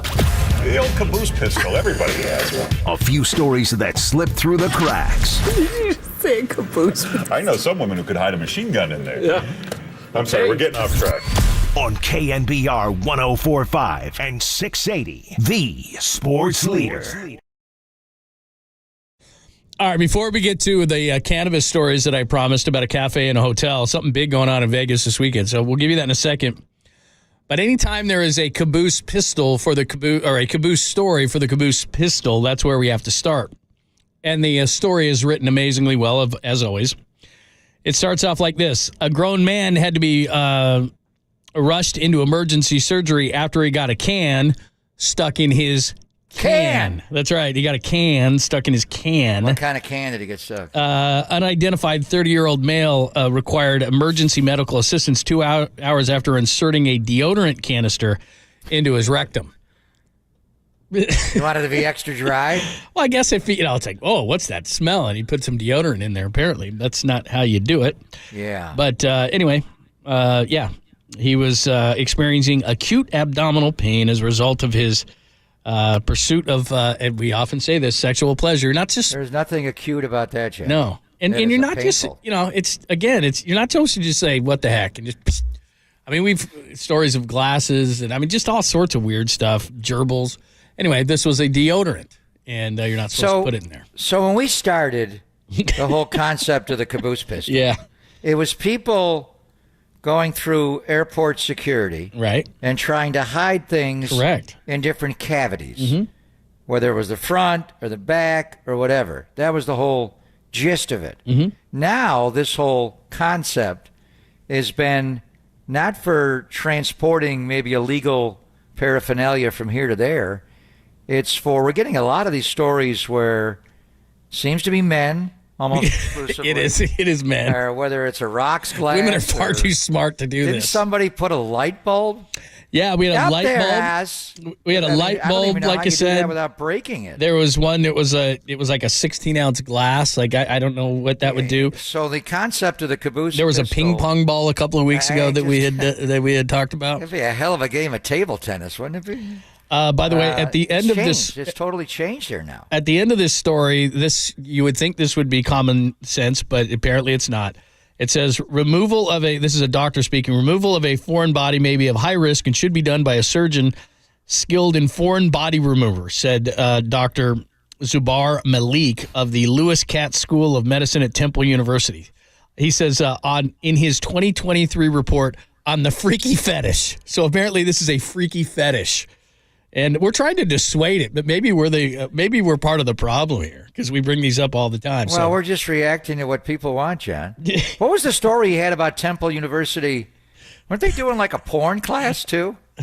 At Temple, wasn't that like a porn 101 class? Remember people were studying. That's right. It was at Was Temple. it a porn class? It was. I'm gonna have to look that up, and no Bill Cosby jokes. I'm gonna the Jello pudding. Dr. Huxtable. If you are going to do something like that, a pudding pop would be a good place to start. Soft, it'll melt. Something. You're going with ping pong balls and deodorant and glasses and any all that kind of weird stuff. I can't relate. You said you had cannabis stories. I do have cannabis stories. I wore my French fry T-shirt, John. Figuring I'm going to get the munchies. Oh, I have a McDonald's story too. So let me see if I can do that. So two things here. A state assembly bill that would allow Amsterdam-style cannabis cafes where customers would be permitted to consume the herb on site received broad partisan support on Wednesday, passing the assembly. This is in California, 64-9. So we're going to have vote against it. Exactly. Who are the 9? I want to know the 9 against it, so I don't vote for them. But anyway, so you go to a cannabis store and you can actually sit there and sample it. Yeah, they're saying like the cafes in Amsterdam, which why don't we do that? I have partaken in, but those are nice. Yeah. So that's a great idea in my. Why are we not mind. doing that? Well, it looks like it's going to. Let's see. It says here that blah blah blah blah. It's AB 374 would permit the sale of non-cannabis infused products and allow for a more inviting and coffee shop style experience. Wait a minute, you're saying non-cannabis infused? non-cannabis infused products and allow for a more inviting and coffee shop style experience. Current law bans the sale of non-cannabis related products. Well, we need the cannabis, don't we? Yeah. I think that's the point. Bill allowing Amsterdam style cannabis cafe passes.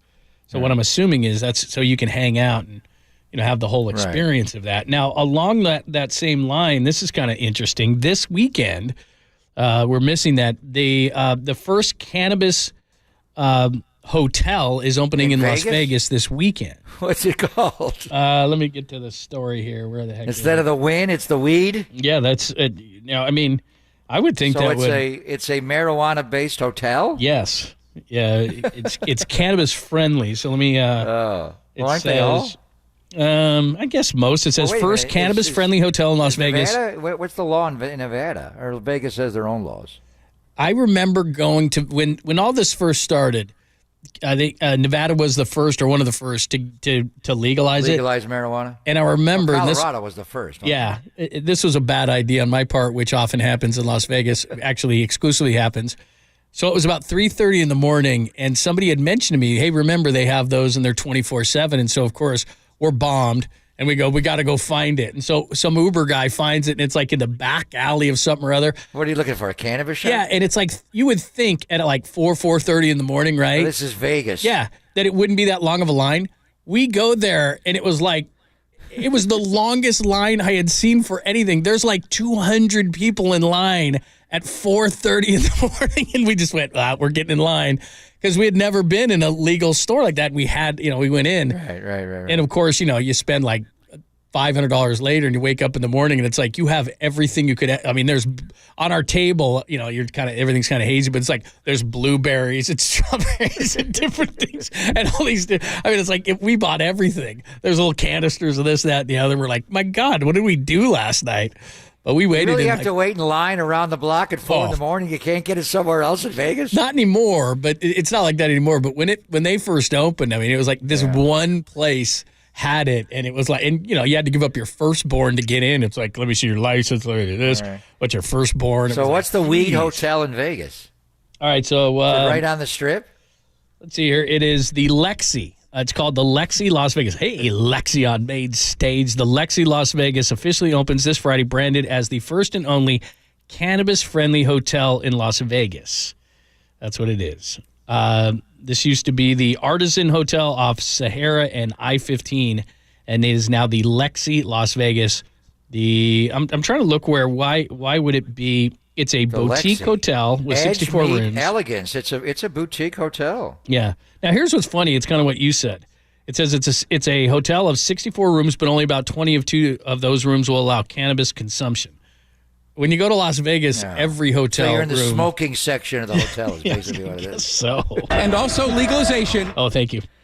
Look who's right there in front, John. Stoner dude. Oh, look at so there is okay. So lives in Vegas now. Here's where it's different. In the hotel, there's these cafes like we were just talking about, and they are all cannabis friendly cafes. So not only obviously in your room, but then you go down, and you can smoke and hang out, and they have these cafes in this hotel. So that's the big deal.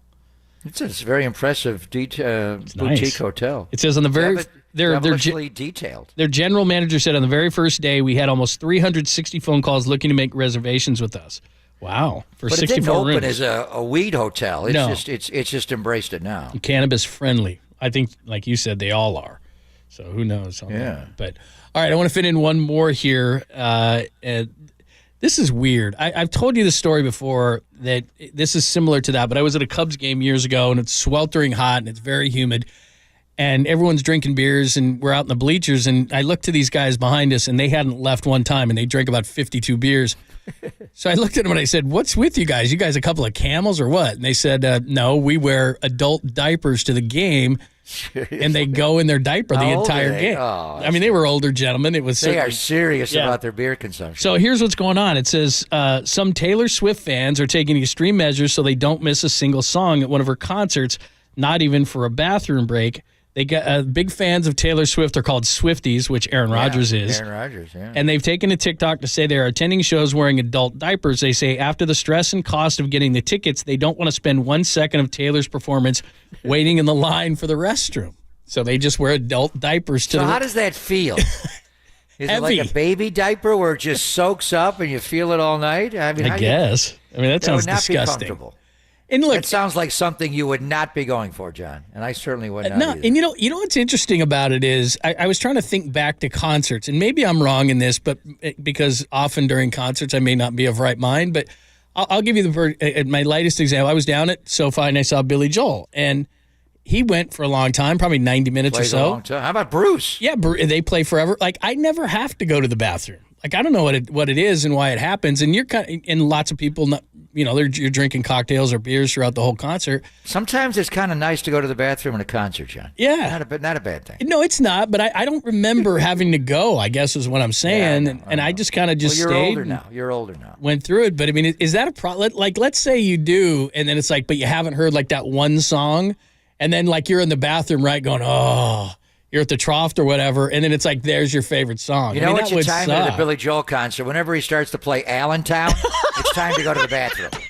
What the hell is that song? That is a good point. He did play Allentown, by the way. That was bad. Bathroom break. I'll be back. Yeah, that's true. Or if you're at a concert of an artist you really like, and then hey, it's time for some new stuff. It's like straight to the bathroom, right?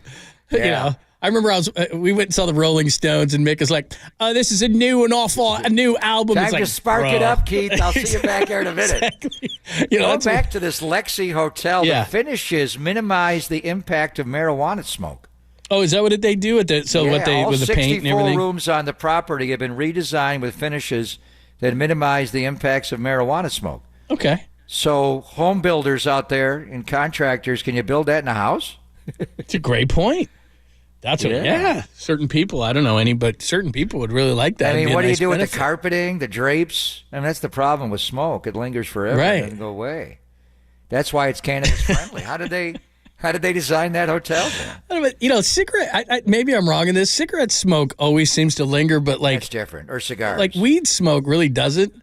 I can remember back in the day, I remember one of my friends just freaking out. My parents are going to smell this, and I kept trying to say to him, it lingers forever. It's not like cigarettes or cigars or something. It goes away. Pepe Le Pew just walked through the kitchen. What are you talking about?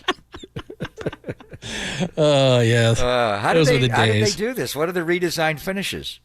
Greg Papa here for Golden State Lumber. If you want to get high in your kitchen, I suggest you go like the Lexi Hotel. Don't you do like the paint? What's the paint? What you do? Williams and whatever it is. You do those too.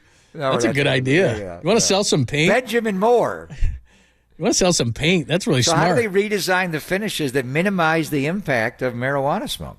That's probably marketing mumbo jumbo. It's probably not even true. You don't think it works? I've never heard that in my life. The problem with that is if you're a smoker, you leave the room, you go in, and somebody's a non-smoker, and they go in, they're not going to like that. But if you're going to stay at the Lexi Hotel, you're going to either embrace smoke or tolerate it, right? That's anybody, I mean, I guess some people go to Vegas and they're prudes, but most people it's like, whatever. I mean, the room, I guess you don't want a smoking room, hotels in though. Las Vegas are smoking not allowed. Yeah, that's true. Yeah, then you got to go into the shower, put the shower on, put the towel at the bottom of the door so no one can That's smell true. good. I mean, that's a good point, though, because, weed smoke, whatever, but like you go into back in the day, they don't do it anymore, but back in the day, you'd go into a hotel room where somebody had been smoking and you're like, oh, man, like putting your tongue in an ashtray. So this new hotel is opening today. That's what you're talking about. Yeah. It used to be the Artisan We still have time to get there. It used to be the Artisan Hotel Boutique, not Artesian. By the way, Artisan Hotel Boutique. Careful. Hi, Greg Papa here for Tony Gevadiani. Oh, yes. I was calling it Artesian for like 2 years. Somebody get mad at you? Yeah, Tony G. Hey!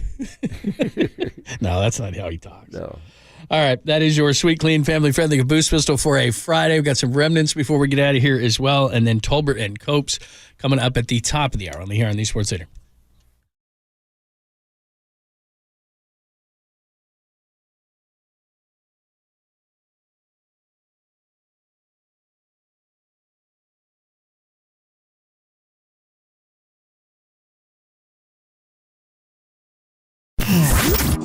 Here's what's trending now. On KNBR.com. Bob Myers and his wonderful hair and white teeth in talks with ESPN. That story and more trending right now on the all-new KNBR app.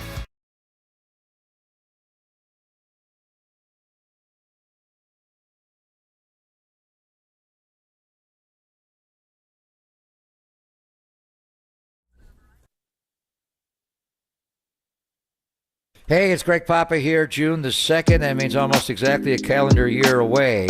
Last year on June 23rd, my life changed forever with 20 minutes in the chair of Dr. Craig Bindi and the Laser Eye Center of Silicon Valley. They performed on me CLR procedure, custom lens replacement.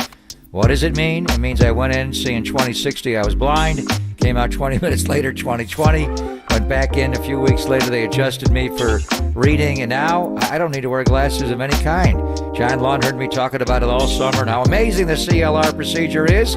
So John went into the same procedure done in the fall, and now Mr. Magoo can see perfectly. So the both of us have experienced the miracle of modern vision correction.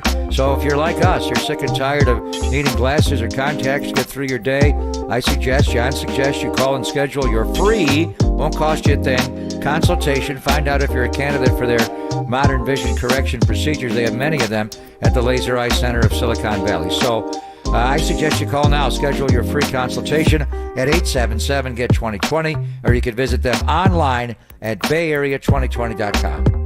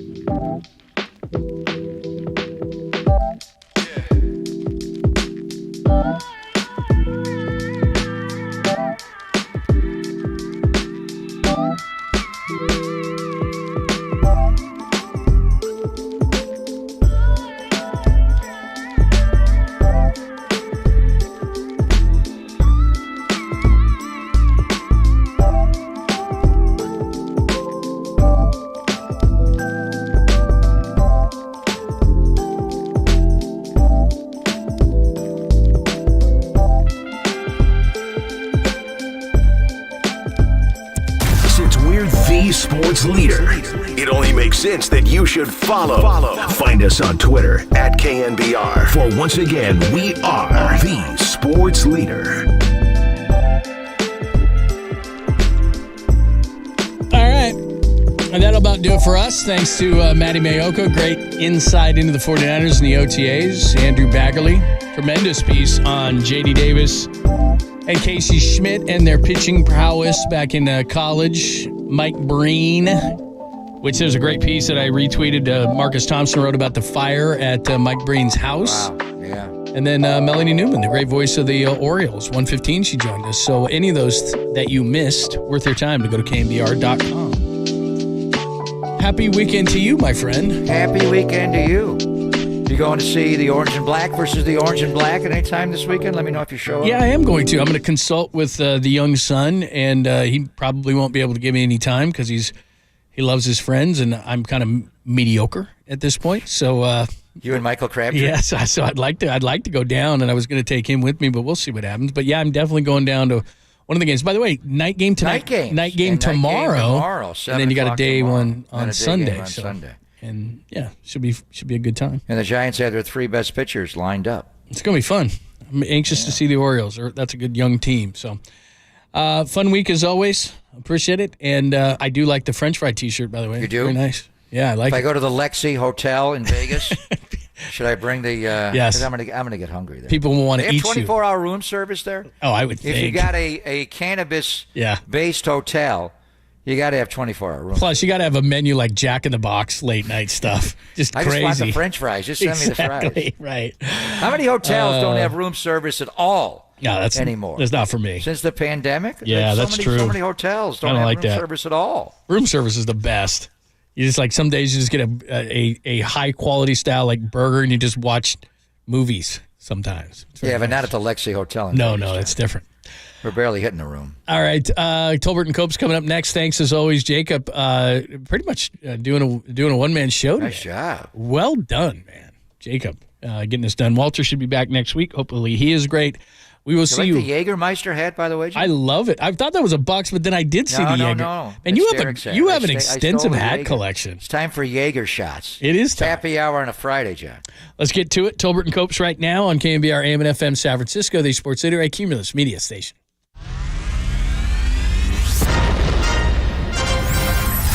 The NBA brought him to the Bay. Oh, what a move by Tolbert. Tolbert is really feeling it.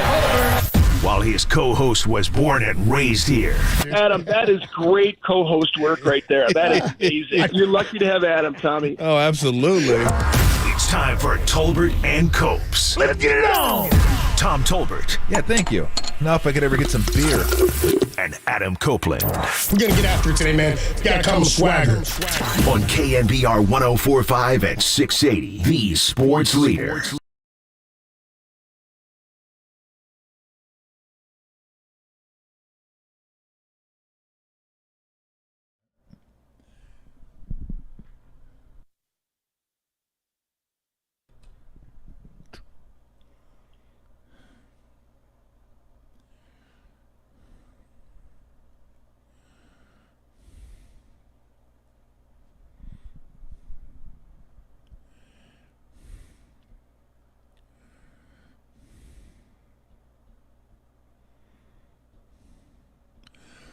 What is shaking?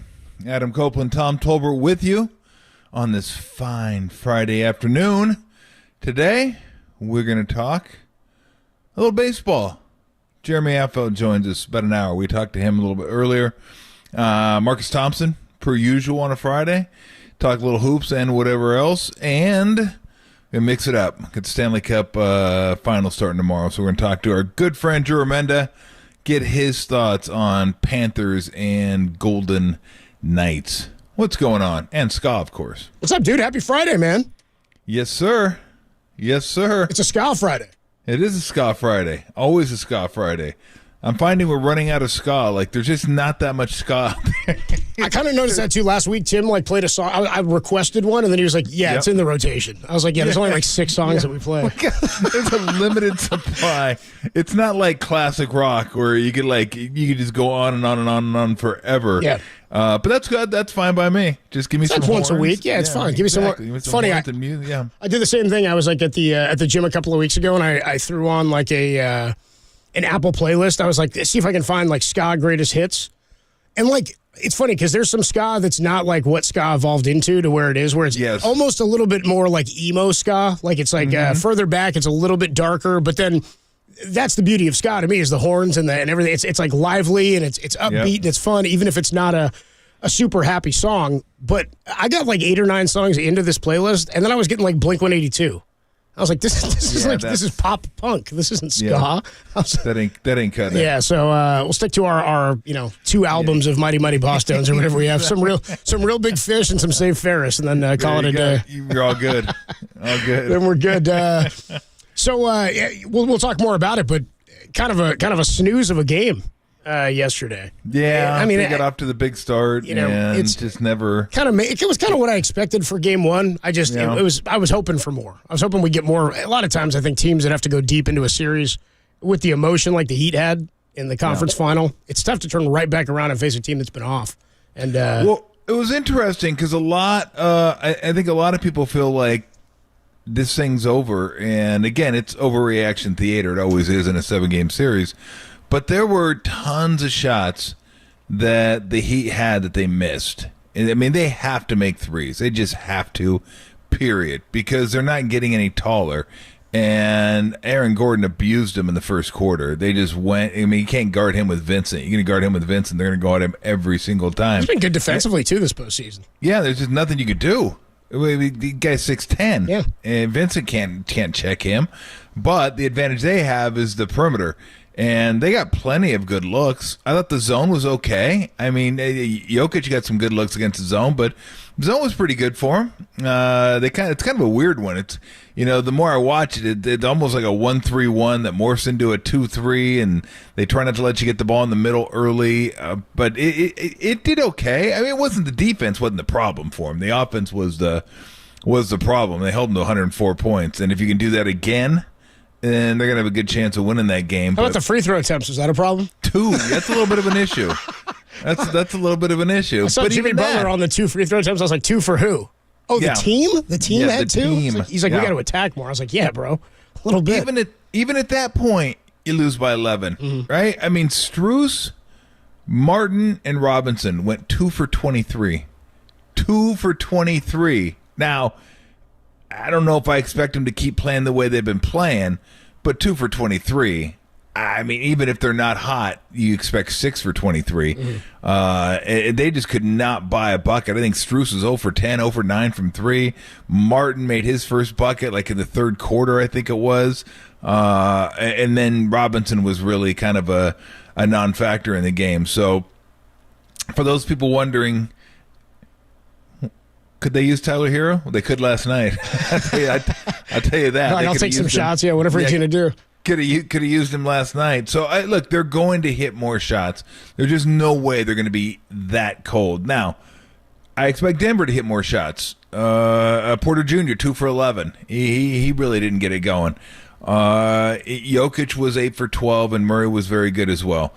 But, again, it wasn't the defense, it was the offense. The problem they'll continue to have is third is not as big. And Gordon's going to be an issue for him. Although, after the first quarter, they didn't really look to go at him a whole lot, and I didn't really focus on him to know if they were doing a better job or they just kind of went back to what they usually do, which is Murray and Jokic. But, I mean, it's going to be tough for him. We all thought going in Denver's going to win this thing. So it's not a surprise that they're off to a 1-0 lead at home. They had their antenna up because of what they've done in the Eastern Conference. They won every road game, every opening road game they won. So they're ready for him, and the altitude the altitude's real. For those people that think it's mental, it's not mental. It hurts like hell, and it's you get tired. You got to work your way through it. Once you burn it off, usually you're good to go for the rest of the game. It's not that big a deal, but maybe fatigue set in a little bit. Maybe Butler's tired just because of all the usage throughout the course of the playoffs. He's banged up too. Yeah, it was funny last night. Somebody said they were talking about Jokic and about why can't I think of his name? Center for the Heat, Bam. Oh, Bam Adebayo. Yeah, and they're like, Bam played great. The Nuggets won, but he got the best of that matchup. And I'm like, he did? Really? But no, he didn't. Jokic was a better player last night by far. He had 27 points on 12 shots. I think Bam had 26 on 25 shots. Like, he took a lot of shots to get those points. He played well. I thought he played well, but Jokic was, again, the best player on the court. And it wasn't even that hard to see that he was the best player on the court. They're going to need more of that at a more efficient clip, and then they're going to need the guys hitting some threes. Because if you're smaller, you have the speed, you have the quickness advantage, and that's going to lead to open jump shots. Now, when you're smaller as well, you're not going to get to the rim quite as much, although they got to try. It was like the Warriors when they were playing the Lakers the first game. It was like, I know they got Anthony Davis, but at some point you got to try to get to the rim. And they did in the second game. They made a concerted effort in the first quarter. It's like you got to pitch inside just to make them think about it. Exactly. You can't just say, okay, forget it. We're just never going to take it in. You can never run the football. You have to run the football. You can't do that. To open stuff. So they're going to have to figure out a way to get to the paint. That is, in my estimation anyway, the most important thing to successful offensive basketball is getting the ball to the paint. It's not always just side to side, moving the defense. You want to do that, but collapsing the defense and finding ways to get your feet in the paint. Whether it's get your feet in the paint to score or get your feet in the paint to collapse the defense a little bit. Now, if you can beat your man outright, then that's the ultimate. Because then you're going to have a layup, or you get the collapse of everybody. Just like everybody collapses in, and then you pitch it out. Then it's, pump fake and then do it again. Eventually, you're going to get a wide open shot, or you're going to get a layup. Or you might even get a drive to the paint, drop pass to the big. You're good to go that way. But that, to me, is kind of the essence of basketball. I know it's space, right? One team's trying to create it, one team's trying to take it away. But in that, if you can keep teams out of the paint, your chances of success go way up. And if you can get the ball to the paint, your chances of success go way up. And the Nuggets just did a much better job of getting the ball into the paint. It doesn't even, just for a minute, just drive it through the paint. Doesn't matter. It makes the defense react. Because if I'm on the weak side, let's say I'm on the weak side and, the play is going on over there and they run a screen, and roll, and I got to kind of hedge a little bit to get over there to help the roll guy. But nothing's going on in the paint. Well, then I can kind of stay attached to my guy and I can fire out on him if they pass to him. But if the guy beats somebody or somebody gets the ball to the paint, now I have to go help. Now that takes me away from my man because that's my responsibility now. I got to get over there and go help and hope somebody else comes over and help. And it helps. And inevitably what happens is somebody will make a mistake on defense. Because it's not like there's one brain controlling five guys and everybody's just kind of moving. You hear the saying, move on a string. I mean, everybody's tied together and everybody's moving. But rarely does that happen. Usually it'll break down at some point.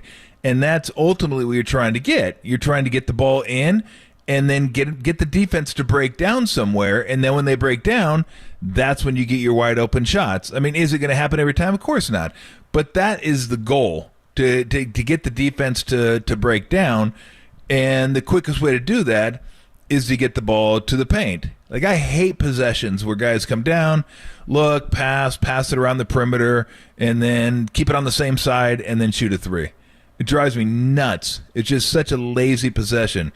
Second least favorite possession is switch the ball. At least you switch sides, but then you don't try to get to the paint and you just, again, launch a three from the perimeter. Come off a screen roll, shoot a 25-footer. I mean, you make some, you miss most, but you're not making the defense work. You're not giving them the opportunity to make a mistake. That's what you want. You give them an opportunity to make a mistake.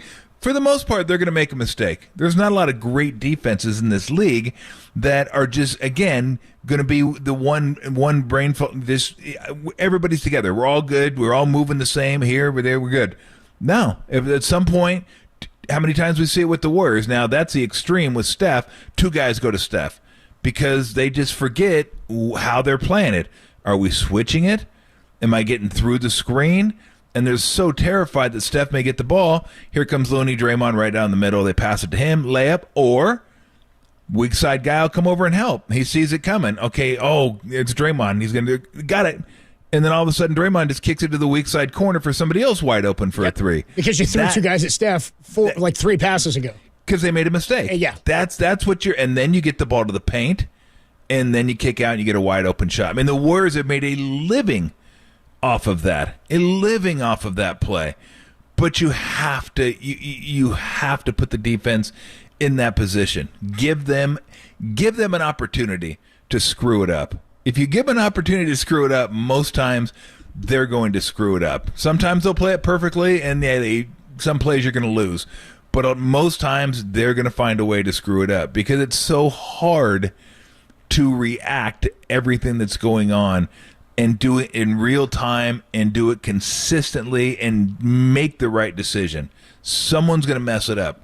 That's what the Heat need to do more of. They need to give the Nuggets an opportunity to screw up some defenses. And to do that, you can't launch that many threes you can launch threes. You just can't do it without getting the ball into the paint. You're letting the defense off the hook. It's still inside out. It's like we said, you got to pitch inside to come outside. You've got to run the ball so you can throw the ball. A lot of times you've got to do that so you can play outside. The Warriors did that, and then they shot better throughout the series because they didn't attack in Game 1. We'll talk more about what you were just saying about how the Warriors can sort of tilt the floor that way for Steph, force teams to make a mistake, or wait for them to make a mistake. How does the difficulty of guarding Steph and Jokic factor into what teams have to do strategically to get them the ball, or are they just so dominant themselves? I want to talk a bit about who's the most difficult to guard because so many different styles of players in the league. We'll get into that in just a few minutes. I want to talk briefly a little bit more about this Game 1 victory for the Nuggets. They've won all their Game 1s. You mentioned that a minute ago in the series. This is Miami's first Game 1 loss of the postseason this year. So they have a 1-0 lead due the Denver Nuggets. We will break down this game a little bit on the other side. We also frequently ask, is the media not giving this series all of its hype? Should it be getting a little bit more love and credit? I think maybe we're going the other way. Does Game 1 make you think there's more potential for a blowout or a bad series after what we saw last night? We'll talk about that, then about the difficulty of trying to stop Nikola Jokic. Tolbert and Copes only here on the Sports Leader.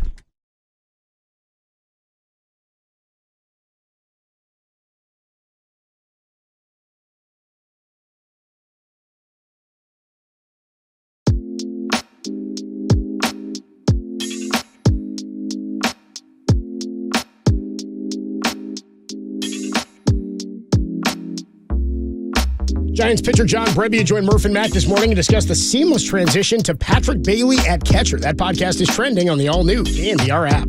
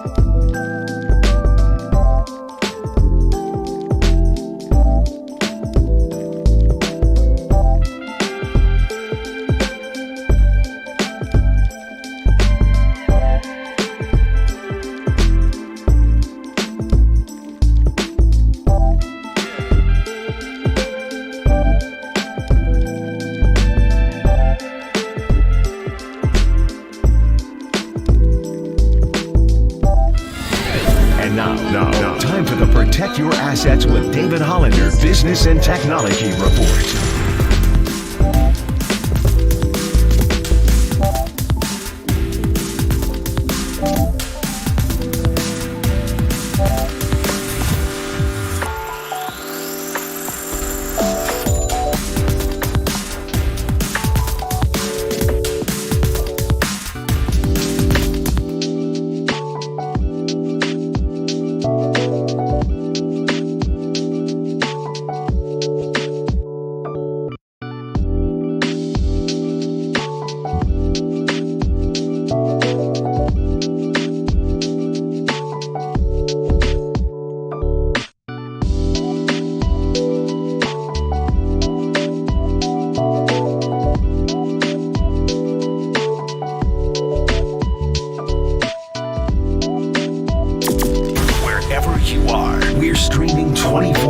At KNBR.com. This is Tolbert and Copes. Tom Tolbert and Adam Copeland on KNBR 104.5 and 6.8, the sports leader. Jokic gets inside. Zeller takes a tumble. And Jokic with his second field goal. Largest lead here in the first half. Adebayo fakes the handoff. Goes right at Jokic. Jump shot. That won't go. And there's the triple-double, his ninth of the playoffs. The first finals game in franchise history is a rousing success. Denver's 9-0 at home in the playoffs. They take game one.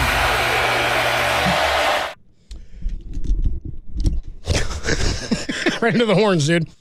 Jokic into the horns. Nuggets have a 1-0 lead in the NBA Finals, an 11-point win in game one last night. As far as, like, sure things in sports, Nikola Jokic is, like, by performance-based things where you can, like, yeah, this guy's guaranteed going to go for this. Jokic is about as close to, like, a Jokic triple-double in the playoffs right now is about as close to a guarantee in sports, I think, as you're going to get in 2023. My man had 10 assists in the first half. I was like, what the heck? This guy's, he's automatic. And if once he gets the assist, which I kind of feel like he's going to get, then I'm like, oh, this is mad that he's getting it. What's he not going to have 10 points or 10 boards?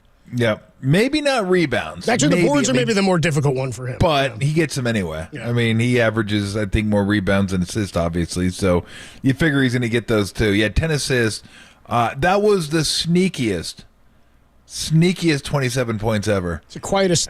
He was 3 for 3 in the first half. Yeah. He didn't want to shoot. He does that a lot. I want to see his second half numbers, actually. I'll check out his splits, because his second half game numbers, we'll look for the postseason and the regular season, but he does that a lot where he's like, 4 of 8 in the first half or 4 of 6 or something like that. And then the second half, he's like 11 of 14. He took 12 shots. He had 27 points on 12 shots. One of his shots in the first quarter, maybe in second quarter, but it was definitely first half, was a miss by somebody. I can't remember who it was. Rebound. I think Bam got the rebound. Jokic reached around him, slapped the ball loose. It went to Gordon, and then Gordon shoveled it to Jokic for a bucket. That was one of his buckets. That was one of his. Hand it away. Thank you. Appreciate that. Yeah, he only had 2 others. I'll take That's that. it. Like, the guy just didn't shoot. And the great thing about him, it's amazing. He doesn't try to do too much when he gets the ball. He just gets it. What's available?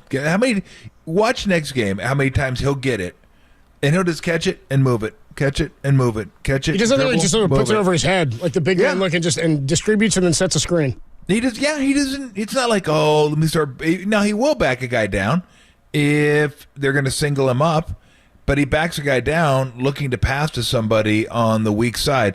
That one where he threw it cross court to who was it? Bruce Brown in the corner. That was just amazing because he was being played on the low side. So they wanted him to spin middle because Butler was guarding him. So Butler's guarding him. He's hedging toward the middle, which means his body is kind of hedged toward the baseline. They don't want him to go baseline. They want him to go middle.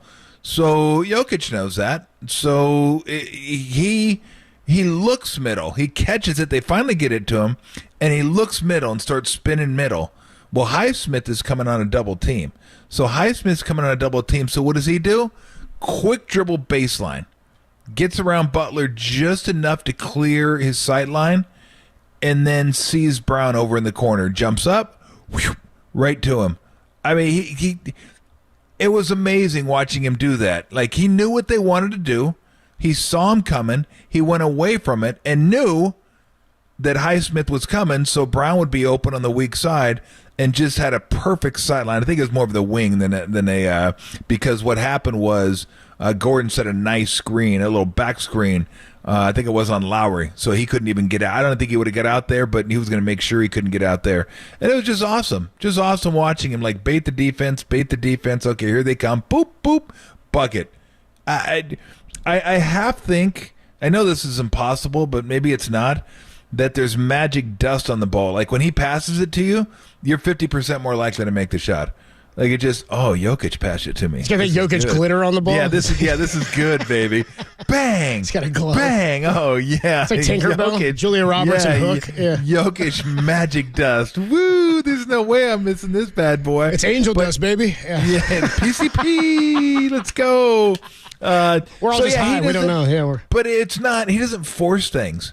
He just, what's there? Let's do it. Right. What's there? Run the offense. Here we go. I'm not trying to get mine. Just trying to run the offense.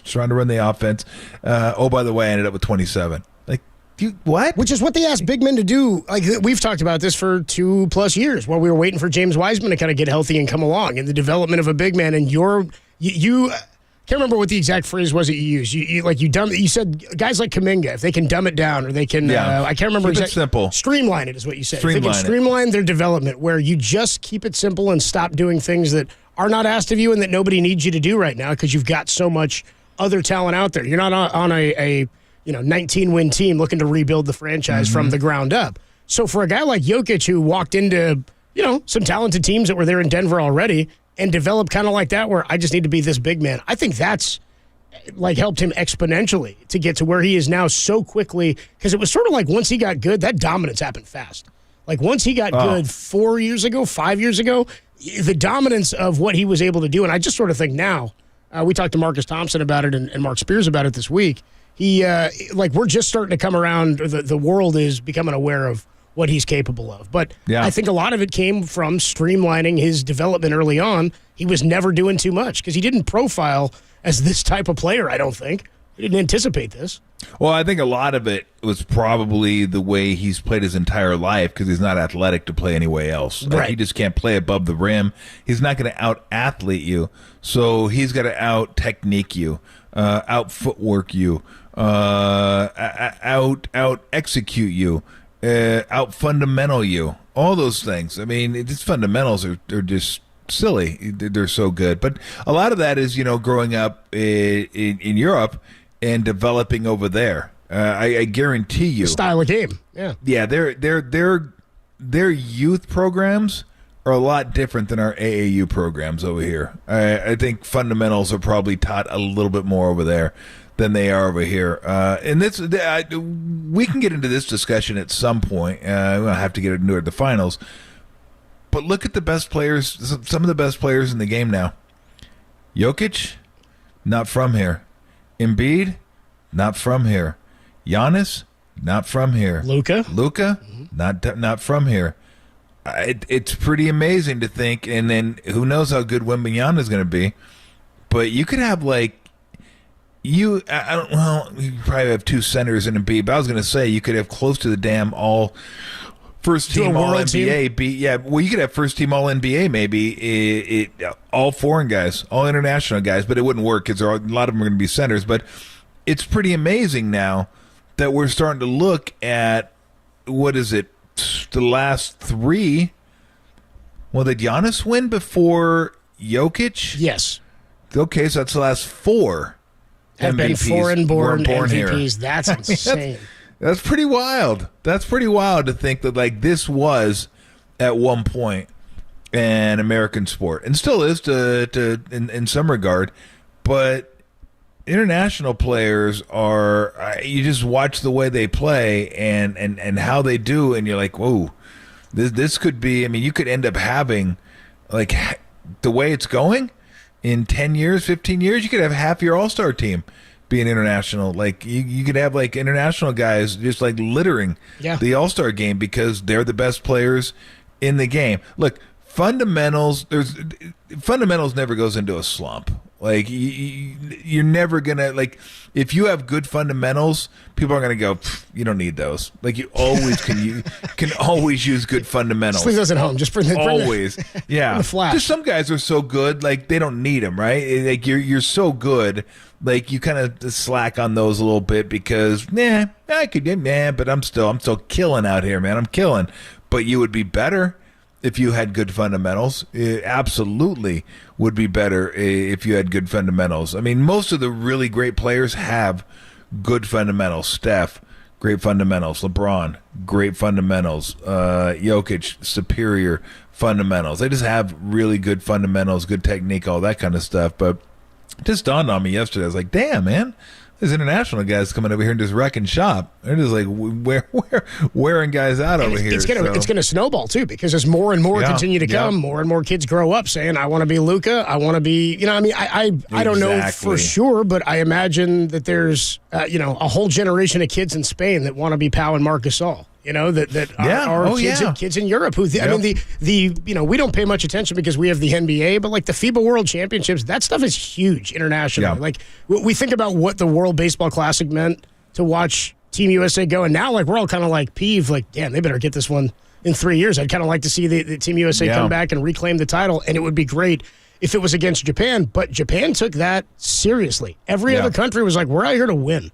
And remember Shohei Ohtani saying, don't be afraid of Team USA. Stop giving them so much credit, basically. Stop getting, starstruck by seeing all these big leaguers. I think the same can be said about what we're starting to see now from some of these other countries where the game has grown so drastically in their home country. They've got guys now that they can latch. I mean, dude, Jonathan Kuminga's from the Congo. Yeah, it's incredible. Basketball Africa's on its way. You know what I mean? Like, we're going to get a product from that league, multiple. We already have players that come out of Africa. Some of the greatest players of all time have come from Africa. So, the game growing, what you're saying is I think, 100% true. And because rosters are so much smaller in the NBA, I mean, the jobs are hard to come by. And if you've got kids coming out of the structure of basketball drafting is going to change at some point again, right? Just because of what's going on with college basketball, the G League stuff that they're doing now, how they're bringing international talent over. I think the form in which we have basketball and the way players enter the draft now is going to change in some format because the league is definitely going through an evolution period. I would like to. I don't know if they'll ever do this. Steve has talked about it, Kerr. We've talked about it on the show. We've talked about it just chatting. Like we'd like to see the G League end up being like minor league baseball, right? Like yeah, we just level. Where I don't know if every team can have one. I don't know financially if it makes sense, but it would be nice to be able to draft a guy, sign him for 3 years, and then just develop him down there, especially if you're going to go back to being able to draft guys out of high school. Yeah, because there'll be 17-year-olds. Yeah, if you're going to draft guys out of high school, you should be able. There should be a mechanism to have them down there. Now, you got to get into, what are you going to pay them down there? Does their clock start when they're down there? Because that's the thing. When you're in minor league baseball, your clock doesn't start. So I don't know how it would work. But I think union, it's all this. Yeah, it makes sense to do something like that. And then expand the draft a little bit. Hell, have international drafts. I mean, that's a whole different can of worms. Yeah. No, I agree that it's going to change a little bit because there are just so many more players, so many more. It's happened in baseball. Remember, they had to change the international pool thing, like where now you just get a certain amount of money. Guys from Puerto Rico have to now enter the draft. That's why Carlos Correa was the #1 overall pick coming out of Puerto Rico. So they've changed how you can acquire players. It used to just be you got a bunch of money and you want to spend it in the Dominican, go get as many players as you can and as you want, set up an academy. Now you have X number of dollars, and they trade those dollars. You see guys trade international pool money in baseball. I want to keep on the Nikola Jokic conversation because you were talking about what he does well. We were talking about what Steph does well. And J.J. Redick earlier today was talking about the most difficult players in the league to guard. He had Jokic as the #1 player. Is he the most difficult player to guard? And I want to talk about whether or not you'd rather guard a player who's physically superior or has a higher basketball IQ than you. What would you rather have the deficiency in? And which would help you more against Nikola Jokic? We'll discuss that next. And then Jeremy Affelt at 2:50. It's Tolbert and Copes on the Sports Leader.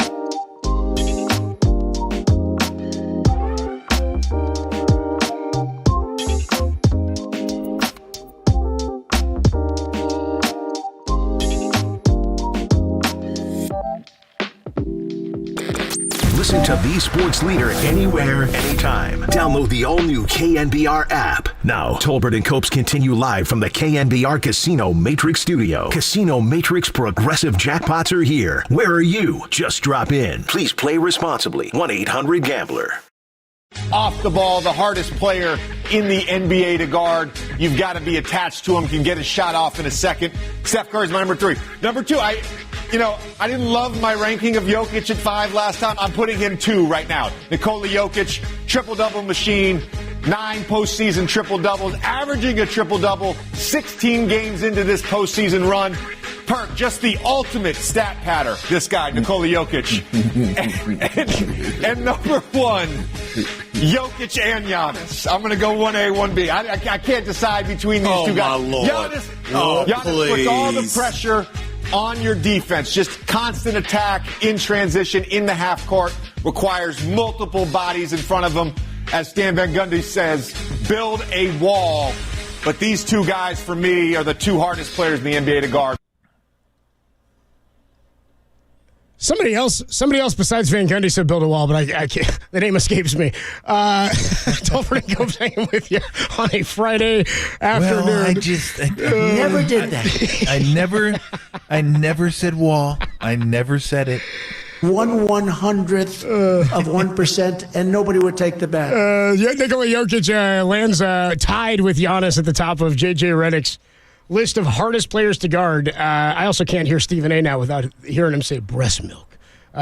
Stephen A. Smith in that conversation. Anyway, he goes, Jokic and Giannis tied for number one. And I was trying to, when I was looking over this list, Tom, I was like, I was trying to keep a recency bias out of it because... Matter of fact. No. There's a recency bias out of it because of how well Jokic is playing now. This happens in like the World Cup every 4 years. Guys go insane for a tournament and then get a huge contract and might not hear from him again or have him play at the same level. But for Jokic, this is something he's been doing for several years now. So Jokic and Giannis at the top. He's got Steph at number 3, Embiid 4, KD 5. I don't think there's a wrong answer here. Yeah. But because they're such different players, it's sort of like comparing this is an interesting one because it's not quality of player, it's who's tougher to guard, whose skill set, and what they're able to do. I mean, Steph, purely from a stamina standpoint, is insane. You got to run around with that guy for damn near 40 minutes, and he's going to shoot it from almost anywhere on the floor, and you have to be prepared for that. For Jokic, it's the smarts, it's the strength, it's the touch, it's what he can do to you from a bunch of different spots. KD is one of the greatest we've ever seen. You always say a unicorn. Is there a skill set that stands out to you as one that is, I don't want to say more difficult to guard because it probably just depends on the player, but in your mind, who's the most difficult player in the NBA to guard? No idea. I don't know. Okay, well, let me rephrase it. Let me come back then. No, I just think they're all, super difficult to guard for different reasons. So I guess it depends on what type of team you have, what kind of defender you have. Who guards Steph really, really well? Who's like one guy you look at and go, that guy... Is there somebody who has numbers against him? Well, I'm trying to think of him right now. God, who was it that really kind of gets up into him and makes it difficult? Avery Bradley? I don't know if it was Bradley or not, but somebody like that, length. Before he got stronger, really. Teams that have length can give him some problems, relatively speaking, to other teams. But, could that person guard Jokic? No. If you could guard Jokic, you can't guard. It's just so hard. One's a center, one's a point guard. I guess the one thing I would say is Jokic, you got to guard all over the court. Like, he's just so difficult to guard because of his passing ability. It's not just scoring. It's like if you send some guy over, you're basically giving up a wide open shot to somebody else because he'll find you. He's going to find somebody. If you're moving, if you're open, he'll find you. So he is, out of all the guys that were mentioned, he's the best passer. So that probably makes him a little more dangerous because of how you're going to guard him. But, Steph has a gravitational pull that's never been seen in this game before. Like, he distorts the defense more than any player in the history of the NBA, where now you got to stretch your defense out to 30 feet, and he creates so much open space for his teammates because of that. So there's difficulty in that. Embiid is so massive and so skilled that he can score from all over the over the court. They're all different. They're all difficult. I don't know. They're different. Yeah, that's why for me, I don't even know if I'd go. I would rank them. Okay, I just know they're all difficult. They're all difficult for different reasons. Okay, so let me ask you this then, because you went up against some of the all-time greats. You got how many times did you get switched on to Jordan? Where he's probably like, once or twice. I got my guy. Yeah, that was too many. You switch off, and he's like, "Nice, perfect." Perfect. Yeah, nice. So, as a defender, would you rather face a guy who is physically superior to you, where that he's a specimen, he can run right at you, he can jump over you, he plays above the rim, but you may be able to outsmart him. He may be, not the sharpest player where you're superior there. Or would you rather be the inferior IQ player where he could outsmart you, but physicality-wise, you could at times back him down and, Shaq was dropping on somebody's head. If it just became too much, dump it into him and let him go. For you, what was the more difficult guy to guard, the physical specimen or the high IQ player? Well, it's interesting because I'll take the dummy every time. I think that guy would be easier to deal with. But let's say we use video game rating here. Let's say your dummy meter is at a 60, so it's pretty high. Okay. But your skill level's at 98. Well, would I rather have that or a guy whose skill is, let's say, at a 80, but his dummy meter is like at a 20. So it's, how dumb are you? He's pretty good and he's pretty smart.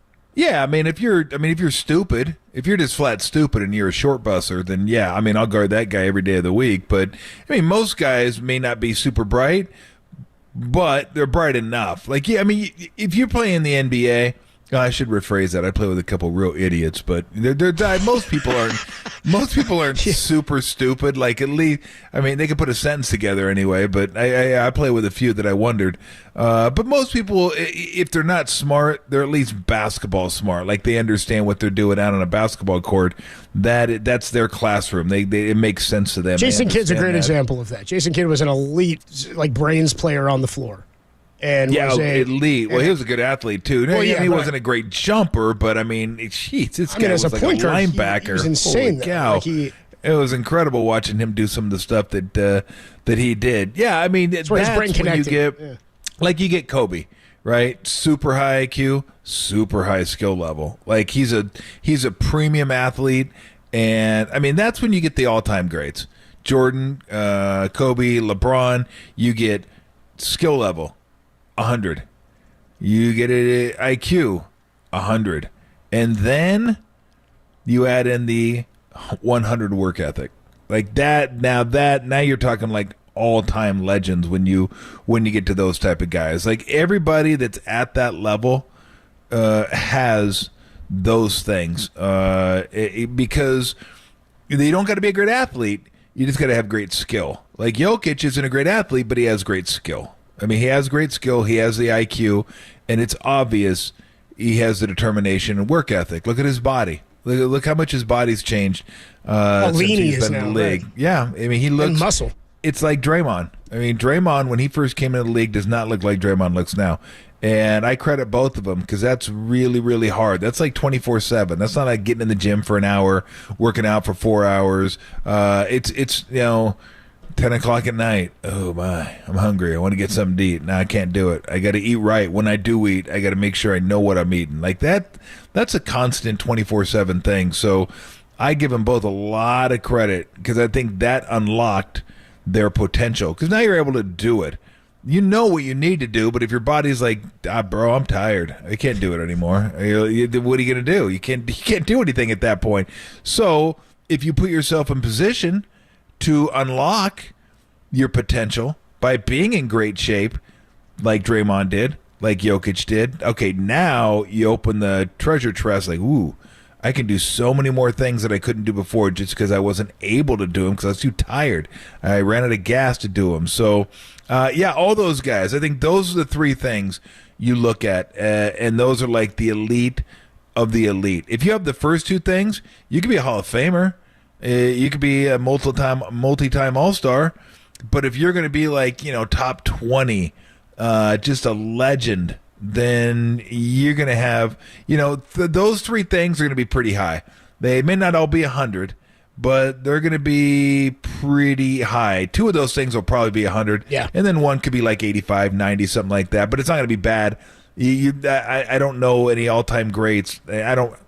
If I was thinking of the list, but I can't imagine. Somebody's IQ was at the bottom of the... Yeah, somebody's just a dummy, right? That guy was an idiot, but boy, he worked really hard, and he was really great. Nah, just that's not good enough. And you can't work really hard and be really smart, but your skill level's at a 60. Those guys it comes to naturally. It's almost like it's like they don't work extra hard at it because they have enough smarts where it comes to them, but they don't. Yeah. They don't. I get what you mean. They don't excel necessarily, but you're not going to be an elite player if if you're making mental mistakes. It just doesn't happen that way. Yeah, there are just some players that have that extra drive. That, like, it's not just about being in the league for them. It's not even about winning championships for them. It's about something more, like transcending, like finding out how good I can be, pushing yourself to how good can I be, and that it's incredible. We all would like that. We all don't have that discipline and motivation to pull that off, but for those that do, that can combine that with IQ and skill. Then you see like an artist out there on the court. You see an artist on the field. You see him in sports occasionally, but they have those three things all at a very, very high level. We are going to take a break and come on back and talk some baseball with Jeremy Affeldt. We ran out of time here because the question I asked Tom was, would you rather defend a player? We were discussing, like, is Jokic the most difficult guy in the league to guard? Would you rather defend a player who is better than you physically, but you might outsmart him, or a player who is maybe inferior to you physically, but he's a high IQ player? And Tom, you sort of in context put it in like video game ratings, which then just prompted me to check for this year. I do have your NBA 2K ratings in front of me for 2023. We will wait and do that in about an hour. We'll come on back because I want to go through I'm going to go through the IQ with you. I will tell you guys this: there are 745 players that are retired or former classic players in the video game. 745. Tom's overall ranks 722 of the 745. No. So we'll also run through the guys behind you and be like, yeah, you should be ahead of some of these dudes that are right in front of you. But I think they might have done you dirty on some of these IQ points, Tom. So we'll talk about that. But your archetype is that you're a paint protector. That was your what? That's your archetype. Well, there you go. Yeah, I can't even take the rest of it seriously. I was a paint protector. Based on your defensive ratings, you weren't protecting much of anything. Yeah, they killed me on defense. We'll talk about it a little bit later. We'll get you Tom's 2K ratings, and we'll talk about some of the IQ. So it'll be fun to talk about the guys who you played with too alongside. On the other side, though, Jeremy Affeldt will stop by. 3-time world champ. We talk to him every Friday. Giants and the O's open tonight at 7:15. Pregame at 6:15. Affeldt's next on the Sports Leader.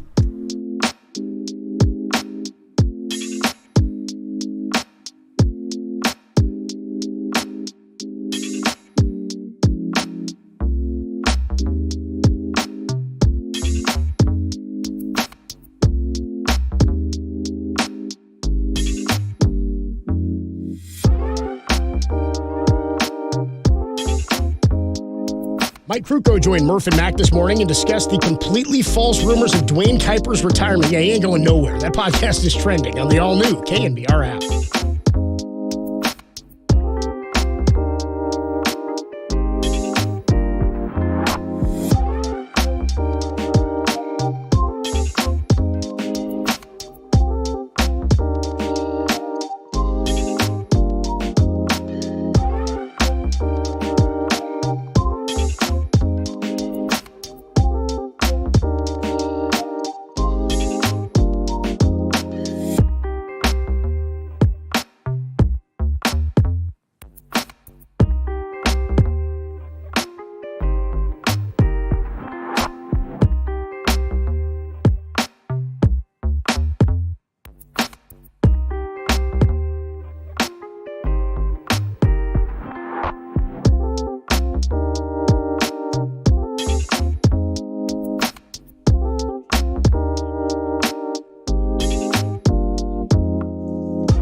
Colbert & Cope is sponsored by Redwood Credit Union. Start earning cash back on your everyday spending with a Redwood Credit Union free checking account. There's no monthly fees, no minimum balance, and your debit card earns cash back, travel, and more. Get started at redwoodcu.org/free checking, federally insured by the NCUA.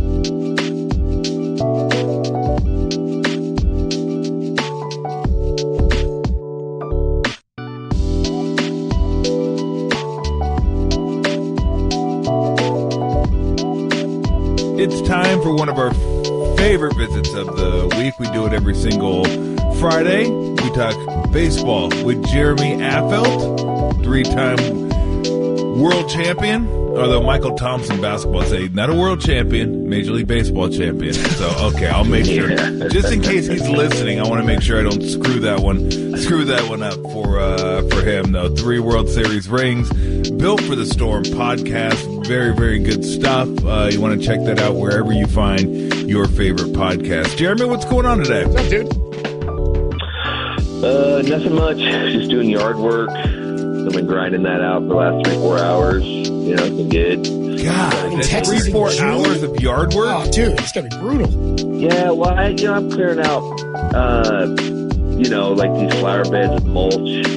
So we have, I bought a home, and so, a few years bought a home, so now I'm actually getting to do what I want to do to it. So now all of a sudden I got, my wife wants to put river rock in every, bed in the house.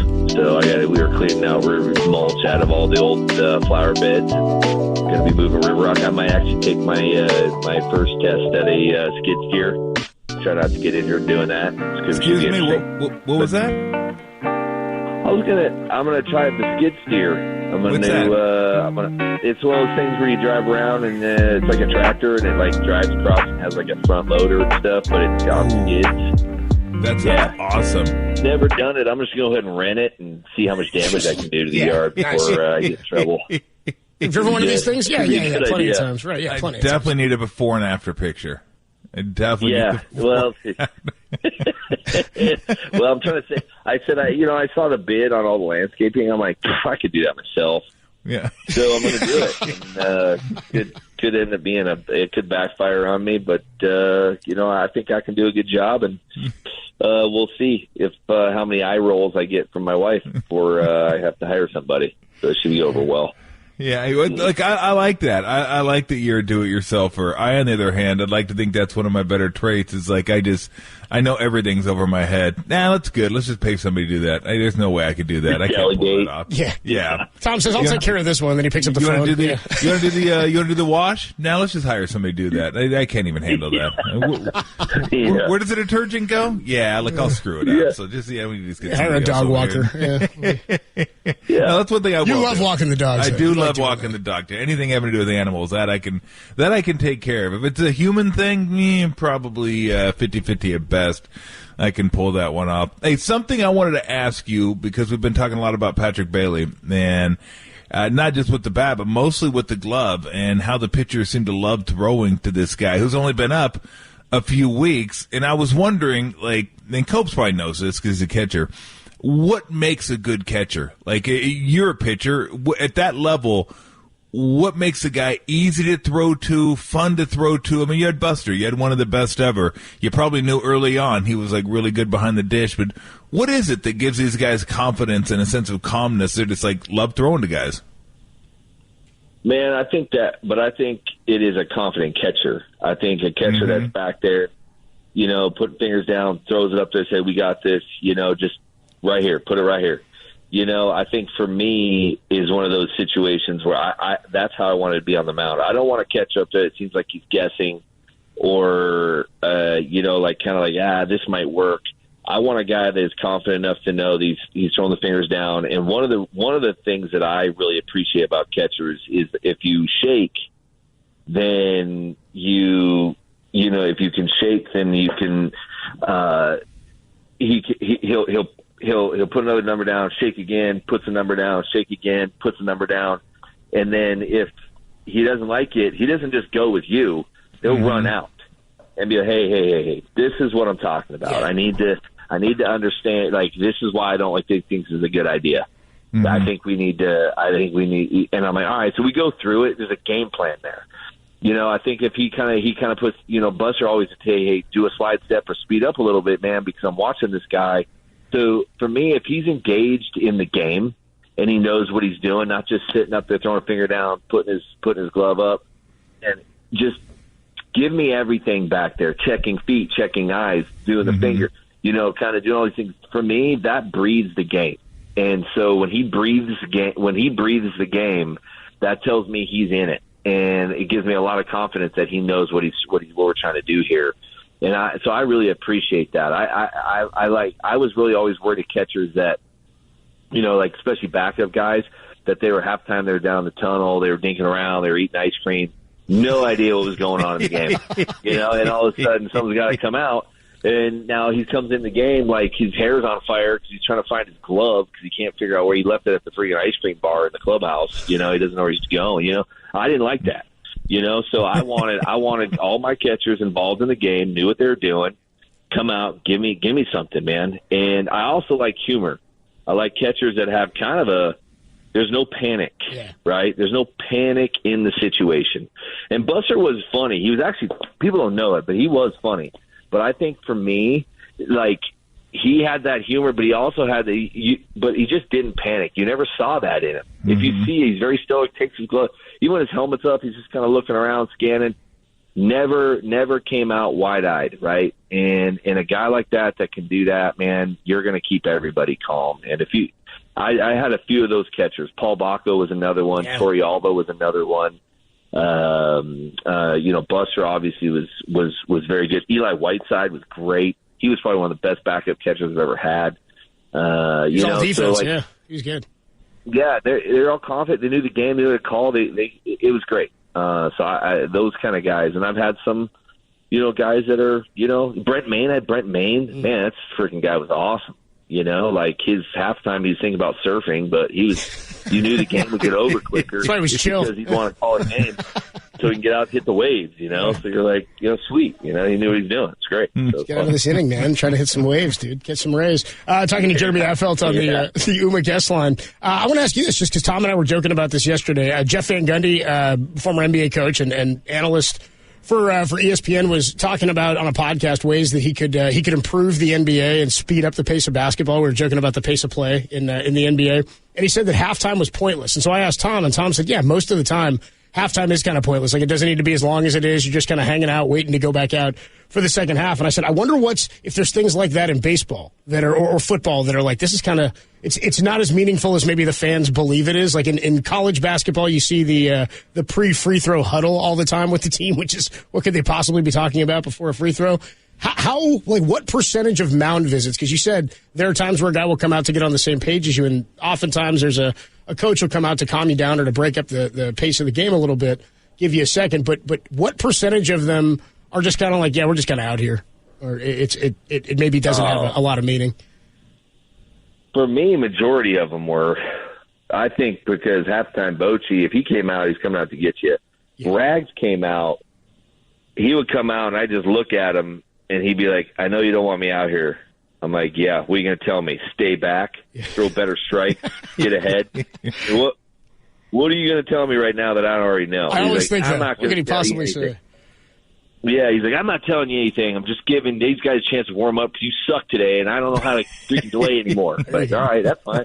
Fair enough, So it was fair enough. I get it. You're trying to delay the game on that.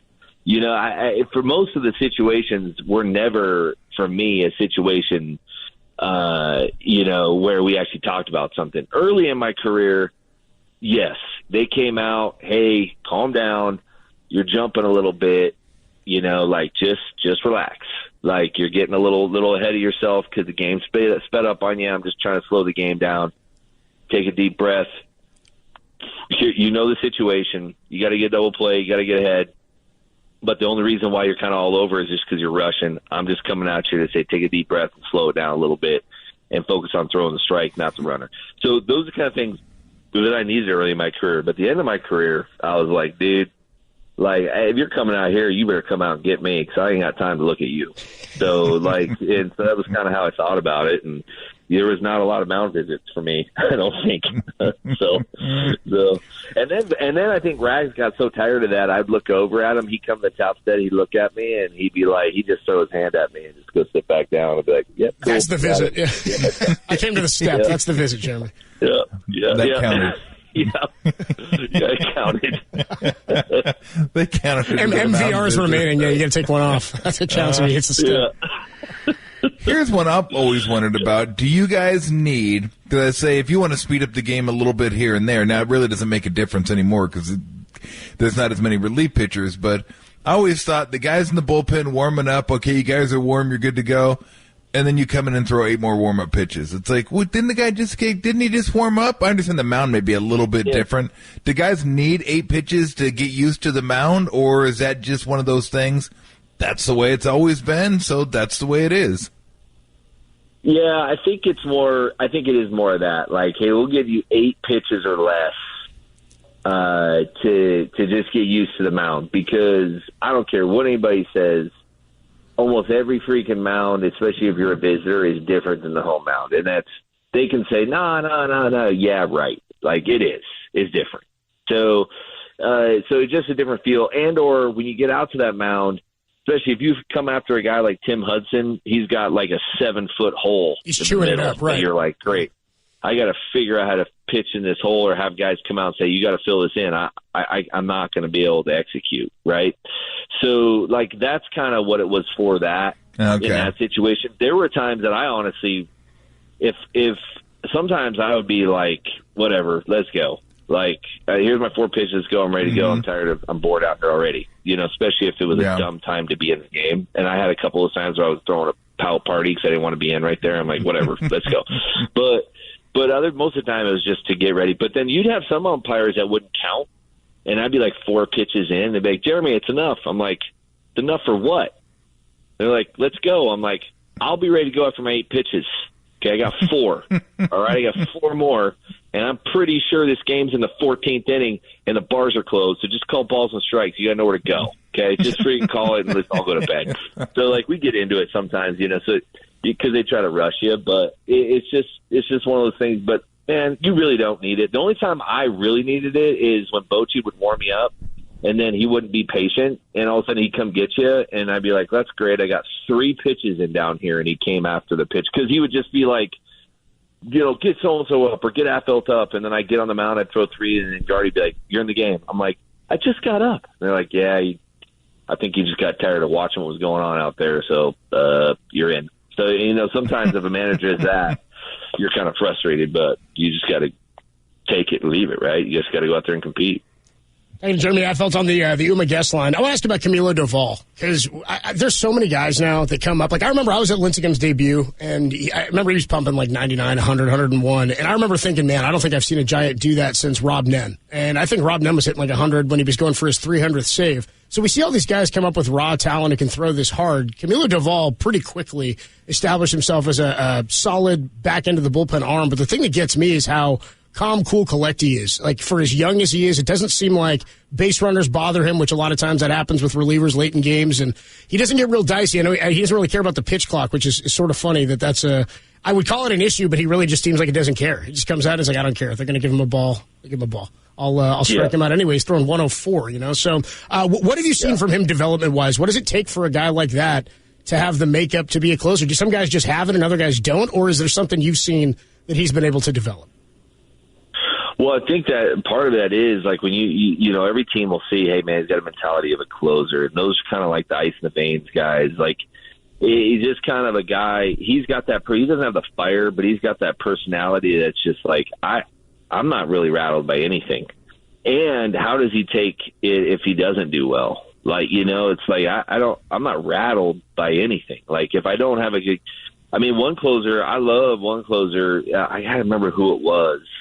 He came in the game and he ran in and he would always tell the umpire, he's like, this game's going to be over in 4 minutes.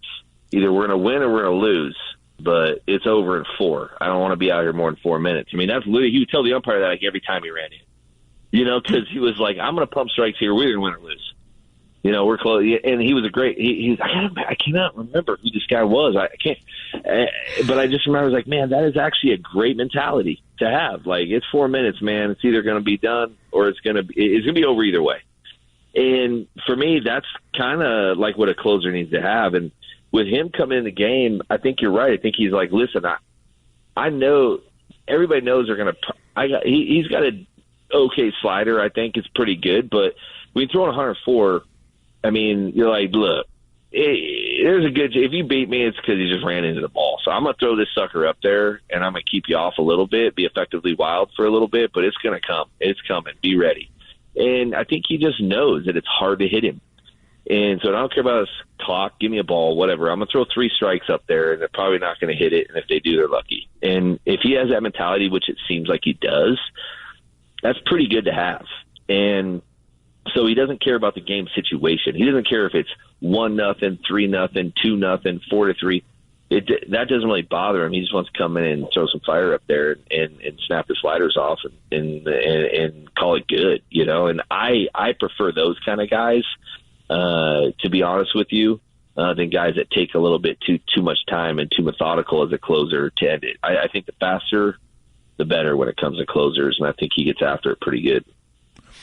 When you started pitching to when you ended, how many different pitches did you tinker with? Did you work with? How different were the grips in certain pitches? Like, did your curveball always have the same grip? I find it fascinating that there's so many things you can do with a baseball, and nobody's ball moves the same. It's their arm slot. It's everything. It's the way you grew up throwing the baseball. That's the way you got used to throwing it. You're just different, and everybody has a little something different. But I'm real curious because I find that fascinating. Just the grip on the baseball and what you guys can do with a baseball. Like, when did you learn the curveball? I think you had that when you were a starter, if I remember correctly. You had the fastball and the curveball. Yep. Yeah. Did that stay the same the entire time? The grip stayed the same? Did you throw it the same? Did you tinker with other pitches that you thought, okay, I got a pitch, and then you got knocked around? You go, okay, that pitch is done. You're never using that pitch again. Like, just the pitches that you kind of tinkered with and used throughout the career, and how you found that they were good for you throughout your career. You know, the curveball grip I never changed. For whatever reason, I just felt comfortable with that grip. What I had to change is my arm slot. So, because my curveball used to start up pretty high and go top to bottom, like 12-6, and a lot of umpires would miss it because it was like they actually would say it like, "Hey, man, bear with me. I'm not used to you being," because this was early in my major league career. Like, I haven't seen you enough, so your curveball just buckled me. You know, and hitters didn't like it either, but they knew, like, if the umpire can't call it, you know, then it's going to be tough to call. So what I wanted to try to do is give a better look. So I dropped my arm slot from straight over the top, like Iron Mike, to a little bit of a high 3/4, because that way my curveball could catch kind of the whole zone. So it became more of like a 11-4, you know, type thing where it just kind of has that start at the left that you can kind of break away. Yeah. And and I liked that better because the umpire could follow it through the zone. And I started getting more strike calls. And then my fastball was not top to bottom, so it wasn't like you'd have that. I had a pretty good angle, but when I was top to bottom, I mean, it was coming straight down. Tough for the hitter to hit sometimes, but I'd flatten out sometimes. Sometimes I would, I would run the ball up a little bit too much. So I wanted to try to keep a pretty consistent. How can I keep the ball lower in the zone? So I just dropped the arm angle, kept the fastball grip on the four seam the same. Curveball is the same. My changeup was such a hard thing for me to develop, so I never really had one because I threw a fork ball in high school, which is definitely not good for the elbow, but that's what I threw. And But I used a Fosh at one time. I used a circle change. I just couldn't get it right. I just could not get it. And then I went to kind of a split near the end of my career when I had a little better idea what I was doing, and that kind of helped me out quite a bit for my last couple of years. But I I just went with a different arm slot over grips. Now the only grip I did change, when I went to a sinker at Cincinnati. I canned my four-seamer just because it was a four-seamer. It had a little cut to it, but I give up too many junk hits by jamming guys. I wanted to get ground balls. I was trying to get the ball on the ground more, and so David Weathers showed me a sinker, and then I just moved my thumb up the side and just kind of messed with where I could get the best sinker grip, and that's what I kind of tinkered with. But once I found it, I never changed it, and it was just for me because less thinking the better. But I mean, guys are always going to make adjustments. And when I had to make adjustments late in my career, I was lucky enough and fortunate enough to find a sinker where it would sink. It would drop out the bottom. And hitters are just dumb. They swung at it, so you're like, cool, I don't need to change anything, It's great. You're just stupid. So so for me, go ahead. No, I was going to ask you, what's the difference? Because you mentioned it, and I'm going to forget about it if I don't ask you. What's the difference between a fork and a split? This is good. Well, the fork almost kind of knuckles a little bit. It kind of has a lot less spin. It doesn't tumble as much, right? Like the split kind of dives. Yeah. It tumbles. Yeah, a split, almost like a split finger fastball. It kind of has that, and it's for guys like me who cannot figure out a changeup because I can't get the speed differential. Mm-hmm. So instead of throwing a circle change at 86 that would just get lit up, I would throw like a split. It might be a little harder, 88, but it would come out like a fastball and have a little different spin, but then it would just bottom out. Yeah. So I wanted that. And if you throw a fork, man, it would almost have that tumble, and you could get guys on it. And you could strike guys out because they'd stand up and the thing would just almost knuckle and drop down, or it would just tumble at them and then it would just feel like real heavy when they went to hit it. But you knew what it was. I mean, you're not going to, when you throw it, the the spin is just doesn't have much. How do you hold them? I don't even. Do you grip them differently? Does one go further into your fingers? Yeah. Yep. It gets into a fork situation. A split is I just kind of split my fingers around the seam. Oh, okay. Take a two seam and just go on the outside of the seams. Okay. And then put my thumb and kind of palm it. But it comes out and but a fork, you're forking that sucker, man. You're jamming it back in. Some guys use like a softball to kind of stretch their fingers out for it. Yeah. And then when they freaking go to the baseball, it's just in there like a pitchfork, and it's effective. I just don't know many guys that throw it now. I honestly don't. I mean, I think I couldn't remember. I think Nomo might have thrown a fork. He did. Nomo threw a fork. Right. Yep. Yeah, and that was nasty. That was like a screwball almost. So those are tough. But I just stuck with whatever I could throw, like that it looked like it was going to get over the white part of the plate, never make it. But as long as it looked like it, that's what I tried to stay with. Well, have a great weekend. Again, it's Built for the Storm podcast. Wherever you find your podcast, Jeremy Affeld's podcast, a lot of really great, uplifting stories on there. And Jeremy has his, I call it a Marvel origin story. Yeah. I'll let you know why he started the pod. So that'll be something worth listening to for sure. Have a great weekend, my friend, and we'll look forward to talking to you again next week. Thanks, guys. Appreciate it. See you, man. Thanks, Jeremy. Appreciate it. All right, coming up more, Copes and Tolbert here on the Sports Leader.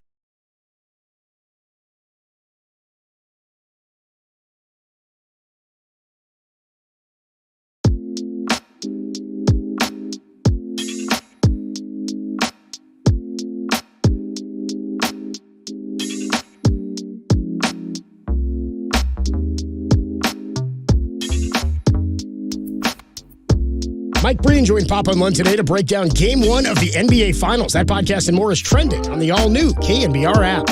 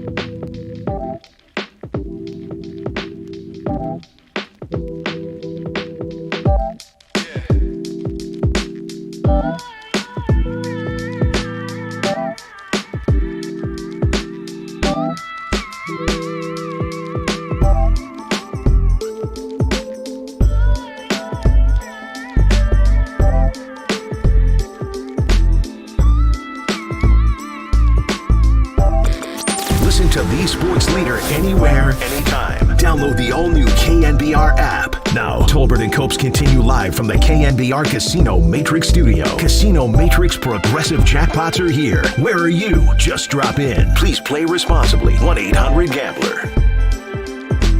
Tolbert and Copes hanging out with you on a Friday afternoon. With you a little bit longer today, 6:15 Giants pregame for a 7:15 first pitch. Logan Webb gets the ball tonight in what Tom has been calling the battle for Halloween.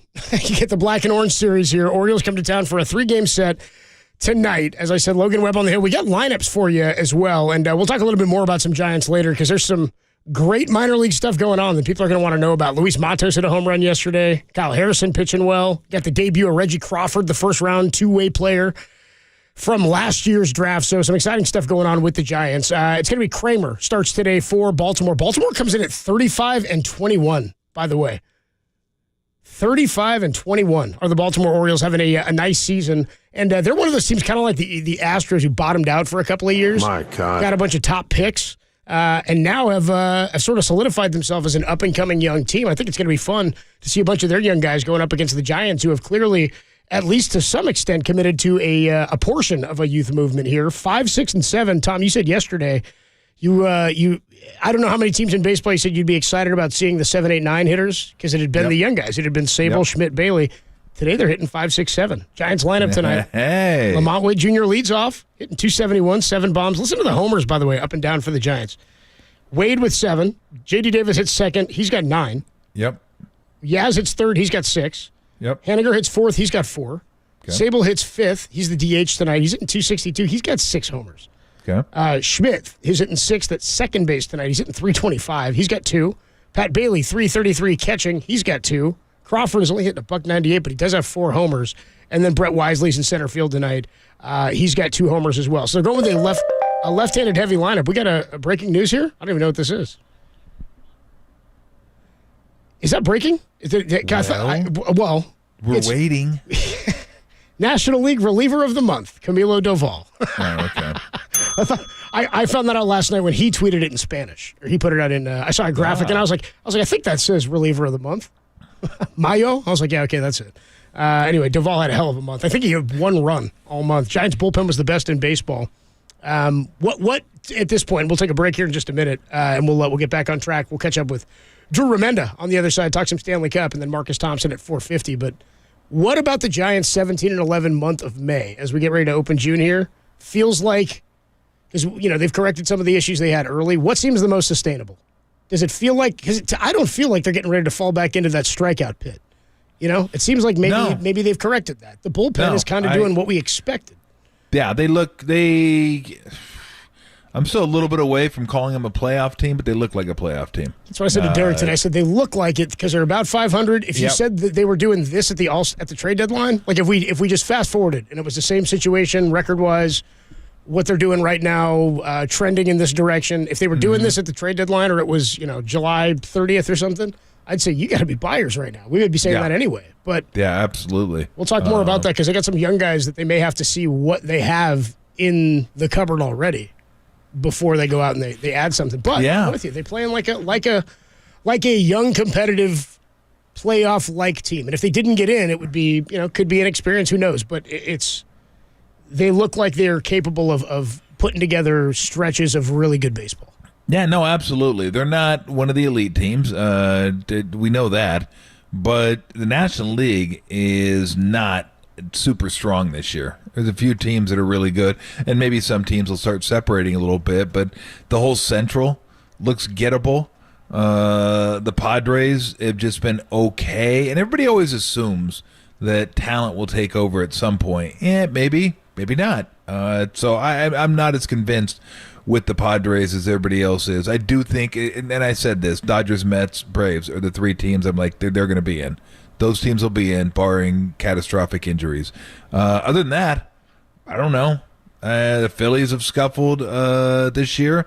I like the Marlins, but they're young. They're not a lock to get in, but they're good. They got some good young pitching, and I do like some of the bats that they have in the lineup. But there's nothing there that you look at and go, are they a lot better than the Giants? No, I don't think so. So, yeah, I think when you look at 7 teams making it, I think they're going to be right there, at least the way they look right now, because I think they're trending in the right direction. I think Bailey, Schmidt, they give them, it sounds like one name, Bailey Schmidt.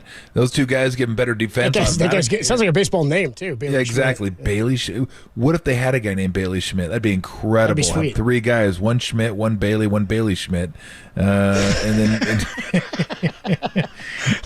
then maybe have a guy, Patrick Casey. Yeah, oh, man. Pat look Casey. At that. We just put them all out there.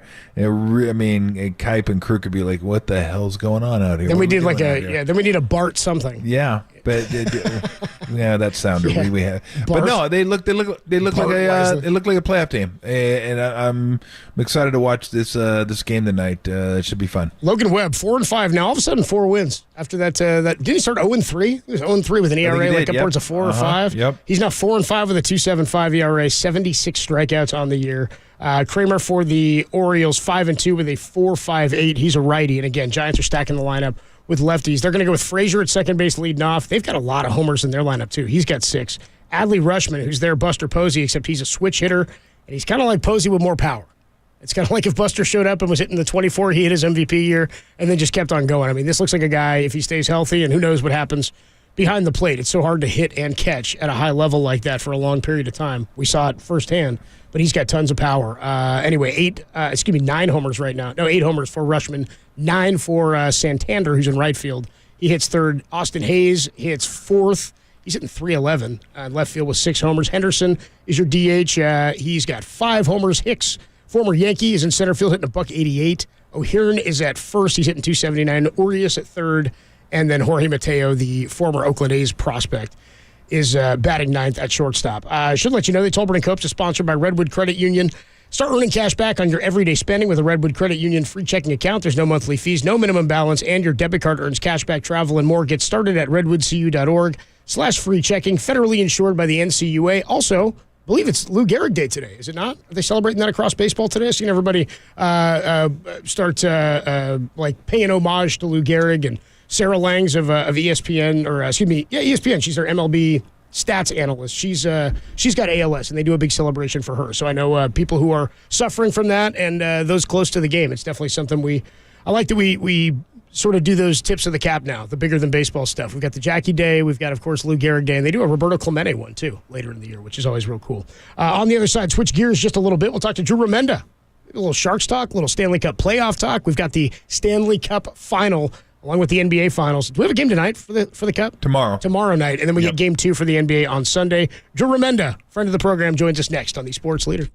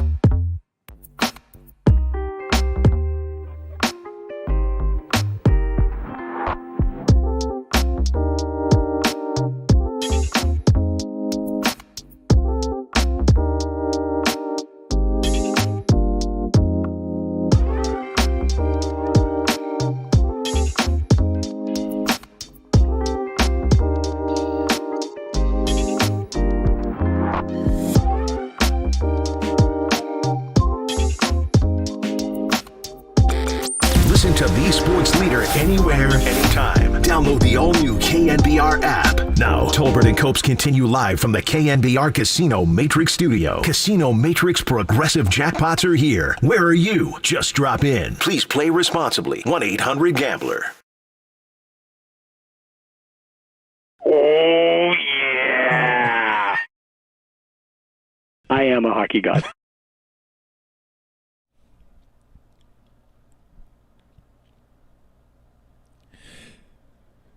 Not only is he a hockey god, he's the hockey god. Really? When you pray to the gods of hockey, it's Drew, huh? You just pray to Drew. That's it. I am a hockey god. There's only one on Mount Olympus of hockey. That is Drew.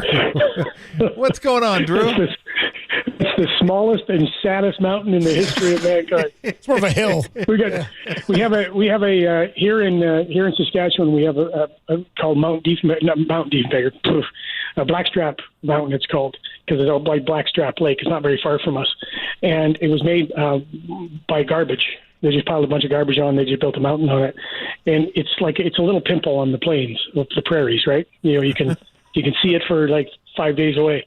But that would be where my face would be. It would be on the Mount Blackstrap of hockey. It's like the Mount Rushmore, but it's just your face carved into the side of it. Exactly, and really, really small. But it would be drawn in by some guy who's, with a rake and a hoe and smiley face, bunch of wrinkles. Well, hey, at least you have that. I don't even have that. You've got a toilet. Hey, boys. Yeah. How you doing? I've been good. Good, I've really been good. Just enjoying the.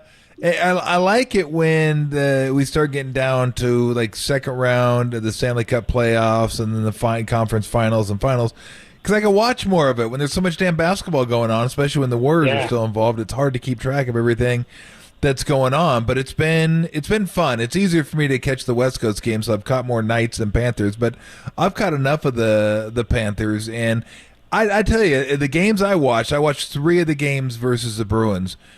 The first thing I wondered, Drew, was how is this an 8 seed? Like, what happened to these guys during the regular season? I know Bobrovsky's been really good, like way better than he was during the regular season, but you could tell they have talent. What clicked? Well, I think you look at it, first of all, both the NBA playoffs and the NHL playoffs have been a ton of fun to watch. Yeah. It's been so entertaining, and all the games have been so great. All the series have been fun. With the Panthers, and my boys came up when they beat the Boston Bruins. Now, remember, the Boston Bruins this season had the best regular season in the history of the National Hockey League. There was no better team in the history from Game 1 to Game 82. And they made the right moves at the trade deadline. Everything looked like it was clicking. Everything looks like, wow, this could be an historic run through the playoffs. And then they ran into the Florida Panthers. Now, the Florida Panthers, let's remember, last year they won the President's Trophy for the best regular season. And then they were out early in the playoffs. And then they made a big deal. There was a big trade. Matthew Tkachuk from the Calgary Flames told Flames that he wasn't going to re-sign a new contract. He wanted to be moved. And it was all in the middle of Johnny Gaudreau leaving, and on things went. And so Brad Treliving, who was the general manager of the Flames, made the deal with Florida. Florida shipped over Jonathan Huberdeau, who had 100 points last year, 100-plus points last year, and was the best left winger in hockey, and Mackenzie Weegar, who's a top 4 D-man. They go to Calgary. Matthew Tkachuk and some picks come over, and they get off to a tough start. They also, Andrew Burnett, who coached the Florida Panthers last year, to the President's Trophy, was let go, was gone. They bring in Paul Maurice, who left the Winnipeg Jets last year in the middle of the season. But Paul Maurice looked at the way they won the President's Trophy and the way that they were outed in the playoffs last year. And they were a team that we'll beat you 7-5 type of team. Mm-hmm. Well, that's not the way the NHL is in the playoffs. And so Paul Maurice worked and worked and worked with them. And he said, and even the guys said, we were there at after the All-Star game in Florida. And Paul Maurice said it was the hardest training camp they've ever run, but the guys bought in because the guys realized that they weren't playing the way that they needed to play in order to be successful. So what they were able to do is change everything, but it took a while. And you mentioned Sergei Bobrovsky. Well, Sergei Bobrovsky was the $10 million man who never played up to being a $10 million man in Florida. He just wasn't. They had Spencer Knight. They had Alex Lyons, and everybody goes, who? Exactly. But he won 6 of the last 8 games to get into the playoffs. But here's the other thing that people don't maybe not know, that if the Pittsburgh Penguins, who missed the playoffs for the first time in 16 seasons, if they would have beat the Chicago Blackhawks, the last place team in the National Hockey League, on April 11th, they would have been in the playoffs and Florida wouldn't have been. Wow. And since then, Florida has beat 3 of the top 5 teams in the National Hockey League. They beat the 1-2 team, Boston, and then they beat Carolina. And before that, and then after that, they beat the Toronto Maple Leafs, which for most people in Canada brings joy. For many people in Toronto, it doesn't. But the one thing you look at is that they're a different team, but they're not a different team. They had 107 points last year. They still are a very, very good team. But the addition of Matthew Tkachuk really sparked that team. And look what he did against Carolina. Yeah. Against Carolina, Monster he scores. Exactly. He scores 2 overtime goals in the first 2 games in Carolina, including one in the 4th overtime. He assists on the game winner in Game 3, and then in Game 5, I think it was Game 5, he scores with 4.5 seconds left to send them to the finals. So he's been amazing for them, and he has had another 100-point season on the 100 points he had last year. So he's been a big catalyst. But they've got some guys, Tommy, that a lot of veteran guys, man, a lot of guys who play with a lot of you-know-what in their game, you know? Yeah. And that's one of the reasons that they have been so good. I mean, they haven't gone past 5 games in a series, or 6 games in a series, I should say. Well, I will say, just as an aside, before I get to the Golden Knights, when he scored at the end of the very end of the 4th overtime, it looked like it was going to go into the 5th overtime. That was a garbage clear by the Canes. I was like, what are you guys doing? It was like 8 seconds left. You're just going to blindly try to throw it up the walls? Like, oh, brother. And I was like, 5 overtimes. No, game's over. Yeah. Thanks for coming, everybody. Burnsy's coming back for the puck. Yeah. He's like you said, 12 seconds left when he touches the puck. He starts to move. He could start to move behind. He's got all kinds of room to skate behind the puck. Now, I don't know if Slavin, his D partner, called for the reverse. Why he would have called for that reverse, I don't know. Fires it up the wall. Slavin gives it a half-ass effort, and bang, goes to the net. And then Tkachuk scores, and he goes, "Let's go. We're going home. We got to go to the hotel. I'm damn tired. It's 2:30 in the morning. Let's go." I was like, gee, just step on it with 12 seconds left. I mean, anyway, let me move on to the Knights, because the Knights I have watched a little bit, and there's some guys I recognize from 4 years ago. There's some guys I recognize from 3. Marcia Show's still there. Stone is still there. Carlson. I recognize Petrangelo mostly from St. Louis. Martinez, he's been there, but he was with the Kings. So, I mean, I recognize some of the guys. But one of the things that jumped out to me in watching them, and I've probably seen them at least a half a dozen times, they're like the ultimate strength in numbers team. They just say, I'm not sure exactly who's going to get it done, but everyone's on the back check. Everyone's on the forecheck. Obviously the guys I mentioned, a couple of them, Marcia Show, Stone, Carlson are going to be your scorers, but everybody pitches in on that team. And I don't know if that was just kind of the way they've always played. I remember them their first Stanley Cup run, but that's a team that you look at and go, our top players are better than your top players. But is your third line better than their third line? Is your fourth line better than their fourth line? Because that's a team that just has a bunch of dudes who are all bought into playing the game the way they know they need to play it. I'm not sure why you called me. You don't need me. You just nailed it. Yeah, I do. Well, you just nailed it, though. If the Vegas Golden Knights are going to win this series, it's going to be because of their depth. And their depth has been absolutely outstanding. And when Bruce Cassidy took the job, now remember, Bruce Cassidy was in Boston last year, 50-plus wins, and he took them to the finals a couple of years before that. But the players got tired of him. And it was widely known that Bruce Cassidy, on the bench at times, he's enough to give a woodpecker a headache. He's always on you, right? So he was relieved of his duties in Boston. And the rumor was before that, Jim Montgomery, who took over and led Boston the season ahead, was going to be the guy in Vegas. And when Bruce came available, Bruce got the job. And he said it was a no-brainer coming to the team because of the talent level they have. And you're 100% right. Their talent level is deep, deep, deep. But their strength in numbers is also in the strength in the way that they play. Their system, their checking. And the game now in the playoffs, it's all about checking. Checking leads to puck possession leads to scoring chances leads to goals. And they do a great job there.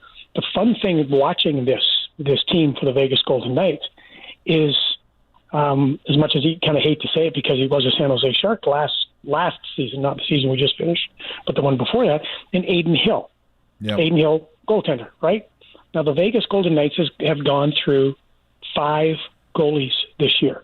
5 goaltenders this year. Like, nobody ever thought that was going to be the situation. They had Logan Thompson to start. They had Laurent Brossoit, the great French-Canadian goaltender from Victoria, BC. They picked up Jonathan Quick late in the year, and the young European kid, I can't remember his name, but he was, and then Aiden Hill. So they went through 5 goalies this year. Laurent Brossoit was the guy who started the playoffs, played very, very well, got hurt. In comes Aiden Hill, who they got from the Sharks last year late, and has played brilliantly. Both goaltenders going into this final both have save percentages in the 9.3s, and Aiden Hill is playing ridiculous. But the other aspect, when you look at this Vegas Golden Knight team, is Jack Eichel. Yeah. Great U.S.-born hockey player. Now, this is the other thing about this playoffs is, I think, exciting for the United States, is that you've got 2 of the best players in the world, 2 of the best, both American-born, and Matthew Tkachuk and Jack Eichel. Jack Eichel has been living in the shadows of Connor McDavid, widely accepted as the best player in the league. He went number 1 in his draft year. Jack Eichel went number 2. Jack goes to Buffalo. Things don't work out very well in Buffalo. It was a tough start to his career, but he still played very well. He had a disagreement with Buffalo about surgery that he wanted. He wanted a neck replacement or disc replacement, neck replacement. That would be a difficult surgery. He wanted to. You mean a new neck? Yeah. I need a new neck, Doc. That's not all you need, son. I'll tell you that right now. Anyway,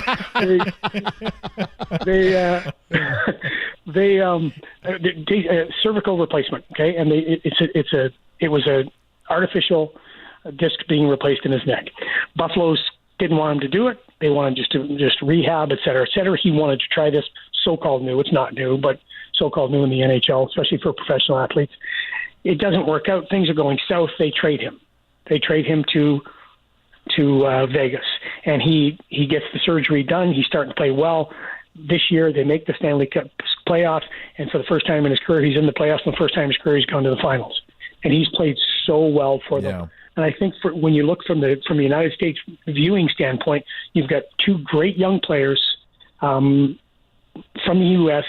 who are the future of the hockey in the U.S. Some kids have been watching these guys and going, I want to be like that guy. And I think it's pretty exciting for hockey in the U.S. Drew Remendo on the Yuma guest line. Go ahead, Tom. No, I was just going to say, I was just going to tag onto that. I think it's great because we all know Connor McDavid, but Jack, nobody knows anybody that's in Buffalo. Like, you just don't watch Buffalo. You don't pay attention to Buffalo.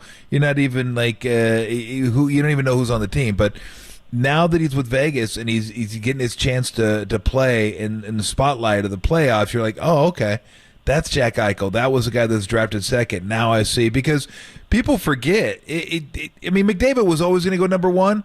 But this was like one of those drafts where you're like, hey, if we got a top 2 pick, we're good. We're good. We'd love to have number 1, but if we get number 2, no worries. We got Jack Eichel, we'll be good. And then it wasn't, and then people go, well, wow, what a bust. And now you're starting to find out that this guy's he's a pretty damn good player. And you're right, I forgot to mention him because he wasn't on those teams that I remember, but he does add that element of like like a physical guy who's gifted with the puck, stays on the puck, and just, you're right, because now people get a chance to see what the fuss was about. Because before it was like, oh, Jack Eichel's supposed to be great, and then you never even heard of him. It was like gone while McDavid's setting all these scoring records. Yep, absolutely. And when he was in Buffalo, and I was working at Sportsnet with the Oilers, we'd go to Buffalo, and some reporter would always ask him about being the number 2 to Connor. And Jack didn't take those questions very well. You know what I mean? Yeah. And I wouldn't either. I'd be like, shut the, up about it. But he never took those questions well. And then later on, it was like one of the last, second last season in Buffalo. I asked, because I was doing the game inside the box there, and you got to do the player interview. I asked their PR guy, how is he on the Connor questions? Because my network really wants me to ask the question, and I don't want to ask it. He said, no, it's okay. Asked him about, listen, you're always going to get this comparison. I'm sorry to have to ask it, but I'm going to do it anyway. I'm going to power through. Going up against Connor, does that get you going? And he went, yeah, absolutely, it gets me going. He said, it's always Connor and Jack, always, always, always. He said, so definitely, every game I play against him, I'm trying to be better than him. And in that game, he stole the puck off Connor in overtime and insisted on the winning goal.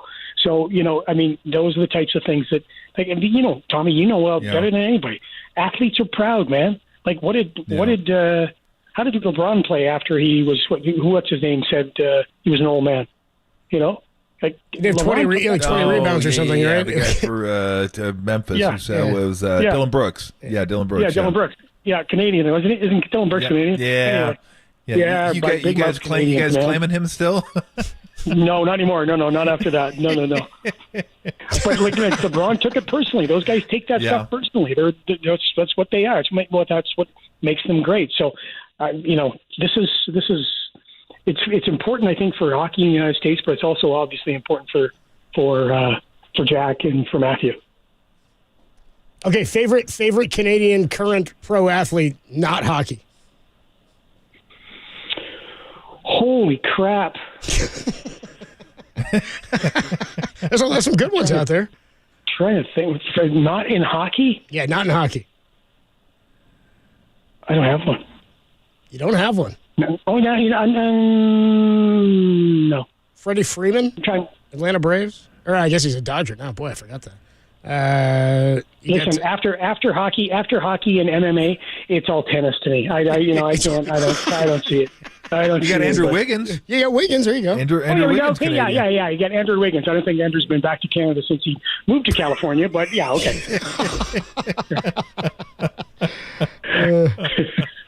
Oh my goodness gracious! Edge. I can't believe I'm going to call you Edge from now on. By the way, I can't believe that you gave me Edge. Gave me that one. He's Canadian. That's good. Well, yeah, okay, there I go. I can go Edge. And say rated R superstar, definitely. Yeah, I got Kevin Owens, Sami Zayn. I can go Kevin Owens, Sami Zayn. Brock Lesnar now lives in Saskatchewan. Why? I don't know, but he does. So I can go those guys. Who is the biggest? I got to imagine if we're talking non-hockey. Is GSP the biggest non-hockey athlete in Canada? Period. Yeah, still. Yeah, without a doubt. But here's the thing too. I mean, like I got to talk to him twice. I got to interview and sit down for dinner with him once at a celebrity dinner thing, and he's so classy. I couldn't believe the whole thing when it came to GSP, the acceptance that people just loved him. So he comes to this dinner. This is called the Warman Celebrity Dinner. So he comes to it, and then he brought a belt of his own that he was going to auction off for charity. Mm-hmm. Okay, some guy bid it. He got $32,000 for the belt. But the funniest thing was the guy was drunk. And he bid against himself another $17,000. Like he could have got it for $15,000. But he bid $15,000, and then like a couple minutes later, he goes $32,000. And it's like, dude, you've got the low bid at 50 or the high bid at 15. What are you doing? So GSP was really great. Took a bunch of pictures, and then the guy brought in. Honestly, I kid you not, he brought in all kinds of stuff, including a huge portrait of GSP from his car. George signed it and everything else. And then after George, as the guy went away, George looked at me and said, "Should I be worried about that guy?" But people around you. I think you can handle yourself. I think you're okay. Yeah, exactly. That's a great $17,000 miscue story. Yeah, exactly. Hey, it went to charity, so that they say giving hurts. It's for the kids. Yeah, it's for the kids.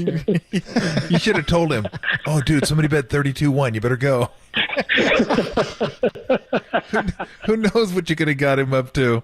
All right, who do you like in this one? I'm going Vegas. A part of it is a homer pick because my mom, who doesn't watch a lot of sports, she watches a little bit of basketball. It's funny how my family's enthusiasm for sports has waned since I retired 30 years ago. It's just like a drip, and then the faucet, the spigot is drying up. But she does love she lives in Vegas, and Vegas, I mean, what an incredible job of supporting that team. Yeah. Like that team.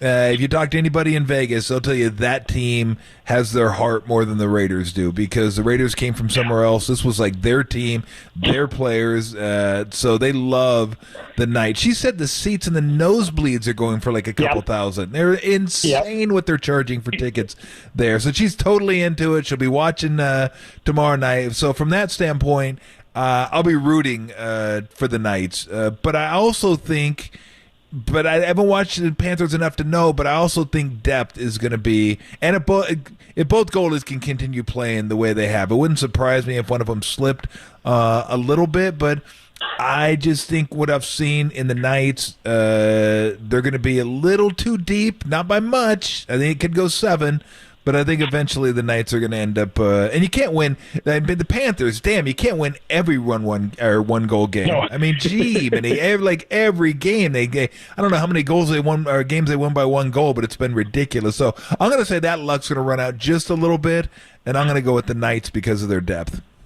Well, I work for the San Jose Sharks, so I'm contractually obligated not to cheer for the Knights or actually say anything positive about them whatsoever. But I know they've got the most Saskatchewan guys. I know 3 of their guys personally.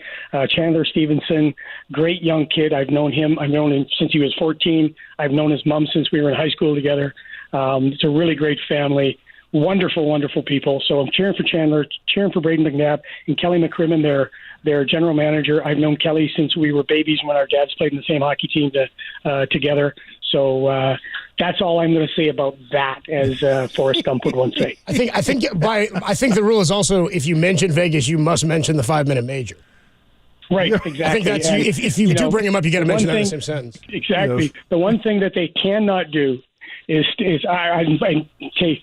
When Pavs was playing against them, I wonder if Pavs every once in a while just skated by their bench and go, "Hey guys, remember back when we took that penalty against me?" That didn't work out very well for you. That's not good for you guys. Bummer.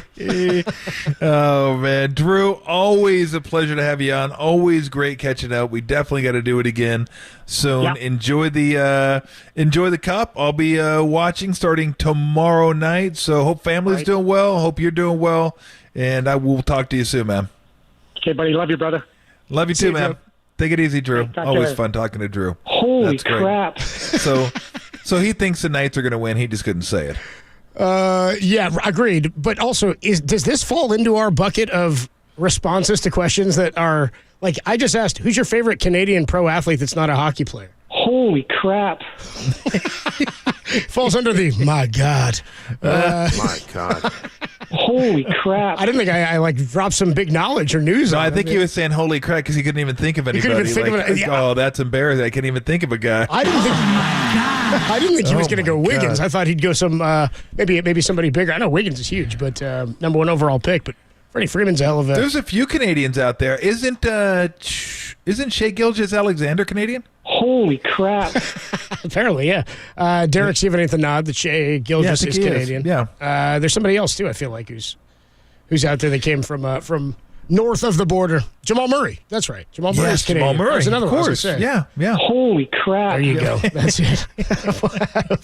RJ Barrett's Canadian, too? Damn, dude, like you were saying, all these international players.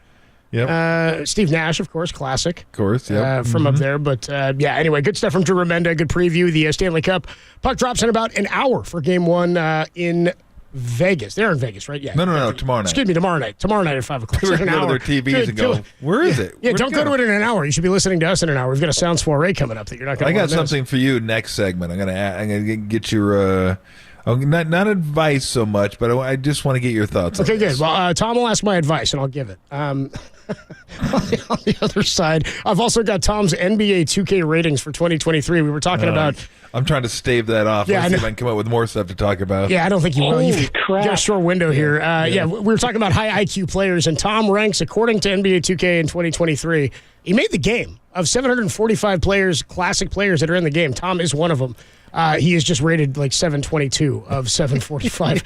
They did you dirty on some of these. Well, they said your archetype was a paint protector, and then all your like interior defensive stats are terrible. I'm like, what's? I was like, he's not much of a paint protector either. So we'll get you those stats, and then I wasn't protecting the paint. It's pretty funny, and we'll get you Jim Peterson's too. He's right above you in ratings. That's all coming your way next. Over to Cove's on the Sports Leader.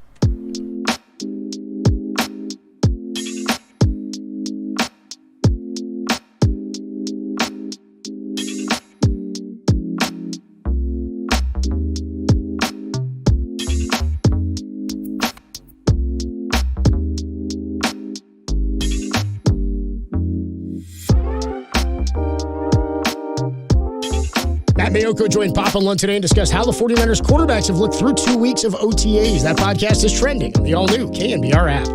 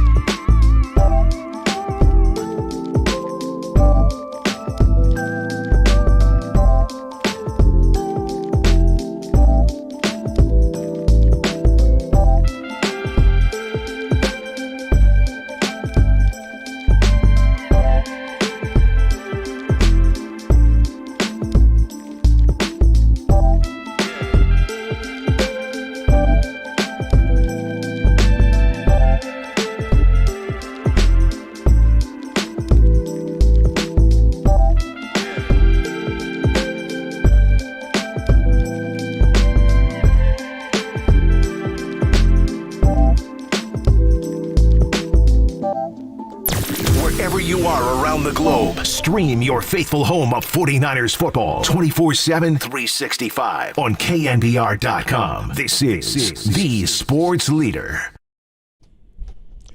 All right, game one of the NBA Finals last night. Still love this song, dude.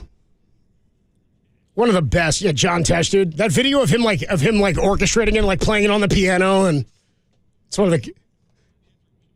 It's the answering machine. Yeah, it's incredible. Anyway, John Tesh, legendary. Game last night, not so much. 11-point win for the Nuggets in Game 1.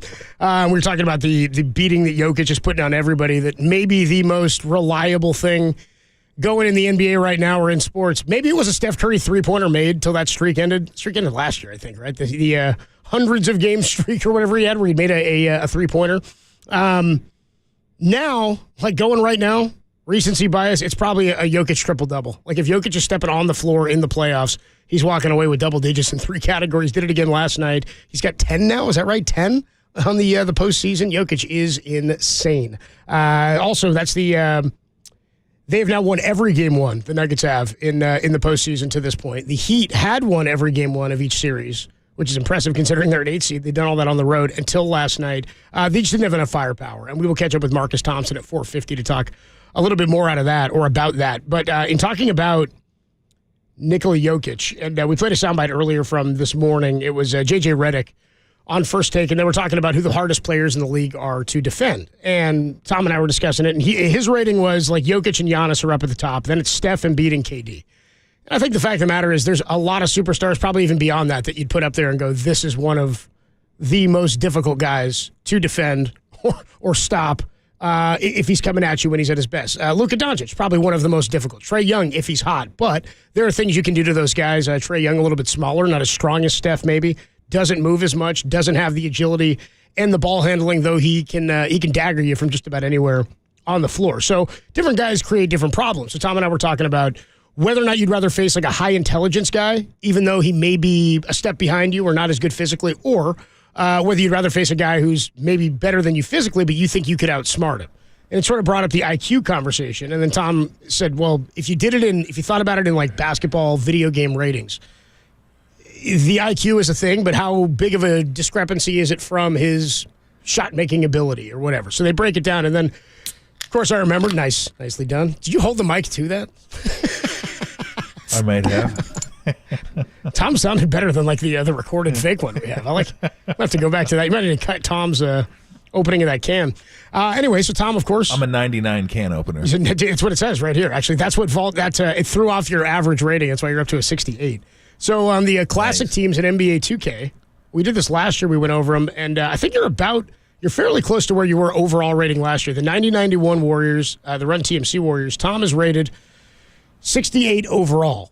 I'm more intrigued by like one relative to what other guys are, and I get it. Like they have to make Chris Mullen and Mitch and Tim Hardaway that much better than everybody else because that's why you're playing the game. That said, they've hollowed out the bench a little bit here. I'd like a little bit more depth on this Dubs team.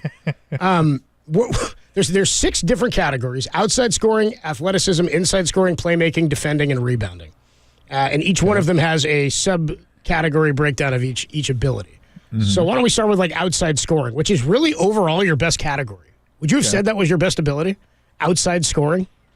I think it's mid-range, and then your 3-point is 64 out of 100. Yeah, I didn't shoot a lot of the 3-pointers. I think if I would have practiced them, if that had been part of the game, I would have been fine in shooting a bunch of those.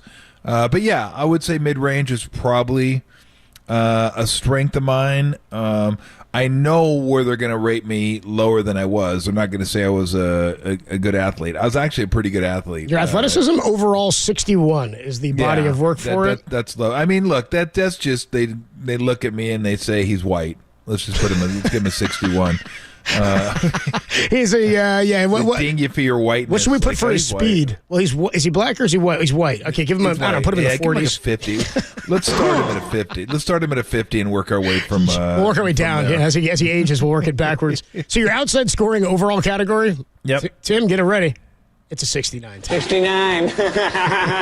Overall athleticism 61. They really dinged you on speed. And they did this last year too, and I feel bad because it really is. They made you really slow. 45? I mean, that's amazing. Now, tell me what, do you have Mully's up there? I can pull up Chris Mullen's, yeah. I was just wondering what Mully's speed was. I think this is like the exact same thing you asked me last year. Yeah. Because you're like, I was definitely faster than... easy. than Chris Mullen. I'll get you Mully here in just a minute. What do you think your best ability was? Like, if you were going to say they were making a video game player of me and I can pick the attribute that I know I can make most accurate, what do you think, either general or specific, and we can tell you what it is, but... They obviously probably shooting, offensive rebounding. I think 1 year with the Warriors, offensive rebounding, like per 36 minutes, offensive rebounds. I bet you for guys that played close to 20 minutes, I was top 5, 10 in the league as far as offensive rebounding. I mean, I was a pretty good offensive rebounder because I knew where the ball was going a lot of the times, and I got after it. I was pretty physical, and again, I could jump a little bit, so I go get the ball. So I would say offensive rebounding, shooting, like mid-range, probably 15 to 19 feet. Ball handling was okay. I wish I would have worked more on that. It could have been better. Yeah, defense, I wasn't great. Yeah. There's no doubt. I think I was a smart basketball player. I know that game won't say so, but I would say my best abilities are probably offensive rebounding, shooting, like mid-range shooting. Your mid-range shooting is good. It's 72. Your close shot is 74, so those are pretty good. 73 for free throw. And I wasn't a great free throw shooter. I should have been better, but and then IQ for 3. Clank. Does he say that? Did you miss that? No. I was like, we cut a miss. Yeah, Come on, boys. I wasn't a great 3-point shooter. What did you say? Offensive rebounding? Offensive rebounding, yes. You were a 60, but your rebounding overall is a 62, and it's like one of your better attributes. Like, it's not all that bad. Tolbert threw it out of bounds. It'll be net ball. Thank you.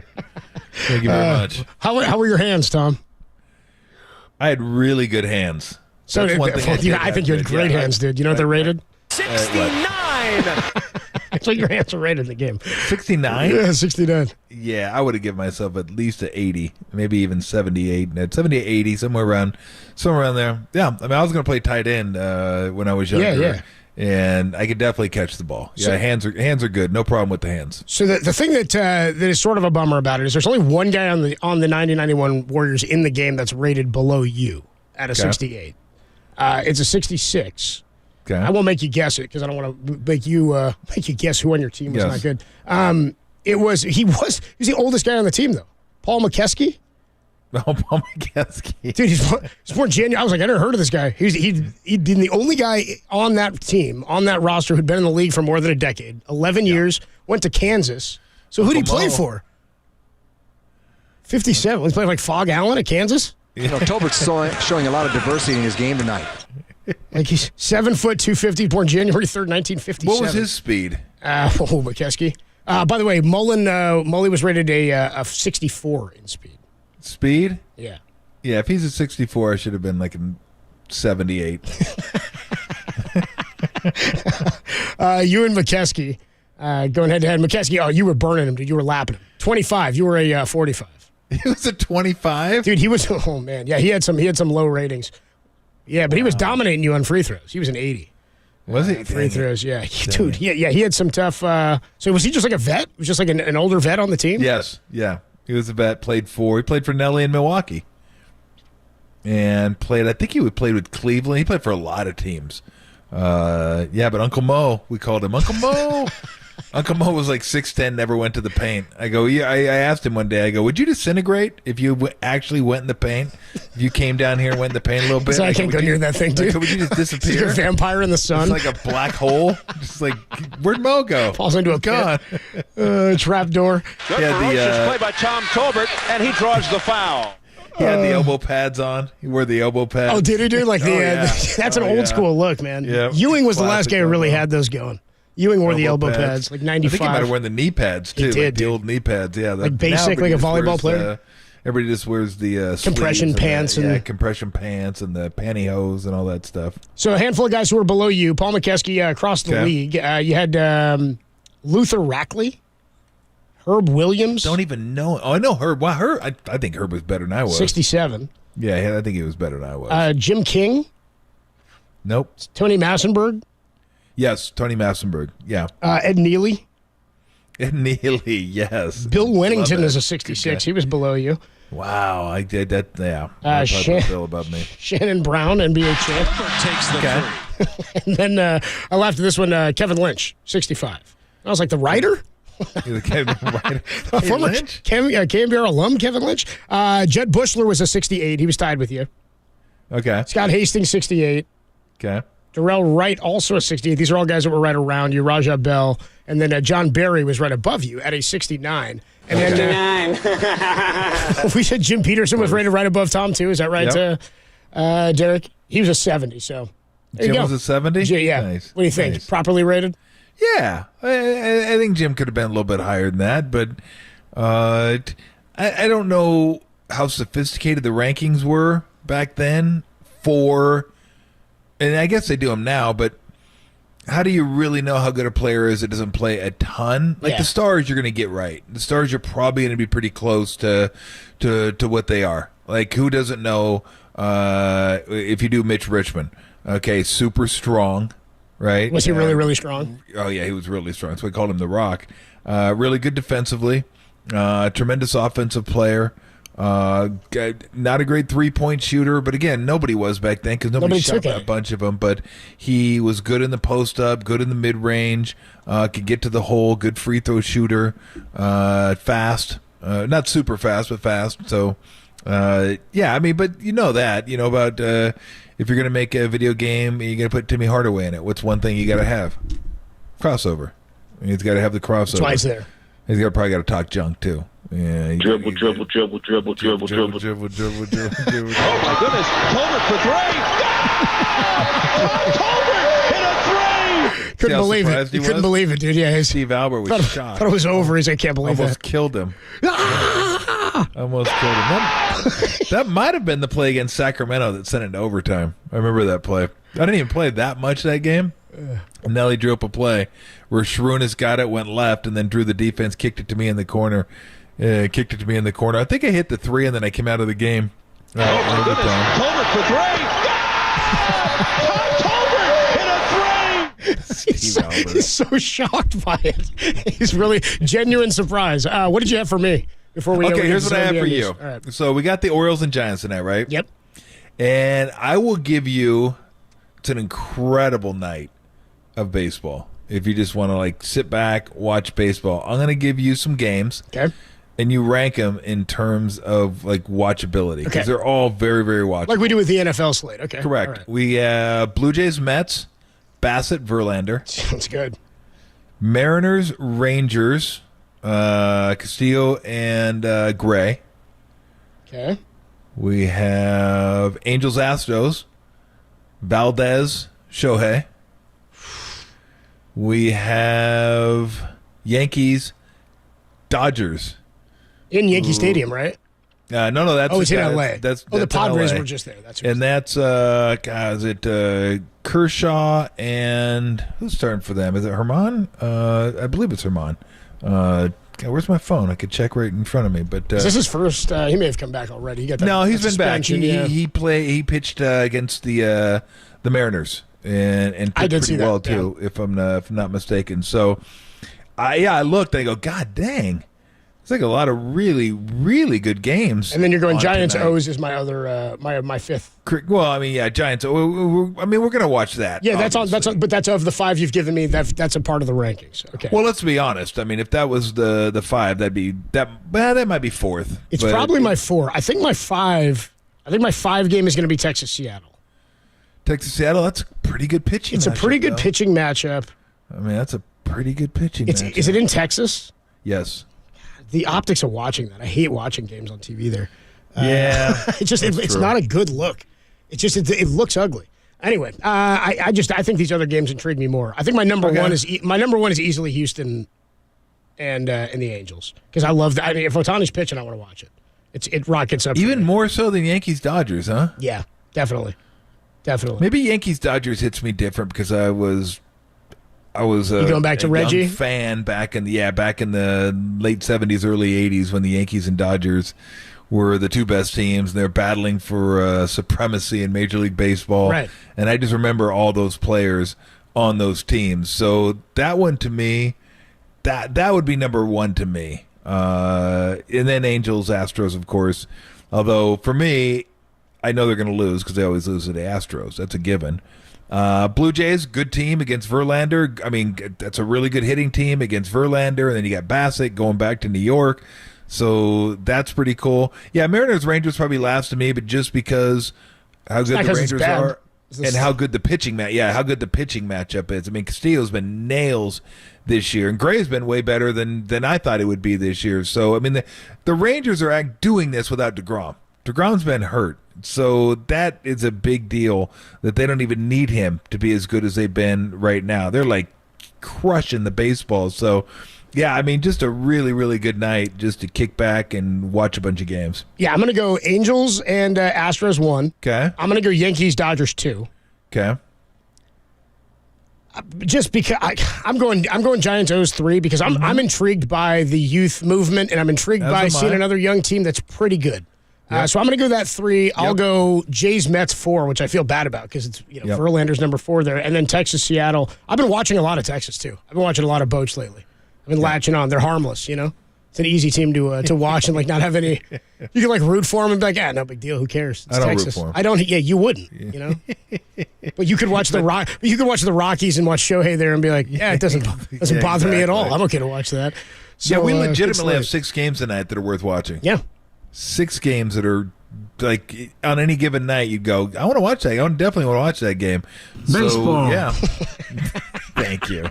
Oh, man. Peeling himself off the stage. I dropped the baseball. All right. On the other side, we'll get you a little update on what Adam Silver had to say yesterday about Ja Morant. They've completed their investigation, and they're going to wait to hand down the punishment. But Adam Silver did speak yesterday as part of his finals media availability. We've got that coming your way. Marcus Thompson is going to join us at 4:50. We've got a sound soiree. Going to be a fun wrap-up here on a Friday. Giants pregame at 6:15. What did Adam Silver say about Ja Morant? We'll tell you next on the Sports Leader. Tolbert from the outside. Well, if you haven't heard of Tom Tolbert, stand in line. Not many have.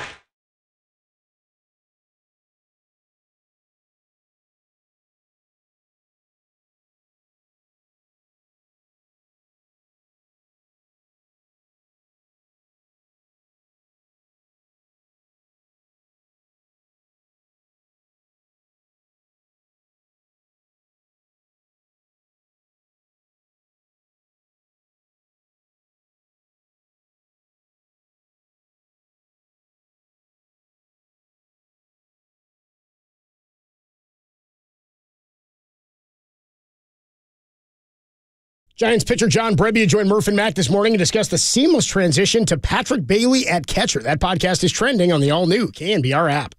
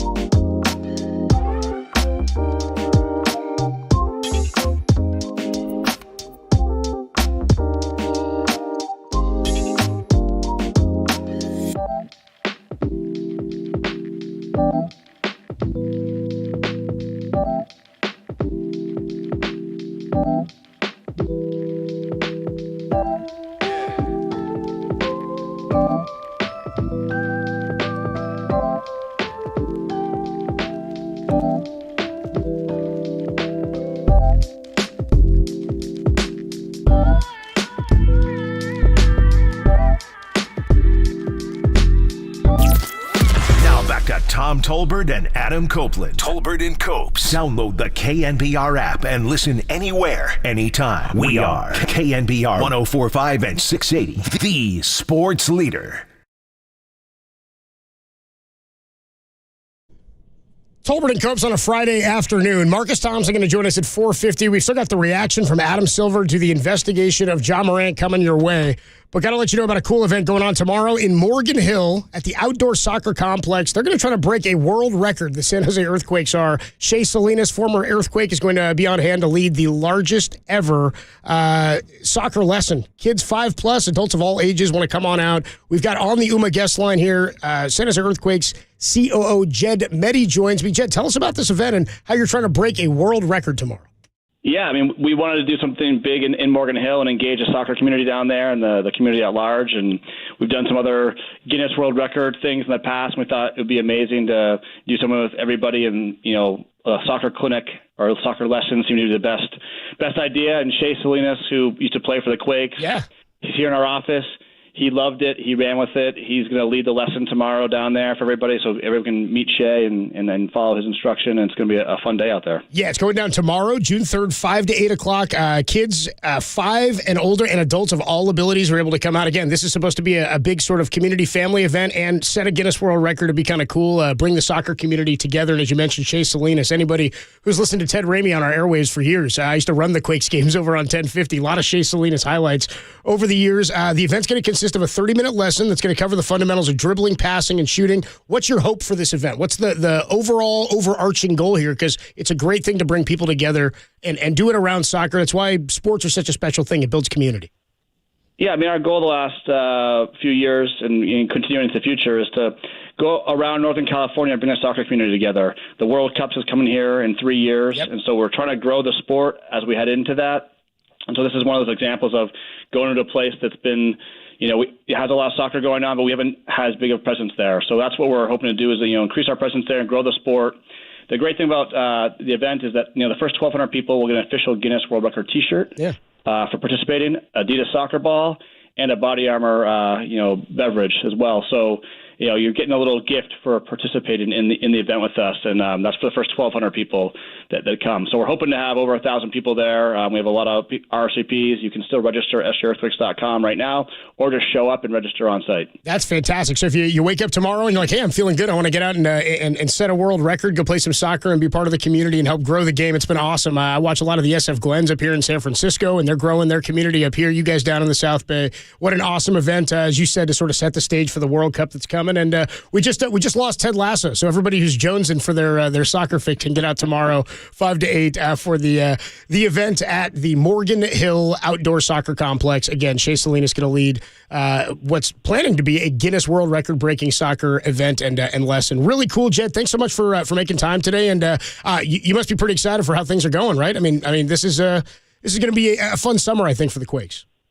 Yeah, no, it's been a great start to the year. We're really hot at home. We had a big road win on Wednesday night at Seattle, and we're in Colorado tomorrow night, and excited to keep it going. Thanks so much, Jed. We appreciate it, man. We'll see you out there tomorrow, man. Thank you. Appreciate it.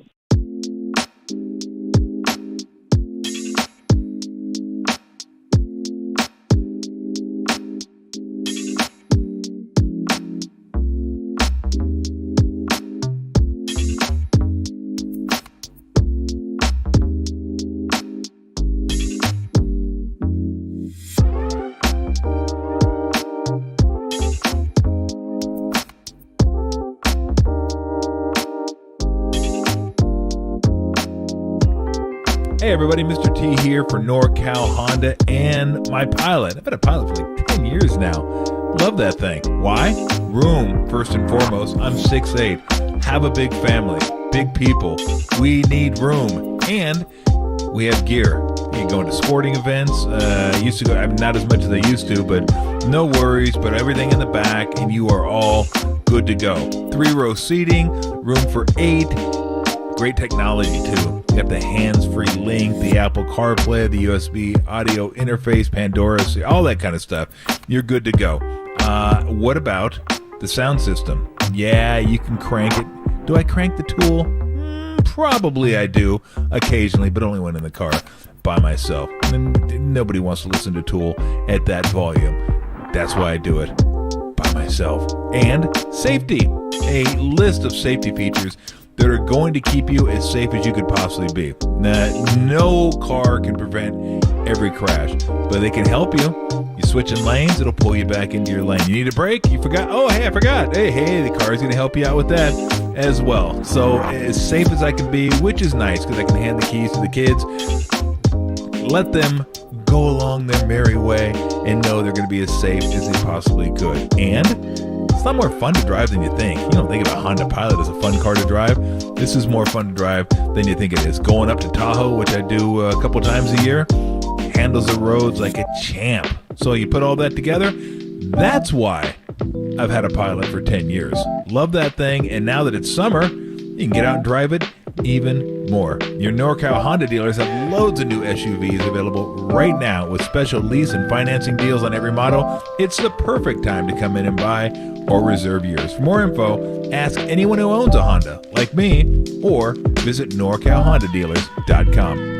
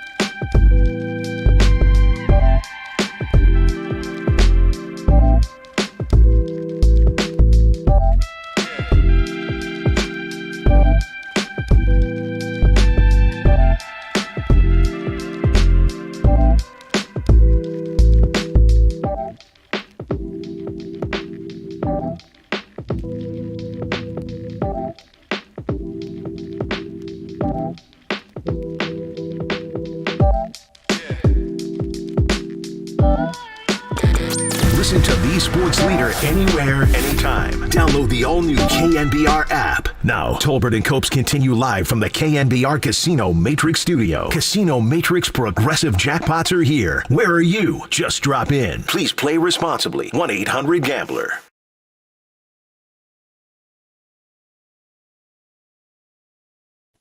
In terms of the timing, we've uncovered a fair amount of additional information. I think since I was still asked about the situation, I would say we probably could have brought it to a head now, but we made the decision, and I believe the Players Association agrees with us, that it would be unfair to these players and these teams in the middle of this series to announce the results of that investigation. And given that we're, of course, in the off season, he has now been suspended by the Memphis Grizzlies indefinitely, and so nothing would have changed anyway in the next few weeks. It seemed better to park that at the moment, at least any public announcement.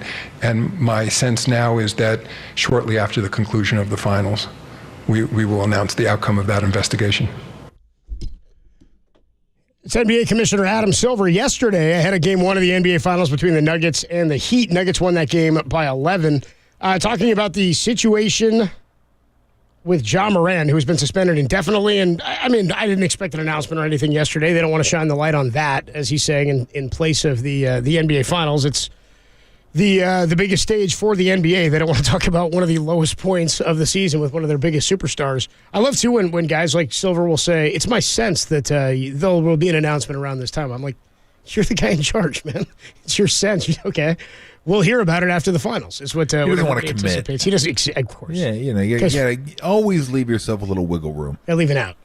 Yes, you do. So he hedged his bet a little bit there. Anyway, give that update, and I don't know what is going to come of it. I imagine this is going to be a pretty stern come down on him, considering the second offense and how recent the first offense went down. And remember Adam Silver's reaction when he spoke to the media about Ja Morant earlier in the playoffs, after the second video came out, and he was like kind of taken aback. He was like, we had these conversations, and I got the sense that he was understanding of the magnitude of this situation. And, he did not. Or he did and didn't care. So I think Silver's been made to look like a fool here. John Morant's lucky David Stern's not the commissioner. He'd be suspended until 2028 for life. You make a fool out of David Stern, forget about it. In fact, I don't think he wouldn't have been as lax as Adam Silver was the first time. He would have cracked. Oh yeah, he would have cracked down on him hard the first time. But yeah, look, when you're embarrassed, he just embarrassed him. He just sat in front of him. Yeah, I know. Yeah, just lied to his face. I get it. Yeah, I know. I need to work on myself. I'm under a lot of stress. It's my mental health. Yeah, I need to do this. And yeah, no, I totally. Yeah, I understand. I'm gonna try to better myself. Okay, yeah. Good talk. Then you go do it again 2 months later. Same thing. Clearly didn't resonate with him. Told the commissioner what he wanted to hear. I don't even think it occurred to him. Like I think he thought this was kind of a joke. Like, I'll just go through the motions and I'll get back to playing. I'm good. I just won't do it again. And then boom, you do it again. So yeah, my suspicion is it's going to be significant. I have no idea how long it'll be, but that is my feeling. If it wasn't, then you could just say. We lose Tom? Cut out there? I think we lost Tom for a sec. I can see him still, but I think we lost your audio there. We'll work on getting the audio connection back there. But, the John Moran situation hasn't played itself out yet, and we'll find out what the severity is of the suspension that's handed down. But I'm with Tom. Second offense, this has got to be something big. I don't know what the Grizzlies do either, where they go from here. If you decide you want to, I don't know how you just move on from him. You'd be getting pennies on the dollar probably for what his value is. Anyway, back to what you were saying, Tom. We'll get you back. No, we don't have you back? Okay, sorry. Thought we were good. All right, more news from the NBA. Not grab bag, NBA news updates that we have today. Frank Vogel, how about this? Former Laker coach Frank Vogel has now been announced as the new head coach of the Phoenix Suns. He's walking in with his 2020 NBA championship ring. He's coached a lot of good defenses, and that's probably what the Suns are going to be focused on. We'll see what we got Tom back now. Okay, we made the connection again. We won't go back to John Moran. We can jump off of John Moran. He's an idiot. Yeah, I'll just finish up on that. I heard what you said. They're not moving off of him. They don't have a choice but to to keep him. He's the face of their franchise. And they're just gonna have to hope that he gets it. They're just gonna have to hope that it resonates with him that this is serious. This is like a big deal, and you are the face of the franchise. You got to act accordingly. You can't just do what you want to do, get on Instagram and do you just can't do that. You are the face of the franchise. There's a certain responsibility that goes with that, and he's got to figure that out, and hopefully he figures it out soon. Frank Vogel was the other one I just said. So Frank Vogel, what do you think of that hire? I hadn't really thought about that or him as a candidate there. I kind of thought Nick Nurse was going to get that gig, and then he took the Philly job, but Vogel, good defensive-minded head coach, a lot of success. He's respected, knows how to work with vets, and that's why he's there. He's not there to develop talent. He's there to go kind of do what he did with the Lakers, right? Yeah. I can describe that hiring in 2 words. Lukewarm. Yeah. It's like, it doesn't really hit me. I'd rather have Monty Williams. It doesn't. Yeah, exactly. I'd rather have Monty. Exactly how I feel about it. Good coach. Really good defensive coach, so I think he'll help. Not super dynamic. It doesn't even really matter that much. I think coaching matters, but I think what matters more is how they're going to reconfigure that roster and what they want to do with that roster. You have 2 elite superstars on that team, and you got to figure out what do we need around them. What makes us click? If you have enough depth, 2's enough, especially if you have 2 and Ayton. I don't know what they're going to do with Chris Paul. I don't know they get anything for Chris Paul. I think you got to move on, though, right? If he's not helping you. But what do you do? Yeah, I don't know. That's a tough one. You can set it like clockwork. Get hurt in the playoffs. It's a pattern. You can count on that. It's a pattern. Yeah. And probably at some point in the season, I don't know what you do there. I really don't. because with those two superstars, you got to be thinking championship. And they're not there. They're just not. There are teams that are better than them out west. So forget about the East. Out west, there are teams that are better than them. Their defense is not very good. Denver carved them up. It took 2 heroic efforts from their superstars, but you can't go through a season like that. You can't go through the playoffs like that, where it's like, okay, we just need you guys to be your best. In fact, can you be better than your best? Just like incredible 4 games, and then do it again for 4 more games. You can't go through the playoffs like that. You got to have some help, and they didn't have the right construction. They didn't have enough help. They looked to move off Ayton. I think I like Ayton, but he is what he is. I mean, he's not a dominant center, and he's not a forceful center. He's not great defensively, but he'd certainly be useful. I mean, more than useful. He's better than most centers out there. I just think they need to use him in a different way. The offense can't be Booker, Durant, Booker, Durant, Booker, Durant. But that's what it ended up being. Your turn, my turn, your turn, my turn, and everybody else just kind of stood around. That just can't be. You can't do it that way. So I don't know where they go. I really don't. It looks like when they made the move, like, because what did everybody say when they made the move? Oh, they're the championship favorites. And then I was kind of like, I don't know. We'll see. I wouldn't even know what to make of this game. Yeah, I thought they'd be better. But I don't know. Like, I think the Warriors are better than them. And I don't think the Warriors right now, as constituted, are championship contenders. Well, I guess they're kind of on the fringes of it. I would put them there. But I think they're ahead of, I think Sacramento will be better than, because that's a team. Sacramento's a team. Their 2 superstars aren't nearly what their 2 superstars are. I mean, if you wanted to put Fox in that mix, fine. But Sabonis isn't in that mix. He's a good player, but he's not in that mix. But they got a team. They like guys that kind of fit certain needs and play certain roles and do it very well. So they fit. I have no idea where Memphis is at. Like I thought Memphis would be one of those teams for 4 or 5 years, yeah, but I have no idea where they're going. I have no idea how many games Morant's going to miss. I know how many games Brooks is going to miss, all of them, because when you say under no circumstances is this guy coming back. That's my favorite statement ever made by a team. I've never heard before. Under no scenario? Under no circumstances. Could you see a scenario? No, under no circumstances. No, I don't. Under no circumstances, this guy coming back on this team. Simple wrong would have been just fine, but wow.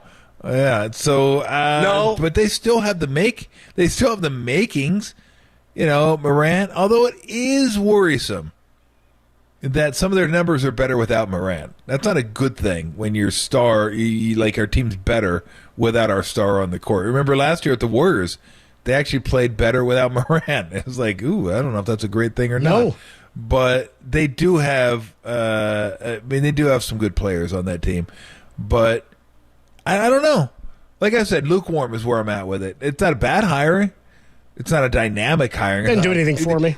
Yeah, it's not like something where you go, ooh, damn, that's going to be, that's a really good coach, and that's what they needed to kind of unlock what they have there. I'm not there yet, but they'll be good, and they'll be better defensively, and that's where they needed to be. So, I mean, that's good.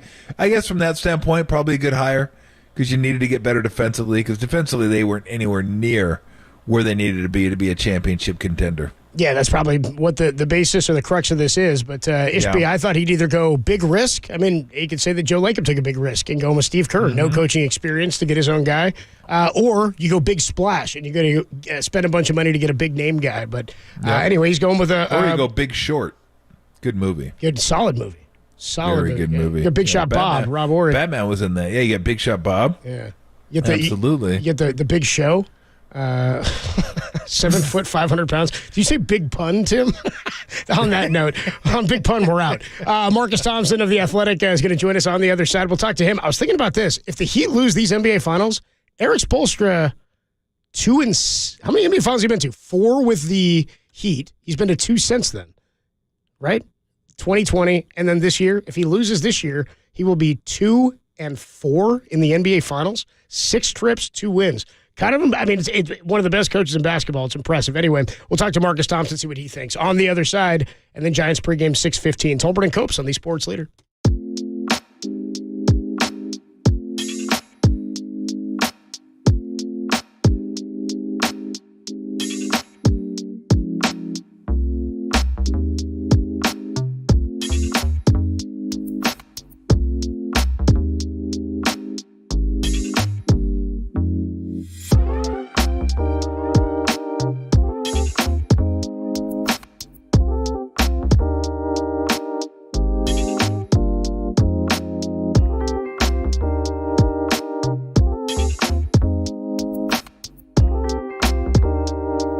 Mike Krukow joined Murph and Mac this morning and discussed the completely false rumors of Dwayne Kuiper's retirement. Yeah, he ain't going nowhere. That podcast is trending on the all-new KNBR app.